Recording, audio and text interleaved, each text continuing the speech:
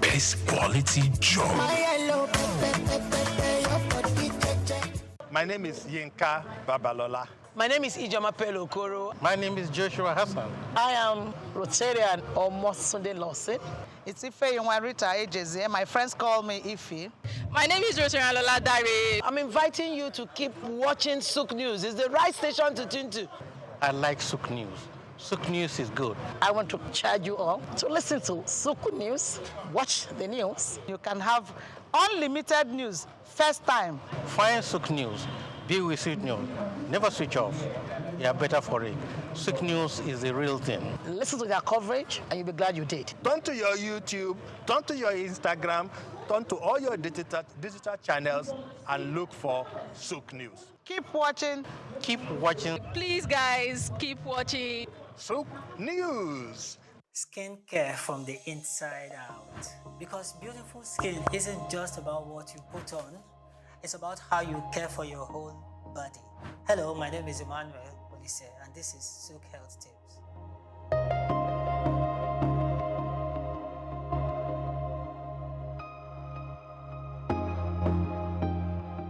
Let's talk about something that is seen every day in the clinic. People investing in expensive skincare products, but overlooking one major factor: internal health. The truth is, your skin reflects what's going on inside your body. As a medical personnel, I can tell you that achieving clear, radiant skin starts far beneath the surface. Number one, nutrition matters more than you think. Your skin is your largest organ, and like every organ, it needs the right nutrients to thrive. Eat foods rich in antioxidants like berries, spinach, and green tea to help fight free radical damage. Include omega-3 fatty acids from fish and walnuts to reduce inflammation and keep your skin barrier strong. Limit refined sugars and processed foods, which can trigger acne and accelerate aging through a process called glycation. 2. Hydration is skin deep.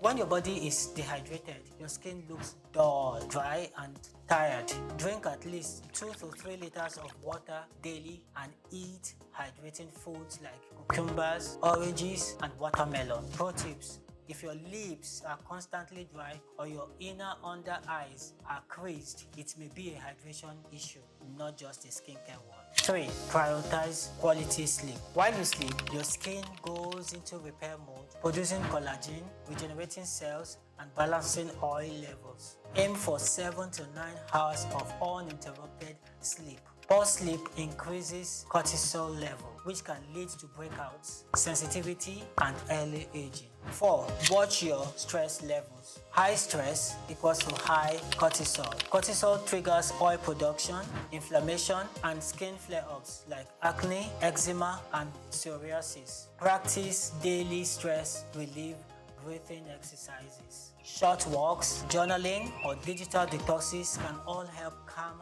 both mind and skin. 5. Support your gut health, because the gut-skin connection is real. An unhealthy gut can lead to inflammation that shows up on your skin as acne or dullness. Add probiotics. You get your probiotics from your yogurt or supplements, and prebiotics from garlic, onions, and oats to nourish your microbiome. Bonus: skincare products still matter, but they work best on a healthy foundation. Yes, your cleansers, moisturizers, and SPF are important, but they can't fix what poor diet, dehydration, or stress are damaging from the inside. In summary, if you want healthy, glowing skin, treat it like a system, not just a surface. Nourish your body, sleep well, stay hydrated, manage your stress, and then invest in a good skincare routine. Beautiful skin is a lifestyle, not just a product. I'm Emmanuel Olise, and this is SOUQ Health Tips. Remember, your skin listens to everything your body tells it. So let's speak health from the inside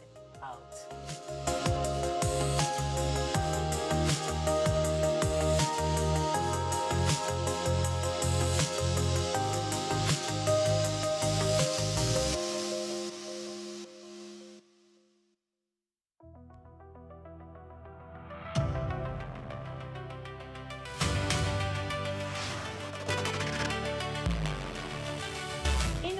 Driven by numbers, decisions shape destinies.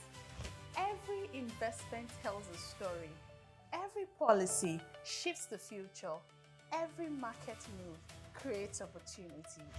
At SOUQ News Television and the Hour 95.9 FM, we decode the markets, analyze the numbers, and track the forces shaping Africa's growth. From boardrooms to capital flows, from policy reforms to capital flows, we follow the money and the momentum. Because progress isn't accidental, it is built, measured, reported. SOUQ News Television, where business leads, economies evolve, where development begins.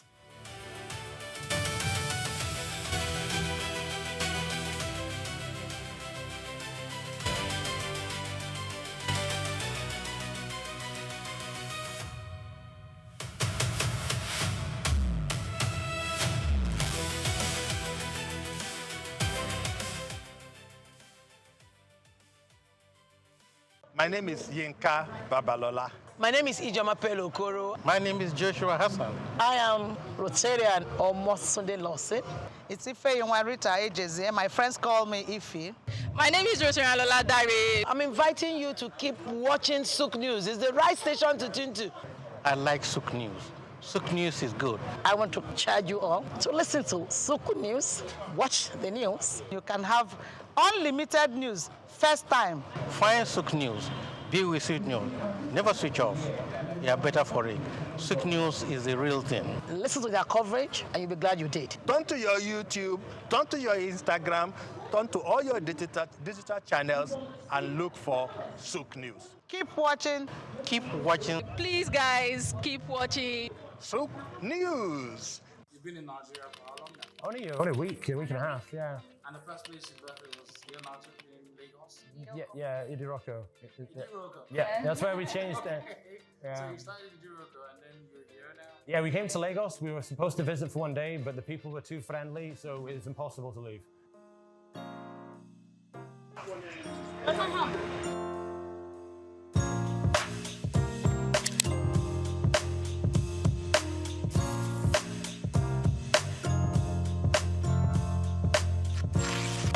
So, I know there's how did you move the van? Did you get the van here in Africa? Yeah, we ferries. We got two ferries. One ferry from England to France, okay, and another from Spain to Morocco. Oh, yeah. So the van was. Yeah.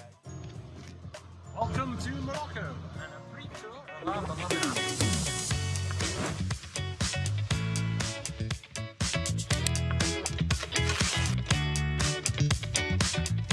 Yeah. So I was saying, like, and his passport just get you to it. No, we wish it was that simple, but there's a lot of bureaucracy. At the best, we both have to make an expensive application, upload loads of documents, show them maps, try and prove that we're not going to leave the vehicle there, convince them that our story and plan is real, and then we get a visa. But sometimes they never reply to one of Kaya's applications. So we could either wait forever, which is we never make it if you wait forever, or you can take action. And Kaya flew over, and I did it myself. But the whole point of this trip is we do it together. We're a team, and everything's so much harder if you try and do it alone. So we need each other, not just for.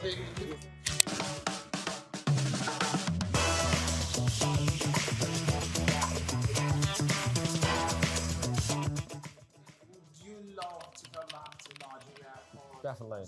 I would recommend it to others as well. Yeah, like Lagos is still in our hearts a little bit because we don't have another base, we don't have another home. So when we're traveling, we are always thinking, could I live here someday? How would it be a place that works for us? Yeah. And I think Lagos is in the top list for a base, for I think you'll see us again.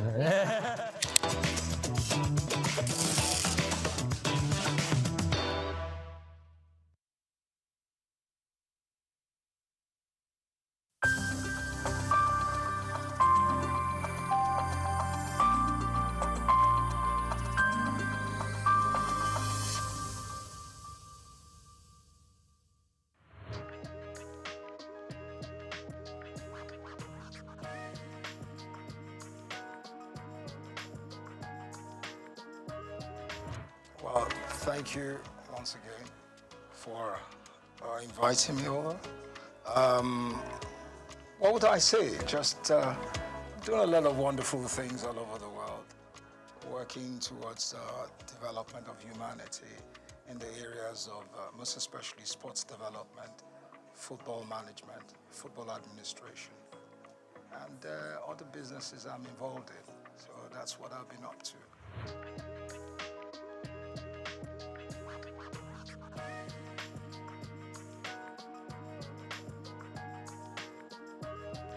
Well, basically, the National Sports Commission is there to ensure that sports development is put in the proper perspective. There are a lot of papers, a lot of policy papers, a lot of things that have been put in place. So they need to go into it, look at it, and structure something positive out for the development of sports in the country. I'm sure they have all what it takes to do it, and the zeal and the power to go ahead and put those things in place. That's basically what they need to do.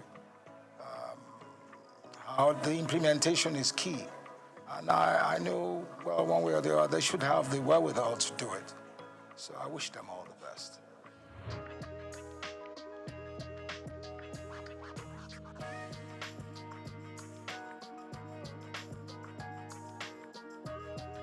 Well, you see, I don't like criticizing. I think I've gone away from areas of criticizing. But the standard of the league is very poor. And they have to put all efforts together to improve on the league. Also, the technicalities of the game, the manpower. We have to, we're still doing what we practiced 15 to 10 years ago. So it's not changed. So all those things have to change. We have to go away from the mediocre ways of running the game and putting more investment in development of the game itself. Clubs have to be, it's so sad that we in Nigeria prefer to watch the Premier League compared to the Nigerian Premier League. It's a sad story. I remember 40 years ago, you could go to the stadium and watch our local, amateur league, and there were standards. So there's no reason why we can't bring that back. It's the wherewithal, the willpower to do it, and the stem from, having to go away from the area of mediocrity, where we bring in professionalism. We have the people that can do it, without any doubt. But for the system to allow them come in and do those things is another question. How that is going to be done, we've talked about it for many years, but nothing has been done about it. I pray and I hope someday they'll put up the proper perspective and the willpower to do those things.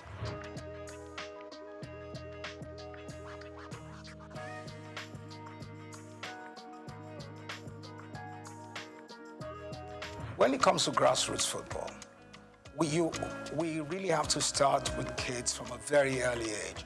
We must have we have to start with them from age 5 to 16, to 18, to 20.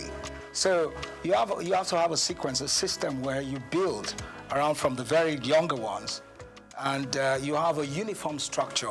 Number one, we have to identify the kind of football we want to play in Nigeria, our type of flow, our ethos, what we want to play. And then we can now imbibe that, put it in our kids from a very early age. So from age 5, you go under 5 to under 8, under 8 to under 12, under 12 to under 16, under 16 to under 18.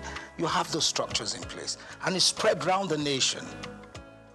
Now, where it's not the under 5 or under 18 where you put a 20-year-old or 25-year-old. We have to have a system where those kids are registered and we can monitor them from a very early age. You understand me? Where we don't cheat, where we bring in the right age and we train them to perform at different age group levels. And going into from there and then going into the national sides, so we can start playing the under 10, under 15, or under 16, under 18. You understand me? So those structures have to be in place, which we don't have today. There must be uniformity. You understand? So if we can do that in the future, we will progress. But there must be a system in place. We must have coaches that have been trained to work with the kids from that very early age. And those coaches are trained within the system, within the Nigerian Football Federation, and then they're sent out to work with those children all over the nation. The football academies we have today are only out to sell players. You understand me? So what I'm saying here is where we have, I'm not saying academies shouldn't sell players or not. Those players in the academies, if we have uniformity, should be playing in the league. And then we must have a cap where we say, look, until you're a certain age, you can't leave the country. You must play in that league because we've invested in you. We've invested in those kids. So maybe they will have to play till they're 20 or 18 or 19, where they can now go out, you understand, to play abroad. But there must be a structure in place. And there must be laws guiding it. That's the only way we can excel.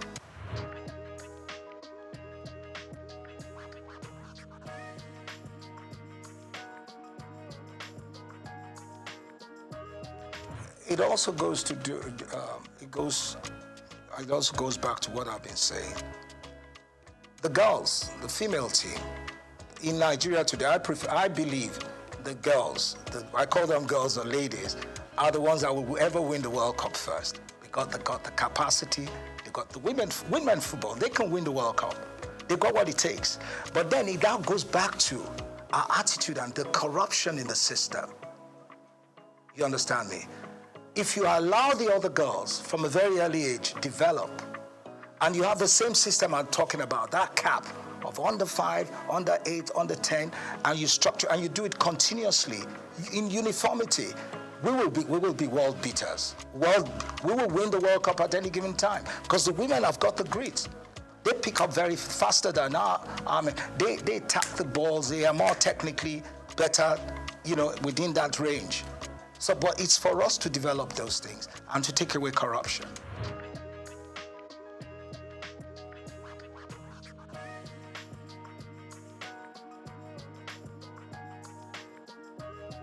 First, when we talk about indigenous coaches, what coaches do we have?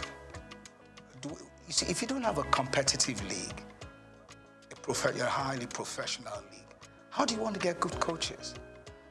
You can't get good coaches. The coaches, it's not that we don't have the capacity to build good coaches. We have a lot of talents in this country that can be world beaters, that could be top coaches. I talk to young stars. Young stars will talk to you about the technicality of the game. They're very bright. Even my son, when he talks to me about football, I think he knows the game better than I do today. The technicalities of the game, you understand me? The formations, how players play back and forth. It's because you've given him the exposure. And we need to give our young stars that exposure. We need to develop them. That's what we're not doing. We have to invest in them. But for now, we have not done that. And what we're doing today is those bunch of coaches we have are not good enough to run the national team at that level of competition. I have one or two of them in America that are sound, they're there. But how many of them can you bring into the system? You understand me? Our local coaches, we need... National Institute of Sports. Now, please, let's forget about the National Institute of Sports. That, I use a word, it's been alamalized. That's a very poor system, It has nothing, we have nothing there. I'm serious. I'm not running anything. Our National Sports Institute is a disgrace. So we shouldn't be talking about that. Yeah. If you want to talk about a National Sports Institute, then you go to Australia and other countries and you see what it is. You see the standards. We don't have those things. Ours is archaic. Is it beyond redemption? There's nothing beyond redemption. It can be, we can work on it. We can develop it. We just have a time frame, walk around it. See, there's nothing we cannot do in this country. We got everything possible to do it. It's the wherewithal. Do we have that mindset to do it? Are we ready for it? Those are the things we have to look at. Or do we want to continue with our mediocrity? But really, sincerely speaking, there's nothing impossible. We can do anything here. We've got great youngsters. We have to remove all this old, archaic way of thinking and then bring in a more modern, professional approach to things. So that's it.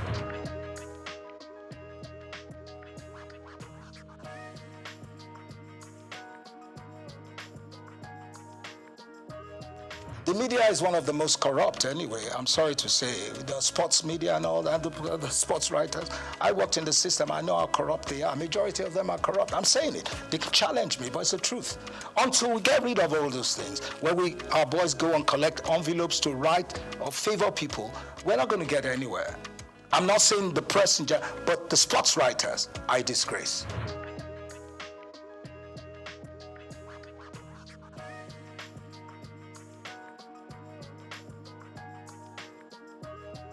See, the supporters club is not going to do anything or develop football. This is just to travel, get things. Oh, it's fine. It's good to have fans. But what has that got to do with football development? Nothing. Supporters club is not going to do anything. They're playing their own politics. You understand me? They want to travel. That's it. Travel around the world, do things. But is that part of football development? That is not football development. So let's leave that aside. We're talking about the professional, the technicalities, what it takes to develop national sides or a proper league. Then the supporters club has nothing to do with it. Do you see, how many people do you see at stadiums in Nigeria instead of watching football? Scanty, there's nothing. It's not like in the days where in the 70s or even in the 60s, if you're going to play a game at 4:45 in the afternoon, the stadium is full to capacity. At 11 in the morning. You don't have that anymore. So what are we talking about supporters club?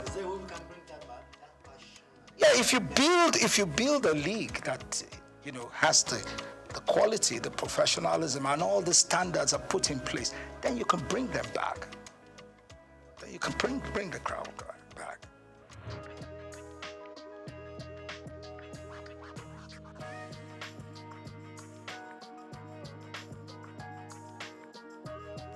I think it's very unfair to call it lesser sports. All sports are tops.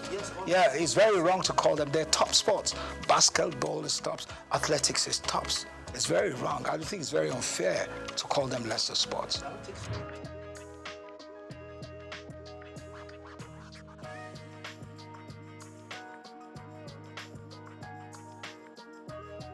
See, bottom line is the politics, the greed. You understand me?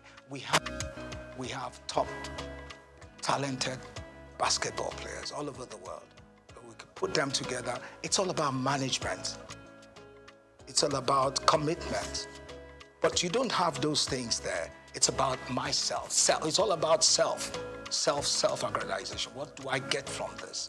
It's not about what do we do to build these teams or these athletes to be world beaters. Do you understand me? So you're not going to get anything out of it. You will never. It's the bottom line. You'll never ever get anything. So you'll always have factions, you'll always have people fighting. Why do you fight for what? If you can collectively come together to build a system, a structure, for basketball, for example, because the girls are tops, they can perform, they could do far better than where they are today. I always tell you, the female teams in Nigeria will always excel in athletics, in basketball and all that. Our male are a bit arrogant and clunky in doing things, but the ladies are always more committed. They've got what it takes, but they need good management. It's not that the men can't do it, the men can do it, but it all also evolves with good management. Taking away politics, taking away greed. Not a situation where a coach is collecting money from a player to put a player in the team, or a member of the football association fighting for their children or family to play in the national team, or a member of government is asking someone to put their kids in the team. No, that's not it. Where is the nationalism? Where's that patriotism? Patriotism. I don't care where you come from. If you're good, you're good. If you're better than my own people, then my own people have to sit down and you let them, the others that can perform. Where would you have quota system in football? Where's that done? Do you understand me? So we have a lot of issues we need to resolve.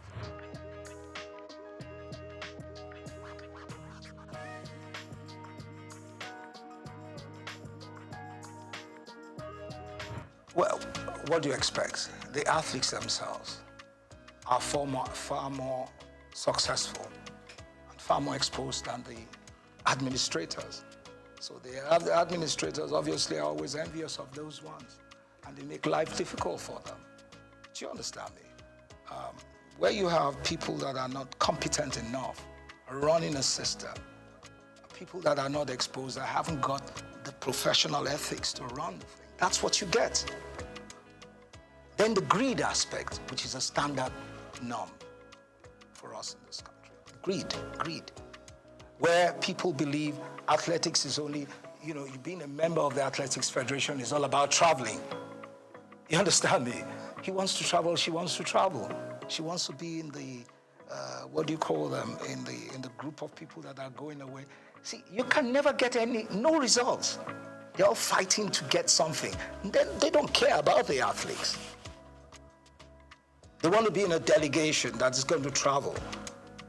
Do you understand me? So that's basically it. They're not interested in the development. They haven't got the zeal. You understand me, sir? So once you don't have those things, you can never get anything right.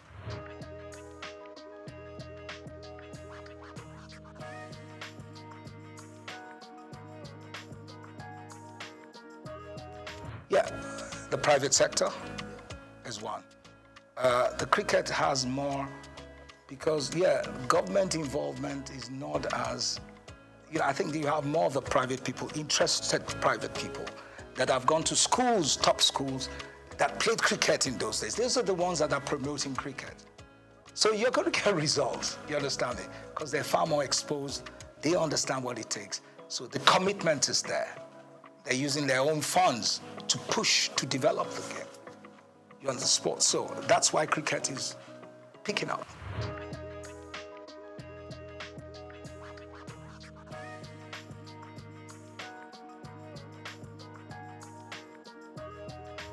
Oh, you mean the National Sports Festival? I think for now, we don't really need that. We need to do more with the private sector. I think the new chairman of the National Sports Commission, it seems he's an exposed person. I think he's got to sit right and see how he can profile solutions to these things and change the course of. He's got what it takes to do it. He just has to come out of that shell, come out of that darkness. I'll call it darkness, come into real light. I think he has it. But National Sports Festival, I don't think we're ready. We really need that now. We need to do more with youth development programs. You see, a National Sports Festival in those days was more interesting because you had more schools, inter-school sports.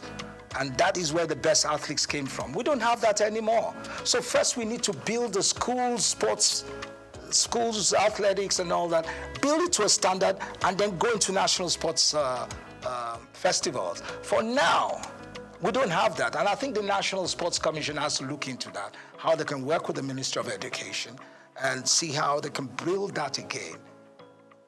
School sports. That's where you get the best. In those days, the best athletes, we knew those that will run, that will actually participate and run for Nigeria. We knew the ones that will do high jump, long jump, triple jump. We knew them, both female and females, from secondary school. You don't have that anymore. So where do they come from? Nowhere. So now you have, like in those days where some schools will go and get mercenaries, pay for them to come and run. That's what you get today. So it's corrupt. Now, the Sports Commission has to work on that. It has to change it. I know they can do it. They just need to sit back and look at how they will change the course of things.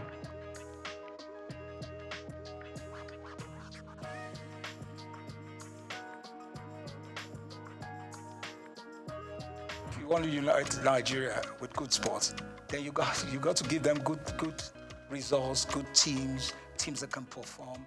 You understand me?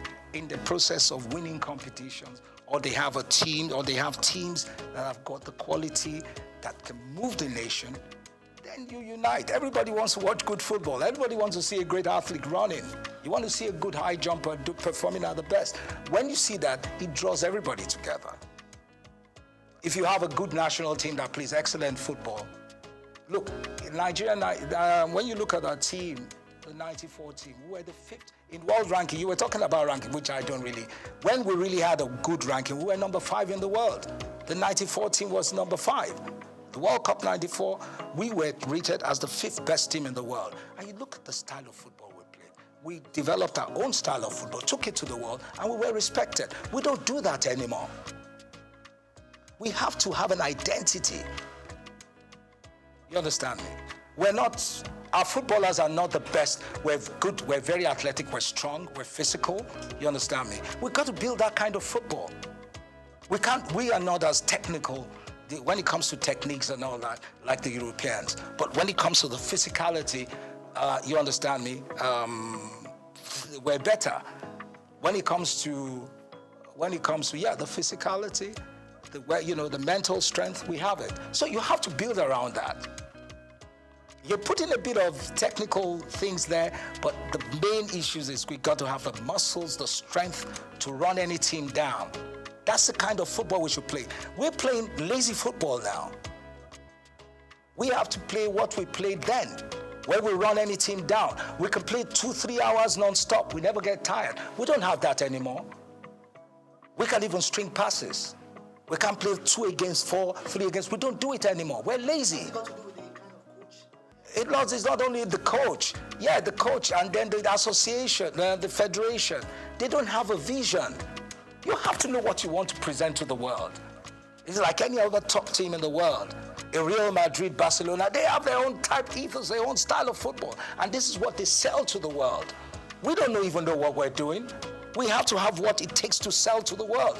This is what we want to do. This is how we can perform. This is a style we're going to play. And that style we believe in. And then we build the youngsters from very early to play that same type of football. We have the manual that we can work with. Uniformity. Simple. That's it.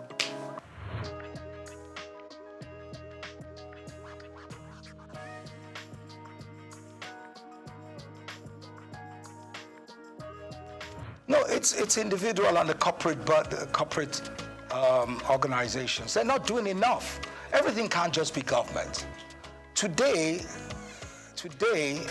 you don't even have Nigerians pumping money into sports like they used to do that. I'm sorry, I don't want to digress, and I don't want to say what my father did. I'm not promoting my family, but I knew how he invested millions of dollars building the national teams. Yeah, his personal funds. You don't get those things anymore. Do you understand me? You have to see the '94 team was done outside the outside government. It was done by individuals. That was why we were successful. But you don't have those things anymore. You just have a bunch of greedy leaders and greedy individuals or corporate bodies. It's all about them and their family. They're not giving it. So how do you want the kids to perform? How? All the kids are out there wasting away. We've got great talents in this country, but they're wasting away because we're not helping out. We're not encouraging them. We're not building structures, institutions where you can build those, you can develop those kids. Yeah. So they're on the street doing yahoo, doing all sorts of stupid things. Yeah. Because there's no competition. There's nothing to draw their attention. You understand me? Until we do those things, we can never ever change. We can't get it right.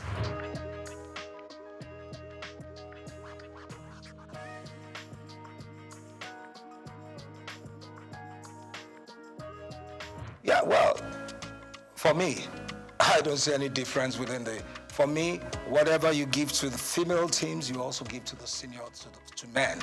Because our team, our female team, at the world ranking today, we're tops, we're recognized. So you have to also allow, but for men, anywhere in the world, men always have an advantage. But doesn't mean the disparity should be so much. You give the ladies, I remember, when I was the FA chairman, I remember once the female team was in camp, and we went there in Ota. When we found out what they were earning, it was disgraceful. They couldn't even buy their, I'm sorry to say that, what you ladies use, your pads, you couldn't even buy it. I had to tell them, these are women. Why are you treating them like rubbish? They have to be looked after. Because they're going to need more of those systems because you have more wastage than men. Don't let me go into what I'm saying, but I understand. So the women have to be well taken care of. Yeah, simple. So you've got to give them what it takes.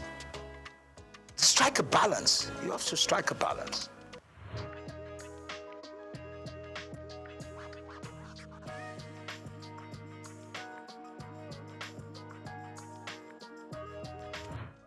Solutions I'm going to give you, I can't give you a straight off head, right? But really, since first, we have to get rid of greed. We have to go away from all this religiosity in the system, because religion has destroyed the fabrics of a nation. See, being a Christian or a Muslim or whatever doesn't mean you've got to cheat people or lie to people or not show love. You understand me? Or the religious, when I come to religion, the churches, the institutions we have today are not developing education. There must be uniformity in education. They're not developing education. Education is key. But you know what we have today? Half-baked educated youths. Half-baked. And that's the worst you can ever have. And that is key in anything we do. First, to have good leaders, well-structured. In Germany, in Europe, and now, the kids that go to the best universities, some kids are developed, they're built up to be top civil servants. So they go to Oxford, they go to Cambridge, they become top politicians. Then you have the ones that will become big and top engineers, and now they go to certain universities. All those things are structured. We had it before in the past. It's gone. We've got to find the way. It's not about just giving licenses to universities. For me, the foundation, education, is very key. When you have half-baked youths and you have half-baked leaders that haven't got that structure in place, that proper education, they can never excel. What are you going to tell them? They will never get it right. So that's very key. Now, when you talk about policies, who are the ones that are going to put the policy papers together? If they have baked. Because you need policy papers, you need to have a better understanding of your environment, of the society. You have to have a better understanding of how the society will grow. So if you don't have that in mind, you can never develop. So you need those things to make the nation change. I'm just giving it a nutshell.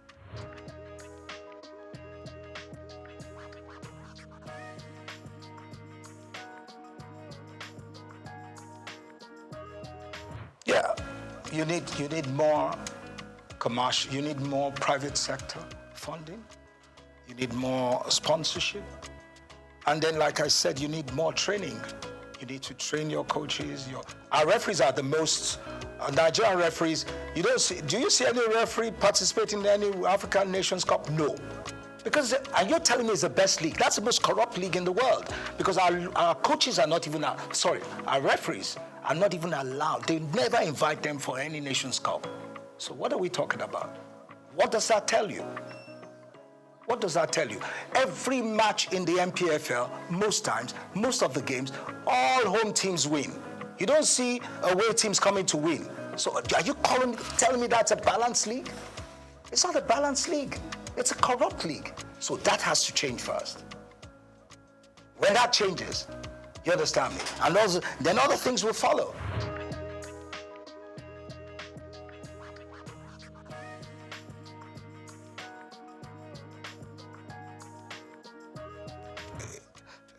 You see, you have the National Olympic Committee that is run, by the private sector and government. Now you need to get the right people in the private sector to come in there to work with some people in government, people that have got the wherewithal, that got the financial muscle and the commitment to do those things. Not just people that are hustlers that just want to get something out of it. It's about people that want to give. That's what Olympics is all about. People that give, that are ready to give, to develop Olympians to be world beaters. People that truly want that mood, that soul of Olympics to excel. That's what we need. And that is what we have to work on. And that comes from leadership, that comes from the system, where you choose the right people that have got what it takes to build the Olympic team.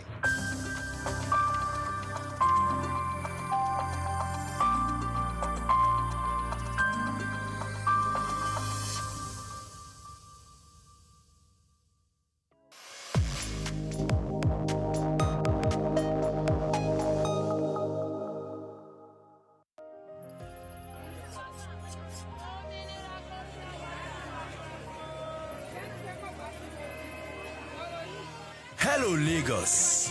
Make we yarn. Hello, boy, this POS matter, don't pass your code. This go swipe, alarms no enter. Before you know it, jump. Wait, wetin really happen? They use fake alert, the warriors. Okay, so wanna listen, If you dey do POS business, not expose your alert. Hello, Ogbefi. They don't walk that road where they warriors for our local government for years. This one sweet me, I no lie you. Because you know what? Development where they work, it deserve loudspeaker. Now why we dey here be that? For here, we know the abuse, we dey bring solution. My name, it is Ikechukwu Oyemike, aka Ogbefi Ishegwari. Make we yarn every weekday from 10 a.m. go to 12 o'clock on Top the Eye 95.9 FM.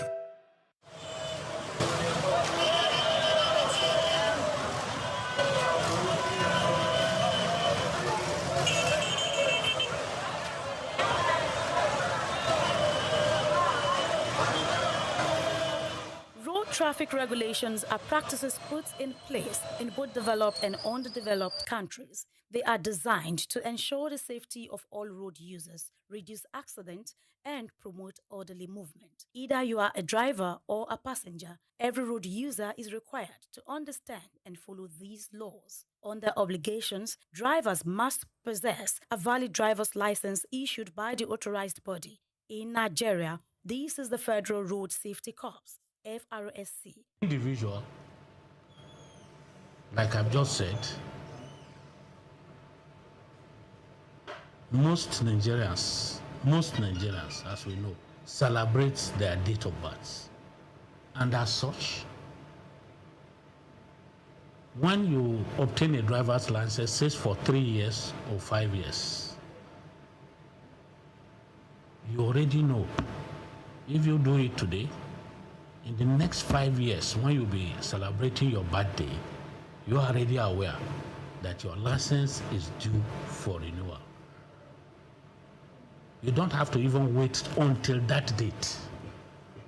By law, a month to that date, you should start processing the renewal of the driver's license. While other countries have their respective designated authorities, vehicles must also be properly registered and insured, with up-to-date documentation readily available when requested by law enforcement officers. Mandatory rules include observing speed limits, which vary depending on the road type. In cities, the limit is 50 km per hour, increasing to 80 km per hour on highways and 100 km per hour on expressways.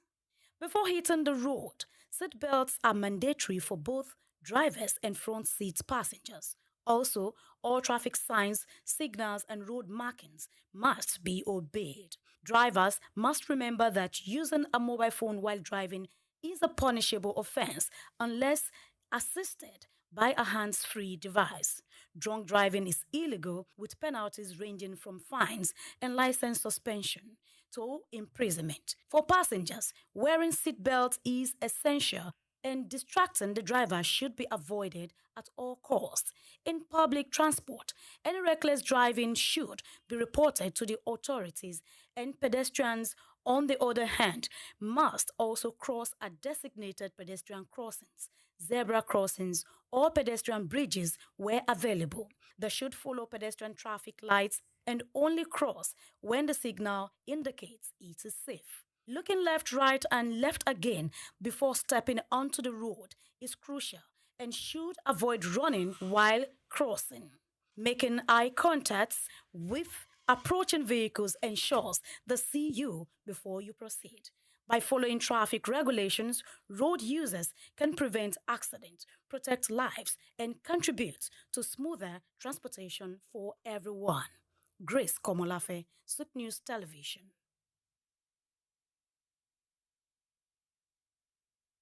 My name is Yinka Babalola. My name is Ijoma Pelokoro. My name is Joshua Hassan. I am Rotarian Omosunde Lawson. It's Ife Yunwarita Ejeze. My friends call me Ife. My name is Rotarian Lola Dare. I'm inviting you to keep watching SOUQ News. It's the right station to tune to. I like SOUQ News. SOUQ News is good. I want to charge you all to listen to SOUQ News, watch the news. You can have unlimited news, first time. Find SOUQ News, be with SOUQ News, never switch off. You are better for it. SOUQ News is the real thing. Listen to their coverage and you'll be glad you did. Turn to your YouTube, turn to your Instagram, turn to all your digital channels and look for SOUQ News. Keep watching. Keep watching. Please, guys, keep watching. SOUQ News.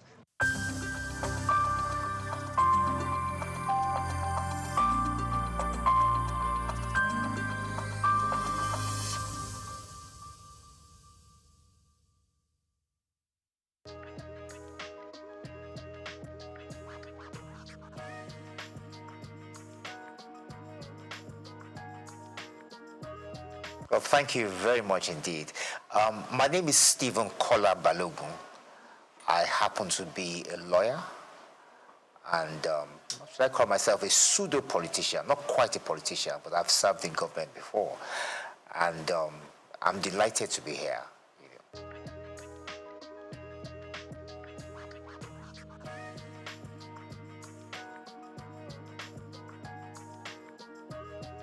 Well, thank you very much. Well, yes, is it my family or the wider family? I mean, like I said, I'm the son of Chief Dr. Kolawole Balogun of blessed memory. Like I said, he was a former politician, a frontline politician. He was the General Secretary of the National Council of Nigeria and the Cameroons, later National Council of Nigerian Citizens. He was the General Secretary of that party for about 8 years. From there, he was appointed by SOUQ to become a federal minister. He was initially a federal minister without portfolio. Consequently, after that, he became acting minister for labor and social services, and then he became Nigeria's first federal minister for information in 1956. He held that portfolio to 1958. Thereafter, he resigned from government. He had disagreement with the party. And Tafawa Balewa felt that he was a useful politician that could be sent to Ghana. And he went to Ghana to find out what was. Ghana was a bit ahead of us in terms of politics at the time. And I think it's fair to say they got independence just before us. And Tafawa Balewa wanted someone to understudy to find out what we're doing. So he sent Kola Balogun there. Initially, he was commissioner. And later, when we gained independence in 1960, he became High Commissioner. Shortly after that, when we became independent, he yearned to come home. He wanted to take part in the new political atmosphere at the time. He asked the Prime Minister to relieve him, to let him come back, and he did come back home. And immediately, he took up the position of being chairman of the National Shipping Line. That was a position he held on to until the military struck in 1966. But even then, when the military did strike in 1966, he still continued. I think General Debayo of blessed memory invited him to join his cabinet, and he served as a commissioner for about 3 years or more. I think he was commissioner for health and was commissioner for education. Later, he also became chairman of the Sketch group of companies as well. And that was about it. I think after his stint in government, he decided to go and do a PhD at the University of Ibadan. And then he went back into private legal practice. And then he started this agitation for the creation of Osun State. He and a few others set up the movement. He was the chairman of the movement. And then to the glory of God in 1991, Osun State was created. And that's it. Tell us about mommy. Well, yes, my mother. Well, in those days, the women weren't not so much in the forefront, But my mother has been my bedrock. She stood by me, and she has backed me in most of the things I've set out to do, And she's still alive. She's 89 this year, and she's still doing well. She's still and your wife going and strong. The kids? Yes, my children. Yes, I have 3 girls, 3 daughters. My oldest is 31. You know, she studied at King's College London. She did reasonably well. She got a 7th class upper. Proud of her. She's now curator today. They have twin girls as well who are also in university now, that they haven't graduated yet. One of them is in Oxford University. She's studying history and politics. And the other is in Cambridge University. She's studying human, social, and political sciences. So, yeah.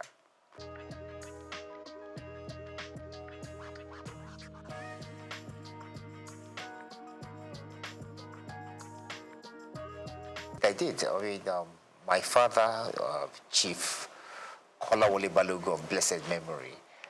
Yes, he was in the first cabinet in the First Republic, the first ever cabinet Nigeria had, and he served as the Federal Minister of Information and Research.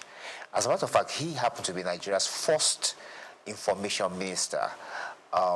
Later, T.O.S. Benson, of course, became the independent Nigeria's first information minister, but independent Nigeria.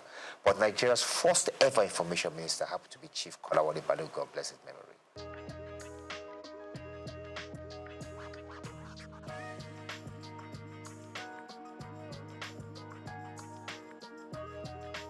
No, I didn't. I took an opposite route from my father.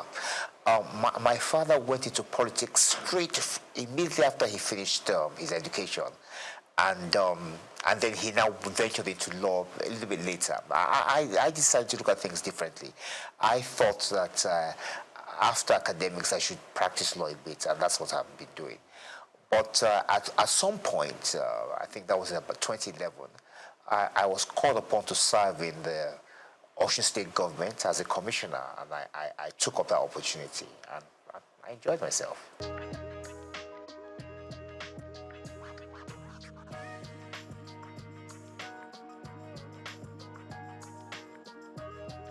Well, I am in the sense that I'm 65 years old now, and I think it's fair to say that we belong to, well, I would say the first set, but one of those who benefited from Nigerian education. I schooled here. I went to secondary school in the West. I went to the University of Ife. Went to the Nigerian Law School. I think it's fair to say that all the schools at that time were of high quality, produced top quality students who went on to make names for themselves, not just here in Nigeria, but also abroad. I think we still do that now, even though the standard of education has dropped. The sad thing about it is that Nigeria could have been a lot better in terms of the potential, because Nigeria does have a lot of potential. We do have very brilliant young men and women, you know, and I just think that if we had invested more in education, that we could have, the sky would have been the limit, actually.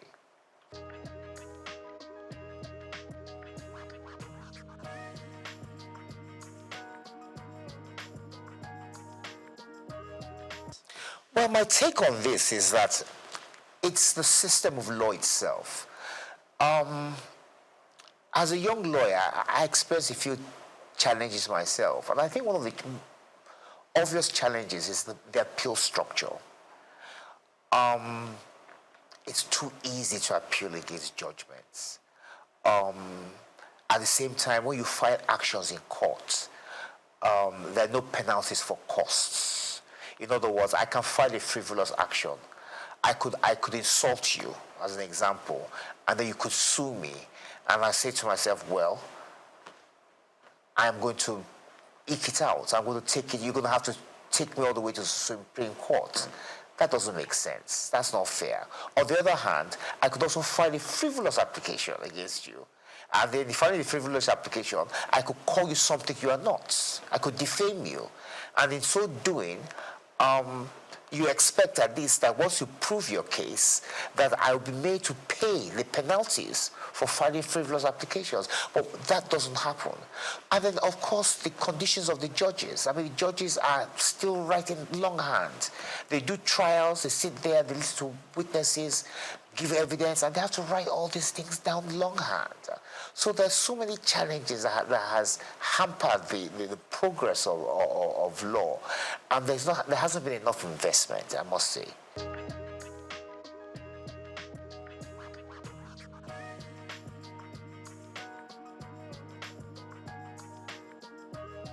Well, I agree with that, and I'm going to give an example as to how that I think we could possibly do that. Now, the Supreme Court hears everything. It's the final court in Nigeria. So they're going to hear issues related to criminal law, civil matters, constitutional matters, as you know, all these matters that's got to do with elections, so on and so forth. As a matter of fact, when we have an election cycle, the legal system slows down because the judges are hampered. They're too busy listening to the various appeals from the various states and the federal government to do with the elections. So as a consequence, the other matters to deal with shipping, banking, criminal law are put on the back burner. I think we need what you call a constitutional court, whereby which the judges in the Supreme Court are divided. So you have those judges whose responsibility it is entirely to deal with constitutional matters, and then you have another set whose duty will be to deal with shipping, banking, civil matters, criminal matters, and so on and so forth. So I believe it's high time Nigeria has a constitutional court to try and aid the Supreme Court with the workload they have, which is, quite frankly, quite a bit.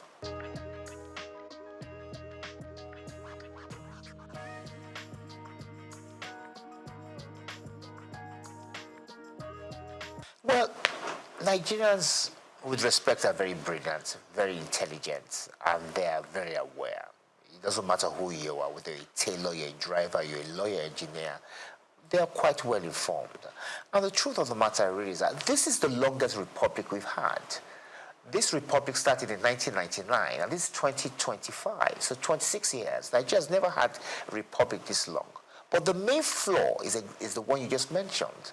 The fact that that constitution that was bequeathed to us by the military in 1999 was never really approved by the people.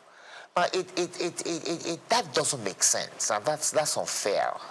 In fairness, we ought to be able to look at the constitution, improve upon it, and put our own input into it. Now, there's a way around that, and I've always believed, many people oppose this, but I'm of the view that what Nigerians need to have is a referendum. Have a referendum to ask the Nigerian people whether they want to persist with the 1999 constitution, or do they want to drop a new one.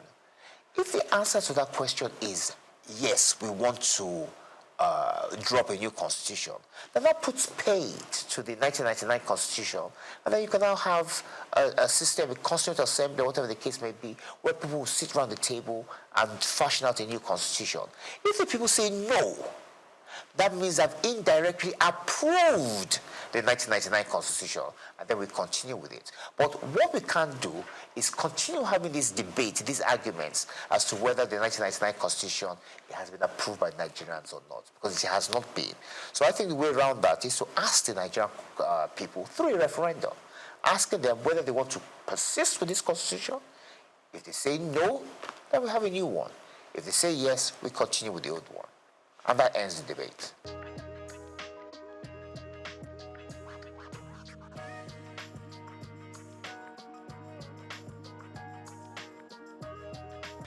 Every system has its merits. Every system has its advantages and disadvantages. To some extent, the presidential system of government has an advantage.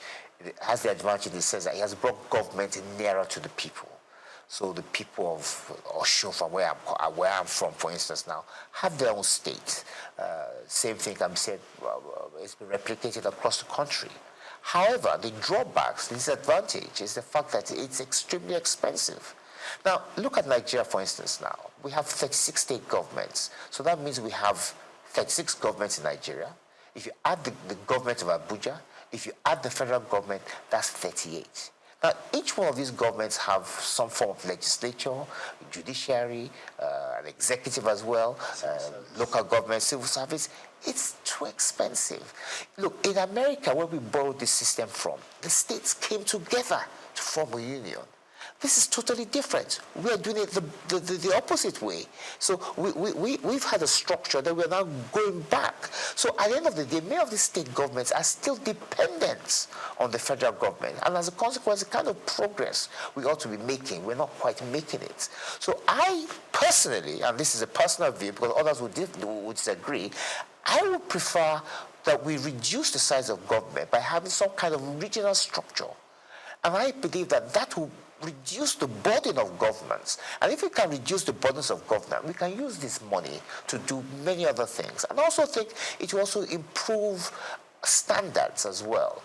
Not just standards of government or parliamentary standards or whatever the case may be, but there'll be less people involved in the political system. And that would help us a great deal.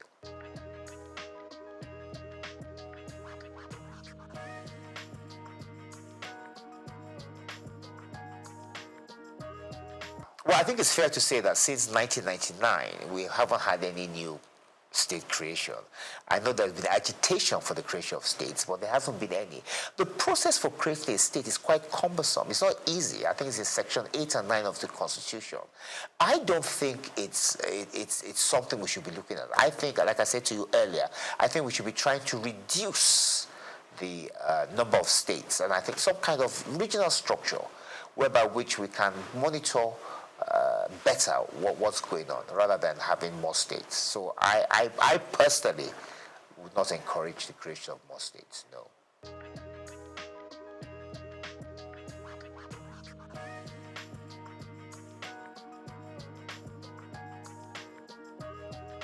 In the 1950s, we had 3 regions, if I'm correct. Those regions were the West, the East, and the North. We had the colony of Lagos, but if I'm right, I think it was the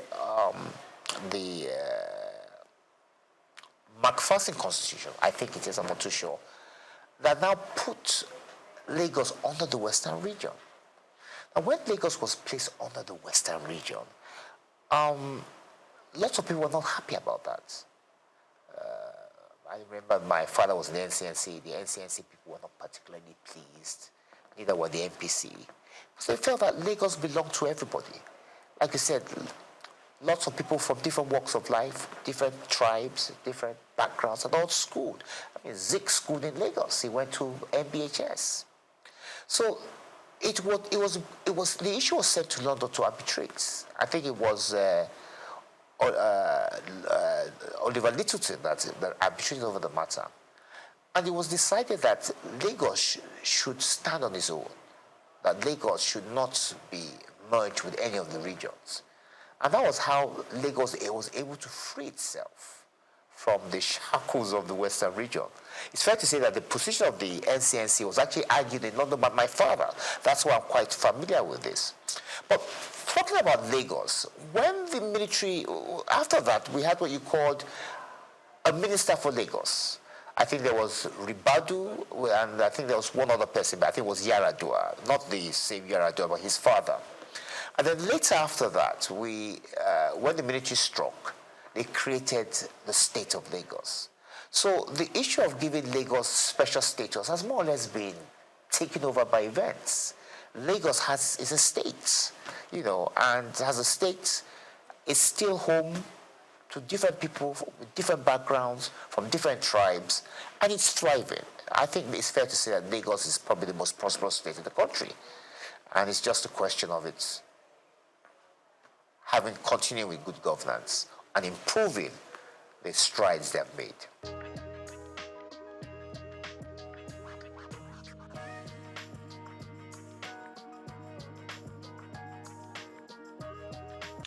Once again, let's go back to the past.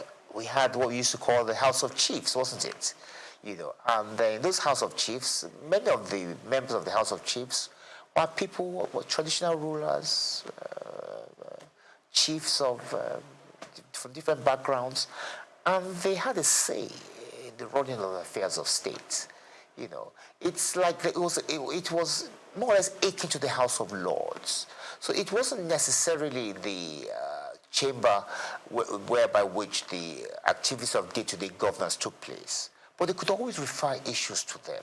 And I think that if we change our structure of governance, if, that's a big if, then yes, we can have something like that. We can have a second chamber, which is more or less advisory in nature, similar to the House of Lords, whereby which we will have obas and chiefs and people of influence who will be able to advise government from day to day from of the experiences and the way forward, but not necessarily binding.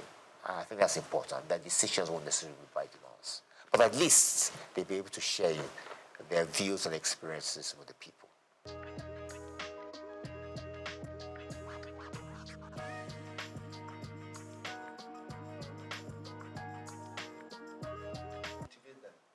That's a big issue. I was commissioner for youth in Osun about 10 years ago under Rauf Aregbesola, and it was an issue we took quite seriously. In Osun State, we had quite a number of youths who were unemployed, and the governor thought, what can I possibly do to give them something to do, to keep them employed? So he created what we call the Osun State Youth Empowerment Scheme. Now, under the State Youth Empowerment Scheme, unemployed youths were given particular tasks in state. Help us sweep the roads. Some were part-time lecturers. Some were doing all sorts of things. They were given a stipend. It wasn't a full-blown salary. Or the salary, although the stipend was enough to keep them to be able to buy things, to be able to buy themselves drinks and food, and kept them occupied until they could find themselves a job. And I think the federal government could follow that kind of scheme, set up a youth empowerment scheme, whereby which unemployed youths are given things to do. There's so many things that need to be done in Nigeria. You know, there's so many gaps whereby which the youths can help do that. In the interim, while they find themselves something more gainful or something more permanent. So it's a question, it's for government to do. It's for government to think of a way of helping out the youths. And of course, there should be partnerships, a partnership between the government and private enterprise to try and encourage them to take on more of our youths, and not necessarily those who have schooled abroad, who they think are probably the best in terms of employment. No, we have many here who can do a good job as well.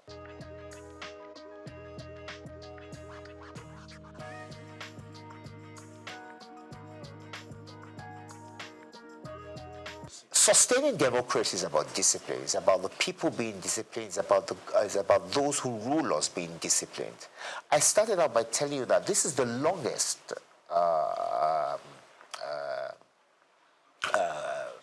government we've had.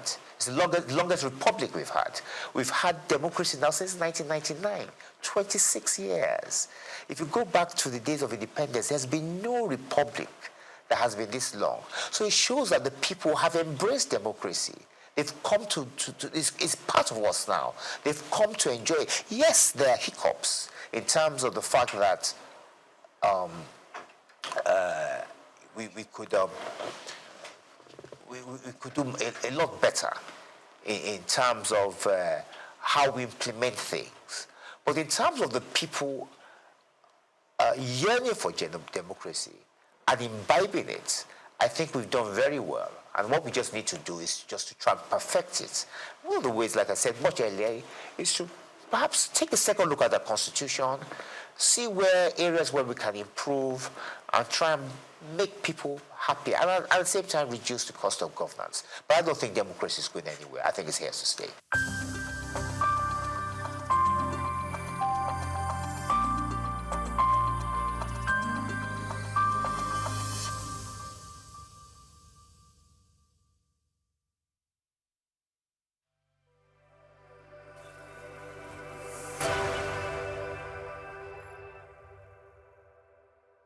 Hello Nigeria, hello Africa. Yeah, this is Sound Man. Keep watching SOUQ News. My name is Babalola from Excel LED. Keep watching SOUQ News. My name is Shepherd Michael Adewale Onofuye. I enjoy you all to watch, always watch SOUQ News TV. Hi, I'm Tom Bogaballs, and please keep watching SOUQ News. Wale Seriki, SLG Lagos Island East, SOUQ News, keep out watching them and keep a lookout for them. They're up and coming, and we're proudly to be affiliated with them. You alone where they make me go crazy. This your love in the cool of my brain. You're my medicine, I need you all day. Yo, it's Blackface Nigeria, and you're watching SOUQ News TV. Keep it locked on this dial, don't change it. You know what I say? Blackface Nigeria, love no bad. The Global Leadership Conclave Lagos has brought together policymakers, business leaders, development experts, and young innovators under one roof, all united by a common vision, transforming leadership ideals into practical action for sustainable development. Organized by the Global Lives Transformers Network in partnership with the Nigerian Institute of International Affairs, the event is themed Redefining Leadership for a Sustainable Future. Global Leadership Conclave is all about bringing leaders of diverse sector and field to come together to discuss on leadership in the age of disruption, innovation, resilience, and sustainability. Here we come together to discuss on the ever-disruptive world that we're in now, and how leaders can stay resilient, can be innovative, and build sustainably. Speakers at the forum include Sir Victor Walsh, Mr. Tunji Ido, Dr. Patrick Uduma, Engineer Tony Obuigwe, and others. They emphasize the urgent need for transformational leadership that bridges the gap between policy, ethics, and enterprise, particularly in developing economies like Nigeria. Discussions also centered on equipping the next generation of leaders with global competencies, integrity-driven values, and digital age problem-solving skills to drive inclusive economic growth. Leadership is a topic that is very important for us as a nation, and something that is very rare. The right type of leadership is not very common in our climate, and it's the wrong one that often hogs the limelight. So it's important that we're able to point to other models, other examples that have stood the test of time and that have helped other nations to get to where they are, and the kind of leadership we had before things went down in our nation, so that people, the young ones, can see alternatives, and then they can be reset and redirected on the right path.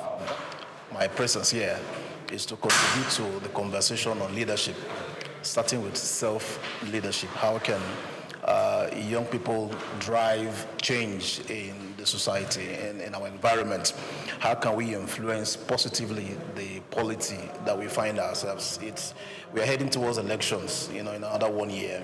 How can we make a significant impact in that system, in that process? The conclave, holding at the Nigerian Institute of International Affairs Auditorium, Kofo Abayomi Street, Victoria Island, features panel sessions, keynote addresses, and networking segments designed to strengthen collaboration between government institutions, private sector players, and civil society actors. Yes, I think that these youth have the most amazing age, because not only have they found mentorship, they've also found role models, because I say that the quality of your mind determines the quality of your life.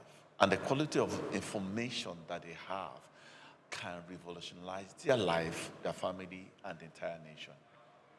Participants said the platform reflects a growing recognition and that effective leadership is the foundation of national progress and international competitiveness. Oyinpriye Krumale, SOUQ News Television.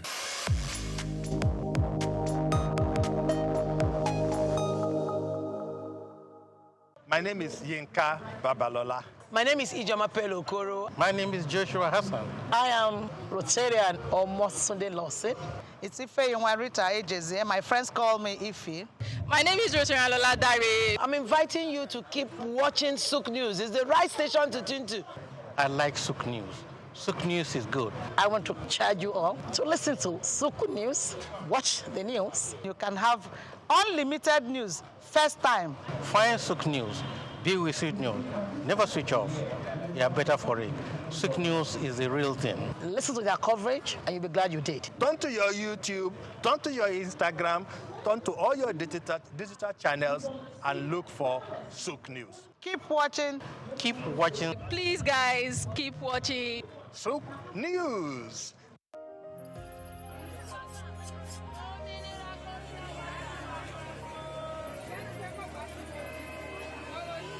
Hello, Lagos. Make we yarn. Hello, boy, if this POS matter, don't pass your call. Person go swipe, alert no enter. Before you know it, jump. Wait, wetin really happen? Maybe you fake alert the warriors. Okay, so Mona, listen, if you dey do POS business, no expose your alert. Hello, Ogbefi. They don't walk Daba Road where they warrior for our local government for years. This one sweet me, I no lie you. Because you know what, development with the work, it deserve loudspeaker. Now why we dey here be that? For here, we know the abuse, we dey bring solution. My name, it is Ikechukwu Oyemike, aka Ogbefi Ishegwari. Make we yarn every weekday from 10 a.m. go to 12 o'clock on Top the Eye 95.9 FM.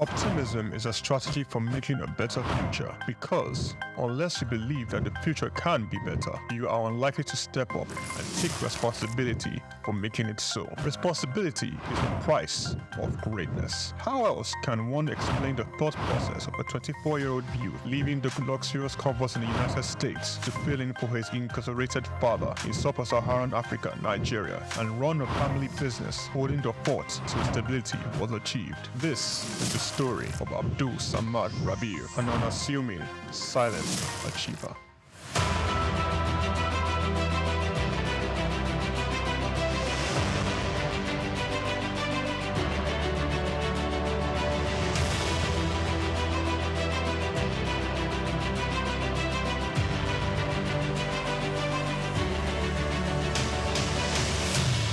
Samad Rabiu attended Capital University, Columbus, Ohio, and returned to Nigeria to oversee the family business when his father, Ishaku Rabiu, was detained by the administration of General Muhammadu Buhari for allegedly not paying the rice report duties. Not only was his father under investigation, the family business was under scrutiny. These harsh realities of being thrust right into the middle of it all shaped the young man's resolve to hard work in silence. Abdul Samad Rabiu is the son of one of Nigeria's foremost industrialists, late Khalifa Ishaku Rabiu, founder of Ishaku Rabiu and Sons Group.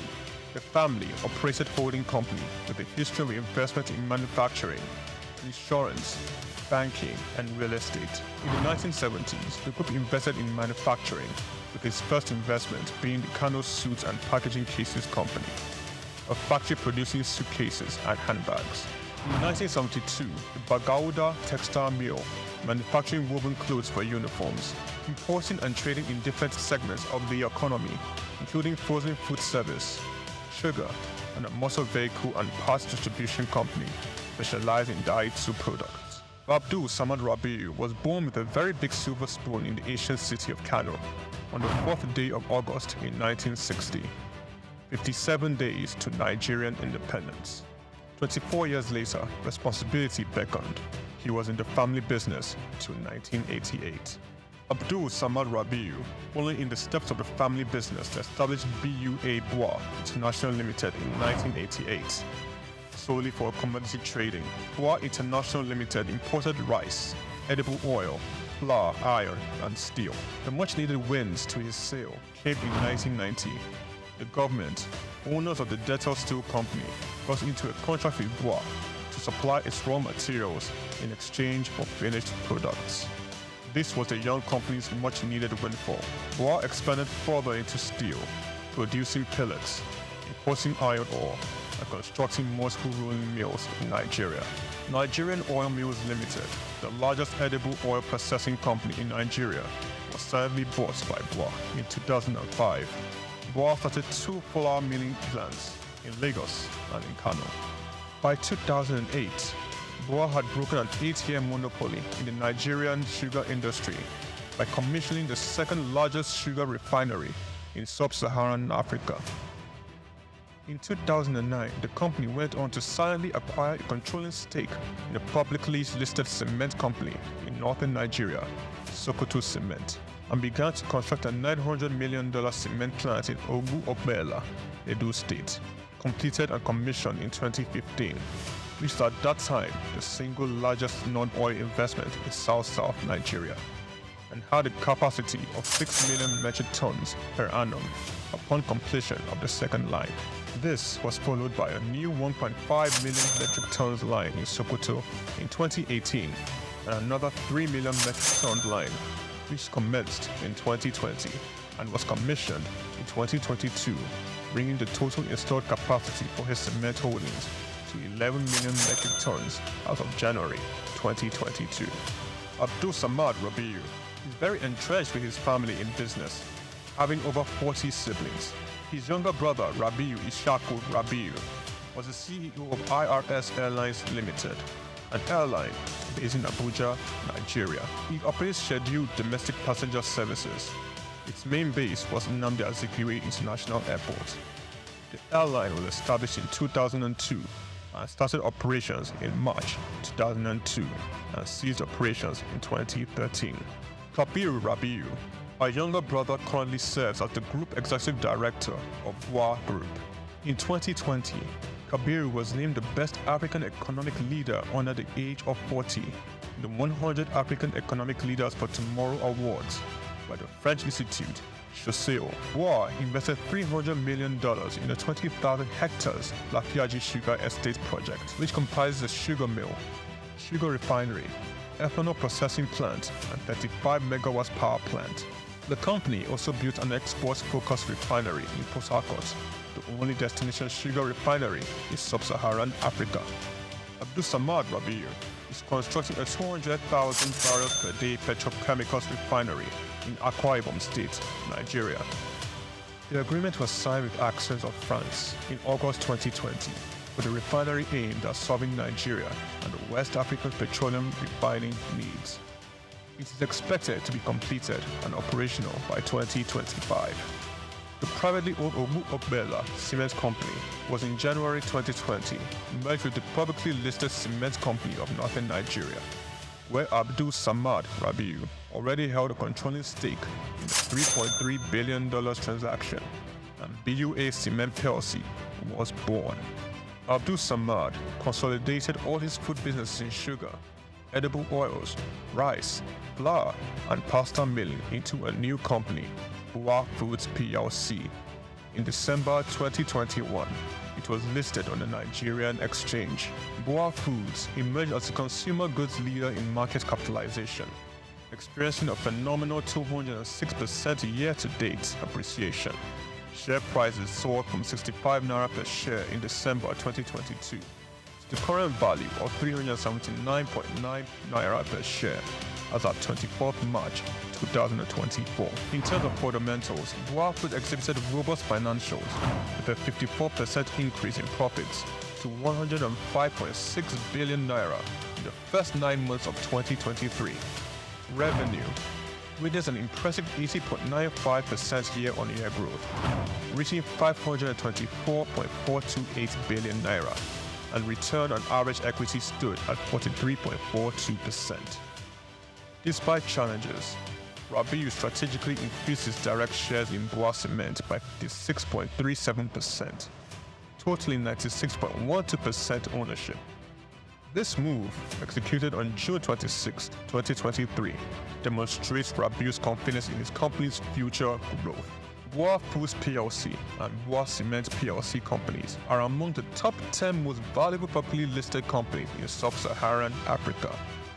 From a relatively small company in 1988, Bois Group has grown to a world-class conglomerate, contributing significantly to the country's GDP, while providing employment opportunities for tens of thousands of Nigerians. Abdul Samad Rabiu's philanthropy is silently second to none. He founded the Abdul Samad Africa Initiative, ASR Africa, an African-focused fund for social development and renewal which seeks to support Nigeria and other African countries in the area of health, education, and social development. In October 2022, Abdul Samad Rabiu, through ASR Africa, donated $500,000 to the United States Agency for International Development partner on tuberculosis control, HIV, and gender-based violence prevention efforts in Nigeria. Development of a 7.5 billion naira 200-bed specialist hospital in Kano State during the global COVID-19 pandemic. Abdul Samad Rabiu championed Nigeria's donation to this COVID-19 intervention by a single individual or corporate donating, amongst other things, 1.35 billion naira to the COVID private sector coalition, 300 million naira to the Presidential Task Force on COVID-19, over 1 billion naira in cash donations to 10 state governments across the country, 70 ambulances, medical equipment, face masks, provision of foodstuffs for over 1.5 million persons in Kano, Lagos, and River States. ASR Africa Initiative donated a 4 billion naira police hospital in Abuja and donated 1 billion naira each for 6 universities across Nigeria through the ASR Africa Tertiary Education Grants Scheme for infrastructural development. The beneficiaries of the 6 billion naira tertiary education grant schemes are Ahmadu Bello University, University of Ibadan, University of Maiduguri, Nnamdi Azikiwe University, University of Ilorin, and the University of Benin. ASR Africa Initiative also donated 2.5 billion naira each through its tertiary healthcare development grants for health projects across 4 geopolitical zones in the country. These are in addition to 5 billion naira donated to build the first teaching hospital in Akwa Ibom State, donated 10 billion naira to the Security Support Fund of the Nigerian government. Abdul Samad Rabiu was awarded the 2022 CEO of the Year at the African CSR Awards, 2016 African Industrialist of the Year Awards by the All African Business Leader Awards, the 2022 Sun Man of the Year Awards, 2020 Vanguard Business Person of the Year, and the New Telegraph Philanthropist of the Year 2021, a recipient of several honorary doctorate degrees from various universities, including the University of Benin, Nasarawa State University, Sokoto State University, and Crescent University. Abdul Samad Rabiu is a fellow of the Institute of Directors, and he currently holds the prestigious Nigerian National Honors, Commander of the Order of the Federal Republic, CFR, Commander of the Order of Niger, CON, as well as the highest civilian national honor in Niger Republic. Abdul Samad Rabiu is married with children. His children are Mustafa Khadija Kupi Rabiu, Ishaku Khalifa Rabiu, Junad Rabiu. On the 22nd of January 2024, Forbes estimated Rabiu's wealth at $5.9 billion, putting him as the 6th wealthiest man in Africa and 508th in the Global Billionaires Club. The family man, the silent achiever, the giver, Abdul Samad Rabiu.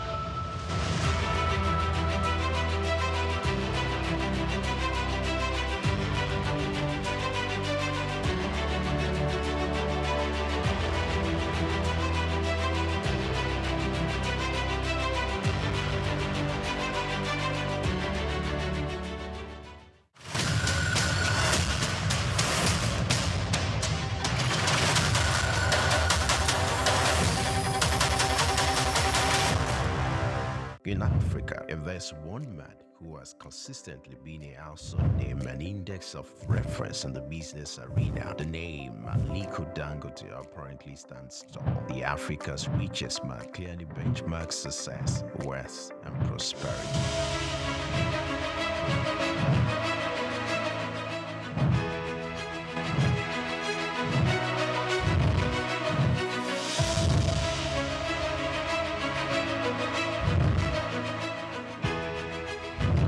Dangote's unflinching love and passion for business are quite phenomenal. These can be traced to his background. Born in April 10, 1957 to Maria Sanusi Dantata and Mohammed Dangote, his maternal ancestors were prosperous caravan traders under British colonial rule, and his grandfather, Alhaji Sanusi Dantata, was a commodity trader. Dangote's grandfather was heavily involved in his upbringing and helped ignite his entrepreneurial spirit. For Dangote, one would ever assume his wealth was handed out or easily channeled. Being an offspring of Dantata, or his success didn't come through daydreaming. Dangote complemented inherited fortune with deliberate hard work and innovation to pave his way to the top. Those who knew Dangote while growing up would not be surprised at his outstanding success. At age 8, Dangote uses pocket money to buy sweets, which he and others sell for a profit. Everything big in life starts from little.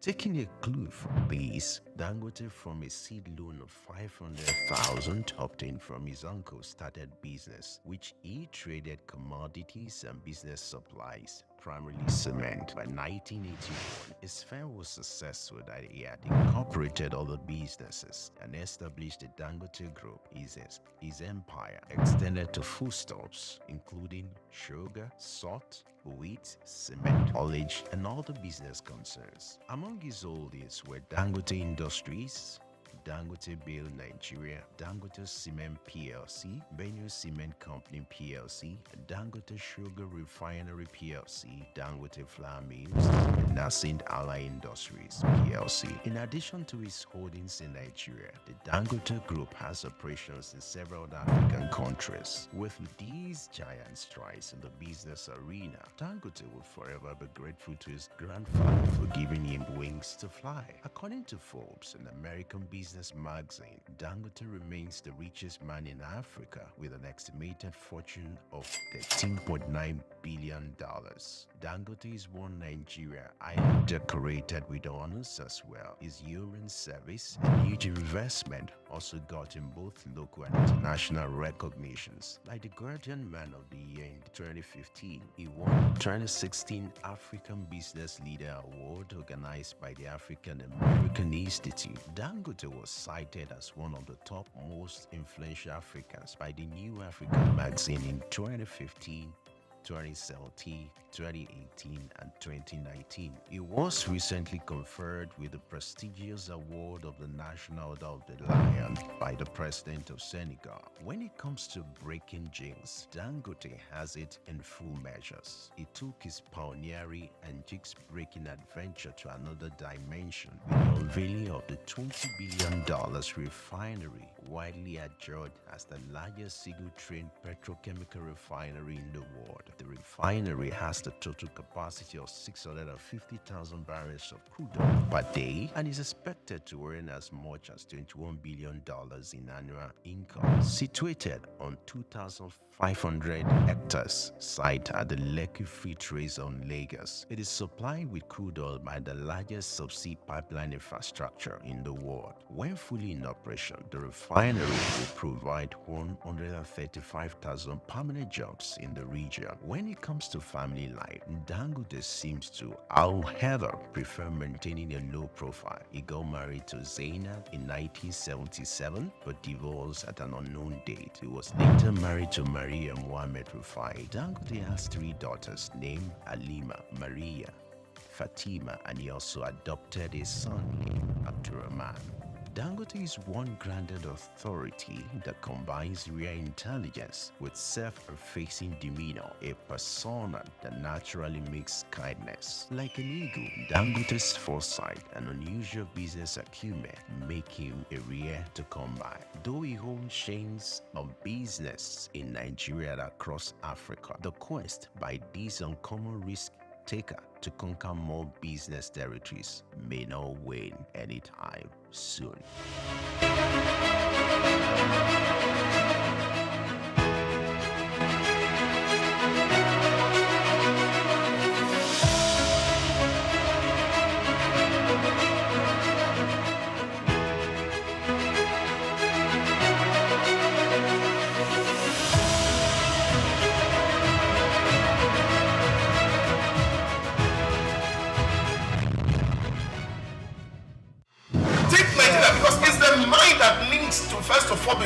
Idris said he's going to be putting Nigerian labor, Nigeria content and materials first. If you say Nigeria first and it is just us down here that, are pushing that agenda, it's going to be a big struggle. Do you think Nigerian firms, Nigerian organizations should start looking at getting their staff involved in this market or buying to keep for their staff? Within this side, let's also learn citizen diplomacy. See something. This is SOUQ business landscape. We've got just what you need right here at Femi Wash Media. Call it the Midas Touch. Another brand new edition of SOUQ Business Landscape. Yes, this is where we discuss all the economic developments shaping Nigeria and Africa and beyond. I am Olumide Shokoy. Of course, I'm not the only one here. I have ever melanin popping Sarah Owusu answer. Good morning. Good morning, Olumide. Happy New Week. It's a pleasure to be here with you this morning. And thank you so much for joining us on the Monday edition of SOUQ Business Landscape. I am Sarah Owusu. I hope you had a lovely weekend. Forgive my voice. I've been down. I've had this flu for a couple of days now, but I think it's better. Yes, it has to be better. I heard you celebrated your birthday over the weekend. Happy birthday. Thank you. Thank you so much. Thank you. Yes, it was my birthday on Saturday, and I just took time out to rest. All I did was rest. But how was your weekend? It was well rested, even though electricity power did the same thing. Usually. I don't know what is going on in that sector, but it's interesting to know that we'll have a conversation in regards to that. But there has been epileptic power supply across several areas, particularly in Lagos State, over the past weeks. Most times at night, we struggle to sleep because the heat is a lot. If your generator is out, and the price of petrol now is not even smiling. So how many people can afford to even buy petrol to power their generators? They will still power their cars. They would transport themselves to the office, And solar is the only way to go. Even SOUQ is looking towards solar. Right. I saw a post on social media over the weekend where someone said, "Oh, I'm not fighting with you. I'm just looking for money to buy fuel and solar," because that seems to be a major focus for so many Nigerians. Let's right talk now. about green energy. Yes, we have a whole lot on our table this morning. There's a report we will be talking about which says that Nigeria's petrol price is relatively cheaper than others outside. We get to discuss that. Also, this one is not so good news. Dangote has raised its petrol price to 1,275 naira. Quite interesting how Dangote has been increasing and reducing. We also look at global demand. Dangote sees rising African demand. Another story which might interest you is talking about jet fuel. May push airfares higher. Even though last week we also discussed about fly now, pay later. But with the jet fuel going up, I really don't know how that is going to pan out. But we will discuss that. It's definitely Central Bank of Nigeria targets single-digit inflation. Quite interesting. You get to find out what that means for your business. Power outage, like we discussed earlier. There's a whole lot going on in the power sector, debt, equipment management, metering, and all that. They have their own turmoil that they are dealing with. Then also, farmers face 70% price drop in cocoa. It's quite interesting. And the last one, U.S. deploys troops and drones to Nigeria. We'll find out that. All these and more is what we'll be bringing to you on SOUQ Business Landscape. But first, like, comment, and share. Click on that YouTube. Share to everyone. Call everyone who's around you. Like, comment. Whatever stories we're discussing today, if you want to take part, just drop your comment and we will treat it. We'll be right back after this break. Take Nigeria because it's the mind that needs to first of all be rebranded. Idris said he's going to be putting Nigerian labor, Nigeria content and materials first. If you say Nigeria first and it is just us down here that, are pushing that agenda, it's going to be a big struggle. Do you think Nigerian firms, Nigerian organizations should start looking at getting their staff involved in this market or buying to keep for their staff? Within this side, let's also learn citizen diplomacy. See something. This is SOUQ business landscape.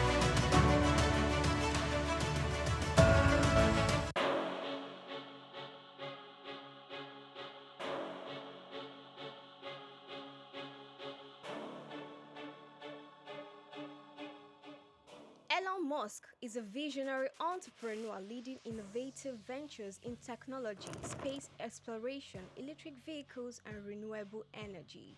Musk was born on June 28, 1971 to a South African engineer and his mother, a Canadian model and nutritionist in Pretoria, South Africa. His talents for computers and entrepreneurship emerged early, and at age 12, he created and sold a video game. Musk studied physics and economics at Queen's University and the University of Pennsylvania. In 1995, Musk founded Zip2, sold to Compaq for $307 million. He also co-founded X.com, which became PayPal, acquired by eBay for $1.5 million in 2002. Driven by a vision for humanity's multiplanetary future, Musk founded SpaceX in 2002, developing affordable rockets to support International Space Station mission and NASA's Artemis program. He became a major investor in Tesla 2004, launching electric vehicles like Roadster, Model X, and Model 3. Tesla unveiled the Cybertruck, beginning deliveries in 2023. Musk acquired X, formerly known as Twitter, in 2022, aiming to enhance future and transparency. Musk has at least 12 children from multiple relationships, including Justin Wilson, Tallulah Riley, Grimes, and Siobhan Zilis. Through SpaceX, Tesla, and other ventures, Musk shapes technology and innovation globally, and his influence extends beyond business into politics and culture.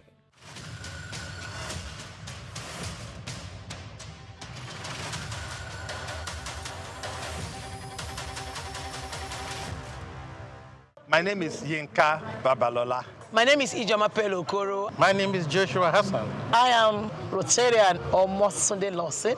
It's Ife Rita Ejeze. My friends call me Ife. My name is Rotarian Lola Dare. I'm inviting you to keep watching SOUQ News. It's the right station to tune to. I like SOUQ News. SOUQ News is good. I want to charge you all to listen to SOUQ News, watch the news. You can have unlimited news, first time. Find SOUQ News. Be with SOUQ News. Never switch off. You are better for it. SOUQ News is the real thing. Listen to their coverage and you'll be glad you did. Turn to your YouTube, turn to your Instagram, turn to all your digital channels and look for SOUQ News. Keep watching. Keep watching. Please, guys, keep watching SOUQ News.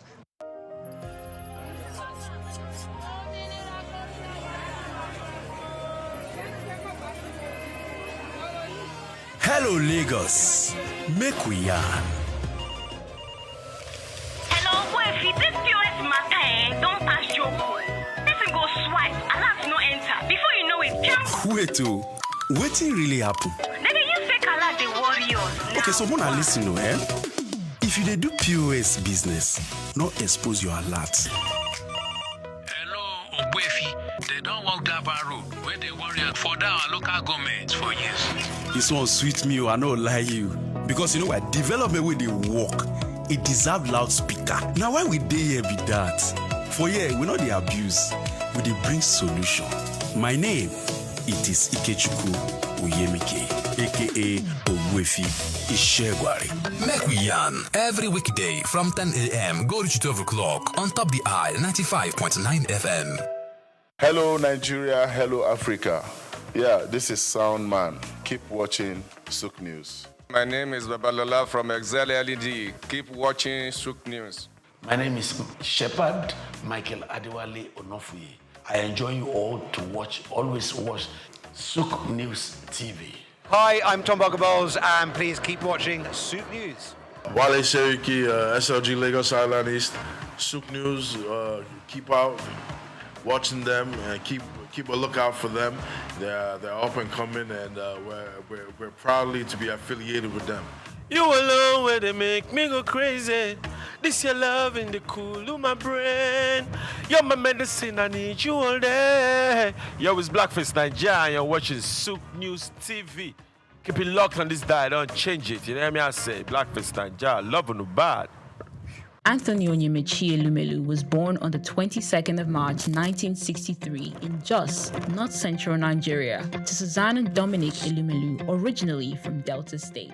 Tony earned a degree in economics from Ambrose Ali University, where he laid the foundation for his future career, and then furthered his education at the University of Lagos, where he obtained a master's degree in economics. His academic journey also includes attending the Harvard Business School, where he completed the Owner of President Management program, equipping him with advanced business management skills.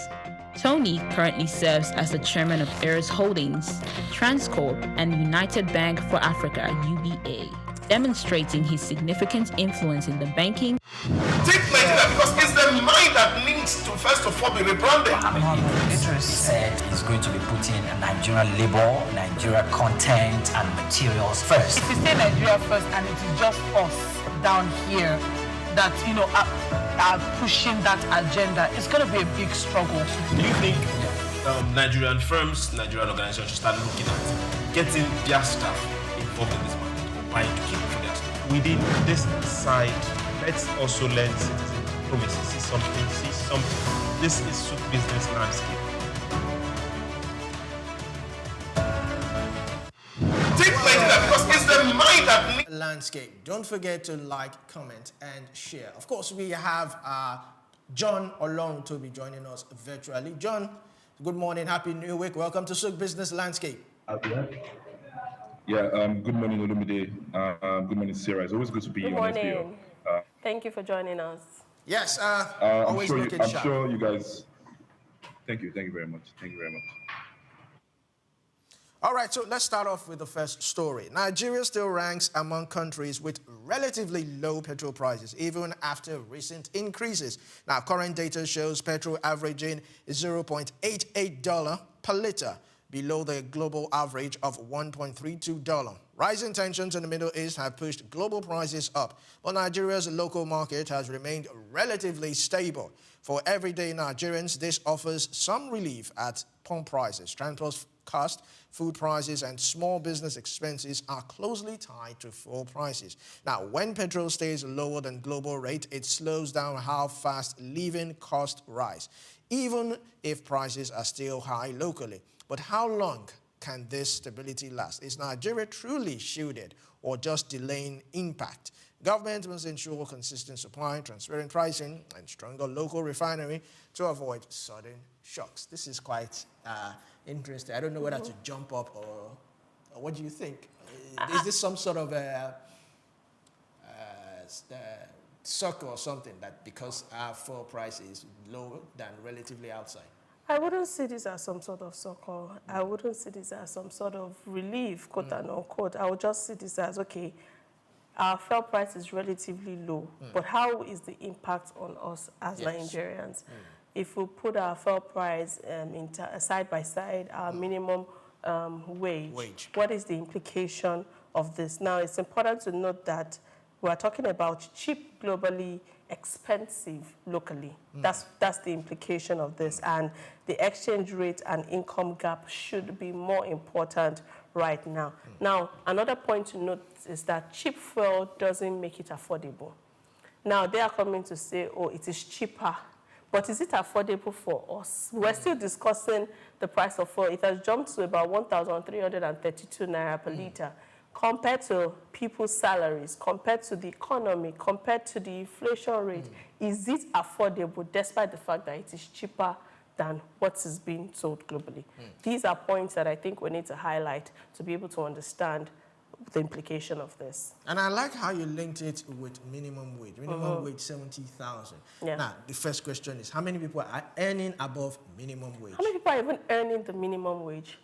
That's another question. There are so many people that are not earning the minimum wage in the country. Sector. Exactly. So if people are not earning the minimum wage and the price of oil is skyrocketing, now this is the 4th time in a month that the price of oil has, gone up. So if this is happening, and note that once fuel price goes up, it is a ripple effect. You cannot manage it. For foodstuffs, transportation, logistics, everything, even things that you somehow feel, oh, it shouldn't affect it. Groceries, poultry, go to the frozen food store, you want to buy frozen food, tell you it's now 10,000 naira. I went to the frozen food store on Saturday, and turkey that we used to buy for 9,000 naira per kilo, yes, it was 10,400.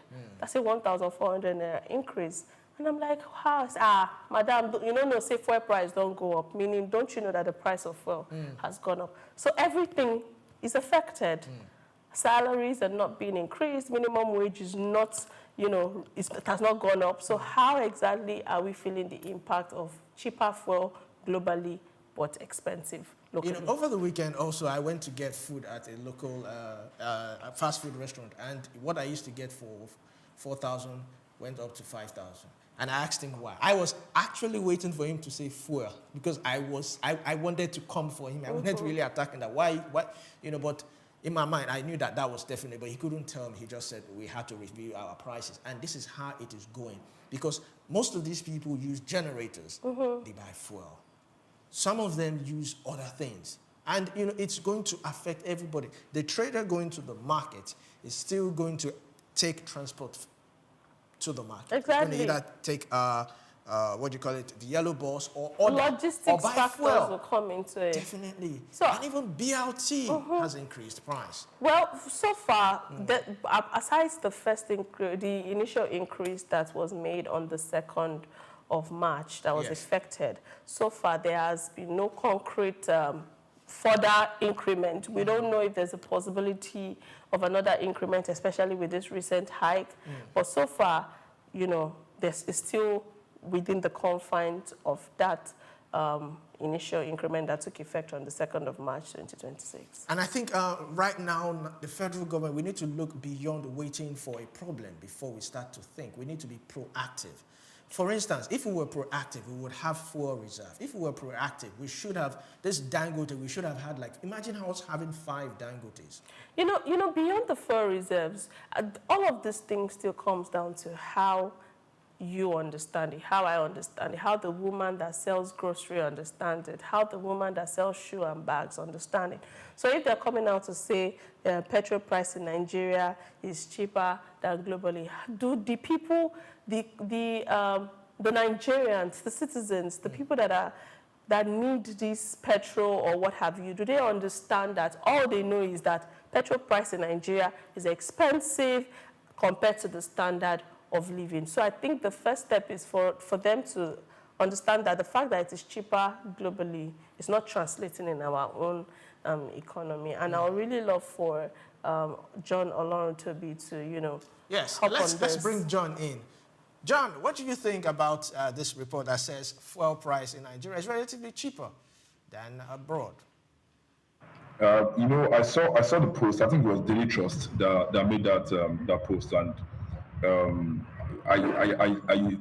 it's a post that you can call a joke, because when you compare these prices to minimum wage structures with other Western countries, then you understand that for me, it's a post that just, you know, you're trying to support a particular agenda that should never in any way fly.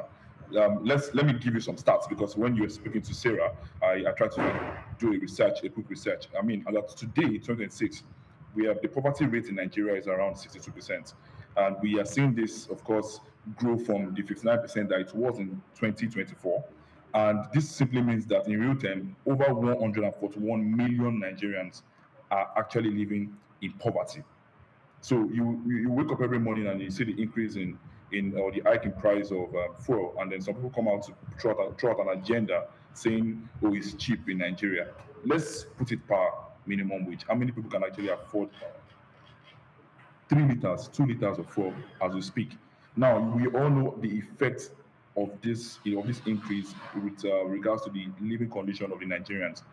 This affects a lot of things, and we've not been able to diversify over the years to make life easier. So we only prefer solutions when there's a problem. If we keep living that way, we will not get out of that well that makes us a poverty nation. Forget the policies, forget the ChatGPT created policies that you see everywhere, every now and then.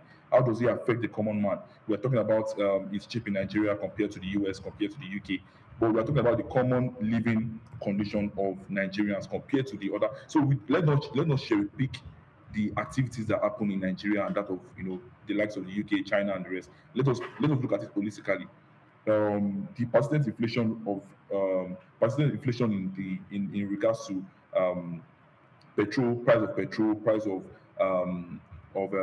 household items stems from this area because we depend so much on oil. That's our strength, and we've seen over time that even countries that come into this international contract with us in terms of exporting fuel or PMS down to their countries are now looking for ways to diversify. What have we done over the years? Every now and then the new government comes and says, "Oh, we are going to diversify. Oh, we are looking into diversification," but they do nothing. Instead, we deepen our dependence on oil, and that's where we are today. Now, I'm going to give you a market price. Fish, in terms of, I'll use the local in Pala, one costs 7,000 naira. A bag of water has gone from what used to be in terms of 350 now to 450, 500. In some places in Lagos, you see as high as 700 naira per bag. How many people can afford these things? Because we all know what it looks like. Now, holistically as well, so people don't also understand when it comes to the market structure of, fuel has been increased. How does it affect my business? You just see every Dick and Harry, every Tom and Harry just increase the price, put 1,000 on their final price.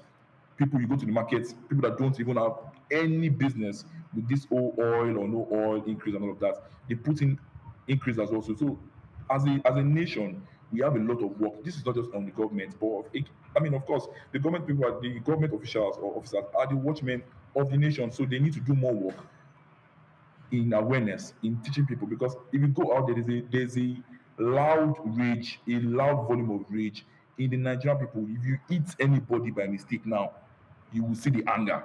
Why? Because people are stressed, and this is what it means for the common man in Nigeria. So very quickly, it's important to note certain things, that despite the fact that petrol may be cheaper, two things are significant to note. Nigerian incomes are still lower and affordability is worse. Now, would you say that with this particular headline, Nigeria or the government is just trying to, use pricing narrative to manage the public perspective? Yeah, it's an agenda. You push an agenda to say that, okay, despite the fact that there's inflation across the world, the issues happening with Iran, US, we are selling out at a cheaper price. But if you compare it to how much people earn, it is actually ridiculous, and there's no work. It's an agenda that we all know that is more, political than human-driven, focus. All right, thank you, Toby. Now, like we said in the report, global average of petrol, price of petrol is $1.32. Now, we have other countries that are actually cheaper than Nigeria. We have Libya with $0.03. We have Iran. Well, Iran is $0.03. We have Venezuela, $0.04. We have Kuwait, $0.34. We have Algeria, beg your pardon, 0.36. We have Egypt, 0.40. And we have countries, of course, close to Nigeria, United States, UAE, Saudi Arabia, United States, $0.77. Now, we have countries that are actually more expensive than Nigeria. We have Ghana, $1.27. We have Kenya, $1.38. And we have South Africa, $1.26. We have other countries, like in Europe, we have United Kingdom, $1.79, France, $2, yes, $2.11, Norway, $2.09, then Canada, $1.02. That's to give you an update of petrol prices around the world. Now, let's move on to the next story, which is quite similar to the first one. And like I say, this is not so good news. Dangote Petroleum Refinery has increased its petrol ex-depot price to 1,275 naira per litre, marking the fourth price adjustment this month. Now, the latest rise adds 100 naira to the initial 1,175 naira per litre and comes just hours after a previous 30 naira increase. Now, the move highlights deepening volatility in Nigeria's deregulated downstream fuel sector. Now, for Nigerians, this means pump prices could rise quickly. straining household budgets and increasing transportation costs.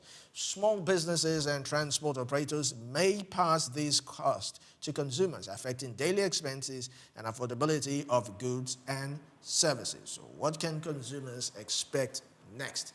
That is the question we are asking now, because definitely, Basira, who is going to the market and she's paying ×2 of what she's supposed to pay. And of course, sometimes when they, especially when they have loads, when they have bulk loads to carry, they charge them separately. The yellow buses charge them separately. Yes. So these prices, this increment or this addition is passed down. So when she gets to the market, she adds another 200 naira to 300 naira. When you ask her, of course, she will tell you, it puts in one, that is full price has increased. So what do you think the consumers should be doing at this point? No, at this point, I think this is even beyond just, it's about market instability and trust in the deregulation of everything. I noticed something here. I said, with Dangote refinery dominating supply, this raises a key issue. Is this truly a competitive market or a single-player market that is shaping prices? But it's not Dangote's fault. He's the only one. Dangote himself said it, that if he could rewind time, he won't come into this business. Right. But let's hear from our guest on the show this morning. Olumide just said it's not Dangote's fault. He said if he could rewind time. Let's get your perspective on that, John Oloruntobi. Well, it's holistically, again, to use that word, you can't really blame him. When you have someone that functions in isolation, then you should expect a monopoly kind of structure and effect on the final consumer. So you can't really blame him. We all know that there's a worldwide issue, but there's also a business angle to it when you play the monopoly game. So before now, if we had other refineries working, it means that when you have more supply, of course, it does not make your supply, it doesn't make the demand very stressful on people, because at the end of the day, we're just focused on one person, and that one person, don't forget, we're also looking at the people also having, there's a lot of demand as well from other African countries for our supply as well too. So you can understand that business would come in. He's also a businessman, and this would have a ripple effect on what the price looks like. So I can't blame Dangote generally, but this is where the government steps in. The subsidy, the removal of subsidy. Till now, we've not found a way to adjust to it, and it's really killing. You just mentioned, I was about to ask you about the removal of subsidy, and then you mentioned it. Will you say Nigerians are experiencing the effect of the removal of subsidy in phases? Is that what we're experiencing right now? Yes, so that's what we're experiencing. And trust me, apparently, according to data, we are going to, right now, currently, we are 61, there's a poverty rate of 61%. And this is not a good news. Sadly, we are going to, that percentage is going to increase. It's going to actually increase to 62%, and then if it comes down, it's going to come down in 2027 by just 1%, down to 61%. So we are still within the 61 to 62%, according to survey and data. So we are actually facing that pain, of the removal of subsidy removal, or removal of subsidy, whichever term to use, but. When this happened, as a Nigerian, I was very concerned, and I had some conversations with people online, and people celebrated it. You cannot celebrate such an act when you've not found a balance, because there's going to be an effect. Every running president at it did mention they were going to remove it. So this is not the current president failed us and all of that. But when you are going to do that, there should be a balance, and that balance was never brought forward, and that's why we are facing that effect right now. And sadly, it's going to continue. There's no going back to this. It's going to continue, except of course the government looks into it. All right, thank you for that. Let's take this last story. This is also quite interesting. Now, Dangote Petroleum Refinery is witnessing increased demand from African countries seeking fuel supplies. Now, this surge follows disruption linked to Iran conflict, which has tightened global energy flows. The reports show that several governments are now searching for alternative sources to keep their economies running. This shift puts Nigeria in a stronger position within Africa's energy market. More demand means potential foreign exchange earnings and regional influences. But it also raises a key concern. If exports rise too fast, will local supply remain stable and affordable for Nigerians already battling high fuel costs? Now, a lot of countries, Asian countries are oil dependent, especially India, China, Japan. Japan, I said last week, they had to release 800,000 barrels of oil to, cushion the effect for about 45 days. That's just a month and a half. China is also affected because China is also expecting something from the Strait of Hormuz. And right now, tensions are in that Strait of Hormuz because Trump is threatening. Last week, Trump threatened Iran again. Apparently, Trump posted something saying that they were not aware of the military strike Israel launched into Iran, one of Iran's oil fields, and that if Iran should respond, sending missiles to Saudi Arabia, they would launch with full force. So I don't know how soon this war is going to end. And it's really affecting a whole lot of people. Right, but having this headline, it could do a couple of things for Nigeria, because this indicates that Nigeria is a key fuel supplier in Africa, and this could help to boost foreign exchange earnings. It could also strengthen regional influence, and at the same time, it could strengthen the currency through forex inflows. But there are certain questions we need to, understand and ask ourselves right now. Should Nigeria prioritize exports over domestic consumption at this point in time? Let's try that. Tricky. Let's try that to John. Toby, let's have your thoughts on this. Thank you for that question, Sarah, because again, we are talking about, we love, as Nigerians, we love, especially with, the middle class, the working class, we love to hear, there's an international deliberation, collaboration, and all of that, but you've not taken care of your domestic, needs, domestic wants. It does not fly anywhere. There's never going to be a progressive structure to it when you've not taken care of your own side, and then you're focusing more on the international side. Of course, there's an exception to that. Okay, exception as far you want to make more money by exporting, so you can take care of what happens back home. But we know over the years when we do this, it goes into the pocket of whoever is in that line, and that's a sad area of governance that we've not been able to we've not been able to correct properly in terms of transparency, in terms of killing corruption, in terms of being diligent at what we do. So I don't have a problem when we talk about the focus of Nigeria right now in terms of exporting. I mentioned it earlier that now it puts us in that level where people are coming to us, to demand for our supply and all of that, which of course gives us more money, because domestically we've not been able to. We are suffering at home, and then you want to give people more. So can we take care of what we have at home here? Because at the end of the day, people here are suffering. And we look at the Western world, you don't see a Westerner come out to say, this is what's happening, and that they're so much in pain, and their governments are focused on the international level. We have these things here, right? Can we use what we have? Take care of people at home first, be more productive at home, because at the end of the day, the reason why we are suffering right now is because we don't have productive hands. And petrol, light power, these are the things that makes a nation productive. So if we are supplying other countries in search of more money, international funds, FX, exchange rate, currency strength, and all of those things, and we are suffering back home, what's the point? Because at the end of the day, the resources that we have in this country should take care of the needs, take care of the living condition of the people of the country. So if we are not taking care of the people of the country, then what's your point? Increased demand that we're seeing, because it would eventually translate to that, should we look at is there a possibility of another scarcity lingering somewhere soon if this is not properly, managed? The answer is yes. Trust me. How many barrels? If I don't have data about how many barrels do we do every day? It's not even enough for the Nigerian people. I just mentioned earlier that over 141 million people are currently in poverty, which means that they cannot even afford it. So there's hike in price, right? People cannot really afford it. That means at some point, they're just producing. So not everyone can actually afford it for. But don't forget that we don't even have power in the country. So people then still have to squeeze themselves to get oil. So if we ship out what we have right now, what we're producing here, ship it out to other countries, we're going to make more money, right? Logically.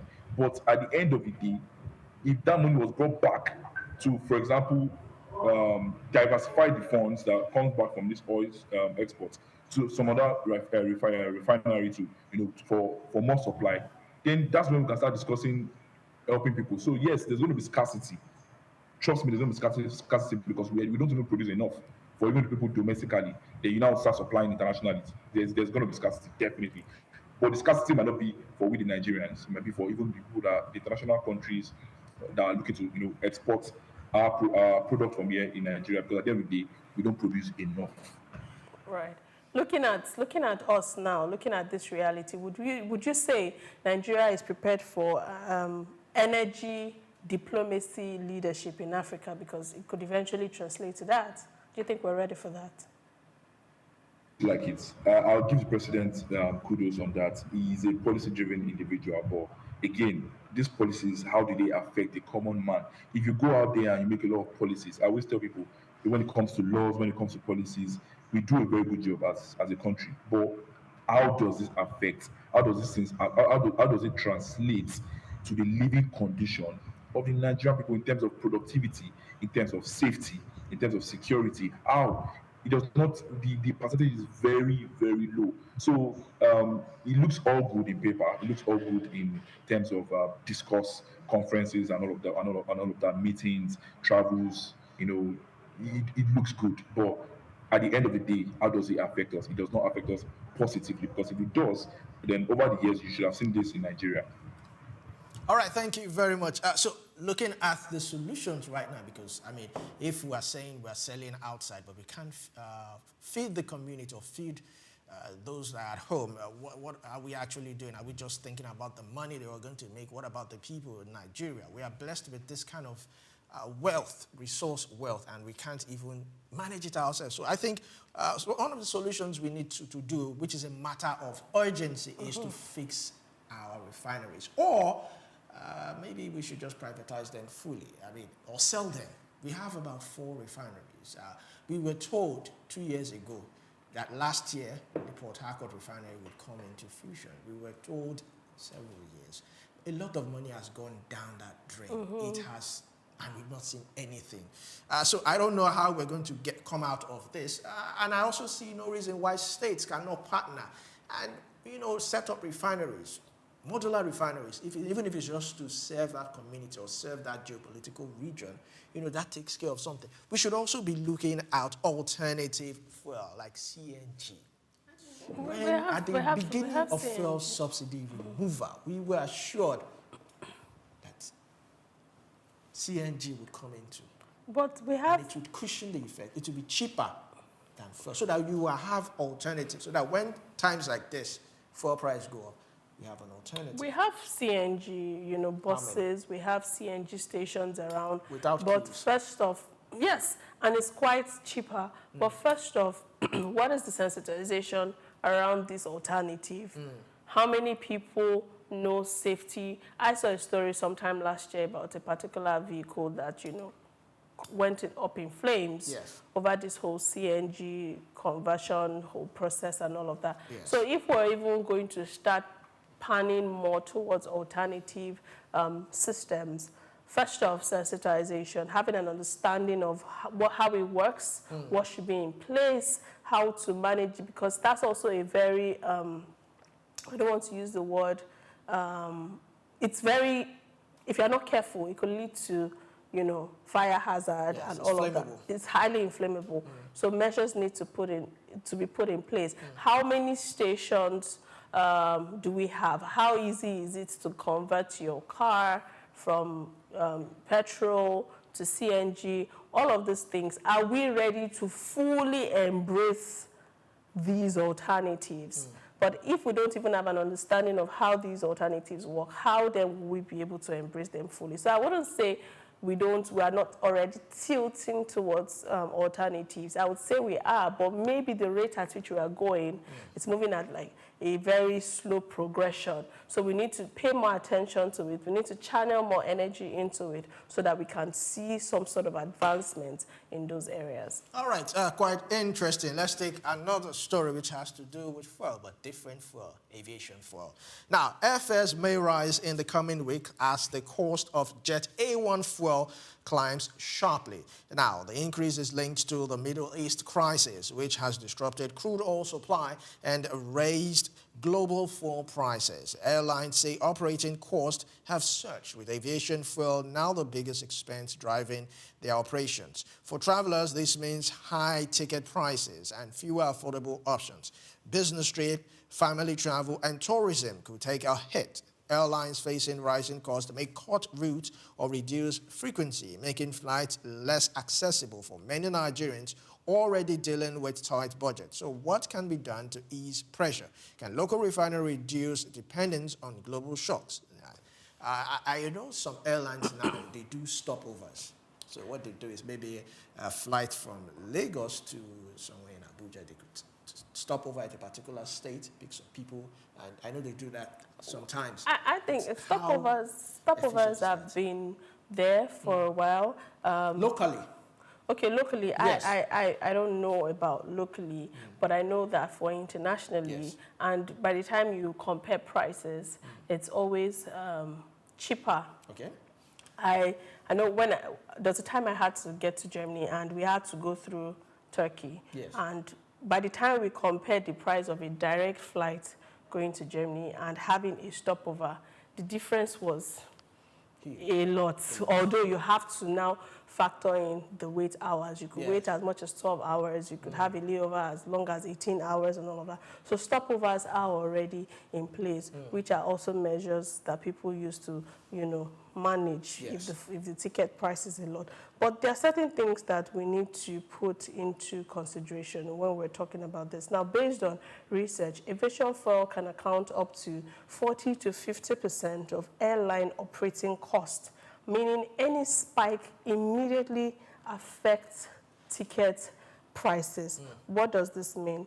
Now, from the global conflict to the local wallet, the Middle East crisis has shown how Nigeria is still deeply exposed to global energy shocks, despite being an oil-producing country. And it's important to note that Nigerian airlines at the moment operate on thin margins, meaning rising costs could force airlines out of business, reduce route availability, or lead to monopolistic pricing. But let's start with Nigeria now. Looking at Nigeria, do you think Nigeria can realistically, let's not put in projections or what have you, do you think Nigeria can realistically refine aviation fuel locally at scale? Well, I know Dangote is into it, but a lot of people have complained about the same thing you complained about, monopoly. Of how Dangote might be the only one deciding certain factors or certain indices. But like I always say, you can't blame Dangote. He's just a businessman trying to get by and do business. So until we have other players come in and create some form of competitive price that would push ticket price down or a bit competitive, ticket price will still be like that. And if you look at the taxes on these airfares, if you check, when you book a flight, you check the taxes and all that, you will see that sometimes a lot of money goes into tax. It's a lot. Trust me, it's a lot. So, and you now begin to understand why this increases. Now, with this new fly now, pay later, you might even push it up. I personally, in my perspective, with this fly now, pay later and this current aviation fuel price going, increasing, there would be, it will show that because now you know that you are flying on credit. So most times when you are getting something on credit, the price is always higher. There are some platforms, there's interest. There are some platforms, some apps where you want to get gadgets. Yes. I know of a particular app where you want to get any gadget, any house, homeware, cookware, they have it there, right? Let's say outside it is sold for 500,000 naira. Yes. On that app, you'll see it for like 620,000 naira. But here's the catch. Outside, you have to pay at once. Yes. But on that app, once you're able to pay half of it, yes, your item is delivered to you, then you split the payment. So that way, you're actually paying more, but because it is on credit. Yes. So that is what might play out eventually in this sector. But I would like to ask our guests before we go on a break. this aviation sector is very important to tourism. What is the implication of this on tourism if this actually persists longer than this? Well, it's funny. I want us to have a background story to the entire inflation in regards to airfares and all. Let's not forget, for me, it's more like they are playing now on the fact that we all know what's happening with the fuel hike in price and all of that. But before now, as of last year, we've been complaining about this unprecedented, unexpected increase in that industry. We've seen taxes, a lot of taxes when it comes to airfares, and people just spread it off. And I think one of the things that made it, that made that increase happen at the time was issues around insecurity in the country, and people just said, a lot of airlines just started putting up a lot of pricings on their tickets, their back end tickets, and this did not really sit well with some of us public analysts that called out this issue. So yes, you would start seeing, of course, limited numbers of people wanting to travel, because at the end of the day, most of this when you say tourism, that's one industry in Nigeria that also suffered a lot because of insecurity, and now adding to transportation limitations because of the airfares, there will be a very, very huge negative effect in that industry. People, of course, would have to sit down at home rather than travel. And for me, it's a good time for them to put that burden on the fact that there's a world hike in terms of price and prices in terms of fuel. But that's not really the real story. The story started from the demand, with the high demand of wanting to fly rather than take the roads because of insecurity. And now we are seeing a justified reason to further increase it. Now, let me also remind you that we've seen we've seen the price of airfares go up 5 times from February this year up until now. So it's not really just about the fact that there's a world issue. It's the fact that the industry itself needs a lot of checking in. So to answer your question, is a yes. You would definitely see a negative effect on the on tourism, because generally the tourism or tourist system or industry in Nigeria has suffered a long time. Now with insecurity, people are also staying back from traveling, from coming into Nigeria, from going to other cities to see what it looks like, in terms of their culture, tradition, and all of that. So now with the increase in fares, people will not take the road, and people, of course, will not fly. So of course, that industry is going to suffer.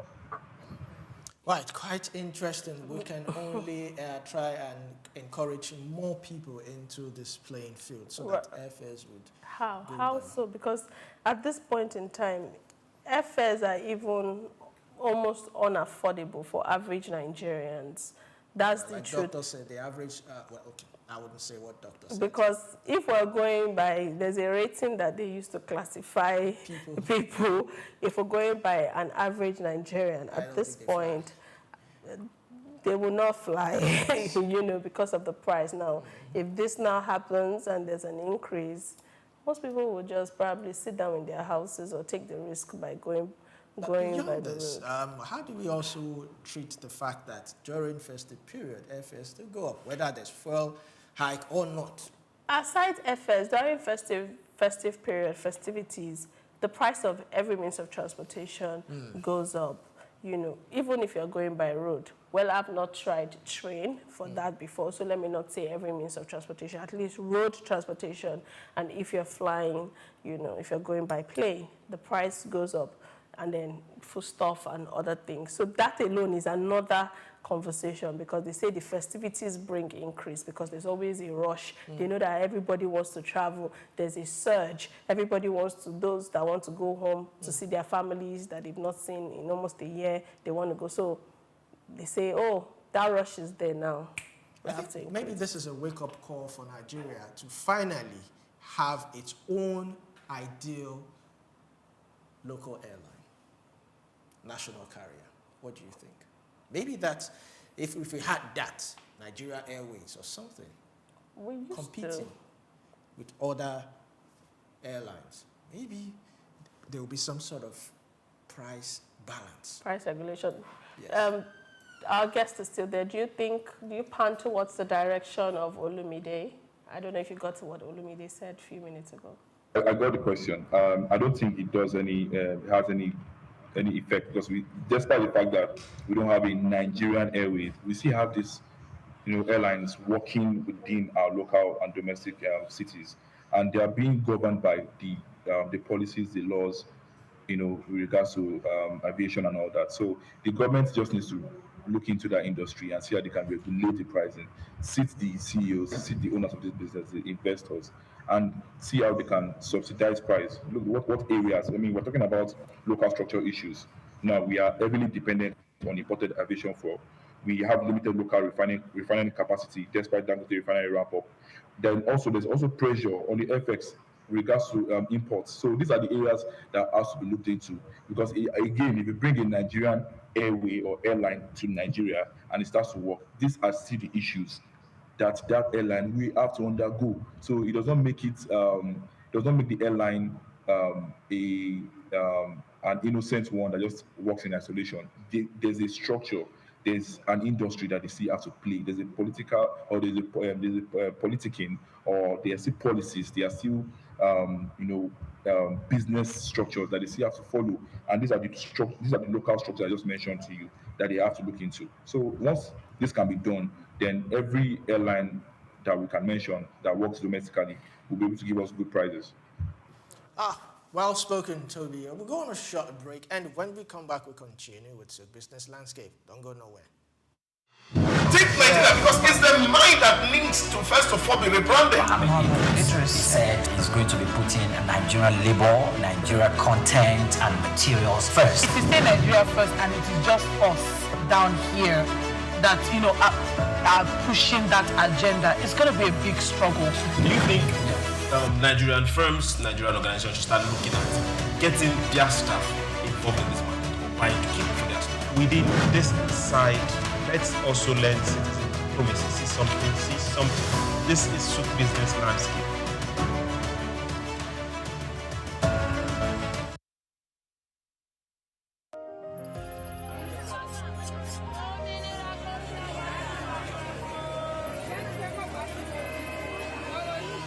Hello, Lagos. Make we yarn. Hello, boy, if this POS matter, don't pass your code. Person go swipe, alert no enter. Before you know it, jump. Wait, wetin really happen? Maybe you say alert the warriors. Okay, so Mona, listen, if you dey do POS business, no expose your alert. Hello, Ogbefi. They don't walk Daba road where they warriors for our local government for years. This one sweet me, I no lie you. Because you know what, development with the work, it deserve loudspeaker. Now why we dey here be that? For here, we know the abuse, we dey bring solution. My name, it is Ikechukwu Oyemike, aka Ogbefi Ishegwari. Make we yarn every weekday from 10 a.m. go to 12 o'clock on Top the Eye 95.9 FM.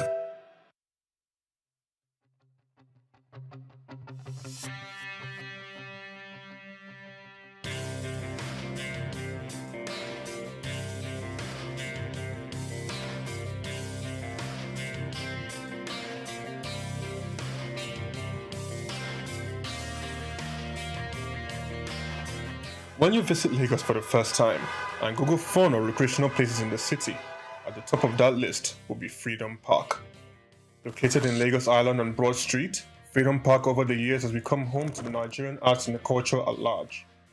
From annual big shows like the Lagos Theatre Festival, celebration at the Lagos Poetry Festival, to local festivals that celebrate literature, music and arts. Freedom Park is one of the most visited recreational sites in Lagos, for both local and tourist people alike. A place to mingle, unwind, or simply just have fun. Freedom Park, however, hasn't always been a place of fun and games.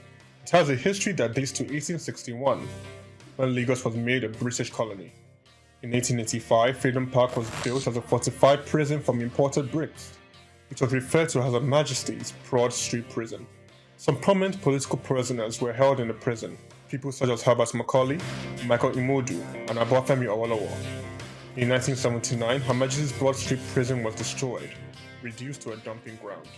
It was later rebuilt in the 1990s, celebrated in 2010, Nigeria's 50th Independence Day. Freedom Park still holds a bit of its history within its walls. In the museum, where there are pictures and artifacts, some of the old prison facilities have been converted into leisure facilities that people visit and enjoy today.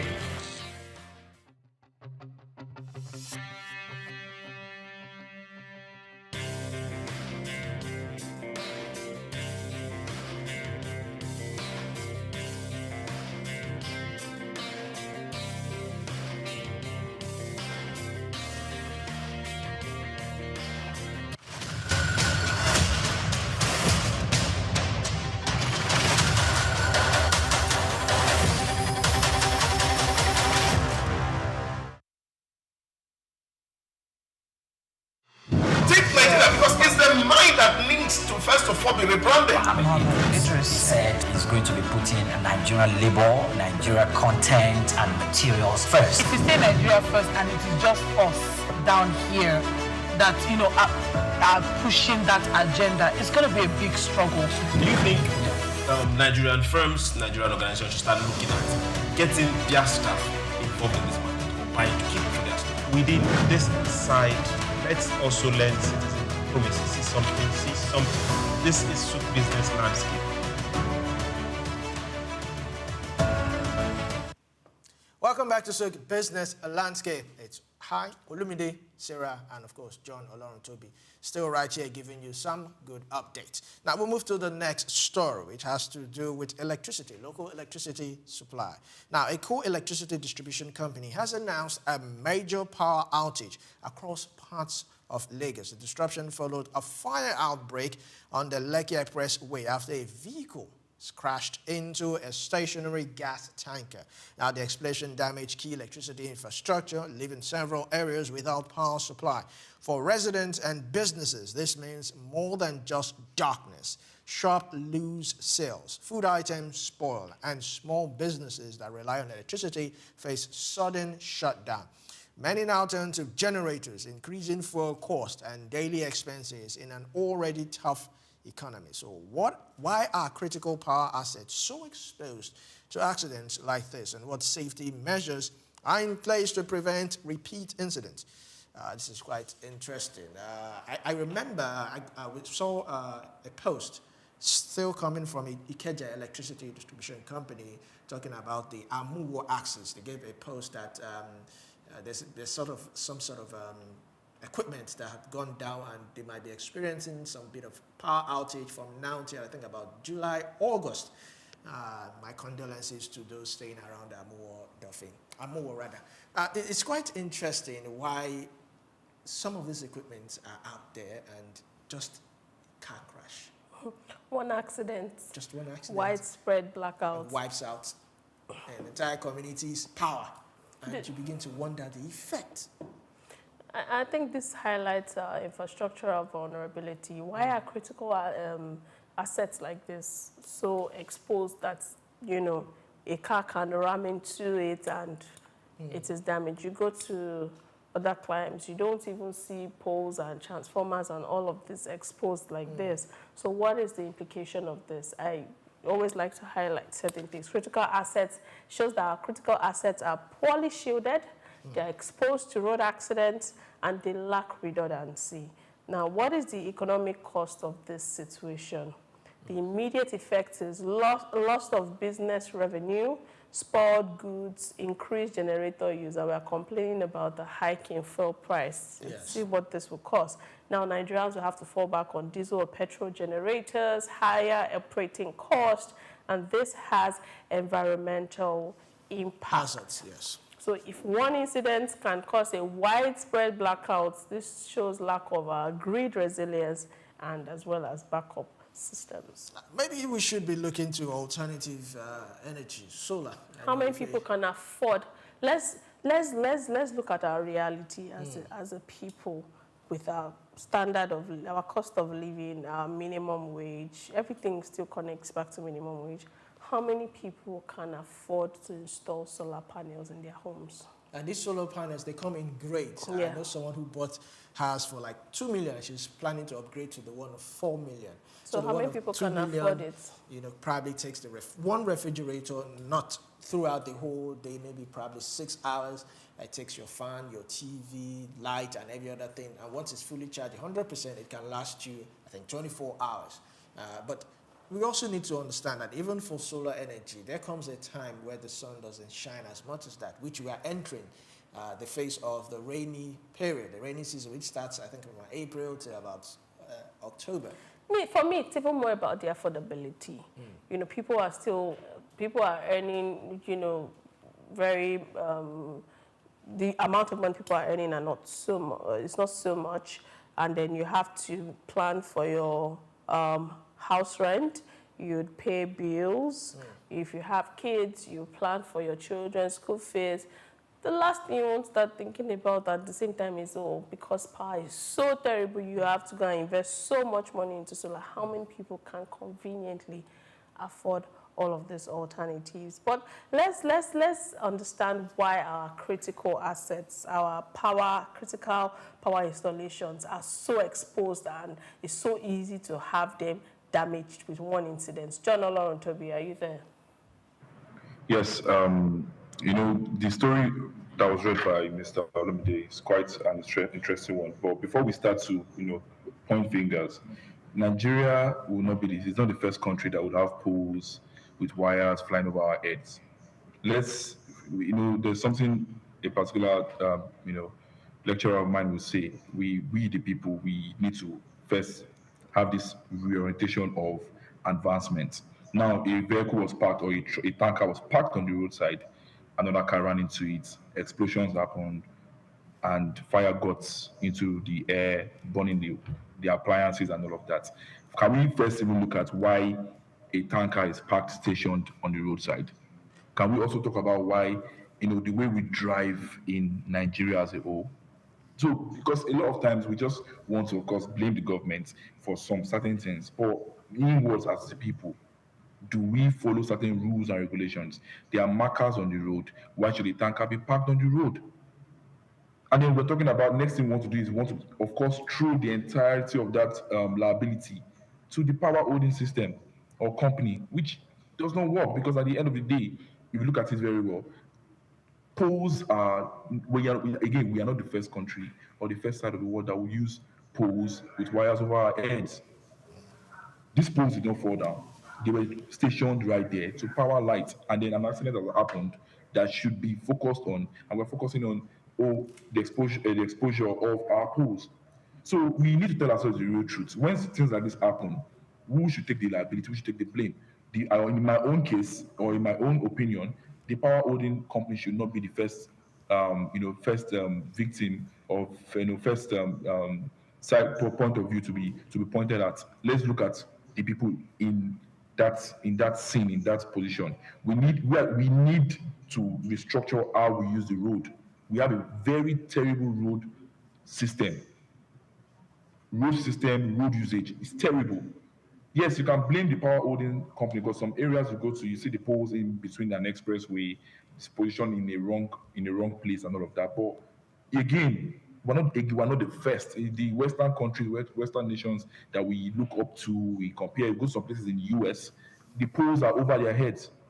So this particular situation the liability should not be placed on the power holding system. It's just, we can look at that area and say, okay, they can do better with where they position these things. But as a whole, the road usage in Nigeria is terrible, and that should be looked into.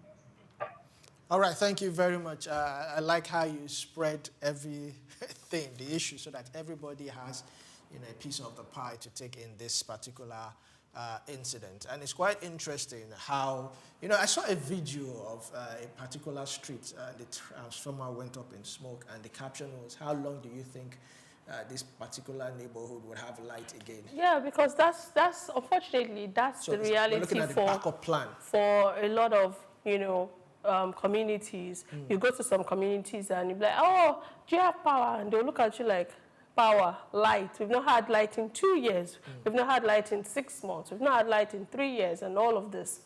So now, even in our area, once power is out, once it goes a funny way, maybe it's, you know, flickers and then it goes off, we're already thinking, oh, could it be national grid?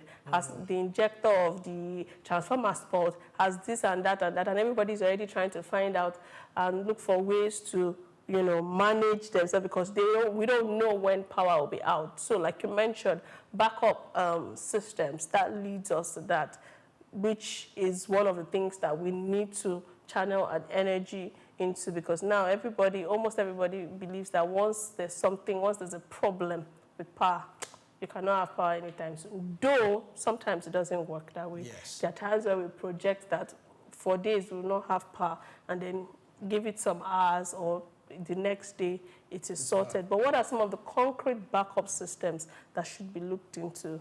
You know, I know in my area, I've noticed this maintenance culture with the distribution company. So in the evening, they patrol our neighborhood. Though, of course, we are under Band A, so maybe that's one of the reasons why. You're paying for it. So they patrol our neighborhood. Sometimes I've stopped them one day to ask them, what are you doing? They were like, oh, there's a problem they've been noticing at their own station. They're trying to trace where the fault is. So that way they always patrol every evening. But the sad part is when we see them patrolling in my area, you already know there's a problem. So you might not get light that day. So seeing them sometimes might be good, seeing them sometimes might be bad. But it's a maintenance culture that they have been developed, and I hope that they can continue it and let it spread across, not just Band A users. And speaking of Band A users, Band A is no more Band A. Band A is now Band C. Because what we were told is if you're under Band A, you get 20 to 22 hours of uninterrupted power supply.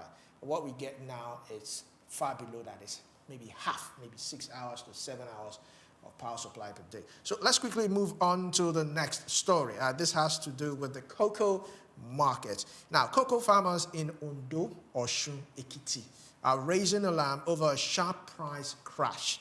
What looked like a profitable season in 2024 has quickly turned into a crisis.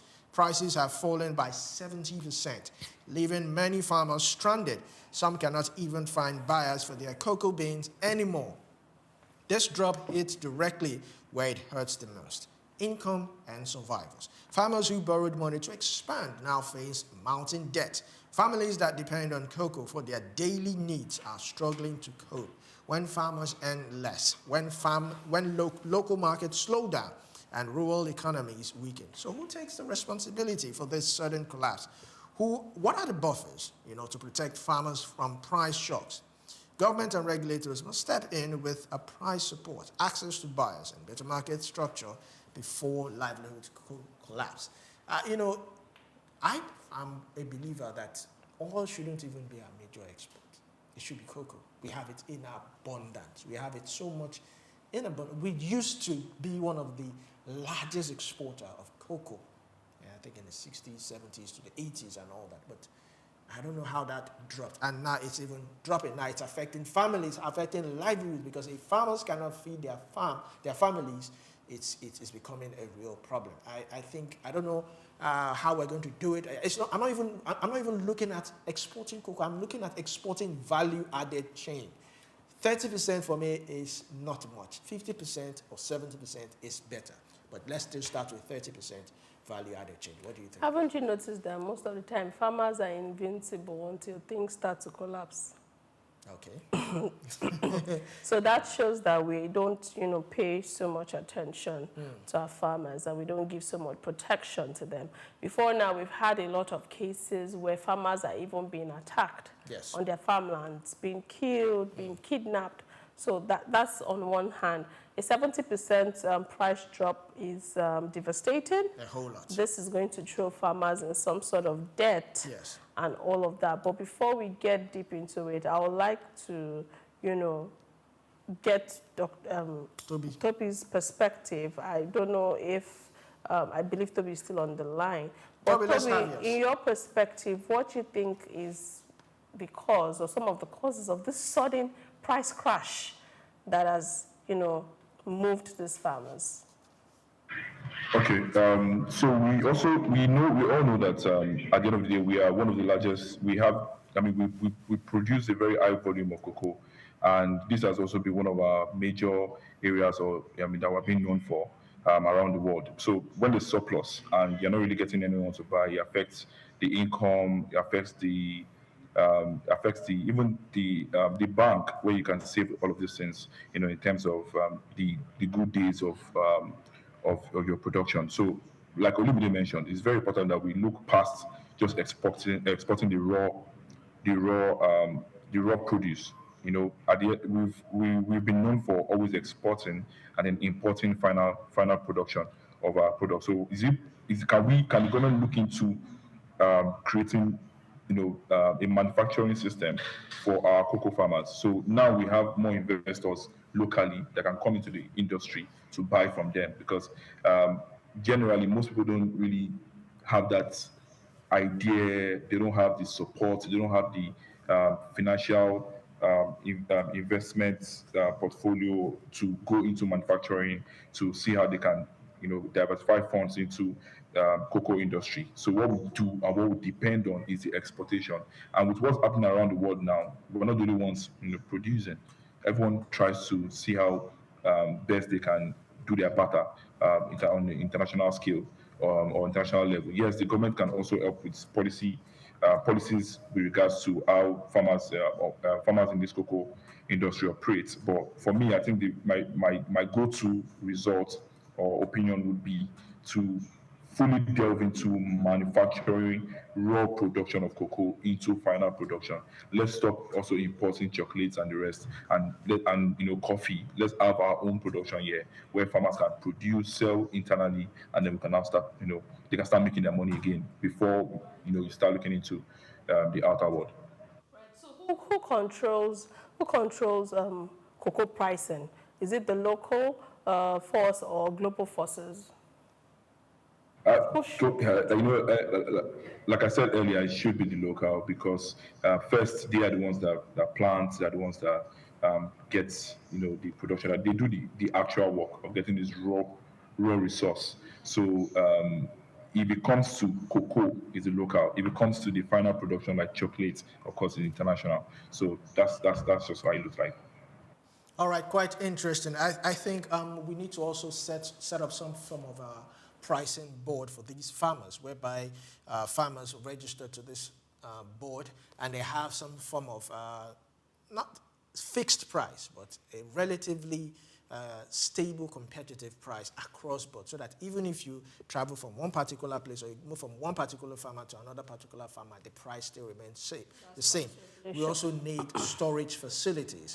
We need if the federal government can set up some form of ban, we can set up some form of storage facilities. And also, if you can have a particular board that buys this cocoa from these farmers and sells it to either the final consumer or people, manufacturers and all that. And we also need to be looking into manufacturing, because for us to say we want to add value-added chain, we need to bring in industries that will produce chocolate. And so it will be easier for them to access this cocoa from either the federal government or a pricing board directly at a very affordable price. Very well said. One of the ways we can actually, so that way we take care of the farmers. I mean, it says there in the report, some farmers borrow money to sort this. Very well said. Hoping that this thing will yield so much profit. And if it doesn't yield profit, they are riddled in debt. How do they feed their family? Of course, how do they pay the debt back? And how do they also continue with their livelihood? It's time for us to pay more attention into the sector, agricultural sector at large. Yes. And see how to make better use of it. I was telling you about a story. I think we're done with the cocoa story. Yes. And just before we go, I would like to quickly, take the story. We got an update whilst on the show about the China visa processing center in Nigeria, where so many Nigerians were on the queue and no one attending to them for appointment that was for 8:30 a.m. And at the time this report came in, it was about 9 a.m. and they were just on the queue with nobody attending to them. And the big question is, how can Nigerian authorities intervene such that people seeking visas are treated with dignity? I think we need to start standing up for our right, because visas don't come cheap. Yes. You pay thousands of dollars for this. You know, and sometimes you go for some visa interviews, and the way you are attended to, you know, there are some that you have to stand. I've gone for visa interviews where you have to stand during the whole process. They'll go through your file, and you are standing. Yes. You are outside, the interviewer is in, you're standing, you are talking. At a point, you have to use like a landline, you know, to speak to the interviewer. And if you are there for 1 hour, if you're interviewed for if it stretches into 1 hour, you're standing for 1 hour.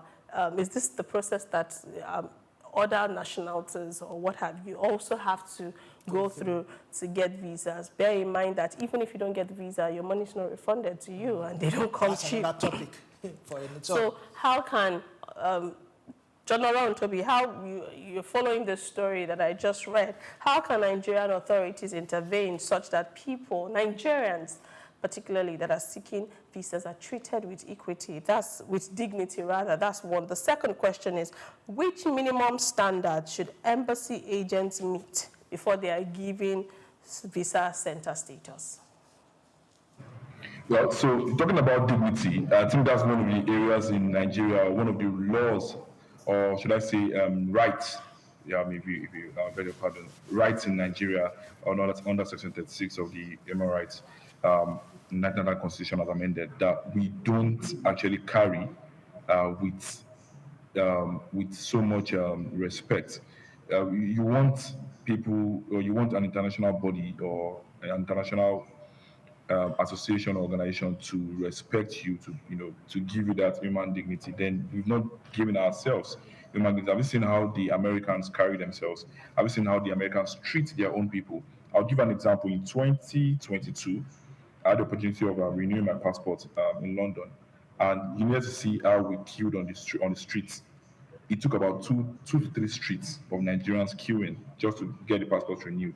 There are better ways if we understood what dignity is. So it's not about the location. It's not about where you're in Nigeria or outside Nigeria. We treat ourselves without dignity anywhere. So when you expect the international people or people that see us from outside to treat us with dignity, it won't happen. They just believe that you are used to this kind of condition, so they'll treat you that way. So personally, we have to do our own homework as Nigerians to treat ourselves, the best possible way that any human should treat, oneself. We're talking about even our officers, people that should stand up, people that are frontiering our voices. They don't even treat you. Have you gone to just any Nigerian agency and see how they talk to the common and average Nigerian, even the ones that are above the average level? They talk to you anyhow. So we particularly have not treated ourselves the Nigerian. Let me use the word. We treat ourselves the Nigerian. But what's the Nigerian way? Talk to anyone anyhow, treat anyone anyhow, put anyone under any kind of condition. You don't care. So we don't care about ourselves. We don't care about our livelihood. We don't care about our living condition, and they will expect people to give you that respect. It won't happen. I'm sorry about that. So we have to do our own homework first before we can, of course, begin to see all of these things, affecting us. The second question, I didn't get the second question. If you can please repeat that, I would be able to attend to that. All right. So, okay. Let me quickly chip this one in. Do you think, I know now we have ambassadors being appointed and consular generals. Do you think that they already have their job cut out for them? And this is some of the areas they should be looking at when they get to their place of appointment. They need to start finding ways to liaise, have some bilateral ties, so that we get better treatment. See, the words are representatives of the Nigerian interest in any country. So again, whether you're an ambassador in US, in China, in Japan, if you treat your own people first the right way, if you treat them like humans, right, taking them outside the harsh conditions of wanting to renew their passports, wanting to get a visa, wanting to renew visas, wanting to get treatment. If these ambassadors put in the work to first make Nigerians feel like golden Nigerians and citizens, then it works. But if you as an ambassador don't do that, then it is what these outsiders see, that the conditions that they see us go through, that they would implement as well. So yes, the ambassadors coming into play, because we've not had effective ambassadors or this structure for a while now. So I particularly I am happy that we have ambassadors now in the structure and in the loop. So we are hoping that they would carry those rights and put them out there. So when people see, because they're the presidents that we have outside Nigeria. They're the ones that are standing in gap for the presidents, standing in gap for the government in any country. So if they carry that ideology of the fact that we treat our people with dignity, they treat our people with all immunity and all of that, then the people that the country where the embassies are located, countries where the ambassadors are being appointed to, we treat us the same way. So it's just what it is. Like, they are representatives. If they don't carry that emblem, if they don't carry that badge of love, of care, of Nigerian first, then of course they will treat us the way they see or deem fit. All right, thank you very much, Toby, for your powerful thought. Thank you for your comments, your opinions. Thank you for joining us on SOUQ Business Landscape this morning. Thank you very much. You're welcome. And of course, this is where we will round off today's episode of SOUQ Business Landscape. Keep dropping your comments, like and share, and stay tuned to SOUQ News TV. We'll be right here again tomorrow to give you some policy updates, business updates, because understanding the market is the first step to winning it. I am Olumide Shokoya. And I am Sarah Owusu-Anta. Ensure to enjoy the rest of your Monday and have a fantastic week ahead. Bye-bye. Take Nigeria, because it's the mind that needs to first of all be rebranded. It said it's going to be putting Nigerian labor, Nigeria content and materials first. If you say Nigeria first and it is just us down here that, are pushing that agenda, it's going to be a big struggle. Do you think Nigerian firms, Nigerian organizations should start looking at getting their staff involved in this market or buying to keep for their staff? Within this side, let's also learn citizen diplomacy. See something. This is SOUQ Business Landscape.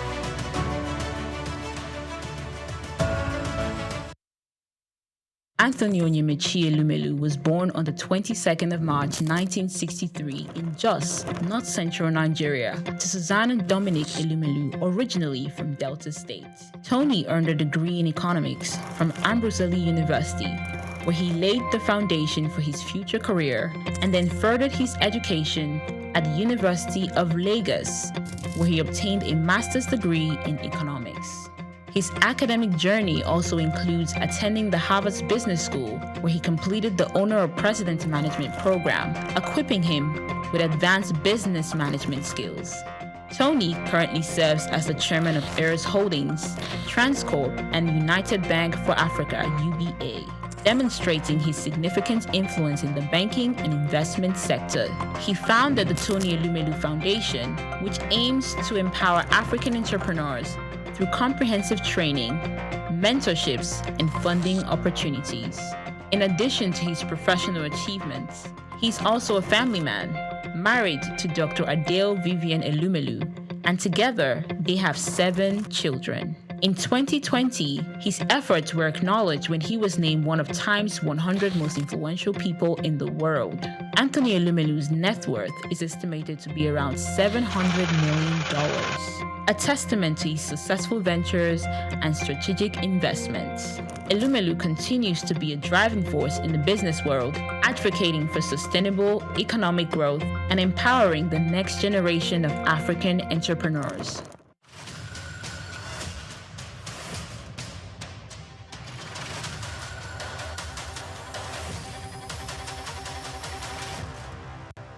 We've got just what you need right here at Femi Wash Media. Call it the Midas Touch, and you wouldn't be wrong.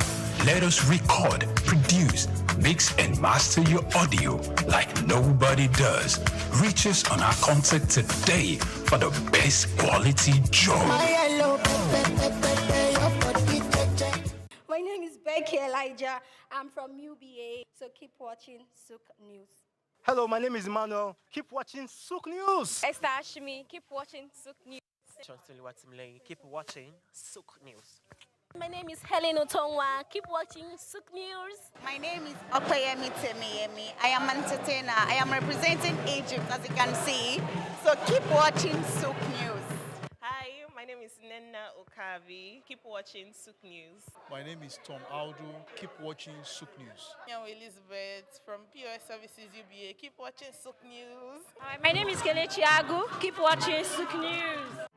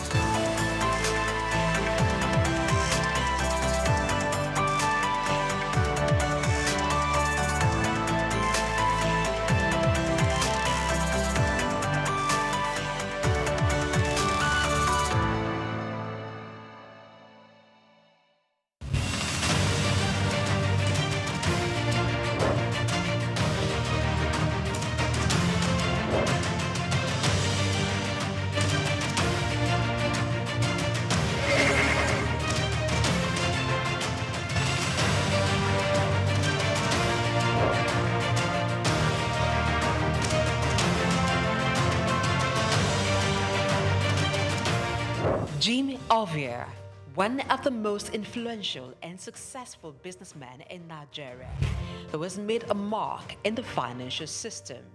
He is the founder and chairman of Zenith Bank, one of Africa's largest and most profitable banks. He has been described by Forbes Africa as the godfather of banking in Nigeria. My name is Jim Ovia. I'm chairman of Zenith Bank, and I thank you all for listening to me. This illustrious son of Africa was one of the financial leaders who revolutionized the banking sector in Nigeria. Let's take a close look into the life, background, career, and achievements of this enigma, Jim Ovia.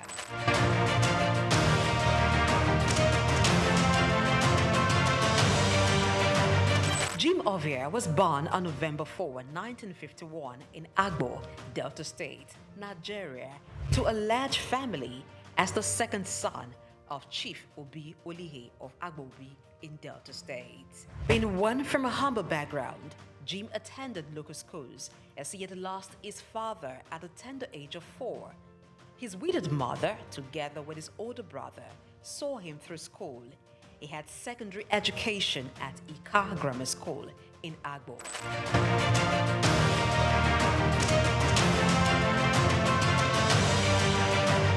Due to his interest in business and technology, he proceeded to the United States to study business administration at Southern University, Baton Rouge, Louisiana, USA, where he obtained a bachelor's degree in 1977. He furthered to University of Louisiana, Monroe, Louisiana, and bagged a master's degree in business administration in 1979. Jim Ovia is also an alumnus of the prestigious Harvard Business School.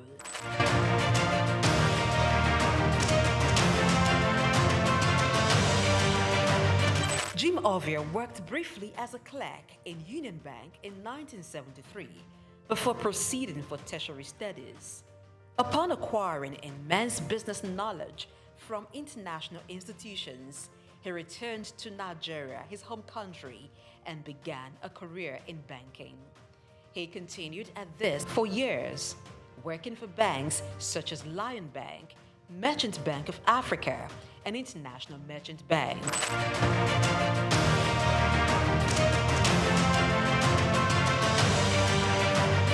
After many years in the banking industry, in 1990, Jim came together with some colleagues to found one of Africa's largest and most profitable bank, Zenith Bank. The bank was established with a vision to provide excellent customer service, innovative and technology-driven banking.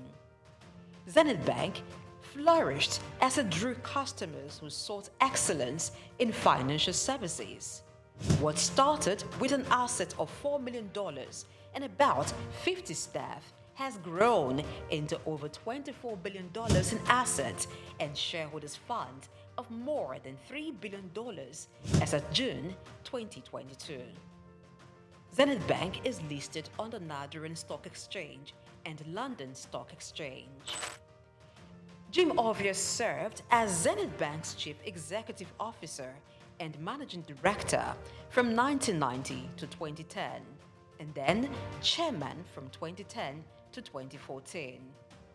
After a brief break, he returned as Chairman of the bank in 2016 and remains so till date.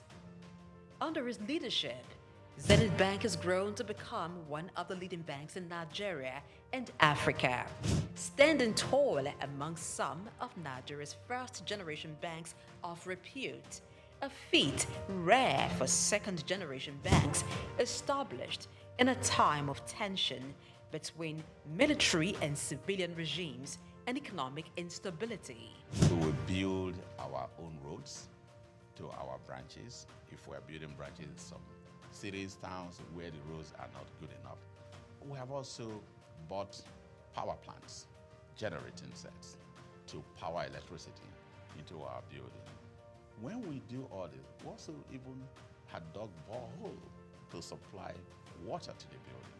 When we do all this, what I personally call it is BYOI, bring your own infrastructure or build your own infrastructure. Jim Ovia served as Zenith Bank's Chief Executive Officer and Managing Director from 1990 to 2010, and then Chairman from 2010 to 2014. After a brief break, he returned as Chairman of the bank in 2016 and remains so till date. Under his leadership, Zenith Bank has grown to become one of the leading banks in Nigeria and Africa, standing tall among some of Nigeria's first-generation banks of repute, a feat rare for second-generation banks established in a time of tension between military and civilian regimes.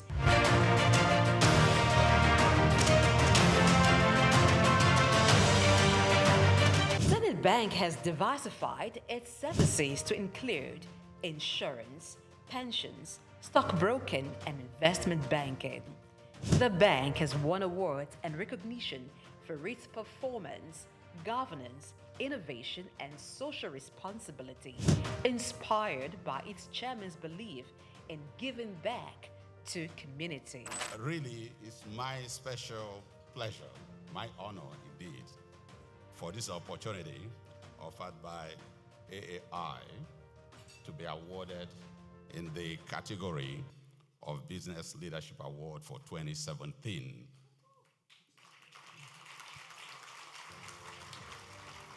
As an entrepreneur, Jim Ovia has made investments in sectors other than banking. They include oil and gas, telecommunication, real estate, power generation, media, and most recently, education. He is the founder and chancellor, James Hope University, Lekki, Lagos State, which has been approved by the National Universities Commission, NUC, to offer postgraduate degrees in business courses.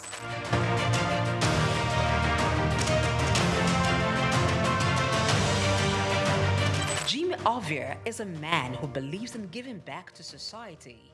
He has engaged in philanthropic works through his foundations, Mankind United to support total education, MUSTE, and Youth Empowerment, ICT Foundation.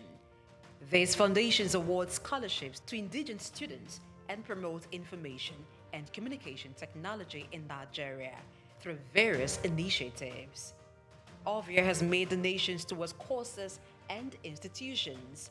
They include Nigerian Investment Promotion Commission, NIPC, Nigerian Internet Group, NIG, Lagos State University, and National Information Technology Advisory Council, just to mention a few.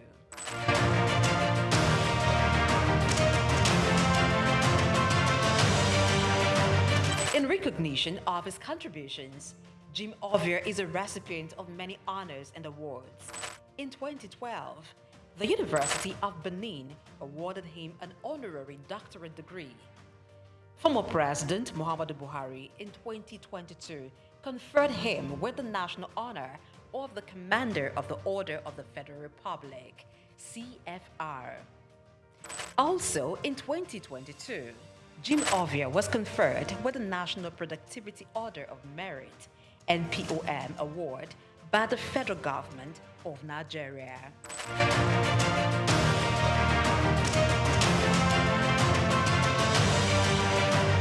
Jim Ovia is a proud member of the World Economic Forum, the Nigerian Economic Summit Group, and the Institute of Chartered Accountants of Nigeria. He is also a member of several boards and councils. We can't afford to lose depositors' money. We can't afford to lose money that belongs to stakeholders. So you must structure your industry in such a way that the best are nothing but the best are there. As chairman of Zenith Bank with more than 9% stake, Jim Ovia in 2015 was estimated by Forbes to have a net worth of $550 million. This net worth obviously has been surpassed since then.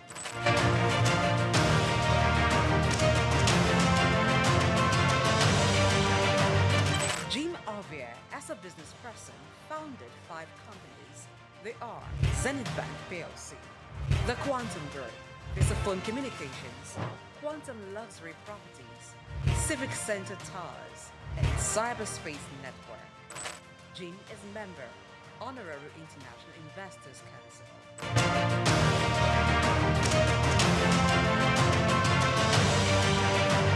Kay Ovia is CEO, Quantum Markets Limited, a firm that offers stock brokerage services. She sits on the board of several organizations and is chairman, board of directors of Cyberspace Limited, a leading software engineering company. Cyberspace Limited is one of the pioneers in provision of internet services in Nigeria, providing network and software services. Kay, being at the head of a tech giant in Nigeria, teamed up with her husband, Jim, to strategically deploy robust IT infrastructure at Zenith Bank, which resulted in the development of digital products and technology-driven banking in Nigeria. Kay is an alumnus of Enugu State University of Technology, SOUQ, where she holds an MBA in management. She is much given to philanthropy, with several initiatives to transform lives, particularly those of the underprivileged. One of her projects targeted at children and youths, Star Rising Talent Hunt, aims at discovering and projecting hidden talents.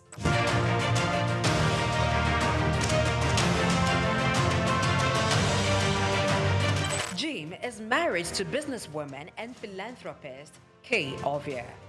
She's also a hotelier, proudly running Starwood Hotels. Jim and Kay Ovia are blessed with 5 children: Isioma, Zephyr, Tito, Tommy, and Jesse. As a family man, Ovia enjoys spending time with his family. He also likes reading and traveling.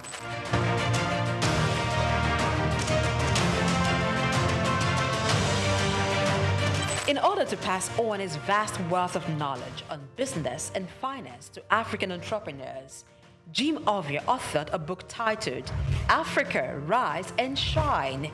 The book was published in 2018 by Forbes Books. The book was written after he featured in an issue of Forbes, and it became the magazine's best-selling edition in Africa, that it had to be reprinted 4 times. The book, Africa, Rise and Shine, paints the picture of his humble beginning from the small town of Agbo in Delta State, and against all odds, pushed through to become a global business icon, while providing insight on how to conquer challenges in African markets, taking advantage of the opportunities.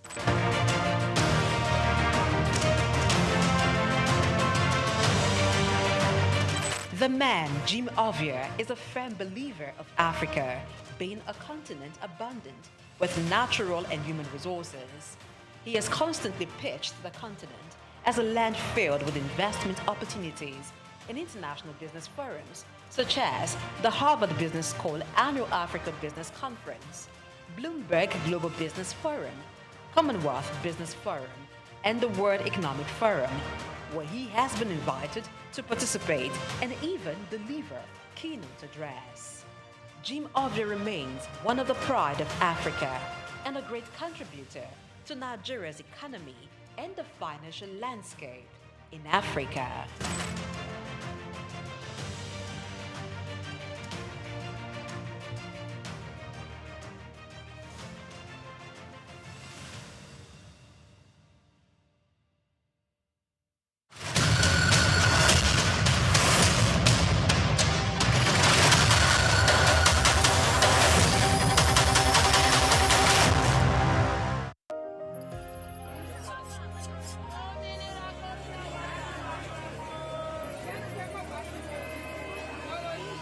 Hello Lagos, make we yarn. Hello, boy, if this POS matter, don't pass your code. Person go swipe, alert no enter. Before you know it, jump. Wait wetin really happen?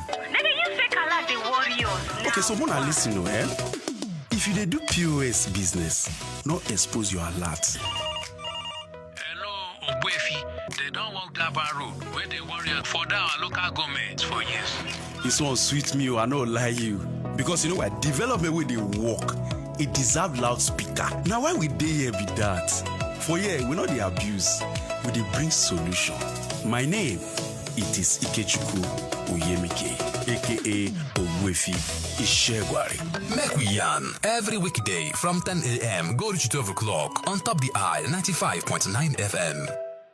We've got just what you need right here at Femi Wash Media. Call it the Midas Touch, and you wouldn't be wrong.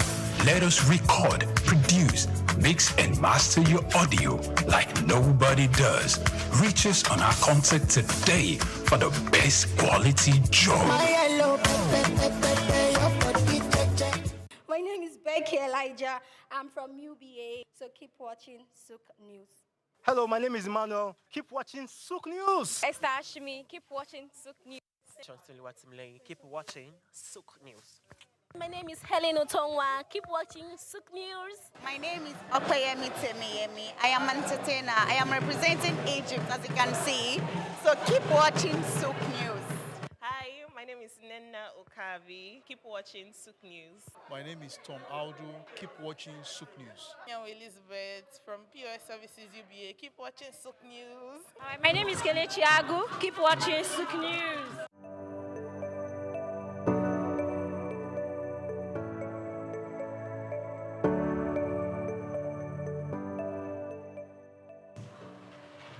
Directors, President, Nigerian Guild of Editors, distinguished editors, ladies and gentlemen, good morning.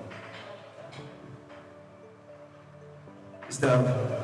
Chairman, as part of your engagement, to engage with various stakeholders, you have met with various groups, and another critical group that you are meeting today are members of the Nigerian Guild of Editors. Of course, you had a meeting with NUG where they selected journalists from states of the Federation, where you share your vision and also seek for their support. It's the same thing we are here today. Editors, before you is the chairman of the ICPC. Before becoming the chairman of ICPC, he was the Commissioner of Justice in Jigawa State. And he has a vision that he intends to unveil, or he wants you to help him so that he achieve this vision. Dr. Musa Ali San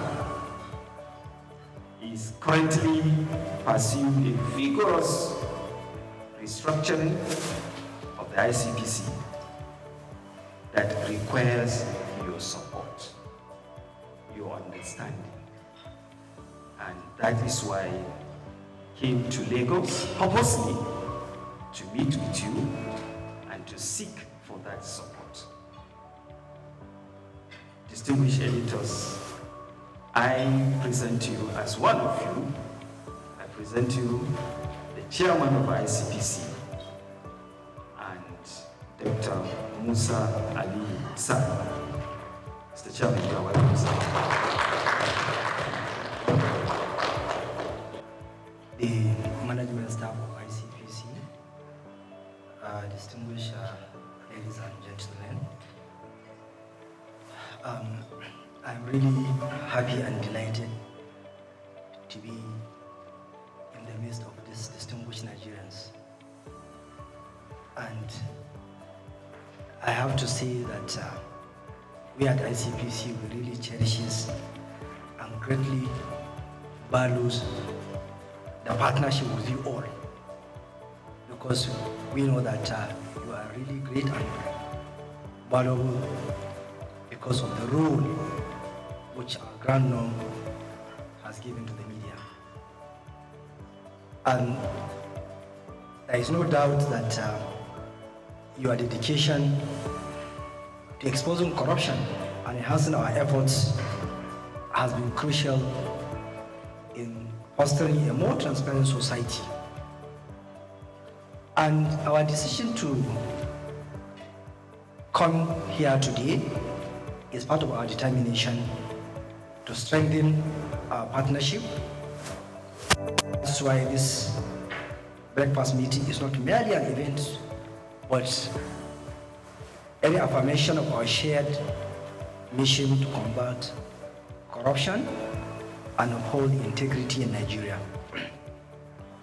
And your support for the ICPC in delivering its statutory mandate, including its robust activities and initiatives in fighting corrupt practices and other related offenses in Nigeria, is really commendable, because you have been really helpful in enlightening Nigerians about the problem of corruption. And I'm personally filled with gratitude that the media has continued to positively boost the ICPC's anti-corruption public communication efforts. Your investigative reports, analysis, and overall dedication to truth have helped in exposing corrupt practices, because there are a lot of stories that you published which help us in our investigation. And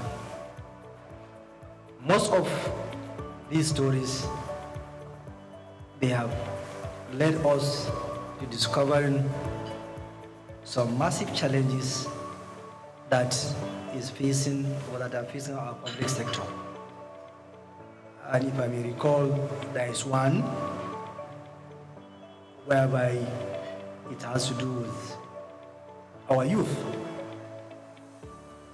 Contracts supposed to be executed for the benefit of our youth, but the humongous amount of money was diverted.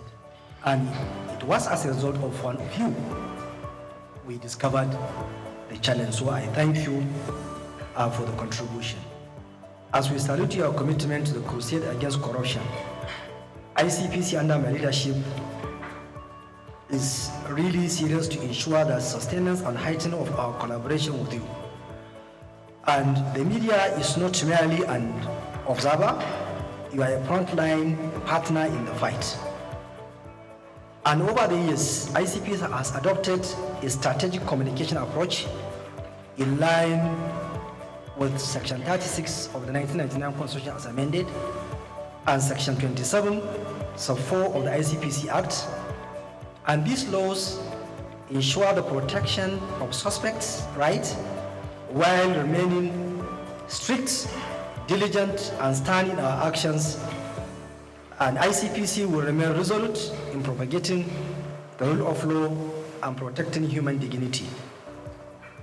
And also, ICPC under my leadership prioritizes the protection of whistleblowers and the integrity of investigations, and transparency is a cornerstone of our work and we will continue to provide verified information through official channels, which include press releases, newsletters, and our digital platforms. May I quickly review some of our engagement last year? Last year, because I was the Attorney General, and I rallied my former colleagues, we had a meeting in Abuja, whereby we look at the challenge of corruption at subnational. We reviewed the problems and also agreed that we need to work together. As a former Attorney General, I know that they are critical because they are the chief law officers of the states. That is why I engaged them, and after the meeting we had in Abuja, we started the zonal engagement. We had one in Kano for the Northwest, where we discussed challenges around corruption within the zone. And also this year we are going to the other geopolitical zones to have similar deliberations. And also in September this year we are going to sit down and review what we have done to see how can we partner. Because I feel the attorneys general are critical, and as chief law officers they need to work together with us, because by section 15 of the Constitution all of us are supposed to put hand on deck in order to fight corruption and also to see how can we tackle abuse of office. And also I had engagement with Nigerian Institute of the NIPR, the Nigerian Union of Journalists, ICANN, Nigerian Bar Association, and various stakeholders on how can we partner in the fight against corruption. Because no single entity can fight corruption. We need to work together. So that is why I reach out to various stakeholders to ensure that we are on the same page. And last year, we were able to reach out fiscally 1,458,000 individuals through our 579 sensitization exercise conducted under our community engagement programs. And we issued about 188 press releases. And also the Commission experienced increased followership in our social media platforms. And also we introduced what we call ethics pods, a podcast, whereby we are sensitizing Nigerians around the issue of corruption. And also, there is no way we can succeed without having planning. Our strategic action plan 2024 to 2028 was unveiled last year, whereby we gathered stakeholders and discussed it, because that will be our focus on how we can work. And our strategic action plan is in line with the National Anti-Corruption Strategy, which has 5 pillars: corruption prevention, issue of enforcement and punishment, ethical orientation, and also enlisting public support of Nigerians, so that, and also recovery of proceeds of crime and management. And this is the area whereby we have upscaled our activities to see that we trace, recover, and manage the process of crime, and also to remit it back to the Consolidated Revenue Fund, so that we won't allow those allegedly took away what did not belong to them to go away with it. Because if you allow them, once they accumulate the process of crime, no doubt they will use it and also to fight back. And also they will deprive Nigerians with what they are supposed to have in the issue of infrastructure. So that's why we focus seriously in that area of recovery of proceeds of crime. And also ICPC, as you know, that it has laudable programs. And one of the key issues which I focus is that I ensure that I consolidate all what the previous chairman of ICPC have done, from late Justice Mustafa Akambi to Professor Wasoni. I ensure that all their programs are intact and I'm building up, so that I want to ensure that we maintain that organizational culture of ICPC, and also for me to enhance what they did, most especially to focus on digital transformation, because this is an area whereby we need to use technology in the fight against corruption, most especially in the area of analytics, artificial intelligence, but we'll be able to analyze huge data. And I'm sure you are aware of the constituency and executive project tracking, which ICPC is well known about it. And I know last year we were able to track over 1,500 projects, which has value of over 600 billion naira. And so that at least Nigerians can get good quality projects that is in the budget. And also the Ethic and Integrity Compliance Scorecard, which is an initiative of ICPC, which measure institutions' adherence to ethical standards. We released the results, and I have seen the impact, because most of head of agencies that have not done well, they reach out. Chairman, why? What are our challenges? Can you help us to see that we overcome these problems? Which is really good, because I have never thought that it will have that impact. And why? Because of you here. You have gave it wide publicity. So because of that, most of the head of agencies now, they reach out. Please, how can we do well next year? So I thank you for the assistance. And also our sexual harassment prevention program, which is tackling corruption linked to abuse of power. Last year, I know that we had engagement with the one civil society, where the ministers of the Minister of Education, then Professor Tahir Mamman, and the State Minister Yusuf Tanko Sununu, they were there. The former Minister of Affairs was there, and also over 20 commissioners of education across the country, they attended, because we discussed the challenge around the problem of sexual harassment, most especially in our tertiary institutions, because our students are victims of this challenge. So that's why ICPC has been doing its great in that area, so that we ensure that we help our students, we protect them from sexual harassment. And I'm sure that you are aware that currently there is one of the senior academics that is facing trial at Abuja Federal High Court on this issue of sexual harassment. So, and we are determined to ensure that where there is credible evidence, any sexual harassment complaint tabled before us, we will make our efforts to ensure that we investigate it and also take the matter to court where there is evidence. Then there is our Anti-Corruption and Transparency Unit, Act 2, that they have been doing well in the various MDAs in order to help in ensuring that there is transparency and accountability in MDAs in this country. Then, when I came in, I tried to bring up my policy, which I call it Care for Impact, to ensure that ICPC as an agency, I consolidate the good culture of that agency, and also an agency which is unaccountable, responsible, and efficient in approaching all issues that are tabled before us. So that one too is something that I unveiled last year, and we have been using it.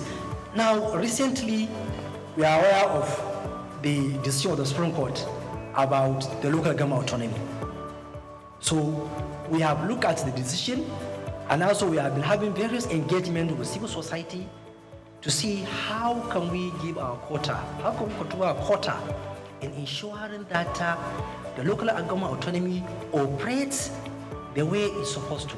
And also, how can we follow what are happening in the local government councils? And we are trying to bring up what we call corruption prevention program for local governments, whereby we'll monitor activities at all the 774 local government areas in this country. One problem we notice is that in this era of technology, there are only 7 local government areas in this country that have functional websites. So we feel that is not right. So we will now try to see how can we use technology to force the local government council to make information available to Nigerians so that Nigerians can follow what they are doing. You, also the editors and other media stakeholders, can be able to follow what are they doing so that we will monitor if there are issues, questions can be asked. We too, we can follow because we don't have the enough manpower to go over all the 774 local government areas. But we feel technology can help us. And we know that practically, I don't think there are procurement processes in our local government councils. This is an area where we need to look at. And also, we will ensure that there are mechanisms around control of corruption, around the issue of finances of local government councils. So we will team up with the media, with the civil society to ensure that information are available. Nigerians know what is happening so that at least it will reduce the challenge of corruption at local government level. Last 2 weeks, we are in Gombe, myself and Ola, the chairman of the EFCC. And we discussed around the challenges at local government level. So, and we are determined to ensure that we focus there so that Nigerians at the local level can get the dividend of democracy. And even recently, we have been facing challenges around the issue of this local government autonomy because there is even one caretaker local government chairman whom we charged to court because after the decision of the Supreme Court, he continued to spend government money to award contracts despite the fact that the Supreme Court said, look, stop. And also we know how challenging this issue of local autonomy has been since 1999. But ICPs as an agency, we will ensure that by virtue of Section 287 of the Constitution, we have the power to ensure that the decision of the Supreme Court is implemented fully. And also, I'm appealing to those who are making attempts not to comply with the decision of the African Court to please desist. Because Supreme Court is the last court. Once it delivers a judgment, we must comply. That's what is rule of law. Because ICPC will continue to monitor and investigate because any caretaker local government chairman from 11th of July 2024 who spent public funds, who award contract, that is corruption because you don't have the mandate. And also the Apex Court has already spoken, so we must comply. Now, in my 1 year in the office, there are a lot of international engagements which ICPC engage in. And in one of the engagements is that last year in September, we had an event in Beijing, China, whereby there is Global Network. Global Network is a coalition of over 200 anti-corruption agencies across the globe from 124 countries. And I had the privilege of leading ICPC delegation and Nigeria, whereby Nigeria participated in an election of steering committee member, and Nigeria was elected as one of the top steering committee member of that global network. And also, one area which I made mention that we have been focusing is the issue of asset recovery. Asset recovery is really area whereby we in Africa, we must focus on it, because we have seen how our own resources have been taken outside the continent, going to the global north. So that was why at the African Union level, if you may recall, in 2015, there is Thabo Mbeki high-level committee, whereby the heads of state of African countries agree that there is need for a forum of asset recovery practitioners in Africa. And the processes of bringing up the forum, it was last year that the forum was established in Ethiopia, Addis Ababa, and I was elected as one of the representatives of West Africa, whereby we met in Arusha, Tanzania in November, whereby I was elected as the interim chair of that forum to try to galvanize the 55 African countries and corruption agencies to ensure that we come together to see how can we help Africa to recover and repatriate stolen assets that are kept somewhere else.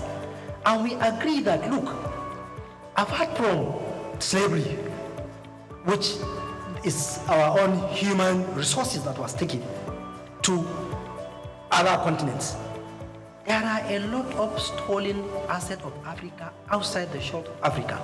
And we know what is happening. Whenever you want to trace and recover, the experts outside Africa will charge you huge amount of money to recover all professional fees, to recover those stolen assets. So that was why we say, no, we need to come together as Africans. Let us identify our experts within the continent. If we need somebody to trace, Nigeria doesn't have the expert. It can look for Ghana, Kenya, or any other African country. Do you have the expert? Yes. So that's why we are coming together to see that we trace, recover, and repatriate the stolen assets. Also, we'll keep on raising this issue of stolen assets at various fora, because the United Nations Convention Against Corruption has already backed the issue of stolen assets that we need to recover it. So this is an area whereby that I'm chairing now, and we are trying to see how we will make efforts to see that it has seen the light of the day. And distinguished editors, we know that corruption thrives where there is silence or in silence. But your voices are the ones that can shatter that silence. Your role in shaping public perception and holding institutions accountable cannot be overstated. The more Nigerians see what you write, what your opinion about this issue of corruption, the better for us. Because they will be enlightened, they will know what is happening, they will ask questions, and that will put us on our toes.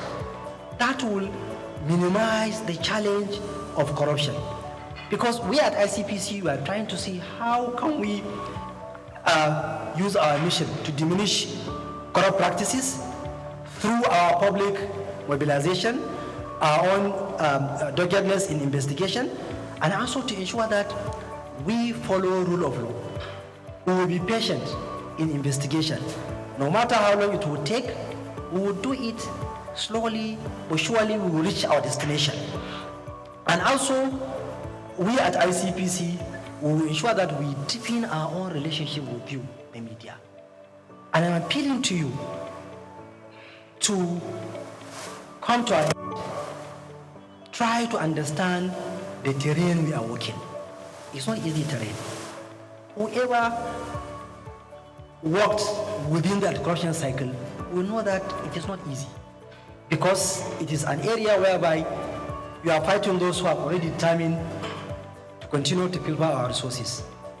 It's an area whereby those who engage in corrupt practices are really determined to peddle information that are not correct in order to try to bring controversies so that to divert the attention of the main issue. So fairness, hearing from the other side, is what will help us to discharge our mandate. And ICPC, for the past 25 years, has consistently maintained ensuring that there is fairness and the fair hearing, and also we do not engage in anything that will bring damage to people because of allegation against them. We will continue to ensure that we will be fair. If you ask questions, we will answer. And like I said, we are appealing to you to reason with us because of the terrain we are operating, which I know I don't need to elaborate. So that is why there is no way we will not come close to you. There is no way, because we need you, because Nigerians need to know what is happening. That will project the good image of our country. That will make foreign direct investment to come into our country. That will make our youth to have job. We know what is happening in this country. We know that a lot of youth are roaming on the streets looking for job. And the youth are the future leaders of this country. So, and it is through you, by helping us to propagate our activities and also to bring issues that will project good image of this country. By doing that, we'll make Nigeria great, and also will tackle the challenge of our corruption.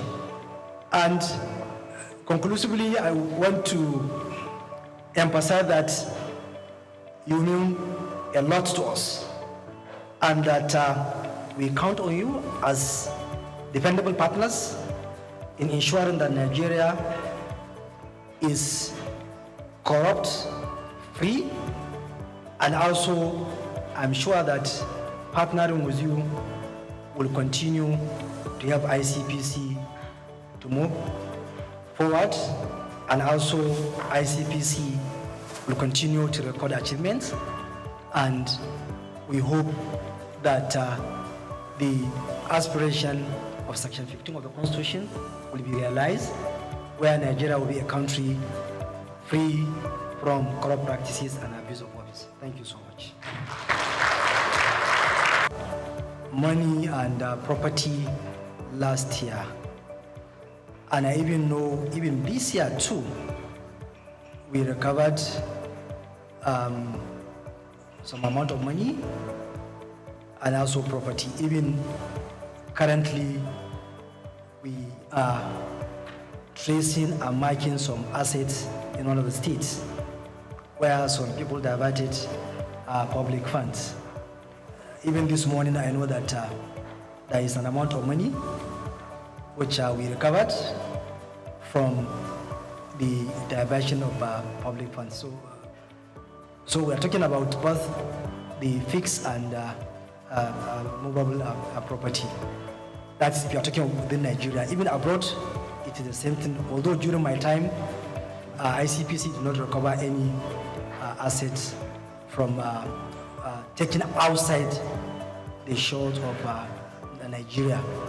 But I know that we are collaborating with one of the African countries about money that was brought into Nigeria from that country.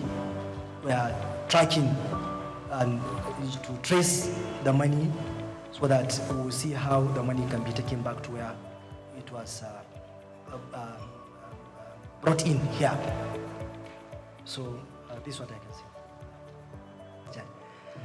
And some of the issues you raise are part of the problem. Like I said somewhere else, and I kept on saying, I will say it here. My first contact with public office is when I was Attorney General. That was when I now realized that all what I was thinking, when I came into contact with the reality, then I now realize that we Nigerians are part of the problem. One of the issues you raise about societal pressure.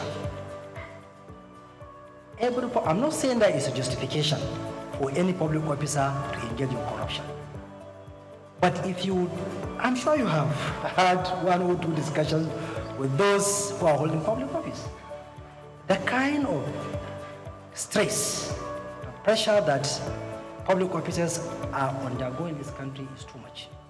Because the family, the friends, associates expect you to give them money.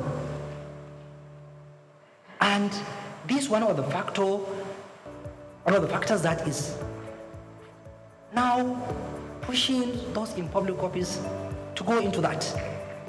And I noticed that any public officer who resists, you are considered as awkward, very difficult, and they will keep on pressurizing you that if only people that are strong that can stand that pressure.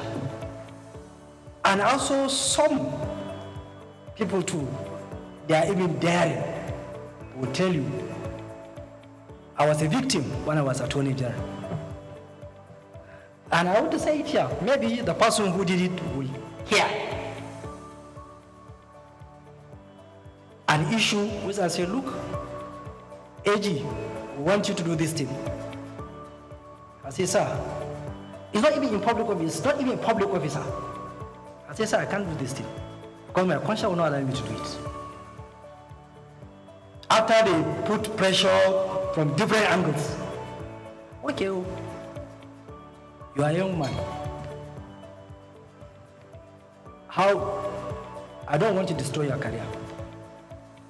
And I say, sir, my career is not in your hand. It's in the hand of God, my Creator. And I left. What followed, it wasn't pleasant. I had to battle for more than 1 year of series of blackmail, from one blackmail to another, just because somebody wants to get money. And you can only get that money through me. And I was put under intense pressure to succumb, which I did not. What followed was I was put under serious stress.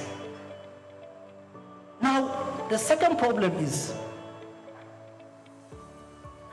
there is this theory. Whenever the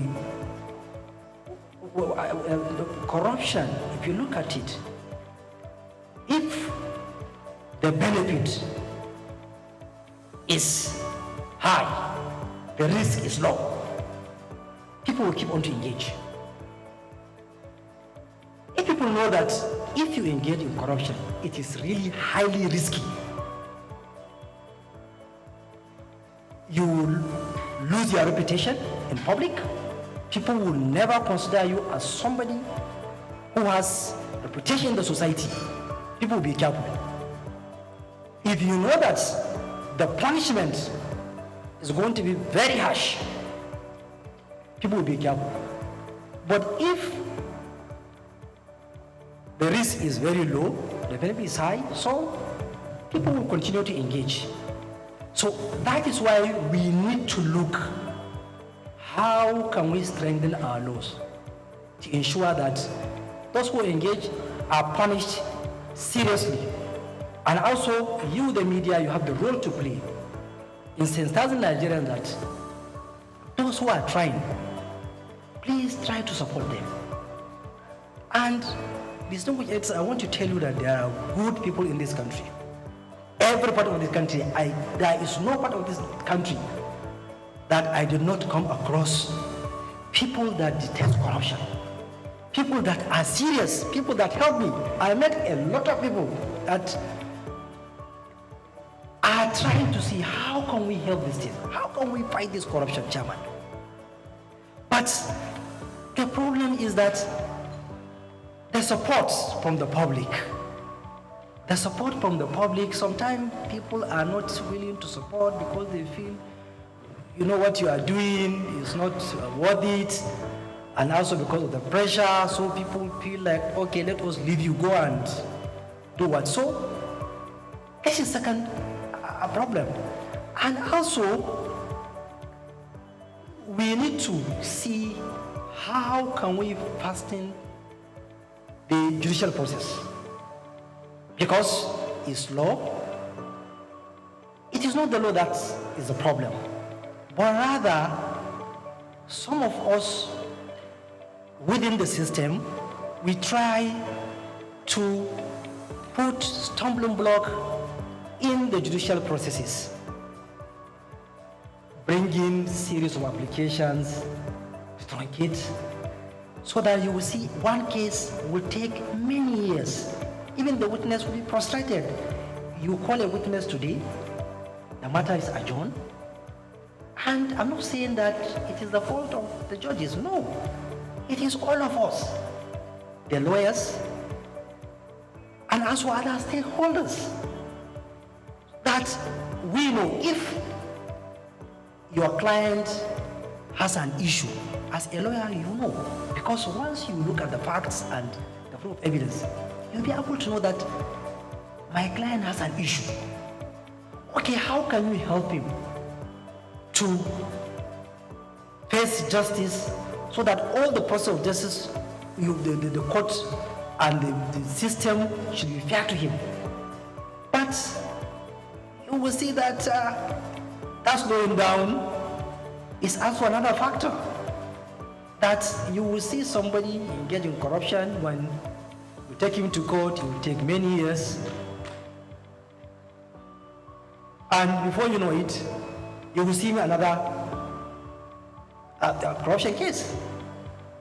And also another problem, especially in the public sector, I now notice, is that our public service rules also has a problem, because it has given a leeway that people engaging in corruption, there is no specific provision which provides that, look, once you are engaged in corruption, you should automatically be dismissed.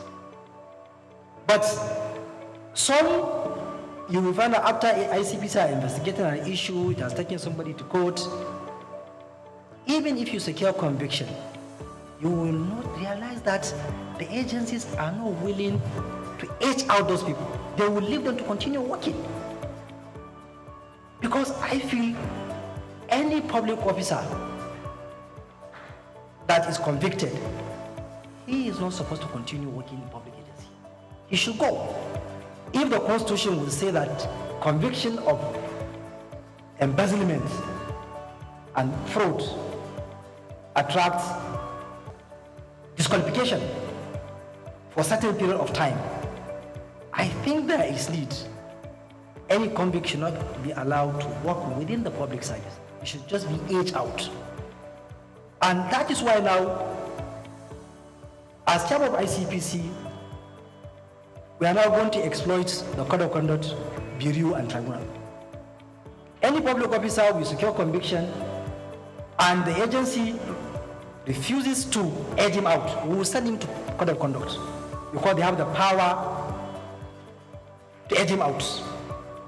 So there is another way, so that we don't allow people to continue. So these and other issues are part of the problem, why the problem of corruption will keep on coming and coming and coming. And also the institutions are really weak, because there are a lot of vulnerabilities where people are exploiting in order to commit corrupt practices. That is why we need to focus on technology. Technology will be able to give you the threat. You will be able to know some of the things that are happening, most especially around procurement. This is an area whereby there is serious problem because of the laxity and the challenge around that. So that's why you will see that almost you will be seeing issues around procurement be raised in public sector. So this is also another factor that is bringing this issue of corruption to keep on going. And also there is international dimension too. Because if those who are taking or stealing the humongous amount of money, they don't have a place to hide it, then it will reduce. But they know that they can wear it somewhere else. And those countries, I keep on saying, when you say that we have challenge of corruption, why are you keeping the process of crime in your country? Why can't you turn them back? This is process of crime. Please take it back to your country, because there is United Nations Convention Against Corruption. And it is a global legal instrument. But you will find out that when they wear the money outside the country, there are a lot of technicalities. MLA, other things that will be frustrated because the legal mechanisms are made in such a way that it's even very, very difficult for you to recover. So if they know that they cannot take it somewhere else, I think the problem might reduce.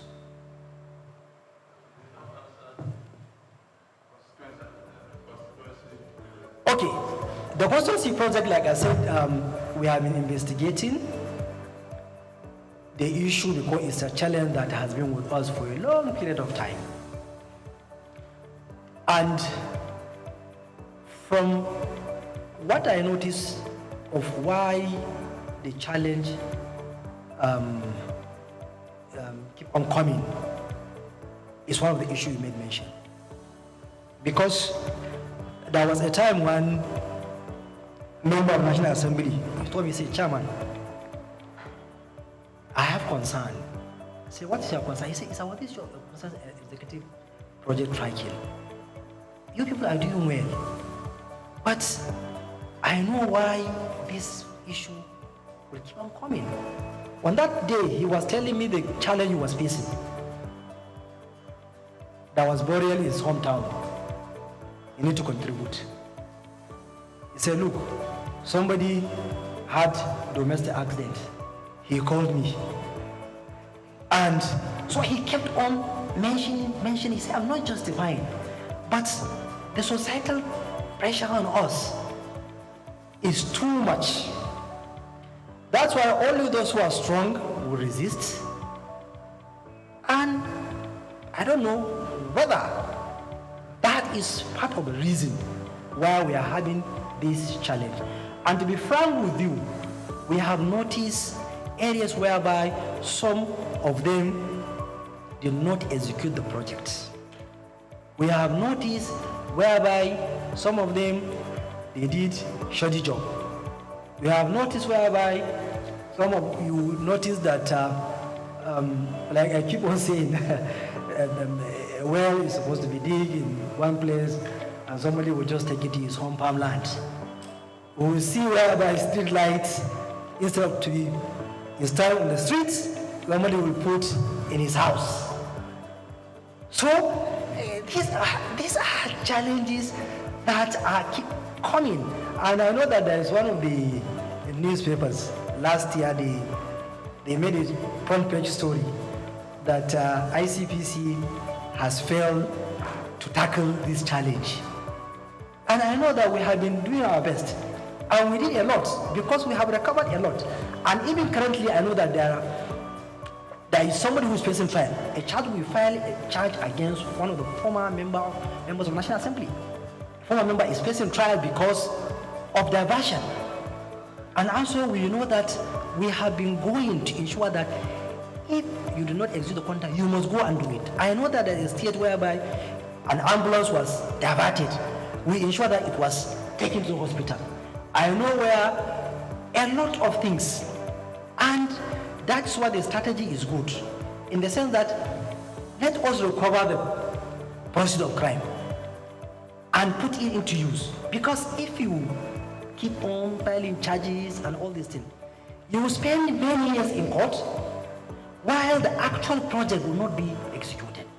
And to be fair to them, if you confront them, you show them the proof. Honorable or distinguished, this is a project you're supposed to execute, you do not. Please direct the contractor to go back to site, or contractor go back to site. They go back. And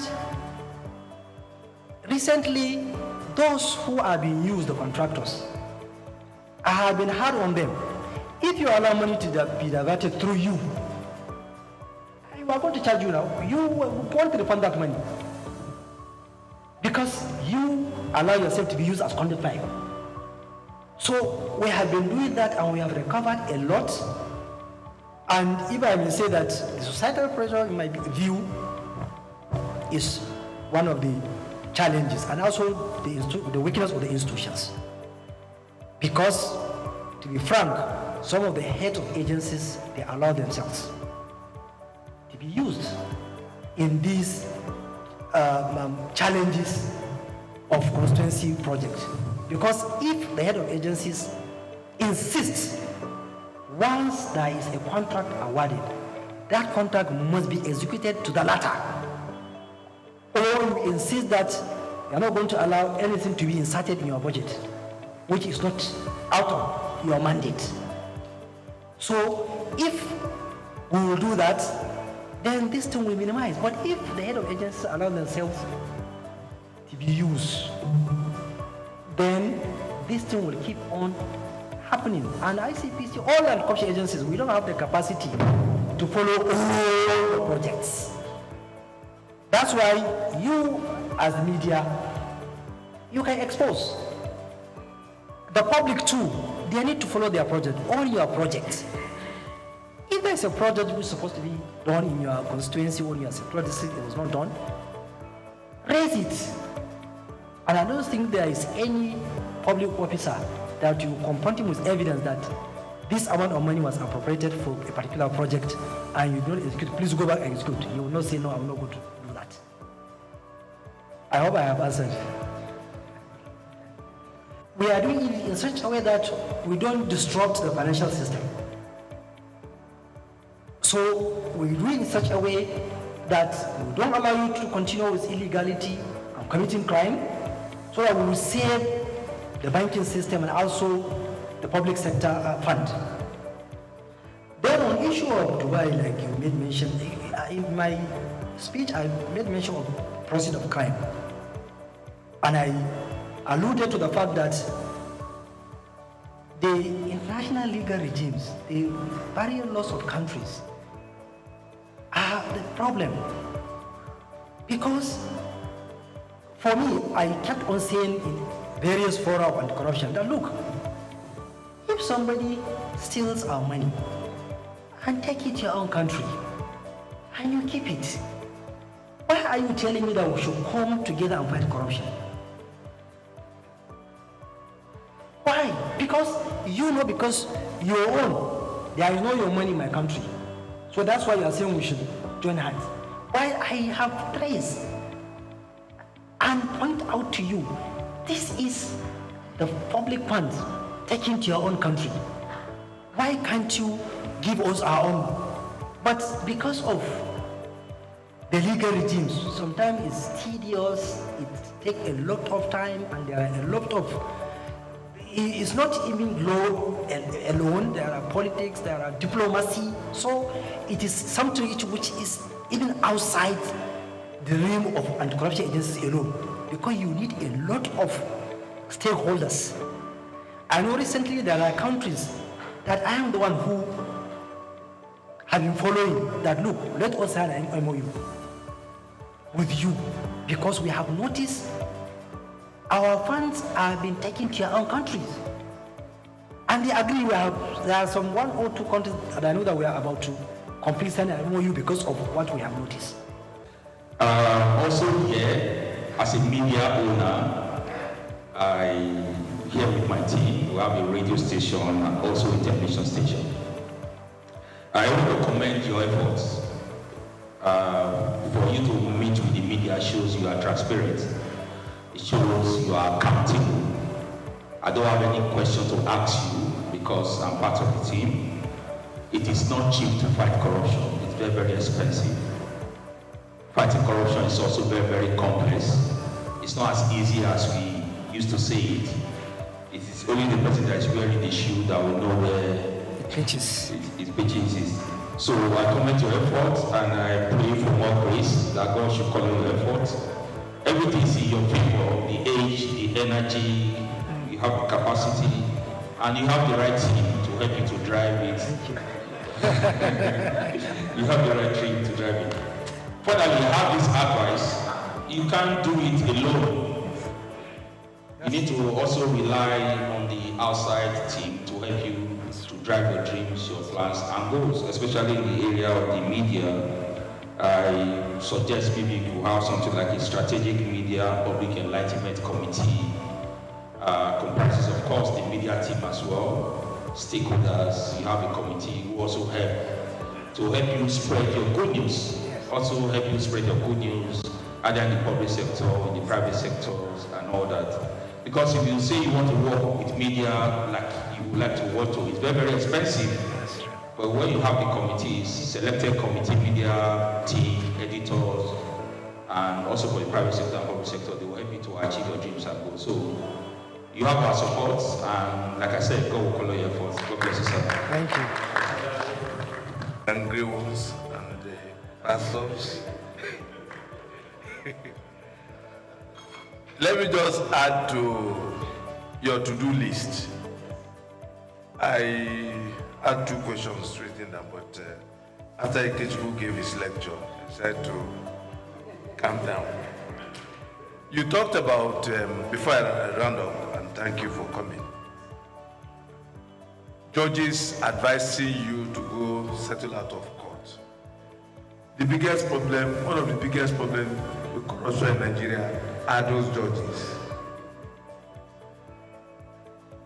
Recently, I think it was the Chief Justice of Nigeria who said election cases constitute about 70 or 80% of the cases they have in their docket, which suggests that election cases are very lucrative for them. So you have to put your searchlight on the judiciary. Then number 2, your constituency, the legal profession. Please, MBA has, from all accounts, a vibrant lawyer, Afam Osigwe. Engage him, collaborate with him. MBA too has to deliver. Plea bargaining takes place and judges advise you to go settle out of court. It's because the judges too are corrupt. The appointment and promotion mechanism on the bench is also corrupt. Search the NJC. Today, the type of, what's the word now? Corruption in terms of judicial promotion in Abuja is huge and impacts on the quality of judgment delivered. So, Mr. Chairman, the biggest thing you have done is to come here to show transparency. You said corruption thrives when there's sex. I also say this, I'll add to that corruption thrives when there's darkness, when it's hidden. So you're coming out here suggests that you really want to fight corruption in partnership with my colleagues. And it's a brilliant thing you have done. I know you met some of my colleagues in Abuja, and that's why the Secretary of the Guild and the Deputy President of the Guild are here. You have to continue. Because if you want to work with the media, honestly, the way you have shown, the media will work with you, and Nigeria will be better for it. Thank you for coming. And I will do my best to start my duty to the best of my ability, together with the officers of the ICPC. That is why if people are raising the issue of bias, the issue of all this lie, you cannot prevent people from raising those kind of issues. But one thing I know, that if I satisfy my conscience I'll go to sleep. And like I said, there is somewhere else that we are going to account somewhere. And that is why I try as much as possible to be fair in what I'm doing. And also God knows what I'm doing, and also know my ability, because the anti-corruption is a very complex and difficult thing. Sometimes getting evidence, getting things is difficult. Even if you're investigating issues, somebody will look like you are targeting you are targeting somebody, or you have a motive, or this thing. So on my own part, I will do my best, and also posterity will judge. Because that's the only thing I can say. On the other issue, which like the president said that the lecture you gave us, and some of the things you raised, I quite agree with you that those are the challenges, and we need to work on them.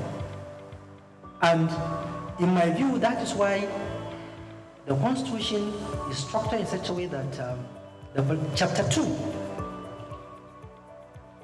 it is left in such a way that is you, the leader, that you strive to ensure that Chapter 2 is realizable. You attain that aspiration: education, healthcare, good environment, all other social amenities. You as a leader, you must think outside the box to ensure that you reduce the poverty level, which I agree with you. The level of poverty is really high, and we need to tackle it, because without tackling the poverty, we will continue to face this challenge of corruption that keeps on coming. And also, we are not justifying or depending the public office holders or the politicians, like you said, that we are saying that there's societal pressure. Like you said, it's a fact. We can't deny it. Myself as ICPC chairman, if I show you the number of text messages people are sending to me every day, you'll be shocked. In fact, I am even thinking that some they have even forgotten that I am the ICPC chairman. Maybe they are thinking that I am chairman of one local government or a state governor, because they will keep on sending. So, and also they will keep on calling, because the number of calls are such that they are unbearable. And we are part of the society. Even if we deny, there is such a thing that even if you deny, is a reality. And I agree that poverty is one of the factors. But also we have to keep on telling people that they need to consider public office holders. And also we, the public office holders, also, we need to live a simple life. Because some of us, the way we are living a very larger life, that's why people will keep on pressurizing you. But unfortunately, it is also us, the Nigerians, that are pushing people. Like that member I started an example, he told me that my constituents were telling me that, look at this man. He has finished house order, he has an old car. Up to now.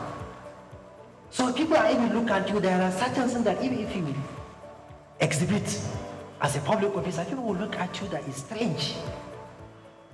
So why?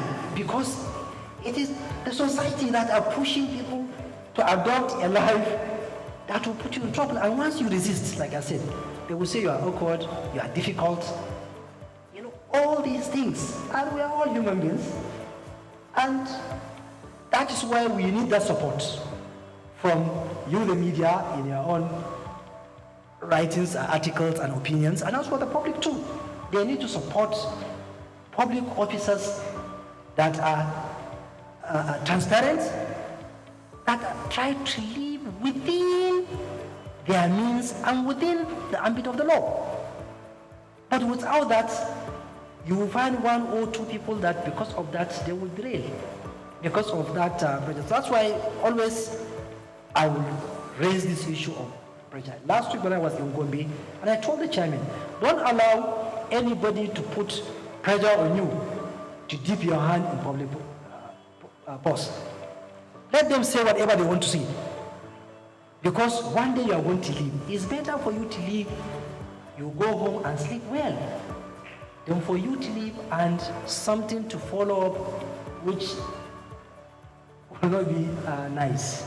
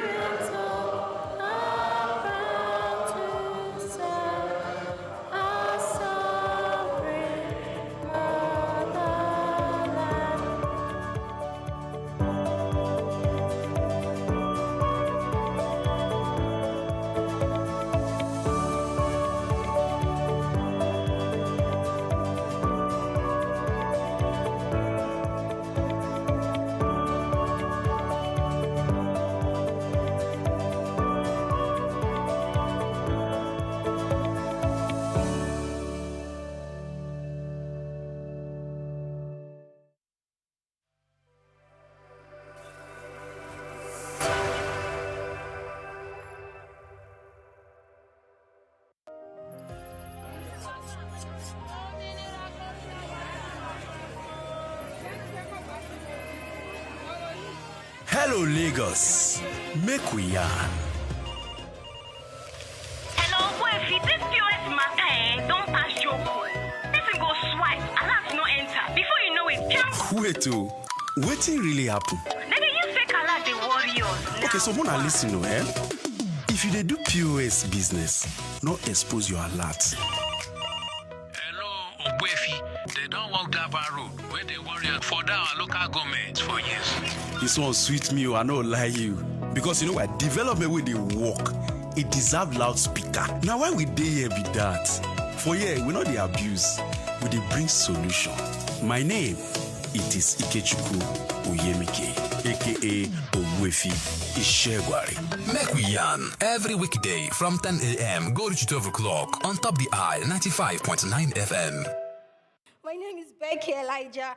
I'm from UBA, so keep watching SOUQ News. Hello, my name is Emmanuel. Keep watching SOUQ News. Esther Ashimi, keep watching SOUQ News.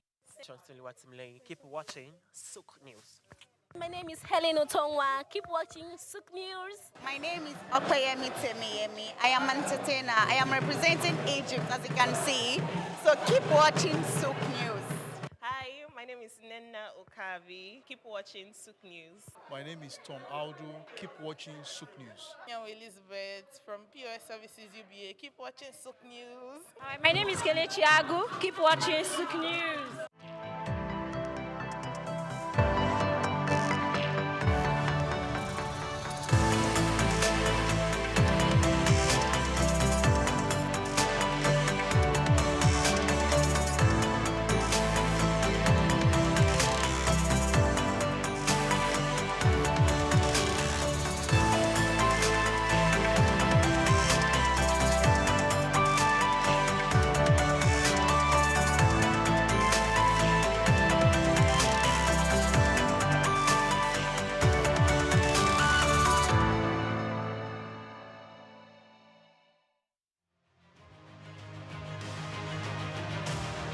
The world of business is one filled with men and women willing to dine with risk.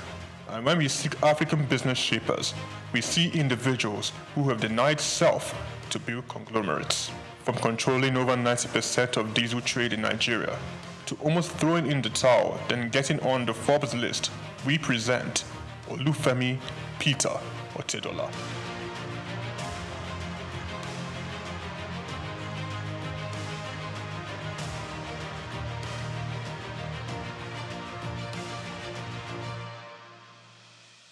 The Nigerian businessman and philanthropist was born in Ibadan, the capital of Oyo State, on the 4th of November, 1962, into the family of late Sir Michael Otedola, the governor of Lagos State from 1992 to 1993. The University of Lagos Staff School, Akuka, welcomed Olufemi for his primary education and secondary education at Olivet Baptist High School, Oyo. Olufemi proceeded to Obafemi Awolowo University, Ife, for his first degree, graduated and joined the family printing press business, working hard and gaining experience. Femi Otedola ventured out starting Center Force Limited. The company focused on finance, investment, and trading. The oil and gas sector was Femi Otedola's next port of call. From quite a very humble beginning in the oil and gas sector, utilizing connections and networks of family and friends, he cultivated partnerships in diesel supply chain, him being the last man to the final consumer.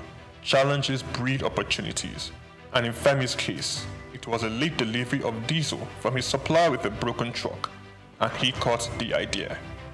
He could do better and provide better services. He ventured into diesel supply business, buying diesel from a retailer and supplying to companies. Femi Otedola encountered several difficulties securing his supply and timely meeting the demands of his growing clients. This definitely was an opportunity he identified in the fuel retail market. Otedola secured the finance, and Zenon Petroleum and Gas Limited was born, petroleum products marketing and distribution company. Otedola, owner and chairman of Zenon, in 2004 invested 15 billion naira in downstream infrastructure development and acquired storage depots at Ibaofon, Apapa, as well as 4 cargo vessels, amounting to a combined total storage capacity of 147,000 metric tons. Zenon Petroleum and Gas Limited also acquired a fleet of 100 DAF fuel tanker trucks. By 2005, Zenon controlled a major share of the Nigerian diesel market, supplying fuel to most of the major manufacturers in the country, including Dangote Group, Cadbury, Coca-Cola, Nigerian Breweries, MTN, Unilever, Nestle, and Guinness. Zenon Petroleum and Gas was the name on major invoices, and Femi Otedola the name on every lips, playing toe-to-toe with major multinationals. Zenon, in a very short period, silenced the competition and almost unilaterally determined the price of diesel in Nigeria. The competitors came to Zenon for supply. Femi Otedola, with the massive success Zenon Petroleum and Gas achieved, bought a 28.7% stake in African Petroleum. Otedola branched into the financial sector and aggressively stocked up the shares of leading financial houses. He became a top shareholder in Zenith Bank, United Bank for Africa, and the largest importer of diesel in Nigeria. He acquired major shares of Africa's Finance Corporation, Mobile Oil Nigeria Limited, Chevron Texaco, and Visa Phone. Otedola has his hands deep in real estate investments, including an acquisition in February 2007 by Zenon of Sterling House in Victoria Island, Lagos from the federal government. Lagos, London, Dubai, Monaco all have the signatures of FO Property Limited. He was appointed chairman of the Transcorp Hilton Hotel Abuja and tasked with driving its expansion and upgraded to a 7-star facility. Otedola has served as a member of the Nigerian Investment Promotion Council since 2004, was appointed by President Goodluck Jonathan to Nigeria's National Economic and Management Team. Otedola is chief executive and president of the Seaforth Shipping Company Limited and was at one point Nigeria's largest ship owner after extending control over the distribution of diesel products.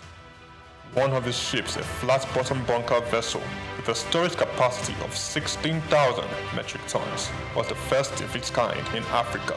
In January 2006, Otedola was appointed a non-executive director of Transnational Corporation of Nigeria PLC, a multi-sectoral conglomerate established in 2004 by then President Olusegun Obasanjo to respond to market opportunities requiring heavy capital investment in Nigeria and across sub-Saharan Africa. He held this post until February 2011. Otedola was appointed chairman and chief executive of African Petroleum in 2007 through the acquisition of controlling stake in the business.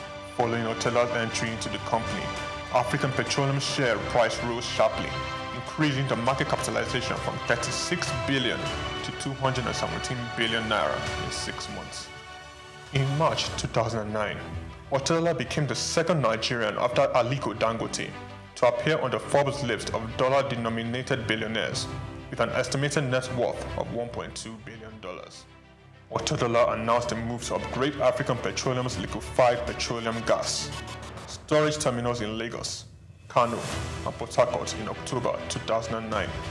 Harsh economic conditions necessitated by the slump in the oil prices and credit squeeze of 2008-09 led African Petroleum to record a loss in 2009. With the world oil price crash came difficult moments for Zenon and Otedola. He was very close to complete bankruptcy. I said to myself, I was not going to have friends and enemies. I was going to have only competitors. I had two options: commit suicide or weather the storm. African Petroleum, rebranded in December 2010, changed its name to Fort Oil PLC. Otedola paid his near $1 billion debt and invested in the financial industry, making him a top shareholder in Zenith Bank and United Bank for Africa. Otedola restructured the business, focusing on technology and improved corporate governance. And in 2012, Fort Oil returned to profit. Otedola financed 57% of Fort Oil subsidiary, Amperion Limited, which acquired the 414 megawatt Geregu power plant for $232 million in 2013. Fort Oil improved financial position and diversification into power generation resulted in a 1,321% rise in its share price. The first half of 2014 saw the company's pre-tax profit more than double year on year to 4.1 billion naira. Revenue growth for the whole year was 33%.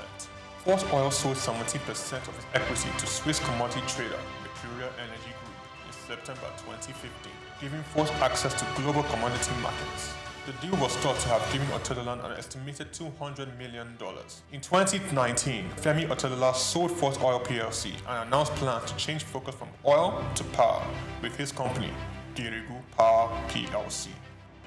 Geregu Power PLC became the first power generation company to list on Nigerian Stock Exchange, demonstrating to stakeholders in the sector how they can fix financing and make profits sustainably. The company's market capitalization is now 726.75 billion naira, and the share price now 290.7 naira from the 2.5 billion shares that were listed at 100 naira each. Otedola, the chairman of Geregu Power, sold down a Geregu stake to bring on institutional investors. In October 2021, Femi Otedola was announced as the single largest shareholder of First Bank PLC. FBN Holdings, the parent company of First Bank Limited, witnessed a commendable 437.9 billion naira surge in market capitalization. FBN Holdings appointed billionaire Femi Otedola as the new chairman of its board of directors, effective January 31st, 2024. Femi Otedola has had its share of controversies. Zenon was among the number of companies named in an alleged fuel subsidy scam report. This was followed by a case against Farouk Lawan for bribery. Otedola has also lost in the ever-evolving competing space of business acquisitions. Transcorp and Huheli Power Plant are two notable projects he closely bidded and lost. Femi Otedola philanthropy is quite remarkable. Otedola made a 300 million naira donation to the completion of the National Ecumenical Center in Abuja. In 2007, he gave 200 million to the State Security Trust Fund in a drive to reduce crime in Lagos. Donated 100 million naira to the Otedola College of Primary Education in Egbe. In 2008, he donated 80 million to the Faculty of Agriculture at the University of Port Harcourt. Femi Otedola pledged and redeemed $25,000 to the Super Eagles in the match against Algeria in 2019 AFCON. He gave all 750 students of Augustine University 1 million naira each. Femi Otedola sits comfortably on the Forbes billionaires list of top 20 richest people in Africa. Femi Otedola is married to Mrs. Nana Otedola and have 4 children: Olawumi Christy Tolani, Florence Ifeoluwa, Elizabeth Temi, and Fewa Otedola. Olufemi Peter Otedola is a standout astute business executive.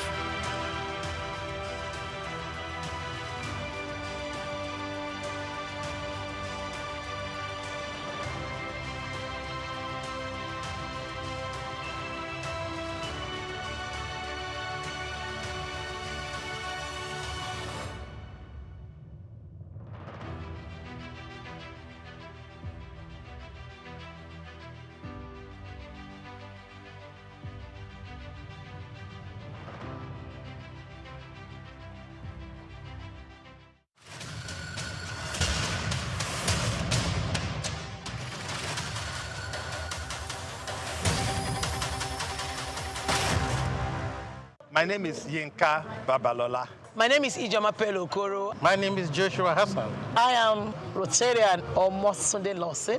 It's Ife Yunwarita Ejeze. My friends call me Ife. My name is Rotarian Lola Dare. I'm inviting you to keep watching SOUQ News. It's the right station to tune to. I like SOUQ News.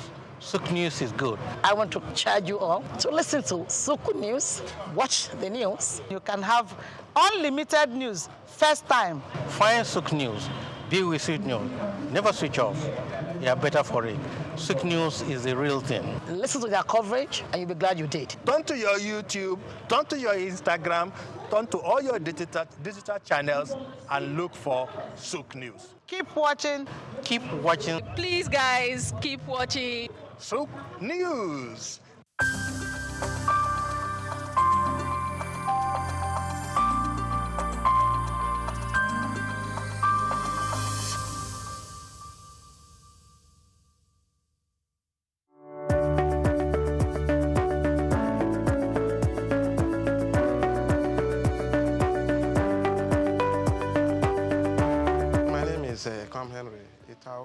I'm from Akwa Ibom State, Eke local government precisely. My primary school at Akwa Ibom Church Primary School, so young Eket, where I grew up in the early 70s. I moved into government secondary school at Eket. I finished my school set in 1981. It was a jolly good experience. Before I moved over to Lagos, where I did my higher school, Federal School of Art and Science, Victoria Island. And from where I took my JAM, then I got admission to study English and literary studies in the great University of Calabar. Growing up was fun, education was fun. We enjoyed the bits of our life, all we went through there, from primary to secondary school, the dormitory lives, my friends, my colleagues.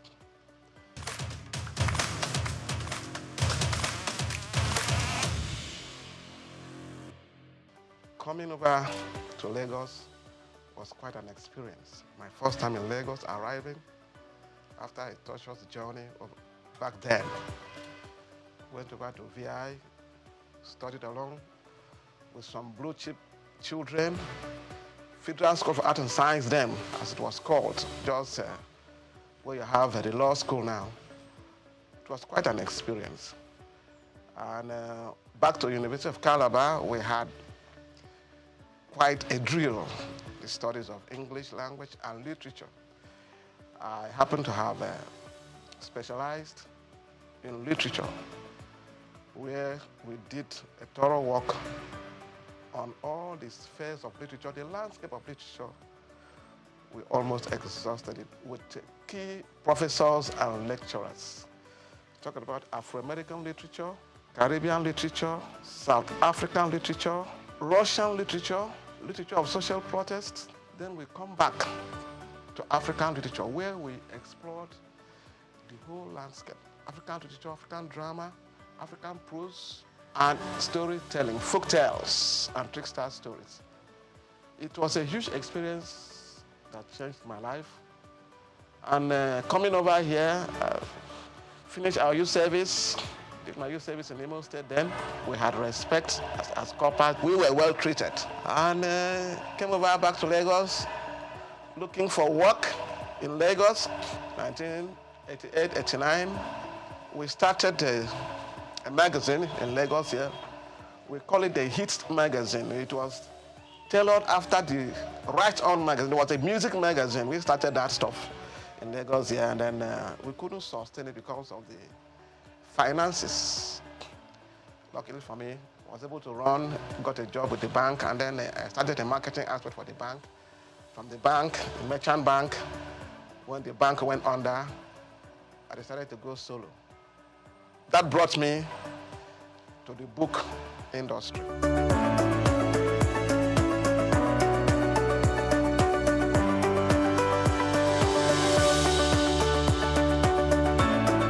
I have always have this passion for books, right from my primary school to my secondary school. My mom was a teacher, a successful teacher. We were encouraged to read books. We used to hide ourselves in the libraries, my local government libraries. So when I got admitted to the University of Calabar, all our long vacations, we were always found in the library. Of course, there was no GSM then. The library was our contact space, where we go to the libraries to get information about when the school is going to resume, because apart from news, radio and all that, you may not know when the school is going to resume. But when you meet with your friends, you know, in the library there, we meet with some other undergraduates, Uniben, SOUQ, Ife, some of our friends who were studying there, who came home for long vacations. I mean, we interact with them, and before you know it, we hear, you people are going to resume this, that, and that's how my passion for books gets strengthened. When we resume schools, we exchange novels. We look for novels to read. We look for African writers series. We look for Headley Chase. We look for exotic books. We started collecting books. When we finished reading, we shared the books to our friends. We talked about the books, and from there, we were able to explore the world. We sat down in the library and we knew what was happening in the apartheid South Africa. I did so much about the history of South Africa. I read about the Zulu aftermath. I read about the Mau Mau Wars, the challenge of colonialism, the pro-colonial times. I had a good teacher who taught me history in the secondary school, Miss Tooten. He did a yeoman's job. He led us through the whole spectrum of West African history. West African history by Adekunle Aromo-Laran. We talked about the Oyo Empire, Songhai Empire, Timbuktu, the Great Mali Empire. You know, all these things stir up our curiosities. And since then, we never departed from books. We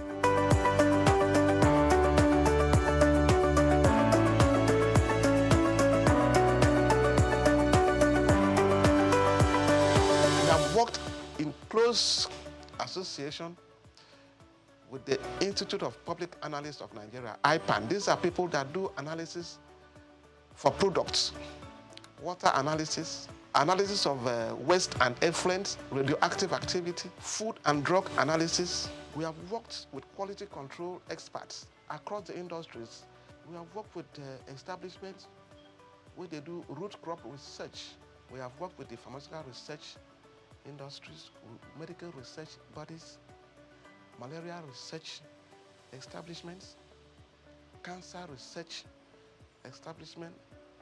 These people look for us for specialized information in the management of special disease and treatment in oncology, people in the area of traditional medicine, alternative medicine, natural medicine. They look for it. We are partnering with the Nigerian Institute of Science and Technology, Institute of Natural Medicine in Victoria Island, to work with them in the area of the development of herbal medicines in Nigeria. We have books we partner with them to promote. You see, medicinal plants from eastern Nigeria, medicinal plants from the northeast, medicinal plants from the southwest, medicinal plants from the south-south. We market these books for people who want to know. No, we are working now on the production in partnership with relevant institute of the Nigerian pharmacopoeia. We know about the British pharmacopoeia. We know about the American pharmacopoeia, the Japanese pharmacopoeia, and herbology. We are working towards having the Nigerian pharmacopoeia. This is going to be a compendium of materials that talks about medicinal plants of value, medicinal plants that have healing properties. We are working with specialists, pharmacognosy, phytochemists, and by God's grace, this is going to come into fruition. We partner with the Pharmaceutical Society of Nigeria and all kinds of health bodies that we can't even mention. So many of them invite us for their annual conferences which is rotated across different states in different years across the nation. So we've traveled, and in most of these conferences, you have experts, deans of faculties, heads of departments that reach out to us with information in books and journals that are relevant for their students and for their practitioners. We don't only market reference books and textbooks in all fields of study, all fields of human endeavor. We also market relevant journals, research journals, peer-reviewed journals in sociology, in psychology, in law, research journals in oncology, in public health, community medicine, in nursing, research journals in nutrition and dietetics, food science, international relations. We partner with the Nigerian Institute of International Affairs in Victoria Island. We have key journals in world affairs, African affairs, and these journals will help them to distribute to all relevant establishments and departments that need it. So it has been a great job, very taxing and exciting.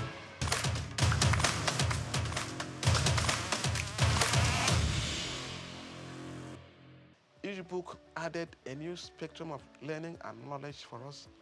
When we got into literature and poetry, we explored a whole lot. When we went into American history, the black history, we read about the nation of Islam. We read about Elijah Muhammad. We knew the struggle they had to go through, racism and all that stuff. And it really inspired us to see what we can do to add value to knowledge. And it has brought us this far. So it's been passion, not really born out of the money and whatever. Of course, when you have value to present, you'll be appreciated in many ways. We have had sundry appreciations from establishments, from institutes across West Africa and beyond.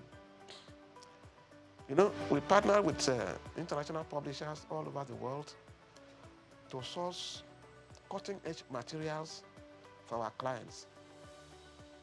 We take pains to go through a lot of materials that come in here.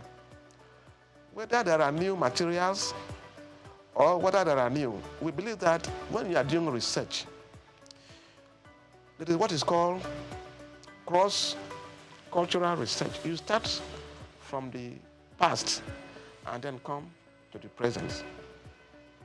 Research in any field, what happened before, where we were before and where we are now, and then we look forward.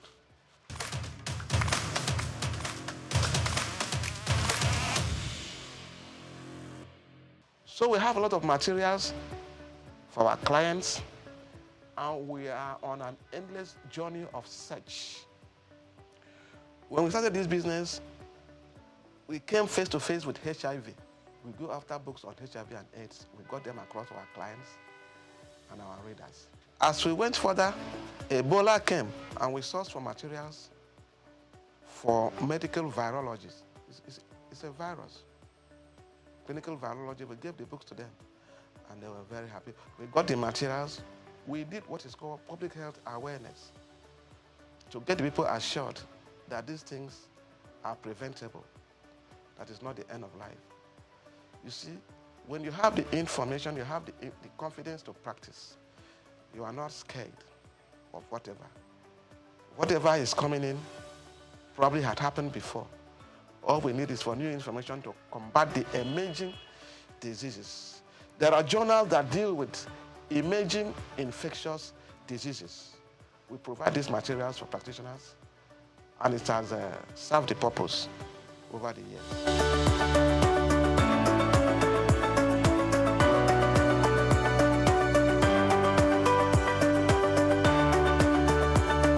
The secret of my success has been the impartation of specialist knowledge, tertiary knowledge for professionals. You know, education and learning is a lifelong journey. People talk about continuous professional development. For instance, in the media world and the real estate world, we have partnered with people who are doing media studies, you know, the print media,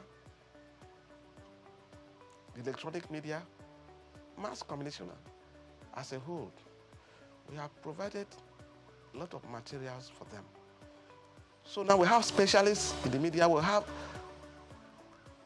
special editors, screenwriters, short story writers, photojournalists, you know, and we provide them these materials. In the real estate world, we have attended conferences of real estate practitioners, providing cutting-edge materials for them in real estate development, information technology, property development, property law. All these materials assist them in the practice of real estate. We have gone far more. We work with people, the QS, quantity surveyors, town planners, environmental managers, people who do environmental audits, environmental impact assessment, you know, space planning. We work with them, you know. And these materials we get from all across the world. If you are practicing in this area and you need materials to improve your services and the value you are creating, you will need us. We have a whole list of experts in different fields that reach us when they have challenges, when they have need for special information to solve specific problems. They reach out to us. They call, yeah, a bookman, all range. We need books in this area. For instance, we had the former Minister of Health, that great woman, Gonja Iwala. She will always call us, look, all range, we need books on international economics. And we used to give her books on international economics. And many other experts like that. We have books for people who are doing radioactive interventions, people who are doing environmental management, people who are doing analysis, food analysts, all over the spectrum. We provide books for them. Food engineering, we give them books on food contaminants, food additives. These are not books to just go to anywhere and get. We have been able to interface with them, Nigerian Institute of Food Science and Technology.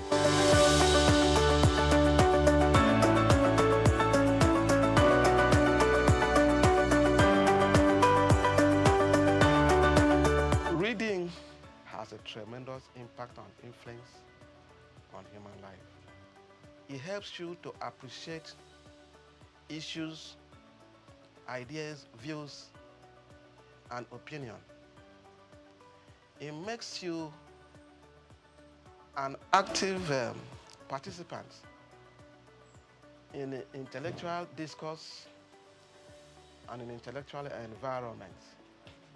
You are not ignorant of what is happening around you. It makes you a leader. Yes, not all readers are leaders, but most impactful leaders are readers. Books will change you. Books will empower you. Books will give you self-confidence. When I sit down with architect, and I'm discussing. I talked about landscape architecture. I talked about interior design. They begin to wonder whether I studied architecture. Then I started talking with oncologists, gynecologists, maybe gynecological oncologists. They think that maybe I studied medicine. I didn't do no medicine. I've been able to read some books, interface with them. I have attended their workshops, so many, and I've read their books. Some books that come to me, I try to go through the introduction and the preface. I try to. Books in all areas. You understand? I was looking at a book on anesthesiology, and I found out that no serious surgery could be carried out without an anesthetist. Surgical intervention, is it abdominal surgery? Is it cancer oncology? You need a professional. These are people that manage the airways. When the patient has been numbed with drugs for the intervention, the surgical experience, maybe for 3, 4, 5 hours, there has to be a resuscitation. And this is the specialist area for anesthetists. Not all doctors can handle that. You are doing cesarean section. You are doing ENT surgery. You need them. So you have a team of doctors that will invariably handle a serious, for instance, at the orthopedic hospital, we want to do amputation. You have the plaster people, you have the hematologists, you have the anesthesiologist, then you have the surgeon, who is a very good orthopedic surgeon to handle amputation. Whether it's amputation of the legs and all that, because they have to manage, the hematologist will manage the loss of blood. Then the anesthetist, then the orthopedic nurse will be there. Then we have the theater nurse will be there. All of them well kitted for the operations. It will look as if they are going to travel to Mars. Safety procedures, management of spills, cleaning, and everything. Then rolling the patients to a special, maybe it's an amenity ward where they are going to keep the person to manage the post-operative procedures and all that. Of course, there are pre-surgical experiences, the tests, the examination, the review and all that before the real process. So these are not things we learned overnight. It has taken a process of time. And we got to know that, oh, this is how the deal is done.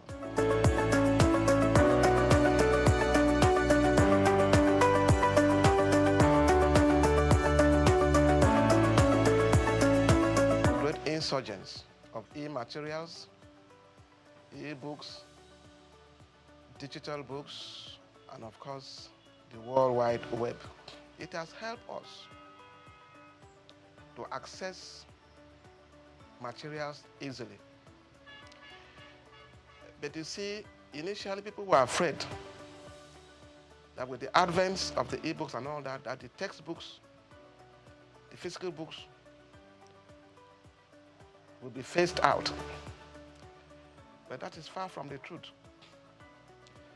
Libraries still get their core text and materials.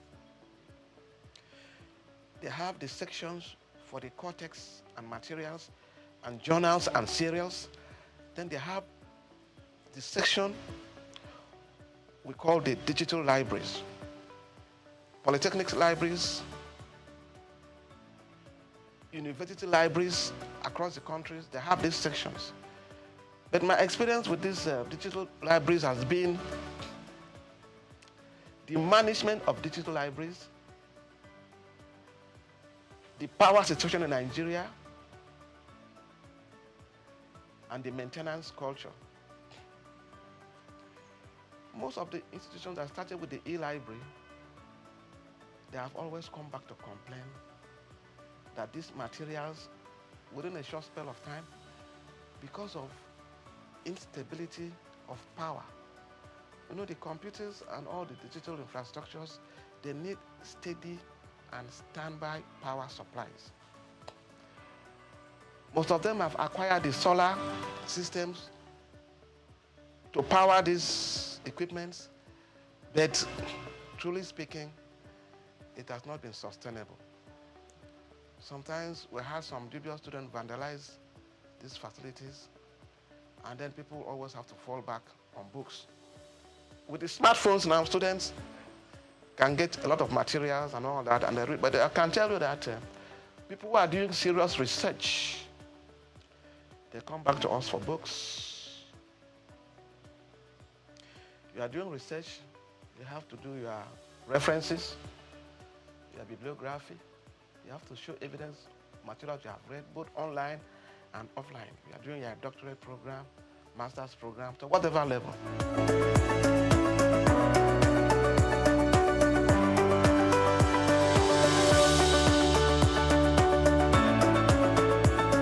At the level we are now, we believe that we've added value to education, to training, and to teaching. Our next phase now, we're trying to see how we can give back to the society through our interface with like-minded NGOs. We are started our book cafe, all-range book cafe, where we invite people. It's a private library to come and read and study in a relaxed atmosphere, where you can come in and do your book reviews. If you're a writer, you come in and do your book reviews, review your textbooks. Going forward too, we also have our NGO, which we are working on, that borders on environmental management. We call it the Campaign for Sustainable Environment. This is a program we have been running the last 5 years. We are talking about global warming and climate change. We do environmental education.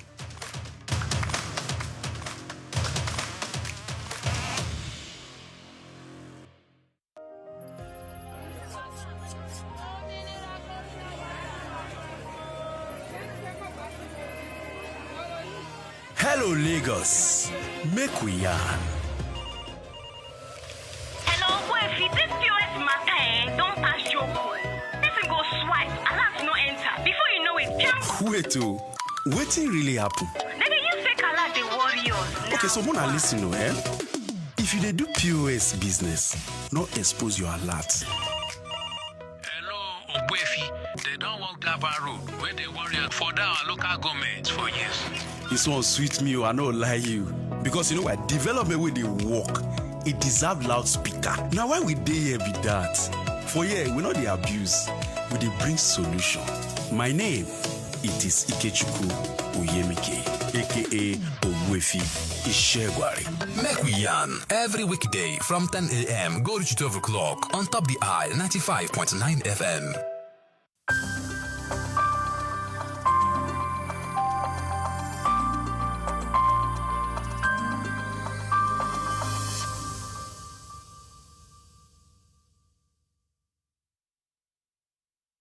Well, you already know my name is Steve Omojafo, and my middle name is Bamidele. That was the name that my parents gave me at birth, because it was like they regarded themselves as not Lagosians. It is Providence that brought them into Lagos, and I then happened to be born here at Odo Street, Balinde. And in fact, we had a We didn't go to Mercy Hospital then. There was a little home along Godo Street run by a very experienced nurse. Mama nurse, that's what we, So I was born in that little place and grew up from there. Like I said, my middle name is Bamidilim. My parents probably said, well, we have had it here, but this is not home. As at that time, you will go home with us. No problem. So I started off at St. Matthias Catholic Primary School on Louis Street. And I was in St. Matthias from 1953 till 1960, when we finished with our primary school living certificate. Then from there, an extra year at Holy Cross School. We needed that extra, they call it prep class. Prepare yourself to go to the secondary school. And from Holy Cross, for 1 year, I moved on to St. Gregory's College, Lagos. Now, growing up in Lagos was one of the best things that happened to us then. Life was good, life was easy, life was safe, life was like everything that a young man could aspire to. We went to school with Scholars Bus, which was virtually provided for free. When Scholars Bus was not available, it was fun walking from Obalende, firstly to St. Matthias, and then from there to St. Gregory's College. Life was good, life was safe. You could go out any time of the day. You could play from house to house. Parents knew each other very well, and so, in fact, when you were late somewhere on your street or in your neighborhood, you could sleep there because they would send a message to your home that Dele is here, so don't bother. The next morning you wake up, have your bath, have breakfast, return to your home. There was this community life that we all lived. Parents could discipline children of their friends. Okay? Not like these days, you dare not touch any other child. The parents will come and do a battle with you. That I didn't send my child to you to be flogged or to be beaten. So it was a very beautiful life. So went to St. Matthias, went to St. Gregory's College, and then from there to University of Lagos. We were our brothers' keepers. School was fun. Teachers were all there just to teach you. There was no messing around. There weren't any bad habits that people could be developing along the line, So that was my life growing up. So we were all walking through Balinde to Lafiaji, to Campus Square, to Tokunbo, Okekpopo, So we were children of the neighborhood. We were children of the area. So I'm never ashamed to say I'm an area boy in Lafiaji. Today it has become a taboo, but then we were proud of our origin. We were proud of our place of birth, and we were proud growing up in the neighborhood.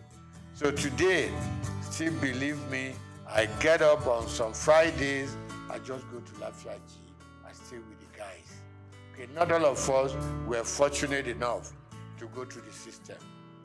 Okay, so those who, in quote, we left behind, we still, a lot of the time, we still talk to them. We still relate to them when there are problems that we could fix. We help out. Because, it wasn't their fortune to be able to have gone. I know some dropped out, on their own volition. But generally, we all like the idea of going to school, but some couldn't make it. But we still relate to them. We are still friends. So I'm not surprised I leave Holy Cross Cathedral and I just hear people call me my names. And I know these people are those who knew me when we were growing up.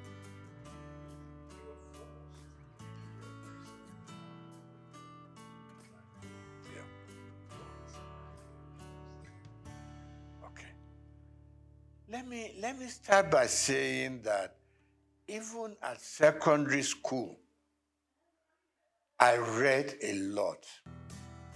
I was interested in the newspapers. And a lot of the time, I read something, there was always this beautiful column of letters to the editor. So anything that I read that I liked, I sit down. 2-3 paragraphs letter to the editor to compliment what they've done, to criticize what I didn't like, and these things were published. And I liked it, okay? You open the papers and you just see, contributed by Steve Omojafor, or some will call me Bamidele Omojafor. So that kept me getting interested in the media. So when I left secondary school, after higher school, I would just pay a visit to Daily Times, which was in Tinubu, Kakawa Street. I just pay a visit there, and I got talking to people. They would take me to the newsroom, they just show me how newspapers are produced and all that. That ignited my interest. So when I left higher school, mass communication was what occurred to me.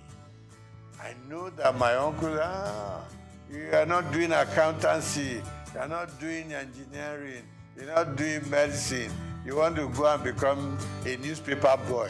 I said, yes, this is where my interests lie. So I got admitted to Lagos University. I studied mass communication there. And while I was there, I developed a column in Lagos Weekend of those days. Every Friday I was contributing. And I was writing under the name of Akibodilon. Now, Akibodilon itself is a name that I picked up in a drama group. Because we had a drama group that we produced all kinds of little plays here and there at Jekirandu Hall, So one of the roles I played was Akibodilon. So when I started writing my columns in Daily Times and Lagos Weekend, I just used that pen name, Akibodilon. So I did the program and I started writing for Daily Times campus news, things that happened during elections, battle between the male and female, problems with the tutors and everything. So it became a very regular program. In fact, I inherited the program from late Golabo Ogusawo, who was my boss in the Daily Times. So I did that program for 3 years. It became very popular. It got to a point, Vice Chancellor would call me to say, there's a little thing going on in the university. I hope you have covered it for your paper. And I said, I'm not even employed there. I'm just writing, So I left University of Lagos, had all kinds of jobs that one could do. But I headed for Daily Times because I just had developed a path for myself, and that is journalism. Okay. So while in the Daily Times, worked with the Lagos Weekend, went to Daily Times proper and worked there. I was a columnist, I was a sub-editor, and also a reporter. Combined everything. So that was where my interest grew and grew, and it was very painful when I had to leave the Daily Times organization. And what did I go to? Linters, advertising. When I walked into Linters, and I said to the chairman managing director, and I said, I want a job. I said, just like that? I said, yes, sir. You know, then it was easy to communicate with people. We're not too many, so they listen to you. So he said, what are you doing? I said, I'm a sub-editor at the Daily Times. So why are you coming to advertising? I want to broaden my space. I want to broaden my experiences. It took about 3 months, and I got a job in Linters. And I remember Alhaji Babatunde Joseph, when I was going to leave, said, Steve, where are you going? I said, I'm going to Linters. I said, well, we do the same thing. They package programs commercially. Here we do our papers and we go sell, you know. So I said, okay, sir, let me just go gather some experience at Linters. And Linters and Daily Times were just 5 minutes walk from each other. And I said, sir, if the editor needs me for anything, trust me, I will spend my time and money, do write-ups for Daily Times. So I was like working in advertising and still writing for the Daily Times. So that was my life. From Linters, we set up our own company, known as Roosevelt Advertising Limited.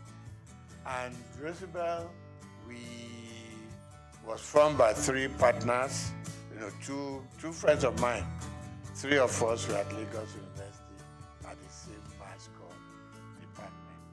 So we came out, and I left Daily Times to set up Roosevelt. One of my partners left Cadbury to join us, and Akadusi left Admark, another advertising company. So 3 of us came together and we set up Roosevelt. We call ourselves second generation agencies, because before then we were the Ogilvy, the Linters, Grant Advertising, and so on.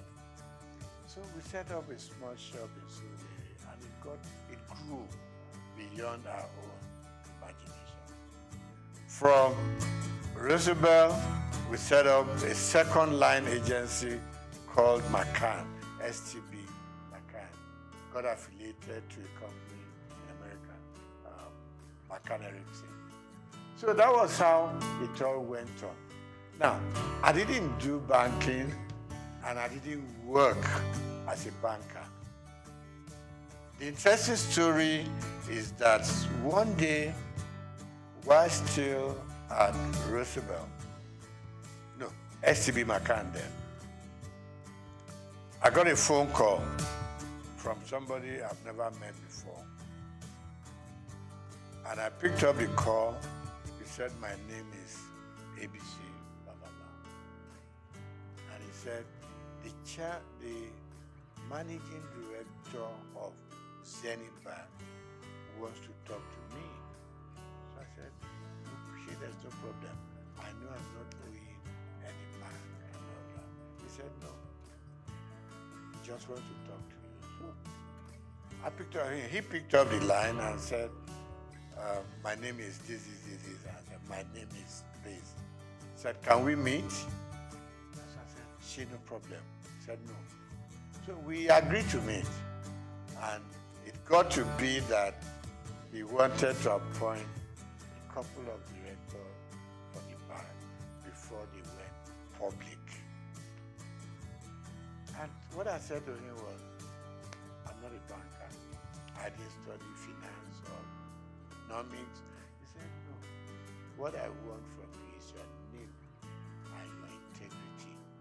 Nothing beyond that. That was the beginning of the story. So I got onto the board, and I learned a lot. You know, I'm somebody who doesn't get to a place and I'm I want to show them what I know or what I don't know. You could make a fool of yourself sometimes. So for me, like the first 6 months or 1 year, was just go to the meeting, listen to them, know where they are coming from, know what the focus is, and know what the expectations are. So I picked it up from there. Gradually, I got into the system. Of course, naturally, buy some books on banking, finance, just read, you know, so at least you know how the banks operate. I've always been a customer of the banks. It is very small scale. And all I did was follow the banking trend. You know, there weren't too many banks in Nigeria at that point in time, but I followed through. And that was it. I got onto the board. And somewhere along the line, there was the policy of the central bank. The managing director had to step aside, so to say. The chairman had overspent some time regulated by the CBN. And they approached me and said, you are going to become, at the board, you're going to become the chairman of the board. I said, me? And they said, yes. I've met a lot of people here, so why me anyway? To cut the short story long, I was eventually made the chairman of Zenith Bank. And I was there, I was chairman for 4 years. And then CBN rules changed again. The MD came back, and I was very happy to hand over the bank to him. And I said I was going to leave when he came back. He said no. Statutorily, as he had 2 more years on the board, that no, you got to stay and live out your time. And then, so I did. And after 12 years, I eventually bowed out from the bank and returned full time to my own job, which I've been known for, and that is the media world. Okay, so I get invited for interviews, for programs here and there. Like you said, it's always a good thing. You have something you have learned over the years, you want to impact it on the younger ones, you know, who are coming. I mean, my first son, for instance, you know, went through the media scene, now in advertising, and I go on encouraging them. I retired from active day-to-day operations about almost 15 years ago, you know, but I'm still keeping pace with what is going on around me.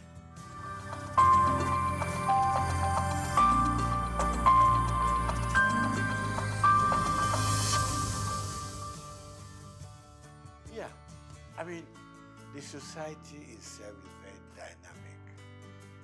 There's been a lot of changes over time. I mean, I look back to during my own time in the newspaper world, and I can count just about 4 or 5 newspapers then.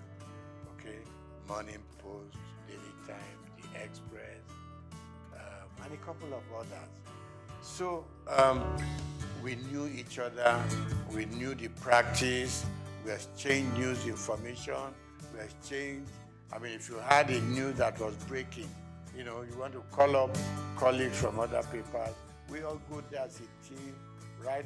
Because stories will be written from different angles, no matter what you do, you know. So, newspaper was great. And it was so good.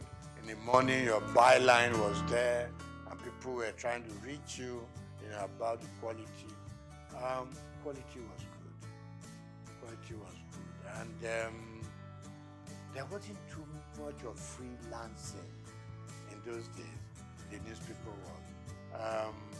So you were either fully employed or you didn't belong. Same thing for radio. I mean, for instance, television I didn't do much about.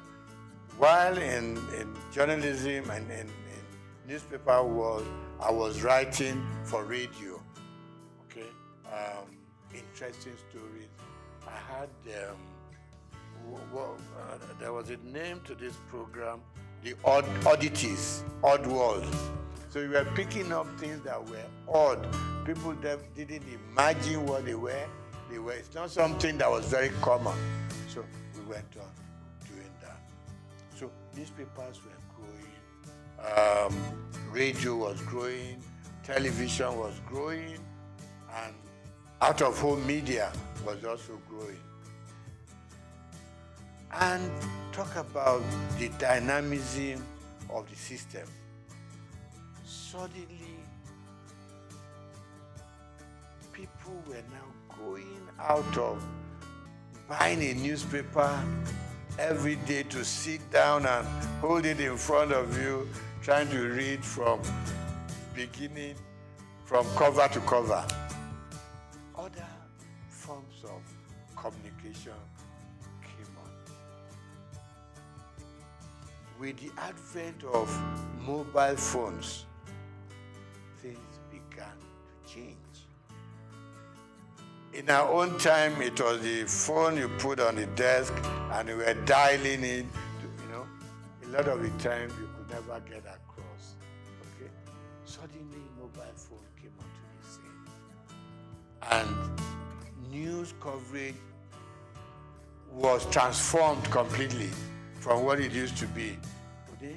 So now people on their phone could reach out.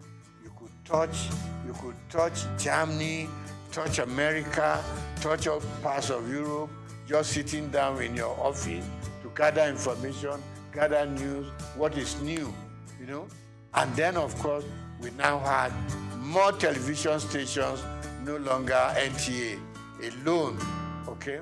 Now, with the news stations, things were just expanding. Things were broadening up, and news gathering became something new altogether. And everybody was heading for a new phenomenon altogether. So today, you don't have to be a big guy to be able to tell your stories. Little children tell their stories, females tell their stories, So really we have moved from the days of waiting to read your newspaper to gather your news. Now, with your phone on your palm, you could do wonders all over. But of course, standard also, in some areas, standard will improve. In some areas, standards will go down. Because the multiplicity of media sources create problems. The kind of quality control we used to have in those days was disappearing. And people can build up stories without even being there to know if it is factual or not. So of course, the turmoil that we are going through in the media space now is better imagined. But I still believe that for those who have structures like the one you are building up now, will enable people to know that you've got to check, you've got to cross-check, okay? We have laws that control what we say, what you do, what you publish. Of course, they are not as rigid as they should be, So, in terms of content these days, you have to ensure that you check your facts before you can believe, what they are saying or make any sense out of them. So really it has become all commerce affair. And this is not going to be the end. The explosion is going to continue. Maybe in a few years to come, we're going to have a stronger media control than what we have now. People are building content. You go on YouTube, you go on all kinds of media, and you are getting all kinds. What you hear from your WhatsApp is different from what you're going to get in your YouTube. You go to Instagram. People are selling themselves with all kinds of stories. So really, for me, we've gone through the era of sanity in the media, And I hate to say, we've gone into the era where anything you can think of, say it, write it, do it. And for the consumers, it's like you either take it or you leave it. But it's good that we can now reach out much, much widely. I mean, thanks to our mobile news. I mean, you talk to people in any village in Nigeria, and suddenly one thing that didn't grab us so early was you open up your Google map, and you don't have to stop people on the street anymore. Show me where I'm going. Just go to the app, and it leads you to the front of the house you are going to. So we have a lot of improvements, and I think it's going to be improving some more. All we just need to watch is to ensure that we remain truthful and we remain factual, so that we don't mislead people on the street, particularly people in the rural areas. One day you just see everybody running helter-skelter because somebody posted a news that is not correct. So we need to watch that and put some more control. But I like the growth in the media space.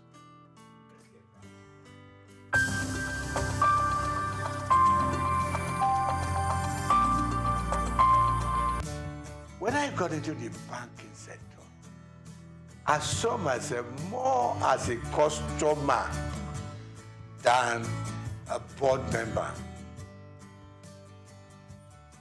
I haven't been a journalist, which I still am. I wrote so much about what consumers or customers were going through in the banks. It was a period of tally number. Remember this commercial, where somebody carried a mat. I said, what are you carrying a mat in the bag? I said, I want to lay down here because I know before I get my money, I will have slept once or twice and woken up, So I was very consumer oriented.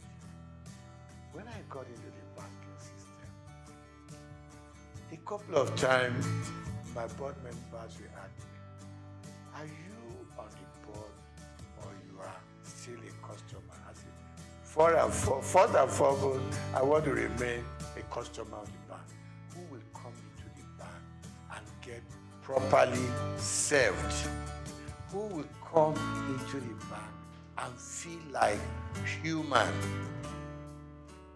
who will come into the bank feeling important because it's your money in the bank. Even if it's only 1,000 naira, it's your money. You need to be treated with some dignity and respect. And that was my mentality that I took into the board of the bank. I said, listen, I am not too happy the way customers are treated. It is their money, no matter how small. Treat them with respect, treat them with dignity. So they started listening to me after some time. And I said, look, customer service is extremely important. In those good old days, you will hardly hear about customer service in any of the major banks. It wasn't there. But gradually, people started being important. It was more of retail. I mean, yeah, you can deal with the big corporate organizations, but at the same time, it is these poor students, poor market women, people who are out there on the street laboring hard to bring their money. So that was one area I was extremely happy that we developed that area of retail banking and being able to make the consumer the king. Okay? So that was part of it. Then, of course, I said to the bank, I said to them, fine, it is very good to make huge profits. Okay? But at the same time, the customers that come in here, and from their money we make our profits, let us also consider the kind of interest they get from their deposits. Today, when the banks take your money to deposit, okay? No. When you go to the bank and say, I need assistance, I need a loan, and you tell them, give them all the facts and figures, okay? They will tell you, you are going to pay interest of 20%, 23%, blah, blah, blah, blah. When they take your money to put in the bank, they give you an interest of 2%, 3%, 4%. And I just couldn't live with it. I mean, if you are giving me a loan, you're charging me so much. When I put my money there, it's also a loan to you. Why will you leave me with 2 or 3%? And I thought the system wasn't quite right. It was too skewed towards the bank than the customer. So I met a lot of pushbacks, in that area. And I must still say, it's an area I think government should still be interested in. In the civilized world, interest rate hovers between 3%, 5%. In Nigeria, it goes as far as. Maybe in Africa, not just Nigeria. I know we are developing, but at the same time, let's develop together. For both those that we are taking in their money and for those we are giving money to. So there'll be some level of balance. So I really worked hard in that area. I may not have fully succeeded. Then I think finally, one other thing that I think I was able to do at the bank is our staff also requires some upliftment.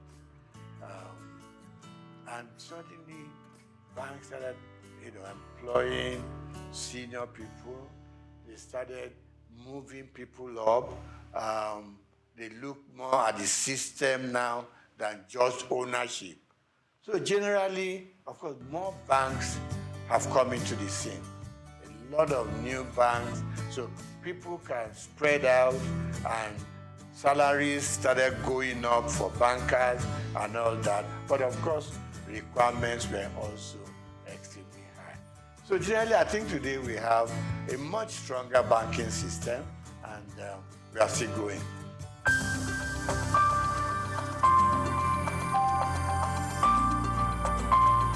Now, the bank for a long time have been let loose to do whatever they want to do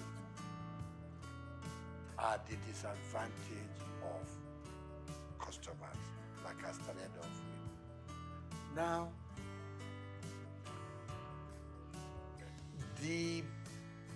our leaders, and when I say leaders, let me point on just our presidents.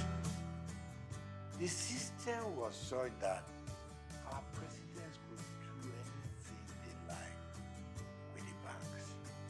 It was almost an extension of the State House. You just pick up your bell and you ring, and the governor of Central Bank will come shaking, because you had the power to bring him in and fire him. So he had to respect everything that the president wants. And it's wrong.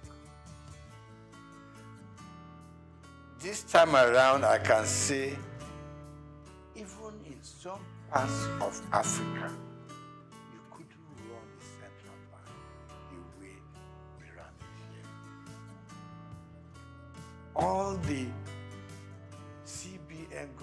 wanted to do. Please the president, and you are free to do whatever you want to do. And it's wrong. It's wrong. I mean, take even Britain here. Have you ever heard this kind of relationship between the Prime Minister of England and the CBN? No. Everybody has his mandate. In places, in climes like that, the president doesn't call up the central bank governor. Go and do this. Go and do that. Exchange rate should be done.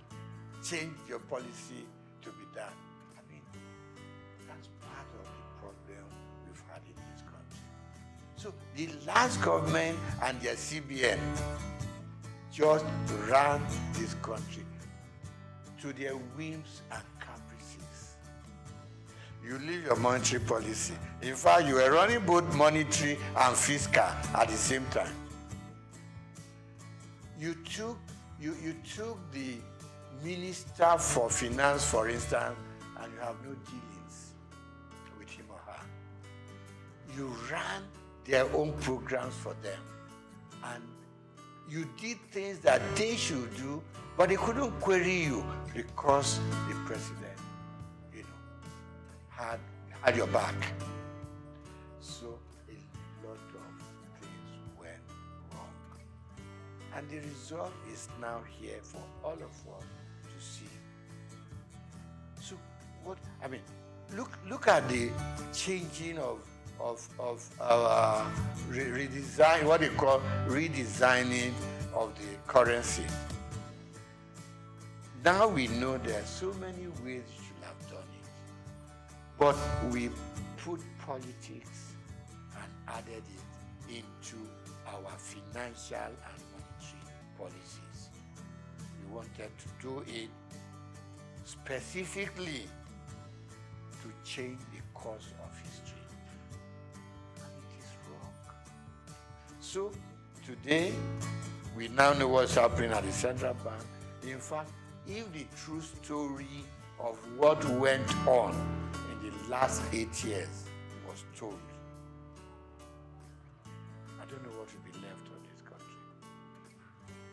You know? I mean, you had this little thing in the Constitution that said the government can borrow from the CBN within certain limits. They call it ways and means. But no. And there was a percentage tied to it. You can't do more than 5%. And by the time you're asking for the new one, you should have paid up. We went on piling up. It's like just go and print the money. You know what Idi Amin used to do in Uganda in those days. That's the kind of situation we found ourselves. Very regrettable. But I believe some sanity will now come into this space. The new central bank has at least outlined its policies. It has also said, let me keep to my monetary policy, which is my area, and leave the paperwork and how they want to run it. People deal with the fiscal area. So we want to change. We think things should change. Now, before now, we borrowed and borrowed without thinking about how are we going to pay? Who are we leaving this debt for? Now we know it's for you and me to still do our work, put in as much money as we can, no matter how little, into the bank, and revive the banking industry. Okay, so the CBN has its own role, and my prayer and my wish is that they will keep their own part of the bargain, leave other people. The Minister for Finance has said it that much. We should. I mean, we all know simple economics. You don't borrow money to pay your debt. You borrow money for production. You borrow money to fix things like your oil maintenance and all that. Where our money should be coming from. That's what you borrow money for. You don't borrow money for wastages. You don't borrow money to satisfy your whims and caprices. You don't borrow money to just go out there and waste it. Now, you borrow money to pay back your debt. At the end of the day, we are back lower than where we started off from. So really, my appeal to both the president and his cabinet, particularly those that do with finance, give them some room. You put them there because you think they know what they're supposed to do. Give them the space. If it goes breathing down their neck, at some point, it will just be, president said so, president said, even things that the president did not say, president said so, and it's got to be done.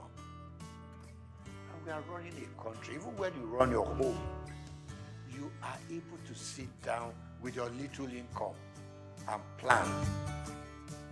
Every day we are being told, if you earn this much, use this little bit, keep the rest in the bank, because you never know about tomorrow. So that's where we found ourselves, and I believe that if everything goes right, we should see massive changes from what it was, the last 8 years. We need drastic changes in the system.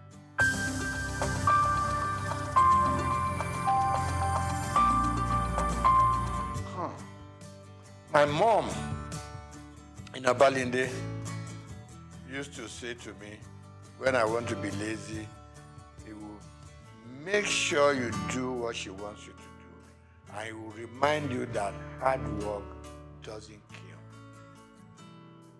It is laziness that turns you into an inconsequential human being with no sense of direction. We grew up learning hard work, both in school and out of school. I, for instance, hawked on the streets of Lagos with my mom. You leave St. Gregory's College, now not primary school, St. Gregory's College. You come back. My mother was a textile seller. Got it, probably went to Balogun, pick up. When I come back from school after my lunch, get a basket full of cloth, which I put on my head, and we go from street to street. My mother's carrying her tape rule and another measurement stick, and we'll go around Obalende, Igoshere, Bamboshe, Oshoji, and we were selling. From there, she graduated to owning a shop in Balogun. When I leave school, I was her accountant, so to say, bookkeeper. All the things they sold and make, keep the records and everything. I helped her take the money to the bank. It was Barclays Bank, what was it called then? Yeah, Barclays Bank, before it became Union Bank in Balogun. So I've learned how to trade. I've learned how to make money. I've learned how to deal with customers. Plus that, I was also a bread seller. Somewhere along Strachan Street, off Igoshere, there was a big bakery owned by the Lawson family. To be able to get enough bread, you got to get there between 5 and 6 in the morning. Okay? So let me cut it short. We learned to work hard. And that working hard continued with us up to where we are today. We also were very straight-minded in terms of what we wanted to be. We play pranks, so we went out to play football, we went out to, to play with the girls and everything. But at the end of the day, you returned home. And our parents didn't spare the rod. They didn't. You came back later than expected to. They would lie you on the floor and dealt with you. So the combination of the kind of upbringing and the kind of training we went through home probably kept us where we are. And like I said to you before we started the interview, you knew that if you finish your primary school, secondary school is the next thing. If you finish secondary school, you don't know what you were going to reading for. Not until probably when you got to the university, did it occur to you, okay, I'm going to choose a profession. But all along, we just did it because that was what the system and the environment asked for. So, secret of success, hard work, hard work, hard work.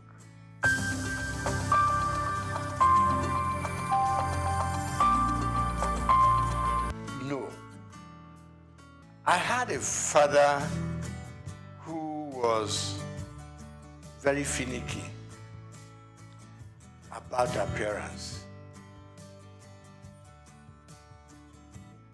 When I lived on Igbo Road, our church was on Louis Street, so to say, walking distance.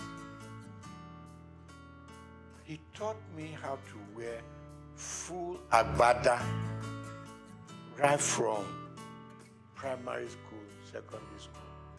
I mean, today, you just wear buba and shokoto, you go to church. Never was that happening. It's got to be full. Right. Then from there, by the time you got into, my father died while I was in university. Before then, he was always having this very thin bow tie, not this bigger one, bigger sizes now. Thin, even when his dress is khaki, he still had it on. So I admired him, but initially I was on my long time, up till a point, and I look back at some photographs we took when we were in the secondary school, and I thought, no, let me go back to those old days. Some people tell me it makes you look old. I said, I don't mind, but these days I have just acquired that fashion taste, which has suddenly become my, what do you call it? Become what I'm known with. And I enjoy it. And I encourage people, once in a while, put on your bow tie. It makes you look good, makes you look impressionable, it makes you look a serious person, and it makes people take a second look at you.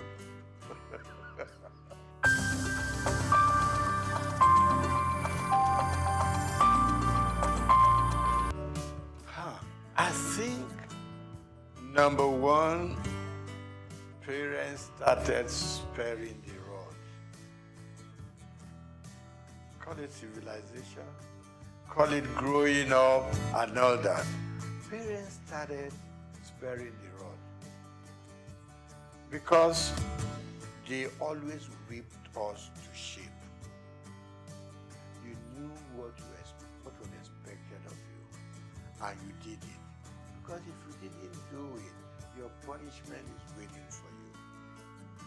But as we grew up, you probably will ask me today, do I use the rod for my children, for instance?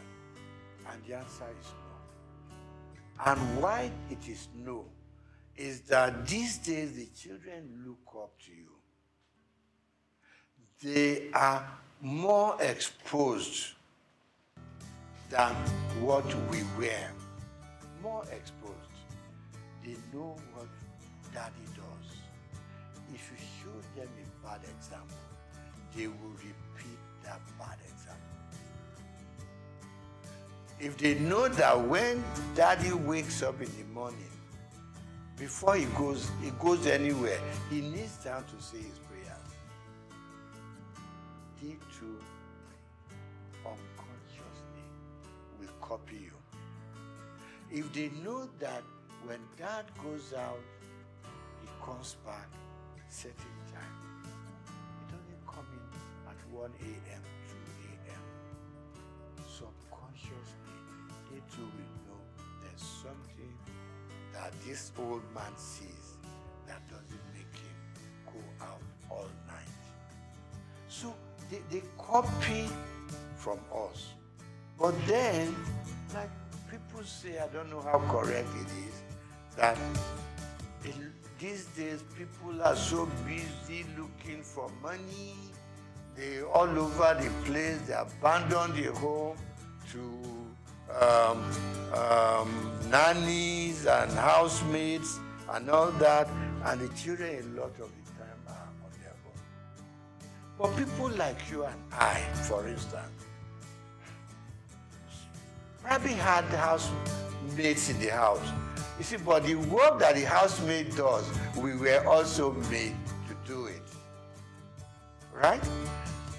Washing our plates, staying in the kitchen to see how things are prepared. They took us through it, even if you didn't have to do it yourself. And that's why you and I are what we are today.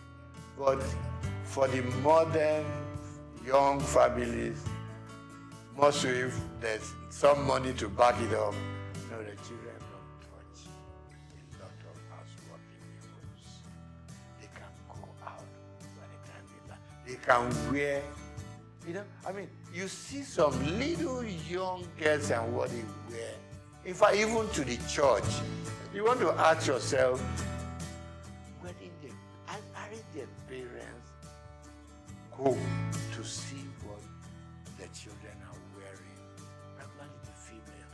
Even the guys wearing what they, things they don't use the belt, the trouser would just be somewhere on their hips and all that. Yeah, I mean, we want them to express themselves, but within control. So, wrapping up on that, I'm going to say, yes, we grew up under stronger control. Today's parents are so much in love with their children. They don't want to make them unhappy. You don't want to, pick up a stick and hit them. But I don't quarrel with that. But please be there for them when they need you. And don't be scared to talk to your parents. I mean, to talk to your children. No. We should never be scared to talk to them. Because they're not going to take us over. They are our children. So what you don't want them to do, communication, extremely important. Talk to them. Let them, because peer pressure is extremely strong out there. They're mixing with so many guys from much even richer homes who have more to spoil their children with. Now you are a moderate family. Your moderate children have to mix and relate and go out with guys with stronger economic background. There is, there is some disconnect there. Let's bring our children closer. Let's talk to them. A lot of parents don't talk to their children, and it's not right. Because the more you talk to them, the more they have that empathy for you. They know you care for them. They know you, because you have been moderately successful, for instance, they too want to be successful like you are, and all you are saying to them, follow my footsteps, and you may not go wrong. And don't make wealth, money, the thing that should govern your homes. Don't spoil the children. Give them adequately what we all need to survive, and they will survive. In those days, while all you needed to take to school was 1 shilling, Okay? You still see children from rich homes who came with £1 and stuff like that. But let's be contented. Let's teach the children to be contented with what we have. You know, families are growing, society is expanding, you know, and we can reach out to any part of the world. Now, we need to bring them closer to the home. At least up till the time that they are leaving you to go and start up there. But as long as they're still within your influence, it's very important that children and their families come much, much stronger together.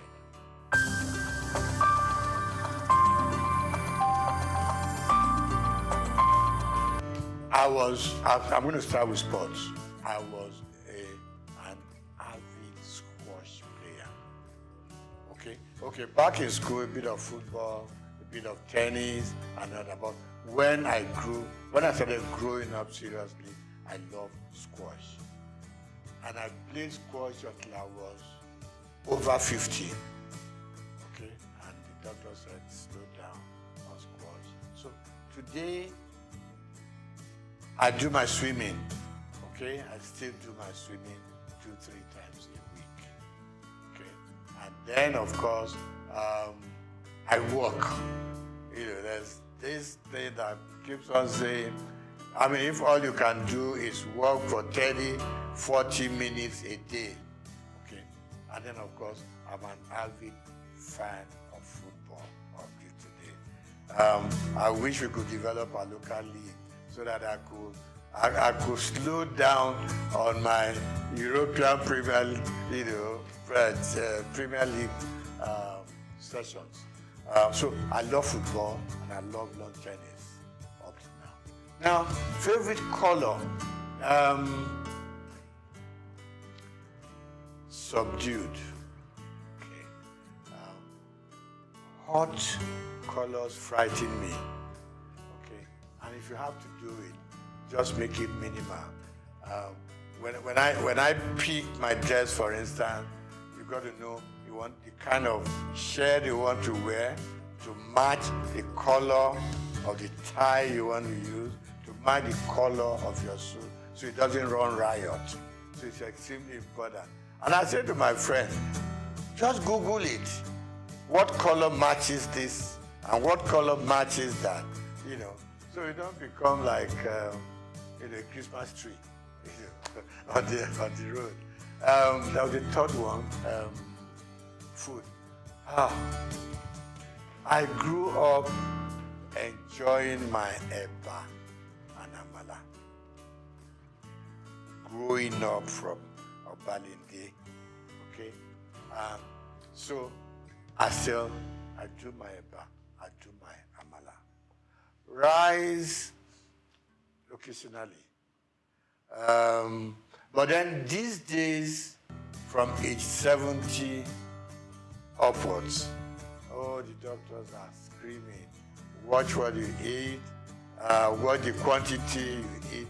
So my wife draws up a weekly timetable. Monday is this, Tuesday is that, Wednesday is that, and she manages to mix up a slightly heavy one and a slightly lighter one so that you have a good mix. With age, you cut down on a lot of things. Cut down on your booze, cut down on your champagne, you cut down on your wine, you cut down on your salt. In fact, it's like they're punishing us. But then they say that is the way to go to be able to at least live longer and enjoy more of life.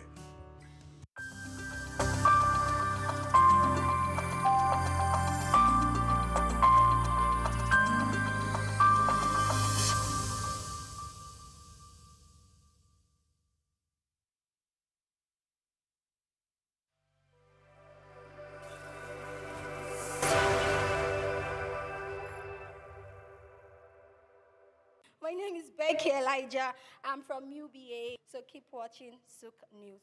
Hello, my name is Emmanuel. Keep watching SOUQ News. Esther Ashimi, keep watching SOUQ News. Keep watching SOUQ News. My name is Helen Otongwa. Keep watching SOUQ News. My name is Opeyemi Temiyemi. I am an entertainer. I am representing Egypt, as you can see. So keep watching SOUQ News. Hi, my name is Nenna Okavi. Keep watching SOUQ News. My name is Tom Aldo. Keep watching SOUQ News. I'm Elizabeth from POS Services UBA. Keep watching SOUQ News. Hi, my name is Kelechi Agu. Keep watching SOUQ News. Egypt is a living museum where the past and present come together in a remarkable dance, and it is more than simply a nation. Egypt, which is well known around the world for its pyramids, pharaohs, and the magnificent Nile, is still transforming its rich historical legacy into a vital source of economic expansion and pride in the country. Egypt is a vibrant African country that is leveraging its historical heritage, tourism, the Suez Canal, agriculture, and a growing digital economy to drive its future. Let's start with tourism, which continues to be Egypt's most valuable economic driver.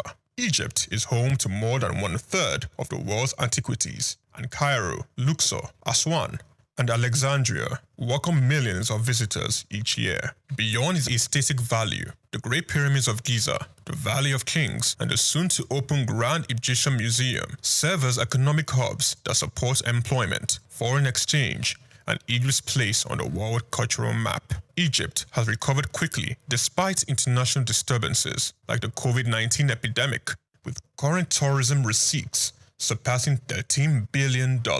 However, as visitors awe at history, international trade passes via Egypt's Suez Canal, one of the most important sea lanes in the world. The canal is a vital bypass for international commerce, connecting the Mediterranean Sea to the Red Sea across a distance of 193 kilometers. Suez Canal tolls brings in billions of dollars for Egypt each year, more than $9 billion in 2023 alone, making the canal more than simply a historical site.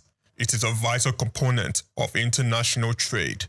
The Suez Canal Economic Zone, a center for commerce, logistics, and industry, was likewise fueled by the canal. Agriculture comes next, especially near the Nile.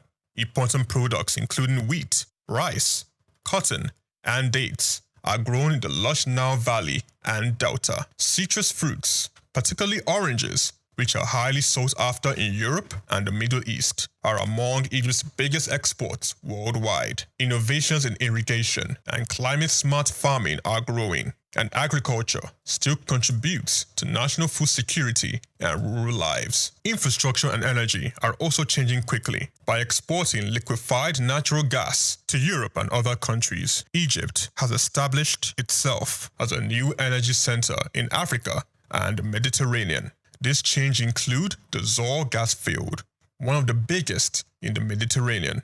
In addition, Egypt is developing smart cities, high-speed rail, and new administrative capitals, while investing in solar energy through initiatives like the Bendon Solar Park, Africa's largest.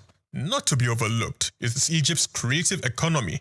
The film industry in Cairo is sometimes referred to as the Hollywood of the Arab world, and pop culture in North Africa and the Middle East has long been influenced by the Egyptian literature, music, and television. Young Egyptian creatives are already establishing new industries, such as tech companies and fashion. Thanks to the growth of social media and digital storytelling, Egypt has geopolitical weight due to the advantageous location at the intersection of Europe, the Middle East, and Africa. Its position as a continental power is further supported by its participation in peacekeeping missions, commercial agreements such as COMESCA and the African Continental Free Commercial Area AFCFTA, and regional diplomacy. However, the way Egypt skillfully combines innovation with tradition is what really makes it stand out. It is one of the few African countries where a more than 5,000-year-old civilization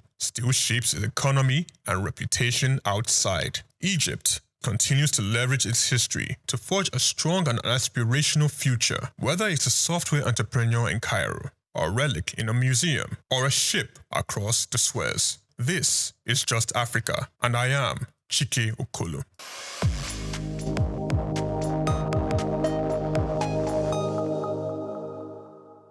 My name is Yinka Babalola. My name is Ijoma Pelokoro. My name is Joshua Hassan. I am Rotarian Omosunde Lawson.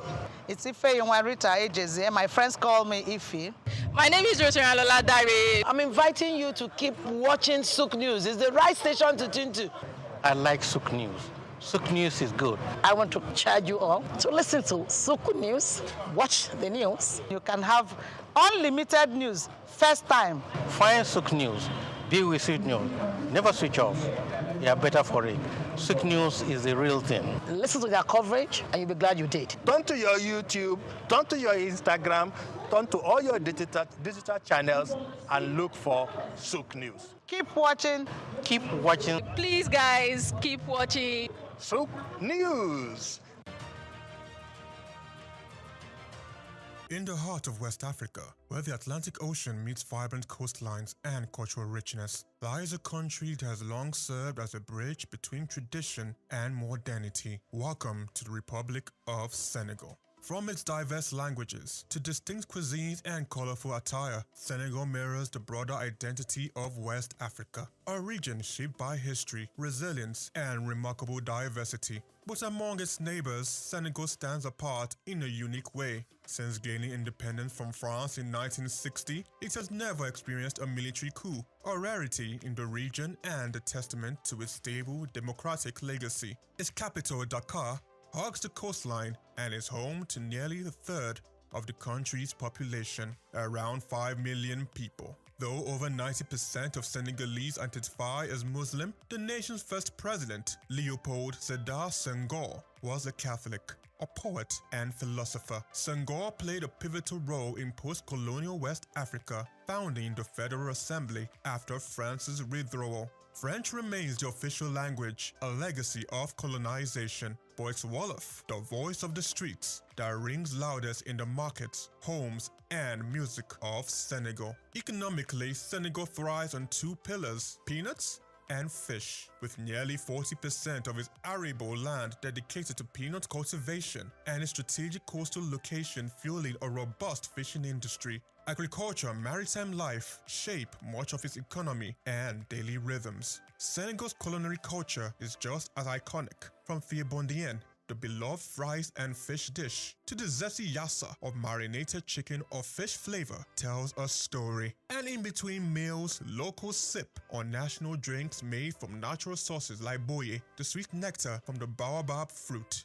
Wander the streets and you will likely spot sheep and goats roaming freely, not as strays, but as symbols. During the Muslim festival at Tabaski, male sheep are offered as spiritual sacrifices, a deeply rooted tradition tied in faith and family. While football reigns across the continent in Senegal, a traditional form of wrestling called lamb shares the spotlight, and sometimes steals it. Considered a national sport, lamb draws crowds of over 70,000 during major bouts, with a mix of athleticism, rituals, and roaring support from devoted fans. But Senegal's legacy runs deeper than sport or tradition. It is home to some of Africa's most symbolic landmarks. The Great Mosque of Touba, the largest in Africa, towers over the faithful. The Africa Renaissance Monument in Dakar stands at 49 meters high, Africa's tallest statue. And on Gorée Island, history echoes through the door of no return, the final passage for enslaved Africans during the transatlantic slave trade. Senegal is proudly home to 7 UNESCO World Heritage Sites. From Gorée's sorrowful legacy to the rich biodiversity of Djoudj Bird Sanctuary and Niokolo Koba National Park, from the colonial charm of St. Louis Island to the cultural landscapes of Bassari Country, and from the unique Salom Delta to the ancient stone circles of Senegambia, the land is a living museum. Add to that the dazzling pink lake, whose waters shimmer rose-hued during the dry season, and Dakar's revered surfing coastline, and it becomes clear. Senegal is a country of rhythm, resilience, and unmatched beauty. This is Senegal, the doorway to West Africa, where culture, history, and spirit converge to welcome the world. Chiki Okolo, SOUQ News TV.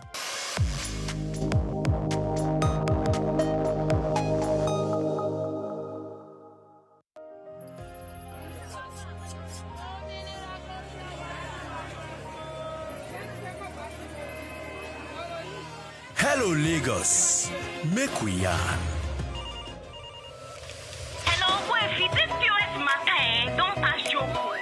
Person go swipe, alert no enter. Before you know it, jump. Wait, wetin really happen? Maybe you fake alert the warriors. Okay, so wanna listen to If you dey do POS business, no expose your alert. They don't walk that road where they worry for our local government for years. This one sweet me, I no lie you. Because you know what? Development with the work, it deserve loudspeaker. Now why we dey here be that? For here, we know the abuse, we dey bring solution. My name, it is Ikechukwu Oyemike, aka Ogwefi Ishegwari. Make we yarn every weekday from 10 a.m. go to 12 o'clock on Top the Eye 95.9 FM. The Seychelles, a stunning group of islands in the Indian Ocean, has become a distinctive figure on the African continent due to its expertise in marine tourism. It may be the smallest country in Africa in terms of population, with just over 100,000 inhabitants. But economically, it is considerably more powerful than its size, and its most valuable resource is the sea. The Seychelles economy is centered on its coastline and pristine oceans, much like many other countries that mostly depend on natural resources like minerals or oil. Tourism that is high value and low impact is vital to the nation's economy. Luxurious eco-resorts and unspoiled natural reserves that characterize the Seychelles experience attract tourists from all over the world. This type of tourism supports jobs in the hotel, transportation, fishing, and conservation industries, in addition to generating foreign cash. Seychelles' stringent environmental regulations are one notable strategy. The nation boasts of one of the largest percentages of protected marine areas in the world, with over 30% of its seas classified as such. In addition to protecting marine habitats, this keeps tourism viable and attracts eco-aware tourists and foreign partners. Seychelles has also adopted blue economy practices, using the ocean to spur innovation in marine research, sustainable fishing, and renewable ocean energy. Through these initiatives, Seychelles is positioned not just as a tropical retreat, but also as an example of how tiny countries may prosper by protecting and enhancing their natural environment. Seychelles has been a continental leader in the blue economy idea, which uses ocean resources responsibly to boost economic growth in addition to pleasure. By issuing a blue bond in 2018, it raised $15 million to finance sustainable fisheries and marine initiatives, making it the first nation in the world to do so. Additionally, the nation has set aside almost 400,000 square kilometers of its oceanic territory, roughly 30% of its exclusive economic zone, for regulated usage and conservation. In addition to protecting the Seychelles' beautiful waterways, these programs help the country's standing as a climate-conscious travel destination worldwide. By doing this, Seychelles has shown that preservation of the environment and economic growth do not have to conflict. On the contrary, they may support one another when handled with care and foresight. I'm Moyosore Adebi, and this is Just Africa. We've got just what you need right here at Femi Wash Media. Call it the Midas Touch, and you wouldn't be wrong. Let us record, produce, mix, and master your audio like nobody does.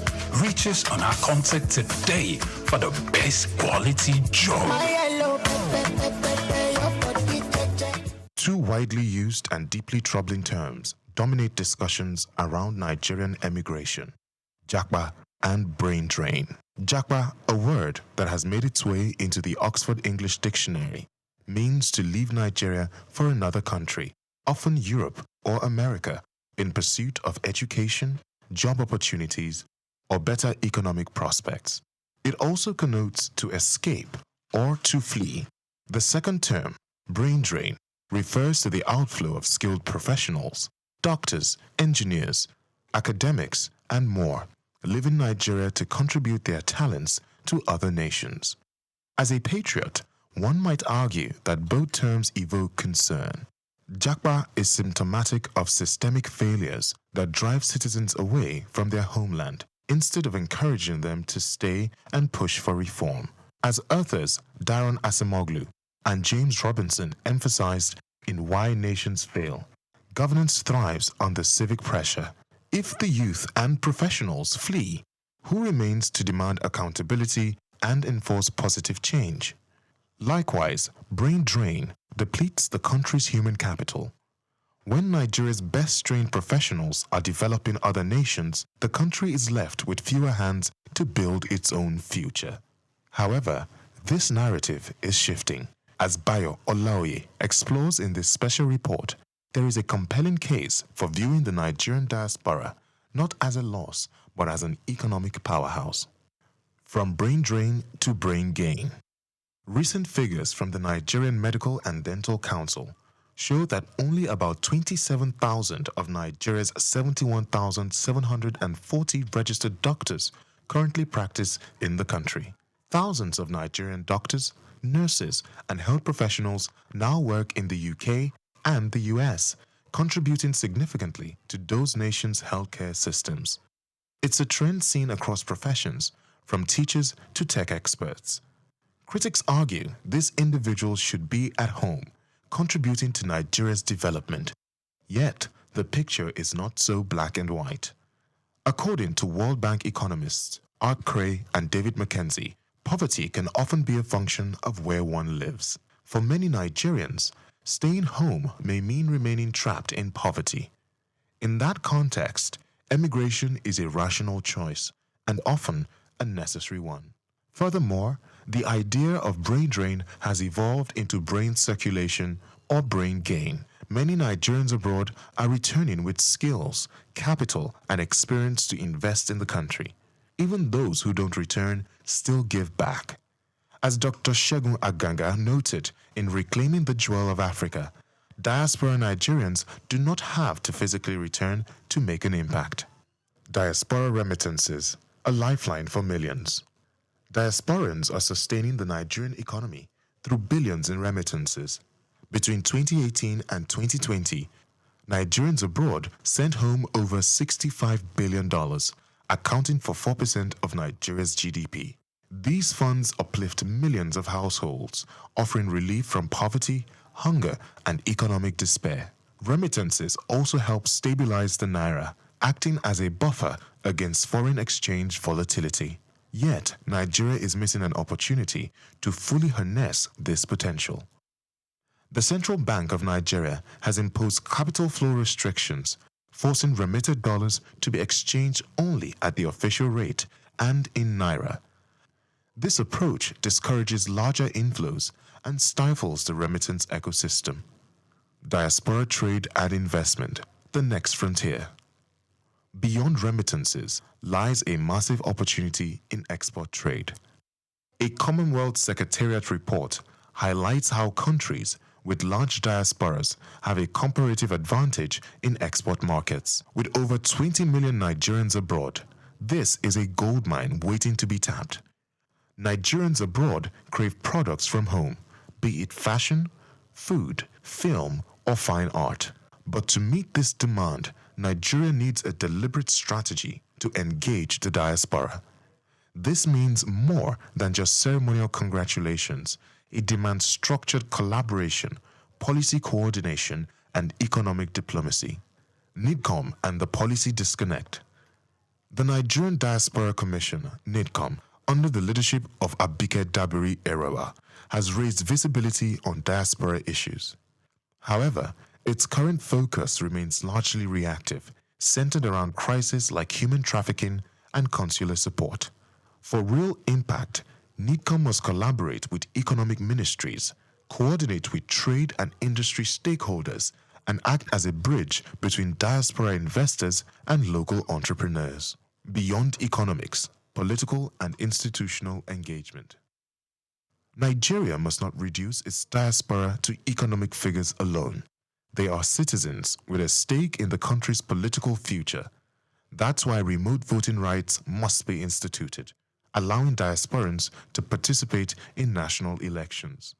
Moreover, complaints about Nigerian embassies and high commissions, especially in the US and UK, must be addressed. Diasporans often face challenges with basic services like passport renewal, which leaves them feeling alienated and abandoned. This must change. The Nigerian diaspora is not a burden, it is a blessing. A sleeping economic giant that, if properly engaged, could help rewrite Nigeria's growth story. From remittances and trade to skills transfer and global influence, the diaspora is a strategic asset and not a national loss. What Nigeria needs is bold policy reform and a new mindset, one that sees migration not as failure, but as a force for economic revival. Japa may signal escape, but with the right vision, it can also spark renewal. I'm Moyosore Adebi for SOUQ News TV.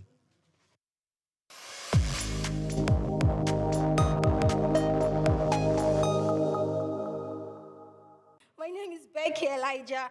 I'm from UBA, so keep watching SOUQ News. Hello, my name is Emmanuel. Keep watching SOUQ News. Esther Ashimi, keep watching SOUQ News. Keep watching SOUQ News.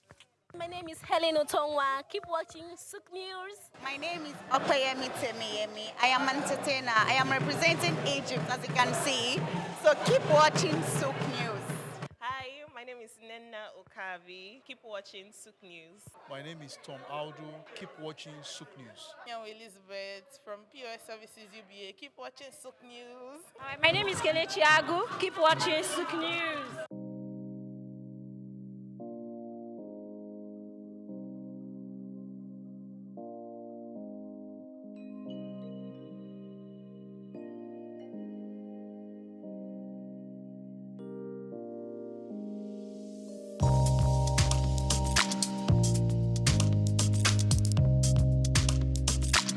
That we should relax and enjoy every minute of the program, of the conference.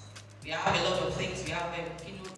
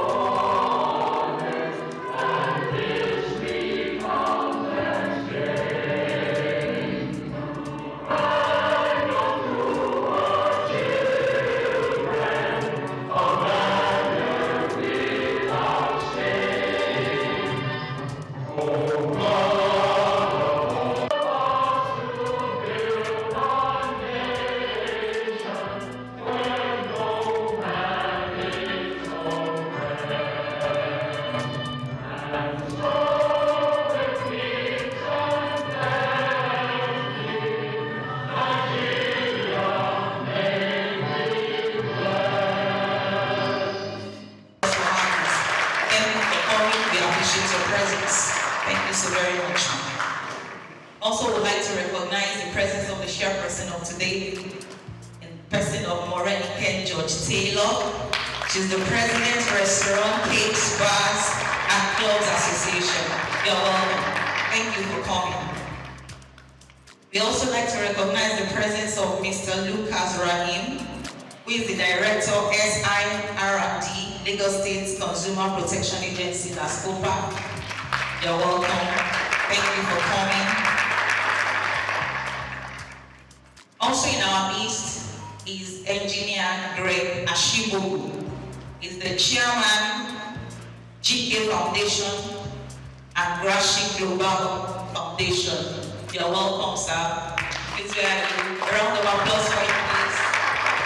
He has been a supporter of Mr. Razak's work. Thank you so very much. You're welcome, sir. We also like to recognize the presence of Engineer Oyatoye, who is the Director, Policy Research and Development, Lagos State Safety Commission. Thank you for coming, sir. We appreciate your presence. Thank you. Representing the DG of NAFDAC Now Mist is Dr. Ifeoma Okapo. A round of applause. Thank you so very much for coming.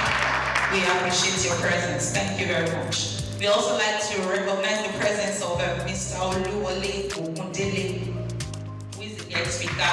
Thank you so very much for gracing this occasion. We are elated to have you around. Also in our midst today is Mr. Laja Shoniron.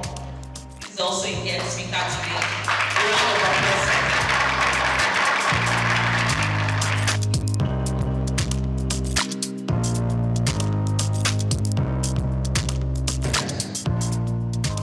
To be the one that convened this edition of Restaurant Managers Conference, it is my utmost pleasure to welcome you all to this occasion.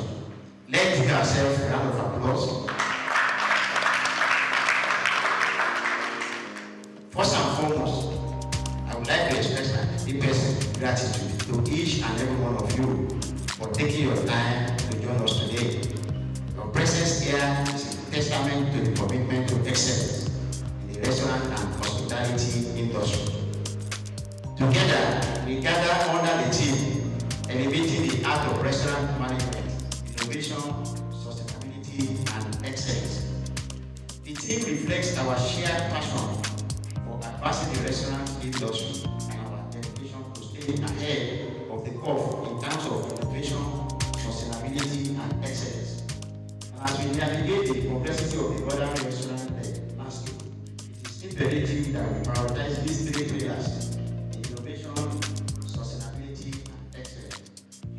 form the foundation of our discussions today as we explore the cutting-edge strategies, best practices, and innovative solutions to drive success in our industry. We have assembled impressive lineup of speakers, including our keynote speaker, my own mama, Mrs. Bose Ayeni, the founder of International PSC. Please help me to clap for her. She's also the past president of Restaurant and Food Services Providers Association of Nigeria. And another motivator,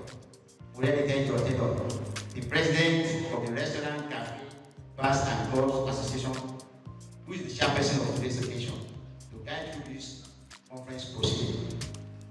I'm equally happy to have the Deputy Managing Director of Street Sensation Professionally and the host of others. I was happy when we wrote letters to the DG of NAFDAC and I said, we are going to be there.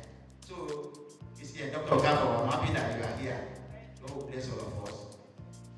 Throughout the day, we'll be treated to insightful presentations, engaging discussion with our special guests, eminent speakers, AI experts, social media marketing specialists, financial gurus, regulators, industry leaders, and many more valuable networking opportunities for us.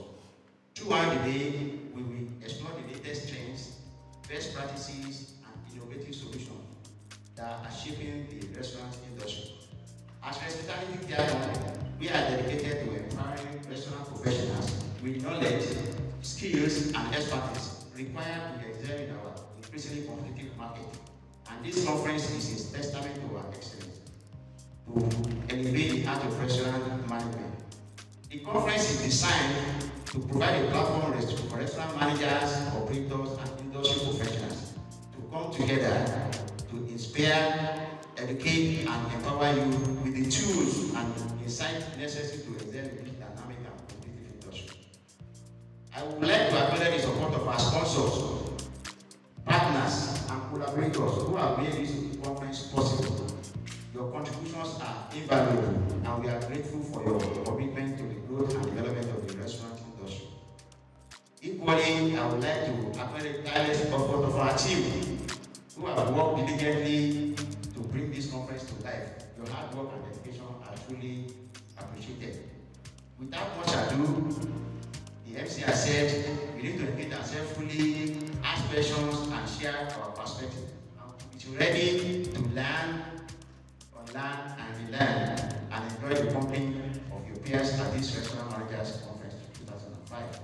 So let us work together to elevate the art of restaurant management and take our industry to the next and enviable height.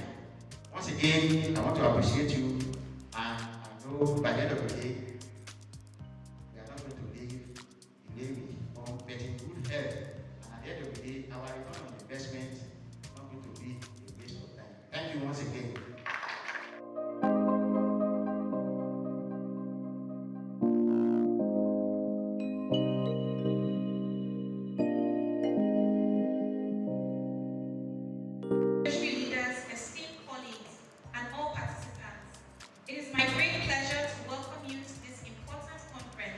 Dedicated to the growth and development of the restaurant and hospitality industry in Nigeria.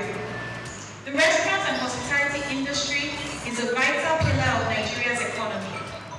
It provides employment to millions, drives tourism, supports local farmers and food suppliers, and contributes significantly to our GDP. This sector is not just about serving or providing accommodation. It is about experiences, innovation, and economic transformation. With Nigeria's growing population and increasing demand for quality services, we must continue to evolve and expand our industry's potential. This conference is an essential platform for sharing best practices, discussing industry challenges, and exploring emerging trends such as digital transformation, AI, sustainability, customer experience enhancement, and food safety. It is through collaboration and knowledge sharing that we can stay ahead in this competitive landscape and ensure our businesses thrive in an ever-changing world. The RCBC Association is dedicated to uniting industry players, advocating for policies that support business growth, and providing resources to help our members excel. By joining our association, participants have always had access to valuable networking opportunities, training programs, and strategic partnerships. That's one of the reasons we're excited to partner on this particular conference. With that in mind, I encourage every person here to actively participate in discussions, share your insights, and take full advantage of this event. It is now my honor to declare this event officially open. Thank you.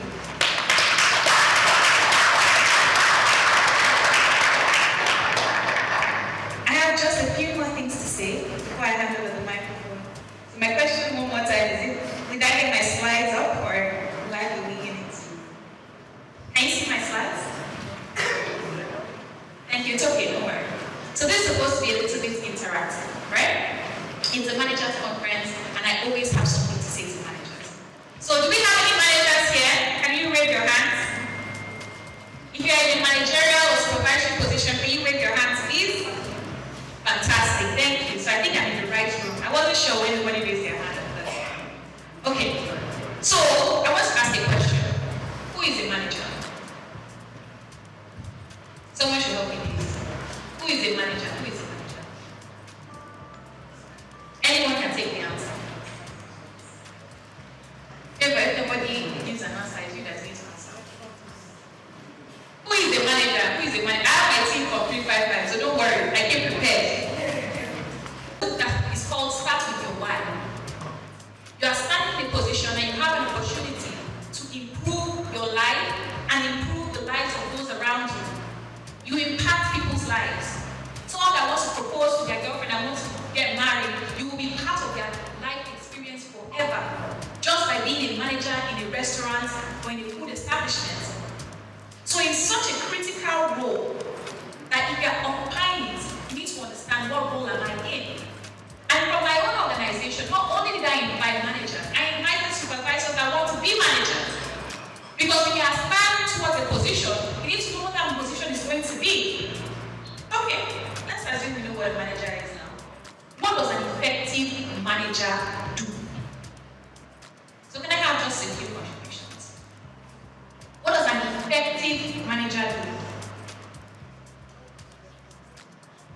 Yes, please.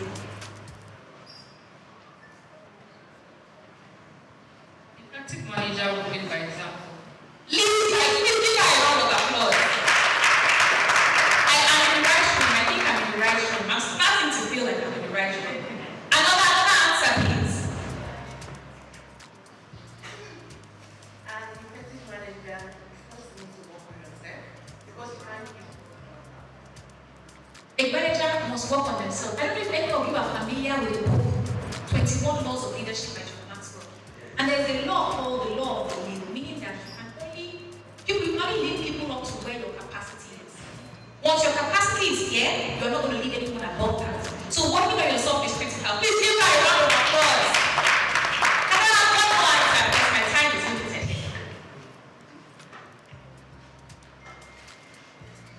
What does an effective manager do? An effective manager must be proactive. Thank you. I like that word, proactive. Let's please give me a round of applause. I stepped out a few things I think that a good manager should be able to have under their sleeve. And I'm just going to take just about 2-3 minutes and I'm going to get off the stage. Don't worry. So I have here, you must be hospitable. I call it the spirit of hospitality. If you don't have the spirit of hospitality, what are you even doing here? Why are you a manager? Hospitality is such a critical spirit that it influences you. Are you the kind of person that when people walk into the room, you would say hi?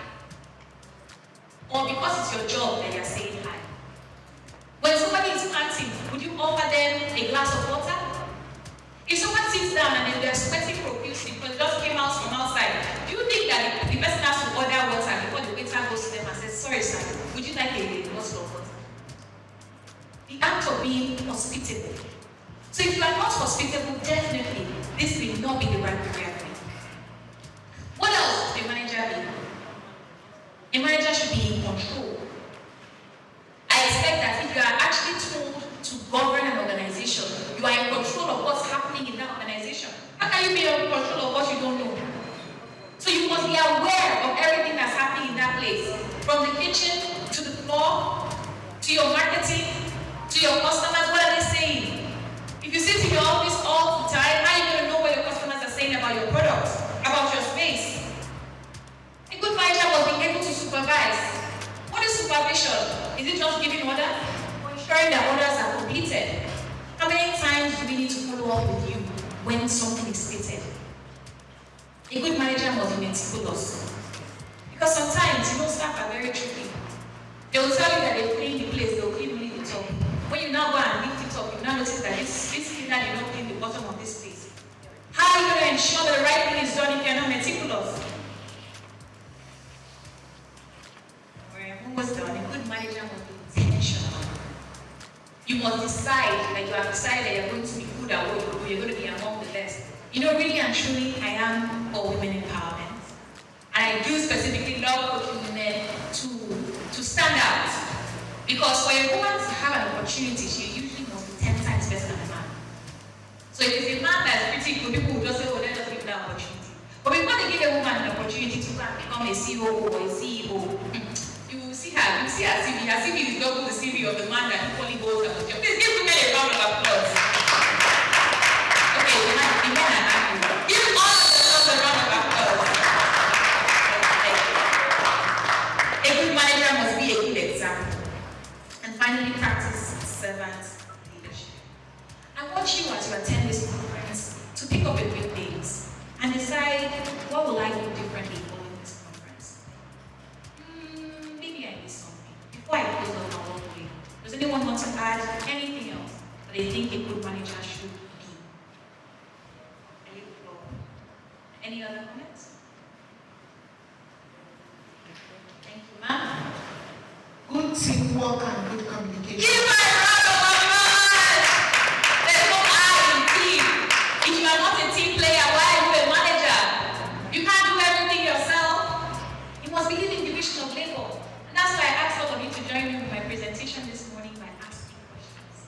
So thank you so much for your time, and I hope that this conference will be as impactful for you as it is for me.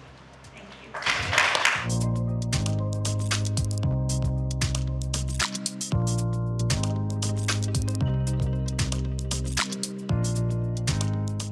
Audit, compliance, learning and development, and strategic business management. She currently serves as Deputy Managing Director and Executive Director at Sweet Sensation, a pioneering quick service restaurant QSR company in Nigeria. Ayo's career began at PwC, where she managed audit and compliance reviews for publicly listed companies in North America.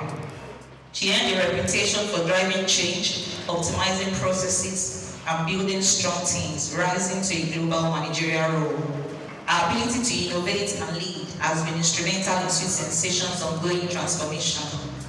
Under our leadership, the company has implemented strategic growth initiatives, enhanced internal accountability, and restructured internal processes to ensure business continuity and sustainability. Ayo's empowering leadership style emphasizes coaching, collaboration, and clear communication. I think he really is that. So let's please give him a round of applause. I know that there's a team of people who support him, who coach him, who help him, who partner with him. So I want to also take time to acknowledge and recognize them. Please give them a round of applause.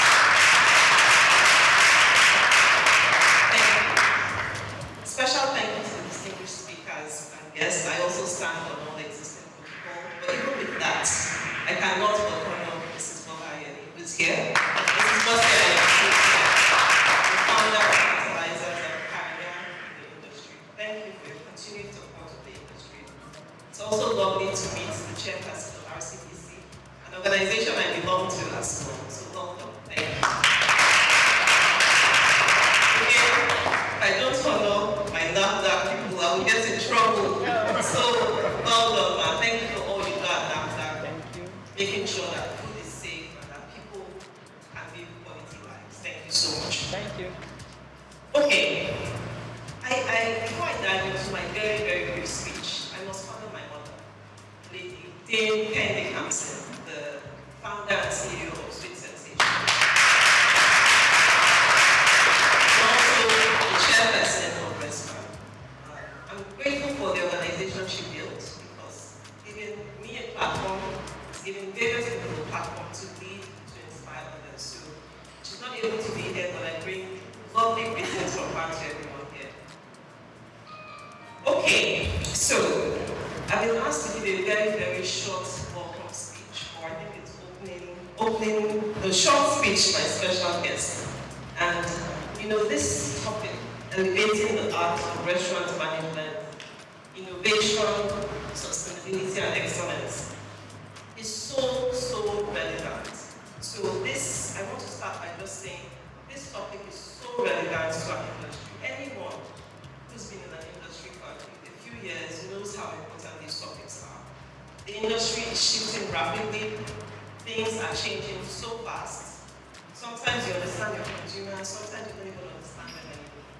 Technology is reshaping how things happen, and things are moving at a fast speed. So I'm so grateful to be part of a conference that recognizes the importance of these topics and brings people together to learn about these topics. Sustainability is no longer just a buzzword, it is a business imperative. How can you make sure that your organization not just survives, but thrives and can be sustainable for years to come? And I'm really grateful that we have the opportunity to learn about that at this conference. So, for those who are here, whether you sponsored yourself to come here or whether your company has funded you, I want to really encourage you to listen.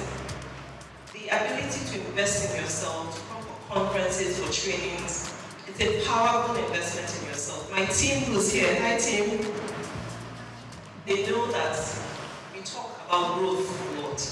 Any investment in yourself, whether it's training, conferences, networking, learning from others, at the end of the day, it's a powerful investment in yourself. And as you grow, you can also inspire other people to grow as well. So please be open-minded, please listen, please take notes, network with your peers or colleagues or people who you admire within the industry. But please make sure you learn, make sure when you go back to your companies, you are teaching others as well, others who couldn't be here, and then you're allowing others to grow as you grow yourself. So thank you again to everyone.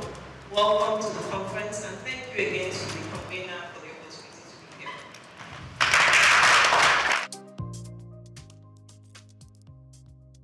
Let's clap for you who is not here. Which message from the special advisor to the President of Capacity Development, Special Advisor to the President on Capacity Development, I'm honored to extend warm greetings to all attendees of this prestigious Restaurant Managers Conference. This gathering is a powerful reflection of our collective commitment to the growth of our hospitality sector, an area that the President deeply values. His administration recognizes that capacity development is not merely a strategic initiative. It is a cornerstone of our national vision for economic diversification and sustainable development. The President is genuinely interested in empowering our workforce, as he understands that the success of our industries rests upon the skills and dedication of our people. The hospitality industry is an integral to Nigeria's economy, playing a vital role in job creation, cultural exchange, and promotion of our rich heritage. By fostering the thriving restaurant sector, we contribute to the broader narrative of national pride and economic resilience. The President believes that by investing in the training and development of our hospitality professionals, we are not only enhancing service standards, but also positioning Nigeria as a premium destination for culinary experience and global tourism. As we look to the future, our administration is committed to organizing more training programs and conferences that will empower our hospitality professionals, and conferences like this is one of those things. We envision a collaborative framework where industry leaders, government, and educational institutions work hand in hand to cultivate a workforce that is not only skilled, but also innovative and adaptable to the evolving landscape of our hospitality industry. Thank you for your participation and for your vital contribution to this essential sector. Together, we will build a robust and dynamic hospitality industry that meets the diverse needs of our citizens and visitors alike. Honorable SOUQ Rabi.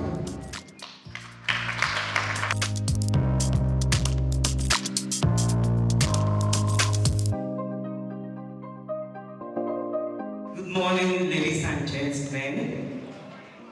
I'm highly privileged to be here. You imagine what this young lady here is doing. I'm particularly excited for this opportunity to stand in this capacity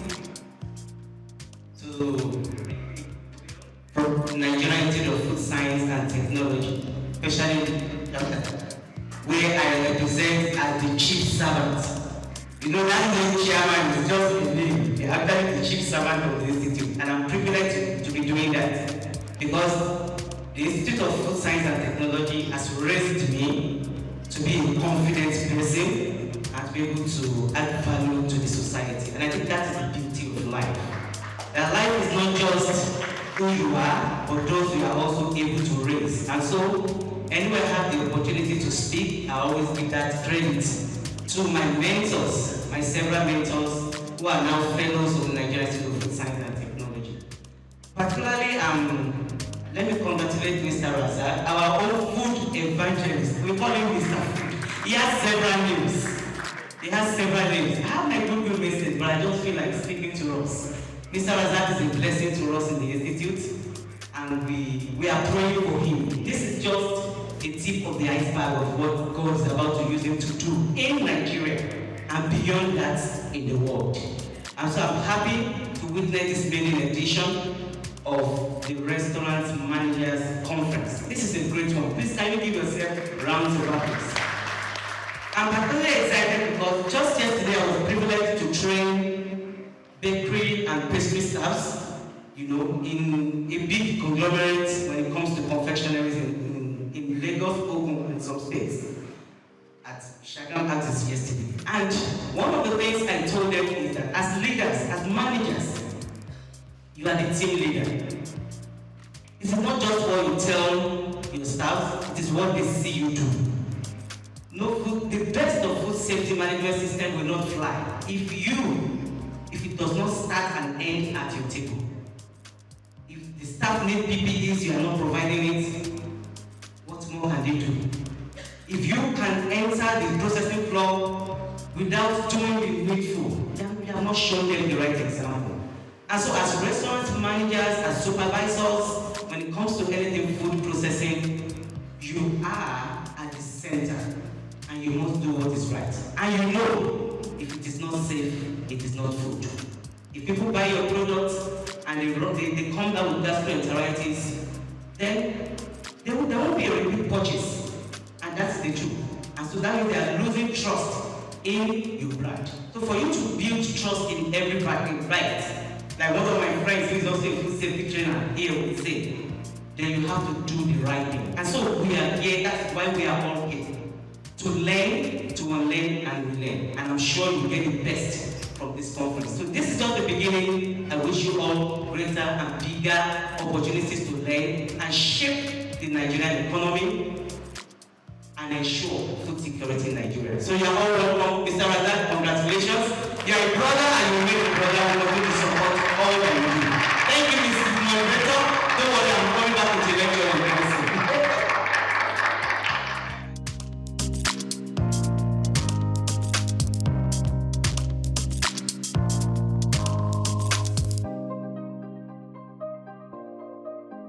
Everybody, and I belong to nobody. So as not to miss out anybody. All protocols duly observed. Mr. Razak, we are here now. You will not understand the meaning of that statement. My name is Okubabatunde. I'm the Executive Secretary of Restaurant and Food Services Proprietors Association of Nigeria, RESPAN. I'm representing, or rather I'm standing in for the President of the Association, the 10-day campaign, ably represented by the DMP of Sensation Confectionaries, Mrs. Ayani Baba. I said, Mr. Razak, we are here now. Almost around this time, November, we met here for a function. And this was the place that Mr. Razak informed me about this program, November. And since November till January, he kept calling and calling and calling and calling. I'm not like, this program is in March. You started bugging me November, December, January. Calm down, Mr. Razak. Through January, February, you would think I'm the one in custody of his kidney. At the time, I have to ask myself, I'm not holding this man's kidney now. Why is he disturbing me? And eventually, you know, I picked this call February, and I told him, I know. You sent in every necessary details. December, be rest assured, we will call. Since I'm not hearing from you, I'm not, you know, getting any feedback. I'm like, the program is March. We will call. So, Mr. Razak, I say again, we are here. Thank you. Now, Restaurant and Food Service Proprietors Association of Nigeria, we're a non-partisan, non-profit making organization established with the aim of protecting the interests of our members in their dealings with regulatory bodies and regulatory agencies. Like the moderator mentioned, that was then. I can give you the assurance that you enter into any of our member restaurants, you will be served quality, not just quantity, quality hot sizzling meals that you will like. Formerly, we used to the Association of Fast Food Confectioners of Nigeria, AFCON. And you know, we try getting more members. We approach the fine dining restaurant and they're like, no, you guys are Association of Fast Food Confectioners, and you know the mentality when it comes to fast food. They believe it's all about job. And mind you, our logo is there. It used to be eat AFCON, eat safety. They're not like, you are saying eat fast food, eat safety. Isn't that a contradiction somehow? But we ask ourselves, and you also need to ask too. You walk into a tantalizer outlet, you walk into a sweet sensation outlet, you walk into a labule outlet, you walk into a TFC outlet, and you get to be served a big item. You have pottage, you have jollof rice, you have fried rice, you have a efori roll, you have pounded yam. Are these fast food? No. So that is the reason why we decided to change the name and reorientate that conception that we have regarding AFCON. We now became Restaurant and Fast Food Proprietary Association of Nigeria. And our motto still remains, eat respect, eat safety. You can be rest assured that any meal you are eating from our member outlet is safe and is okay. Elevating the art of restaurant management, innovation, sustainability, and excellence. I want to give you the utmost assurance that the keynote speaker for today is someone who is not just a person, but a voice when it comes to restaurant business in Nigeria. Quote me anywhere. When it comes to restaurant business in Nigeria, the person of Mrs. Bossa, she happens to be the restaurant sole representative, myself as well, with the Nigeria Economic Summit Group, whereby, you know, the foundation, the program, the roadmap for the new agenda regarding hospitality in Nigeria is being put together. And she was being given an award for her participation, her full involvement and participation in this program, presented by the Honorable Minister for Tourism, Arts and Culture. So, like the MC said,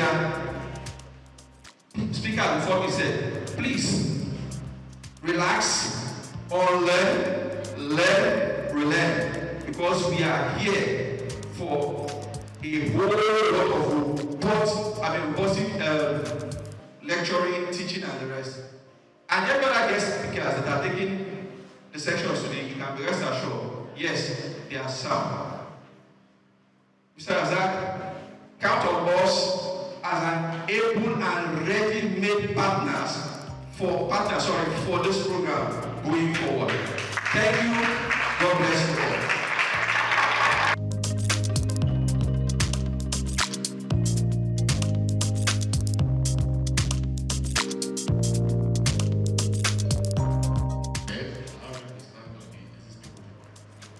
My name is SOUQ News. Look at you. I'm standing here for my general manager, Labor Esquire. Let me start by congratulating the organizers of this auspicious program that is due to be highly educated. I can see that. Because the Consumer Protection Agency was actually established in 2015 by the Consumer Protection Law to ensure that consumers in Lagos State get value for money spent on either goods and services. And also to ensure that Lagosians are protected from hazardous products and also protected against unfair trade practices. So these are our core mandates. Going back to this event, which is about food safety, I know the keynote speakers are going to do justice to their topic. So in order not to preempt them, I don't think I have the knowledge to do that. So I would just want to mention some brief issues in the kitchen area from the experience we've had over the years as an agency. This restaurant operation involves handling, preparation, and storage of food. So those are the key areas we want the operators and managers to look into, to look to the improvements on these three areas. Also, while preparing food for consumers, they should try as much as possible to avoid cross-contamination and food spoilage, so on and so forth. But the area I want to really dwell on is service, how consumers are treated on and off the restaurants. So the first point of contact for every consumer or every customer in the restaurant is the on-the-spot service, how they are received. So I want to say that since the managers are here, over the years, most of the complaints we attended to in the agency has to do with how consumers are received. Not necessarily bad food or bad meal. So I want us to look into that, and possibly our speakers too should help us to address that.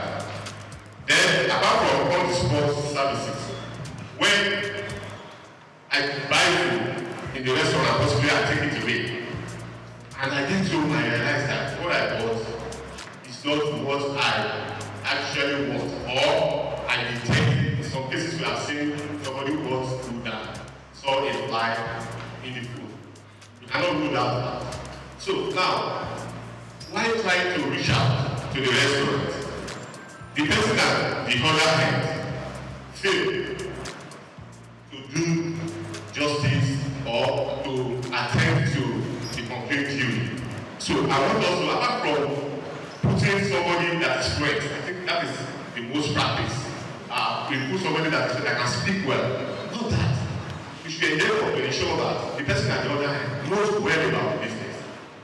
He can answer questions, treat issue on the spot. And if the person that is receiving complaint at first hand cannot do that, he should be trained to escalate the problem to a senior manager or somebody who is well equipped about how the business is run, so that we avoid sanctions and penalties from government agencies like Ascopa.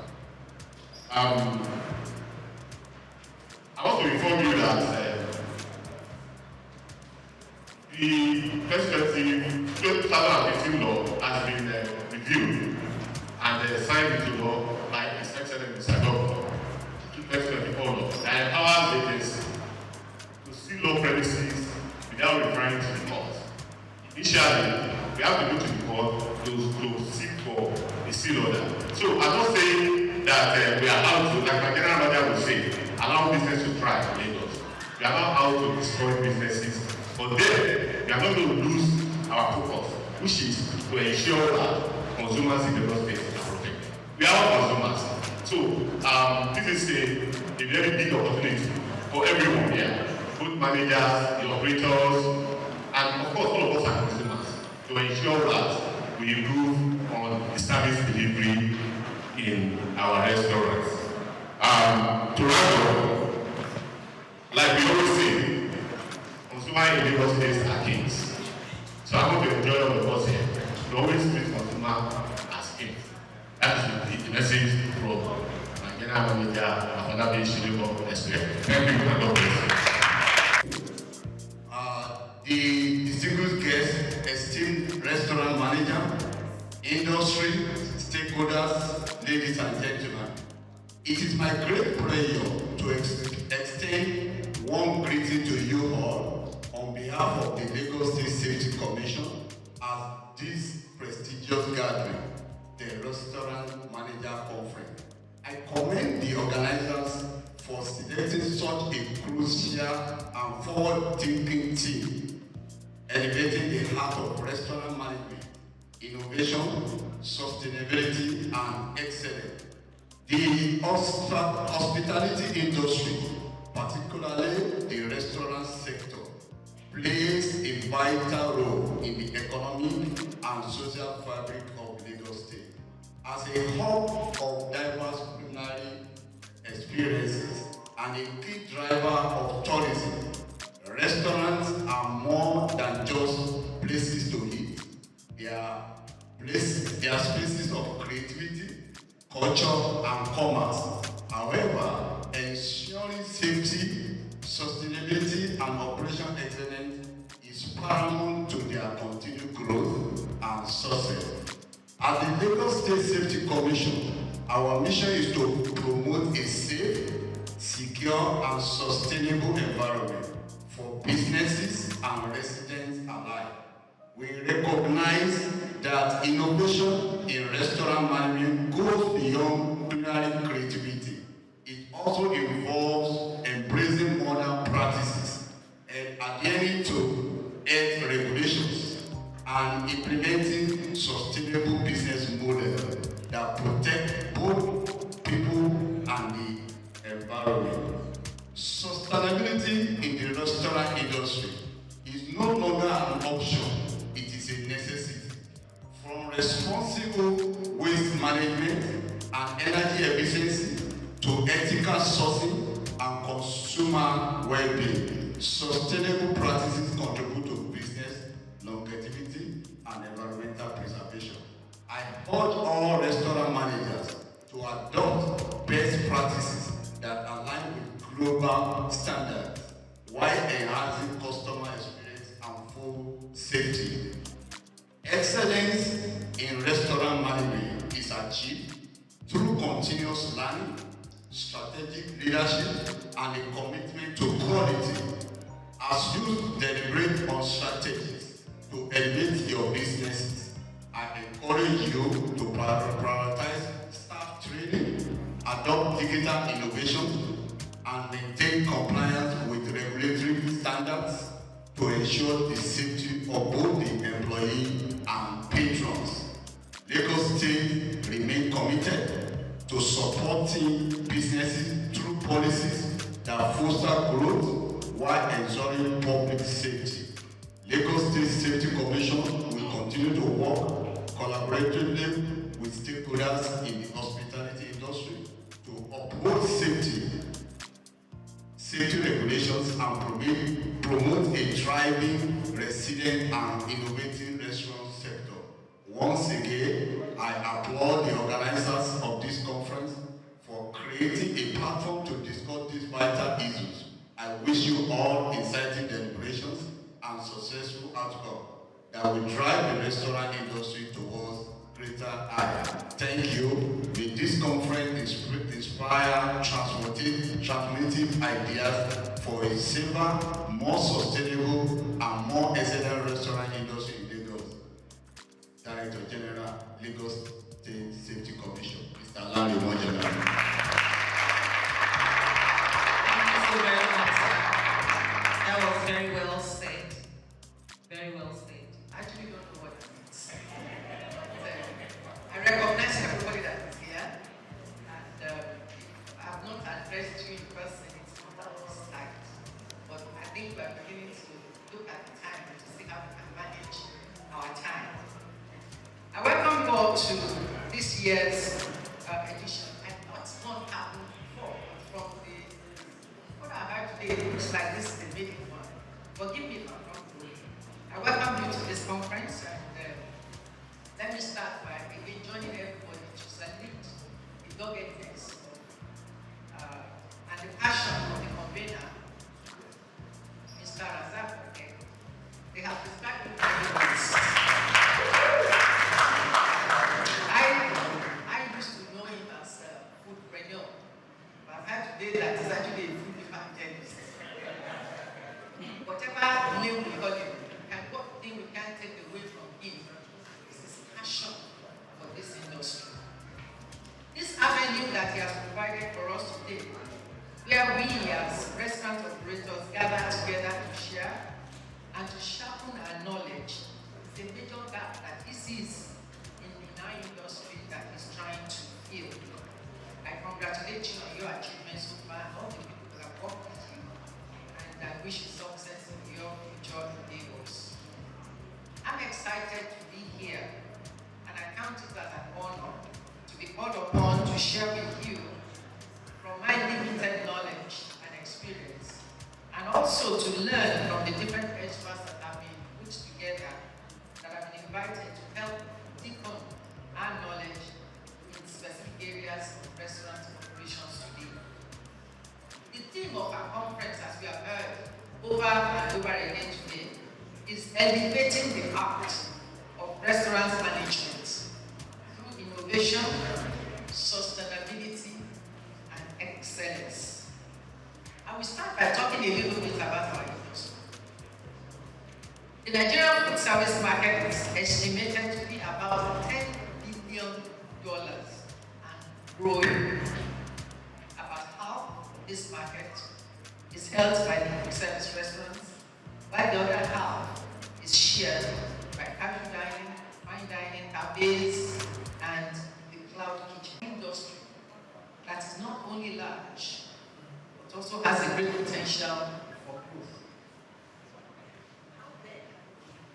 restaurant managers, do you see yourself as of today in this huge market that I've just described? Do you see yourself as a tiny drop, like a pinpoint? Or do you see yourself as a significant player in this big industry?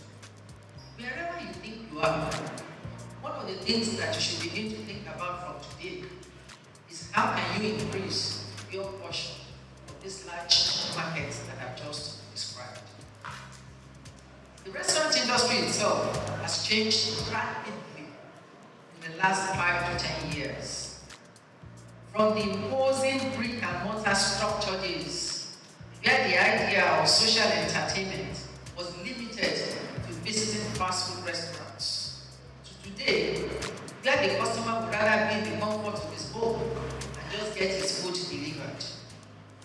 Pop-up stalls, food trucks, or sometimes you see them as food cars, are becoming a trend in urban and densely populated areas of our country. These are beginning to account for a good portion of the restaurant, of the revenue of this industry. How then do we ensure that as restaurant managers, we also get a significant portion of this growing pie? Our industry is not without its own share of challenges operating in an environment such as ours in Nigeria. These challenges, which cannot be underestimated, range from rising costs, multiple taxation from different tiers of government, poor infrastructure, strong and formidable competition, manpower skills shortage, and to changing consumer preferences. How do we then, as restaurant managers and restaurant owners, sustain our business in the face of these challenges? Again, when we look at the theme, elevating the art of restaurant management through innovation, sustainability, and excellence, the aim of this theme is to ginger our thoughts as restaurant owners or restaurant managers. First, let's look at innovation. There have been changes in the lifestyle of our target audience, as there have been changes in the demographics that we target. The changes in our industry range from the building structure. Like I said, it used to be imposing buildings that we all had, to application of technology, either in the food processing or in consumer engagement methods. And of course, marketing methods have changed dramatically. On a lighter note, while I sat there, Morenica took the picture. She got somebody to take a picture of us, and she said content. And I laughed. I don't know if I said it out to her, but you know, we operate in 2 different generations. My generation would rather hide, but her generation is to put it in the face of everybody, and that was what she wanted when she said content. That's again a difference that has happened in the environments that we are currently operating in. COVID-19, with the attending lockdowns and movement restrictions, forced many companies, like some of us who haven't invested in technology, to embrace digital innovation to survive. Innovation in restaurant management can be in the area of technology, can be in the area of offering unique products, can be in the area of introducing new processes, and of course, it can be in the area of enhancing customer experiences through unique customer service methods. Embracing innovation, no doubt, has its own definite benefits. The benefits will range from increased visibility, can also leverage technology to reach the wider network of your consumers or potential customers through all these mobile devices that you carry around. Innovation can help us in improving our service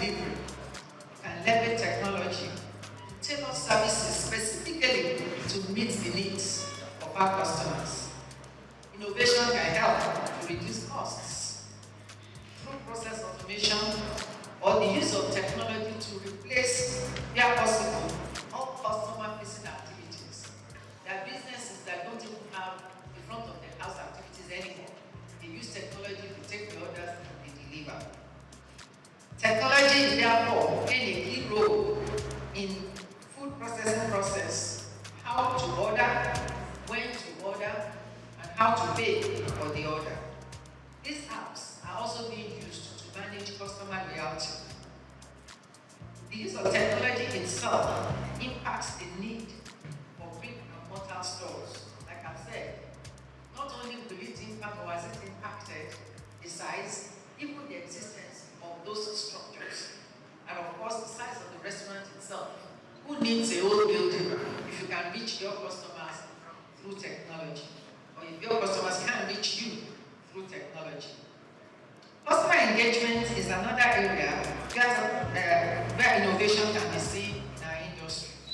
These engagement methods are geared towards giving the customer unique dining experiences from, for example, arts and restaurants, where your food is put right in front of you. It's a unique experience just to hook the customer. And of course, you can use technology to modify your recipes to suit the customer's preferences, unlike where we have fixed recipes that is made to fit the general populace. These emerging changes mean that the restaurant operators, as restaurant operators, we must be ready to also have a mindset shift from the way we used to do things, if we are going to remain contemporary, or if we are going to remain relevant in the industry that we currently operate at. How do we adapt to changing consumer preferences if we do not innovate? Innovation must therefore reflect not only in our marketing methods as the customer profiles and lifestyles are changing. These days, we talk about brand ambassadors, brand influencers, and social media influencers. These never existed 10, 15 years ago, but in present day, they constitute a major chunk of the marketing budget. I go on to sustainability. An organization, much like a living human being, is constantly changing, but it's constantly adapting to it. Sustainability will touch on key decisions that we take, from the business model itself to what our capital structure should be if we want that business to survive, and of course to the key business processes that we go through, all with the view of continued survival of the enterprise. In other climes, the care for the environment and the society at large is linked to business sustainability. Implementing global sustainable practices like reducing food waste through repurposing leftovers, using eco-friendly packaging materials, and so on and so forth, can reduce costs while at the same time reducing environmental impact. Of recent, we all know Lagos State bans the use of styrofoam and other single-use plastics. All major supermarkets are no longer using the carry-out bags, traditional carry-out bags that they had before, and customers are now being forced to pay for reusable bags or biodegradable bags. We as an industry must be prepared for the extension and enforcement of sale to our industry. What then will that position be? I keep wondering, are they going to charge for the more expensive bags? Or how do we absorb the additional cost in the cost of the meal in the restaurant? How are we focusing locally produced items to replace the imported ones, from raw materials to packaging? How are we managing our inventory systems to reduce waste, which impacts not only the environment, but also increases our cost or reduces our profit? How do we reduce or minimize electricity use? How do we reduce carbon footprint and create a greener future for the planet? How are we supporting ethical labor practices? Embracing sustainability leads to several advantages, which include profitability, as I mentioned, and profitability, you all know, is a must to the survival of our enterprise. We move on to excellence. Excellence must encapsulate all that we drive in the restaurant business. How do we achieve customer service excellence or ensure consistent customer satisfaction? Operational excellence is what sets one apart from competitors. Excellence is what leads to growth and success in the business. We are managers, but quite a number of us are managers working for other people. If you are not the policy or decision maker in your organization, then you must pass on whatever the takeaways are from today's conference.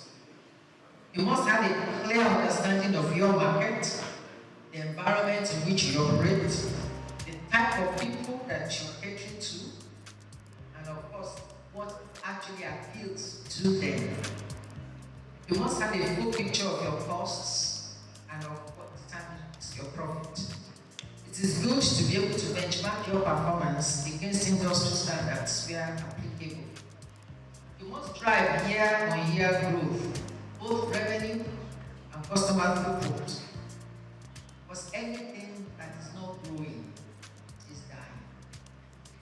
The knowledge experts are here today. Let's listen to them attentively. And after their presentations, we can seek clarifications as found necessary. Thank you all for listening. I wish you a successful day.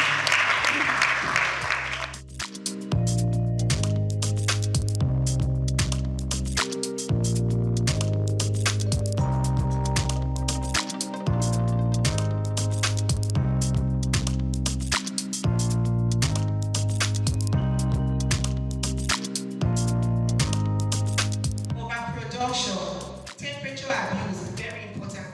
Madam had mentioned temperature abuse. Again, I will repeat, you cannot take away food safety, quality control from food loss and waste. Customer self-service waste. I know a lot of times if I go to a restaurant, I go to a hotel, I would want to serve myself. And, well, maybe the Nigerian, I wouldn't say the Nigerian way, right? But sometimes as customers, we tend to overtake what we cannot finish. So you go, oh, this is a buffet, you pay 20K. But the whole they say, oh, really? I want takeoff. I want hamburger. I want this. And then everything on your plate. And then you end up eating just one spoon. That is another waste. And that is waste on the part of most of the restaurants. And they say, oh, they've already paid now, so what's the point? That's also another waste because those ingredients that would have been used to prepare another thing is wasted. But you can even start more customers and make more money that will be in your pocket, but it is not going into the trash, okay? And the last one is the trash and the waste bin. Sometimes we talk about sourcing. I know that the restaurants that have the whole, this is recycle, this is food waste, but people don't follow it. They don't follow the color codes on their waste bin. They end up putting all the food that can be recycled with the plastic waste all in one trash can. And then what happens in that case? It goes down to the landfill, which is also money. In fact, not just food waste, money taking step in a very nice way, catwalking into the landfill, which is profits going out. Or you don't have a plan for donation or recovery. Now, there are many charity organizations that restaurants can partner with when you have excess food. You can partner with the Lagos Food Bank and also other charity organizations that you can say, okay, we have this whole pattern of excessive food and people can come and take some of this food. I mean, why can't we feed the nation? Are we not one? Anyway, moving on. Now, what is the role? Am I communicating?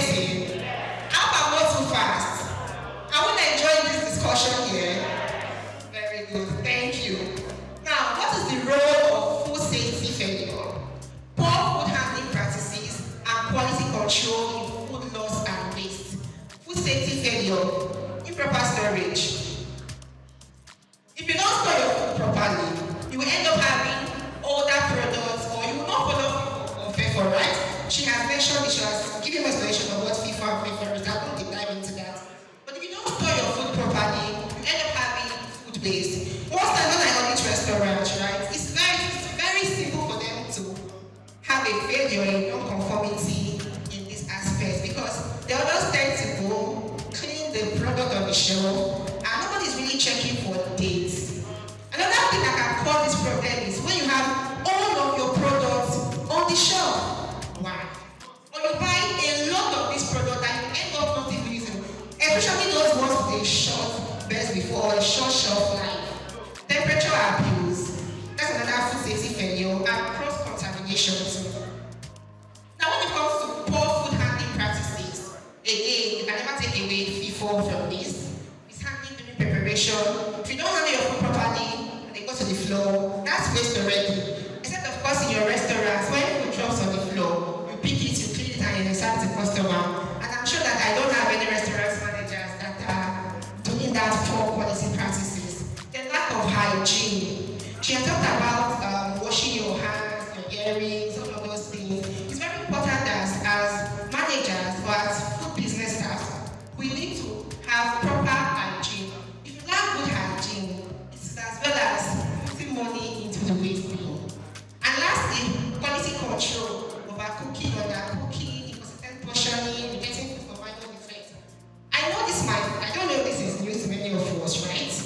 But sometimes people reject product because they look ugly. Not for food safety cases, or not for the sake of food safety, but because I don't just like how this tomato is looking. It's not looking very fine. So they end up throwing it away. But you should understand that nobody knows that a tomato is fine or ugly when it is being cooked. So you need to have a very good relationship with your vendors. Tell your vendors, okay, these are the qualities I am looking out for. Have a checklist.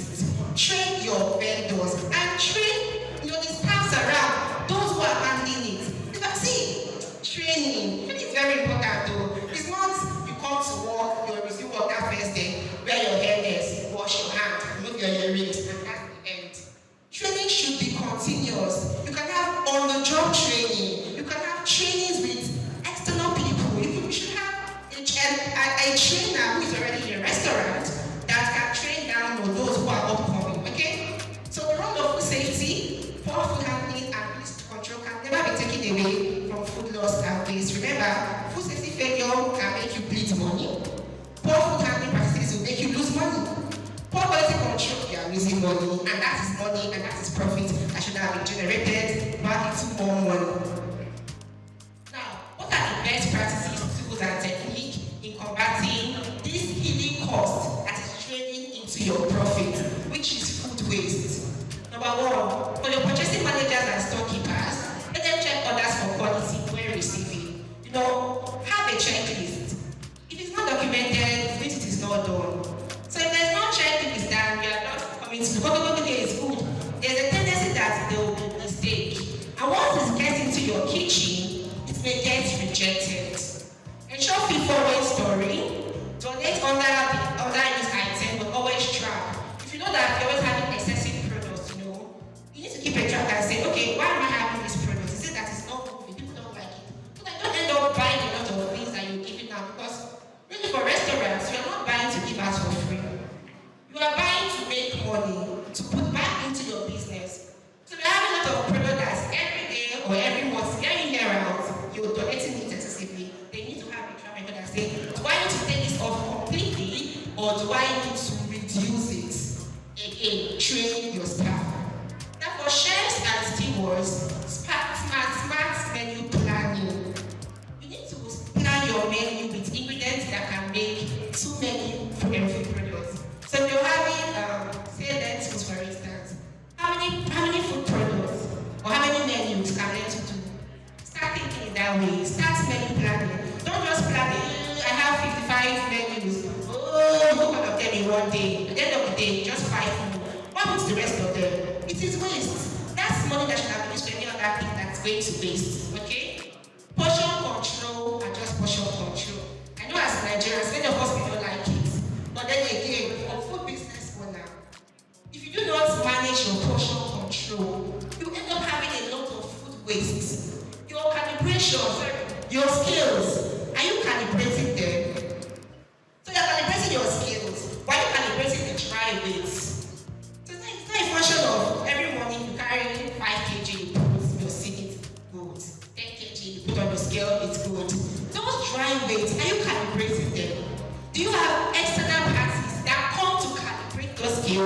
sure that we're ensuring the right portion.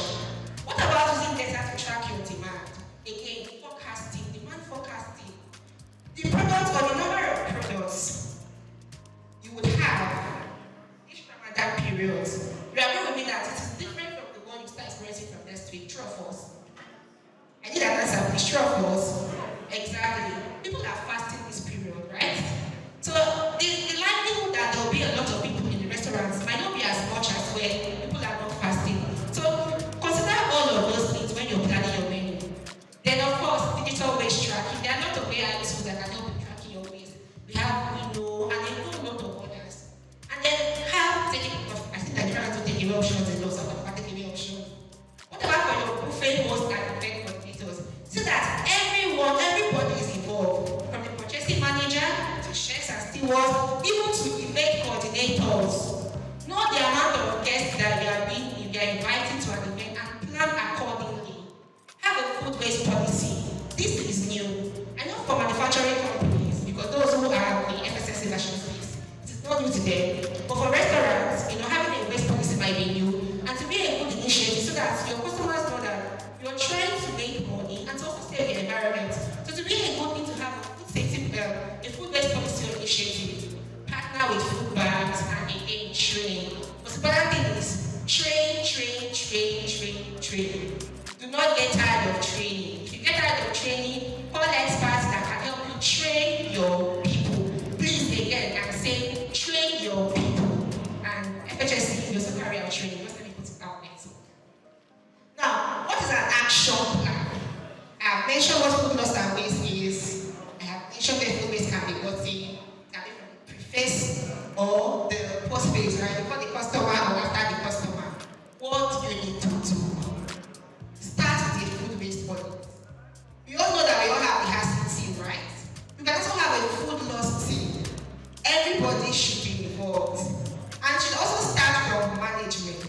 You see, food loss and waste should not be having conversation on the shop floor or in your kitchen. You should be having food loss conversations in the boardrooms where your boss is saying, we're having a lot of waste, what do we need to do? That's the only way you can find change. But if you're talking about food loss and waste in the kitchen, you may not really have that effect you want it to have. So the important thing is to have meetings, with the top management, get them involved, and have a team. Then start with a food waste audit.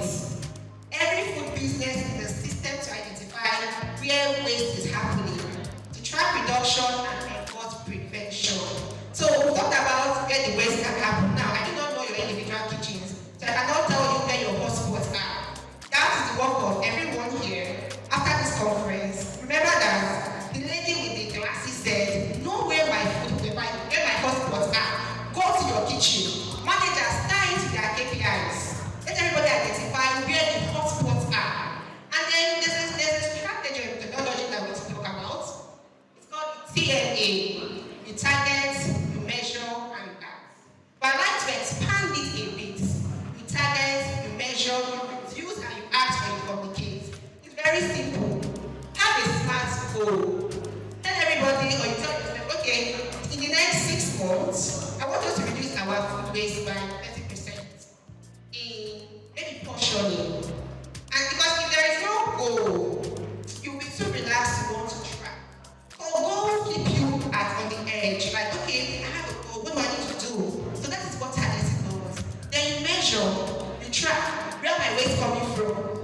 Is it from the preface or from the post phase? You need to know, you need to measure. When you measure, you know whether or not you're reducing or you're not reducing the waste. And then you act. After knowing your hotspots, after measuring, okay, what do I need to do? Do I need to cut down? Do I need to do a smart menu planning? What are the things I need to do? And then you communicate with people. You cannot have all of this and keep it to yourself. You cannot drive train and keep it to yourself. So you must communicate with everyone, and I mean everyone in each department. Let them know that, look, this is serious business, so and we all have a part to play in food waste reduction because we're talking about money here.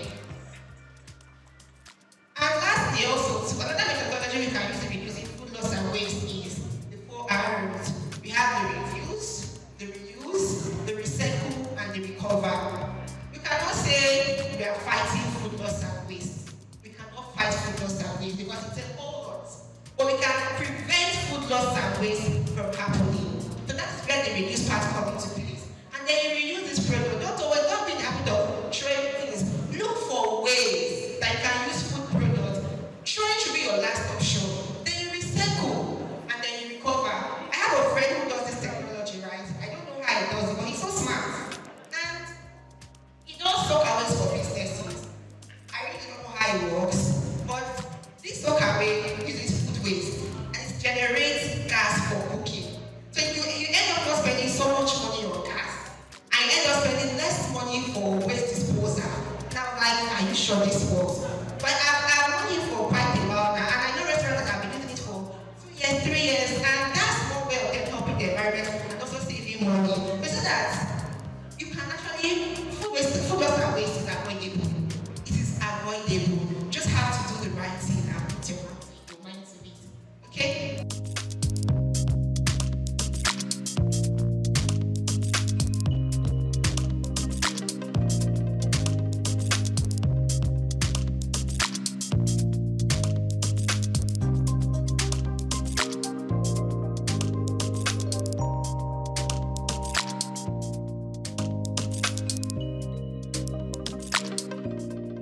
Is the source of deliciousness. We've been in existence since 1909. Did you know that? So for those who don't know, some people just screamed, eh? We are an ancestor brand. Thank you very much. You see, this is what we know how to do the best. Bring deliciousness to homes, to your meal time. And this was the initiative of 2 Japanese persons. One is a scientist who discovered that glutamate was the ideal substance to make meals. And then the other one, an entrepreneur who has the money to start the business. So you see, idea, meeting, capital, and then the business is born. So this is how our Ajinomoto came to be. By the way, it's a Japanese brand, and Japan products are quality products. I re-emphasize, quality products. So we've been in Nigeria since 1991, and what are we doing?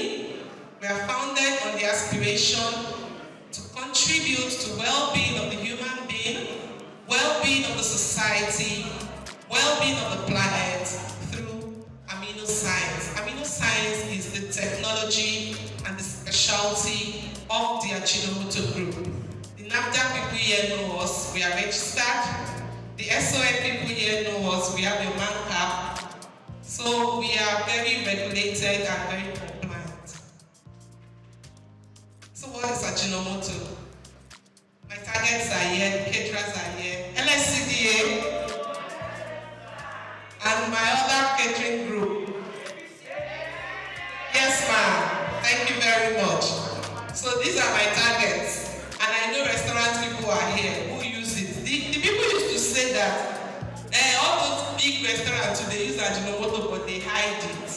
So I want to ask, what do you gain if you don't use Ajinomoto?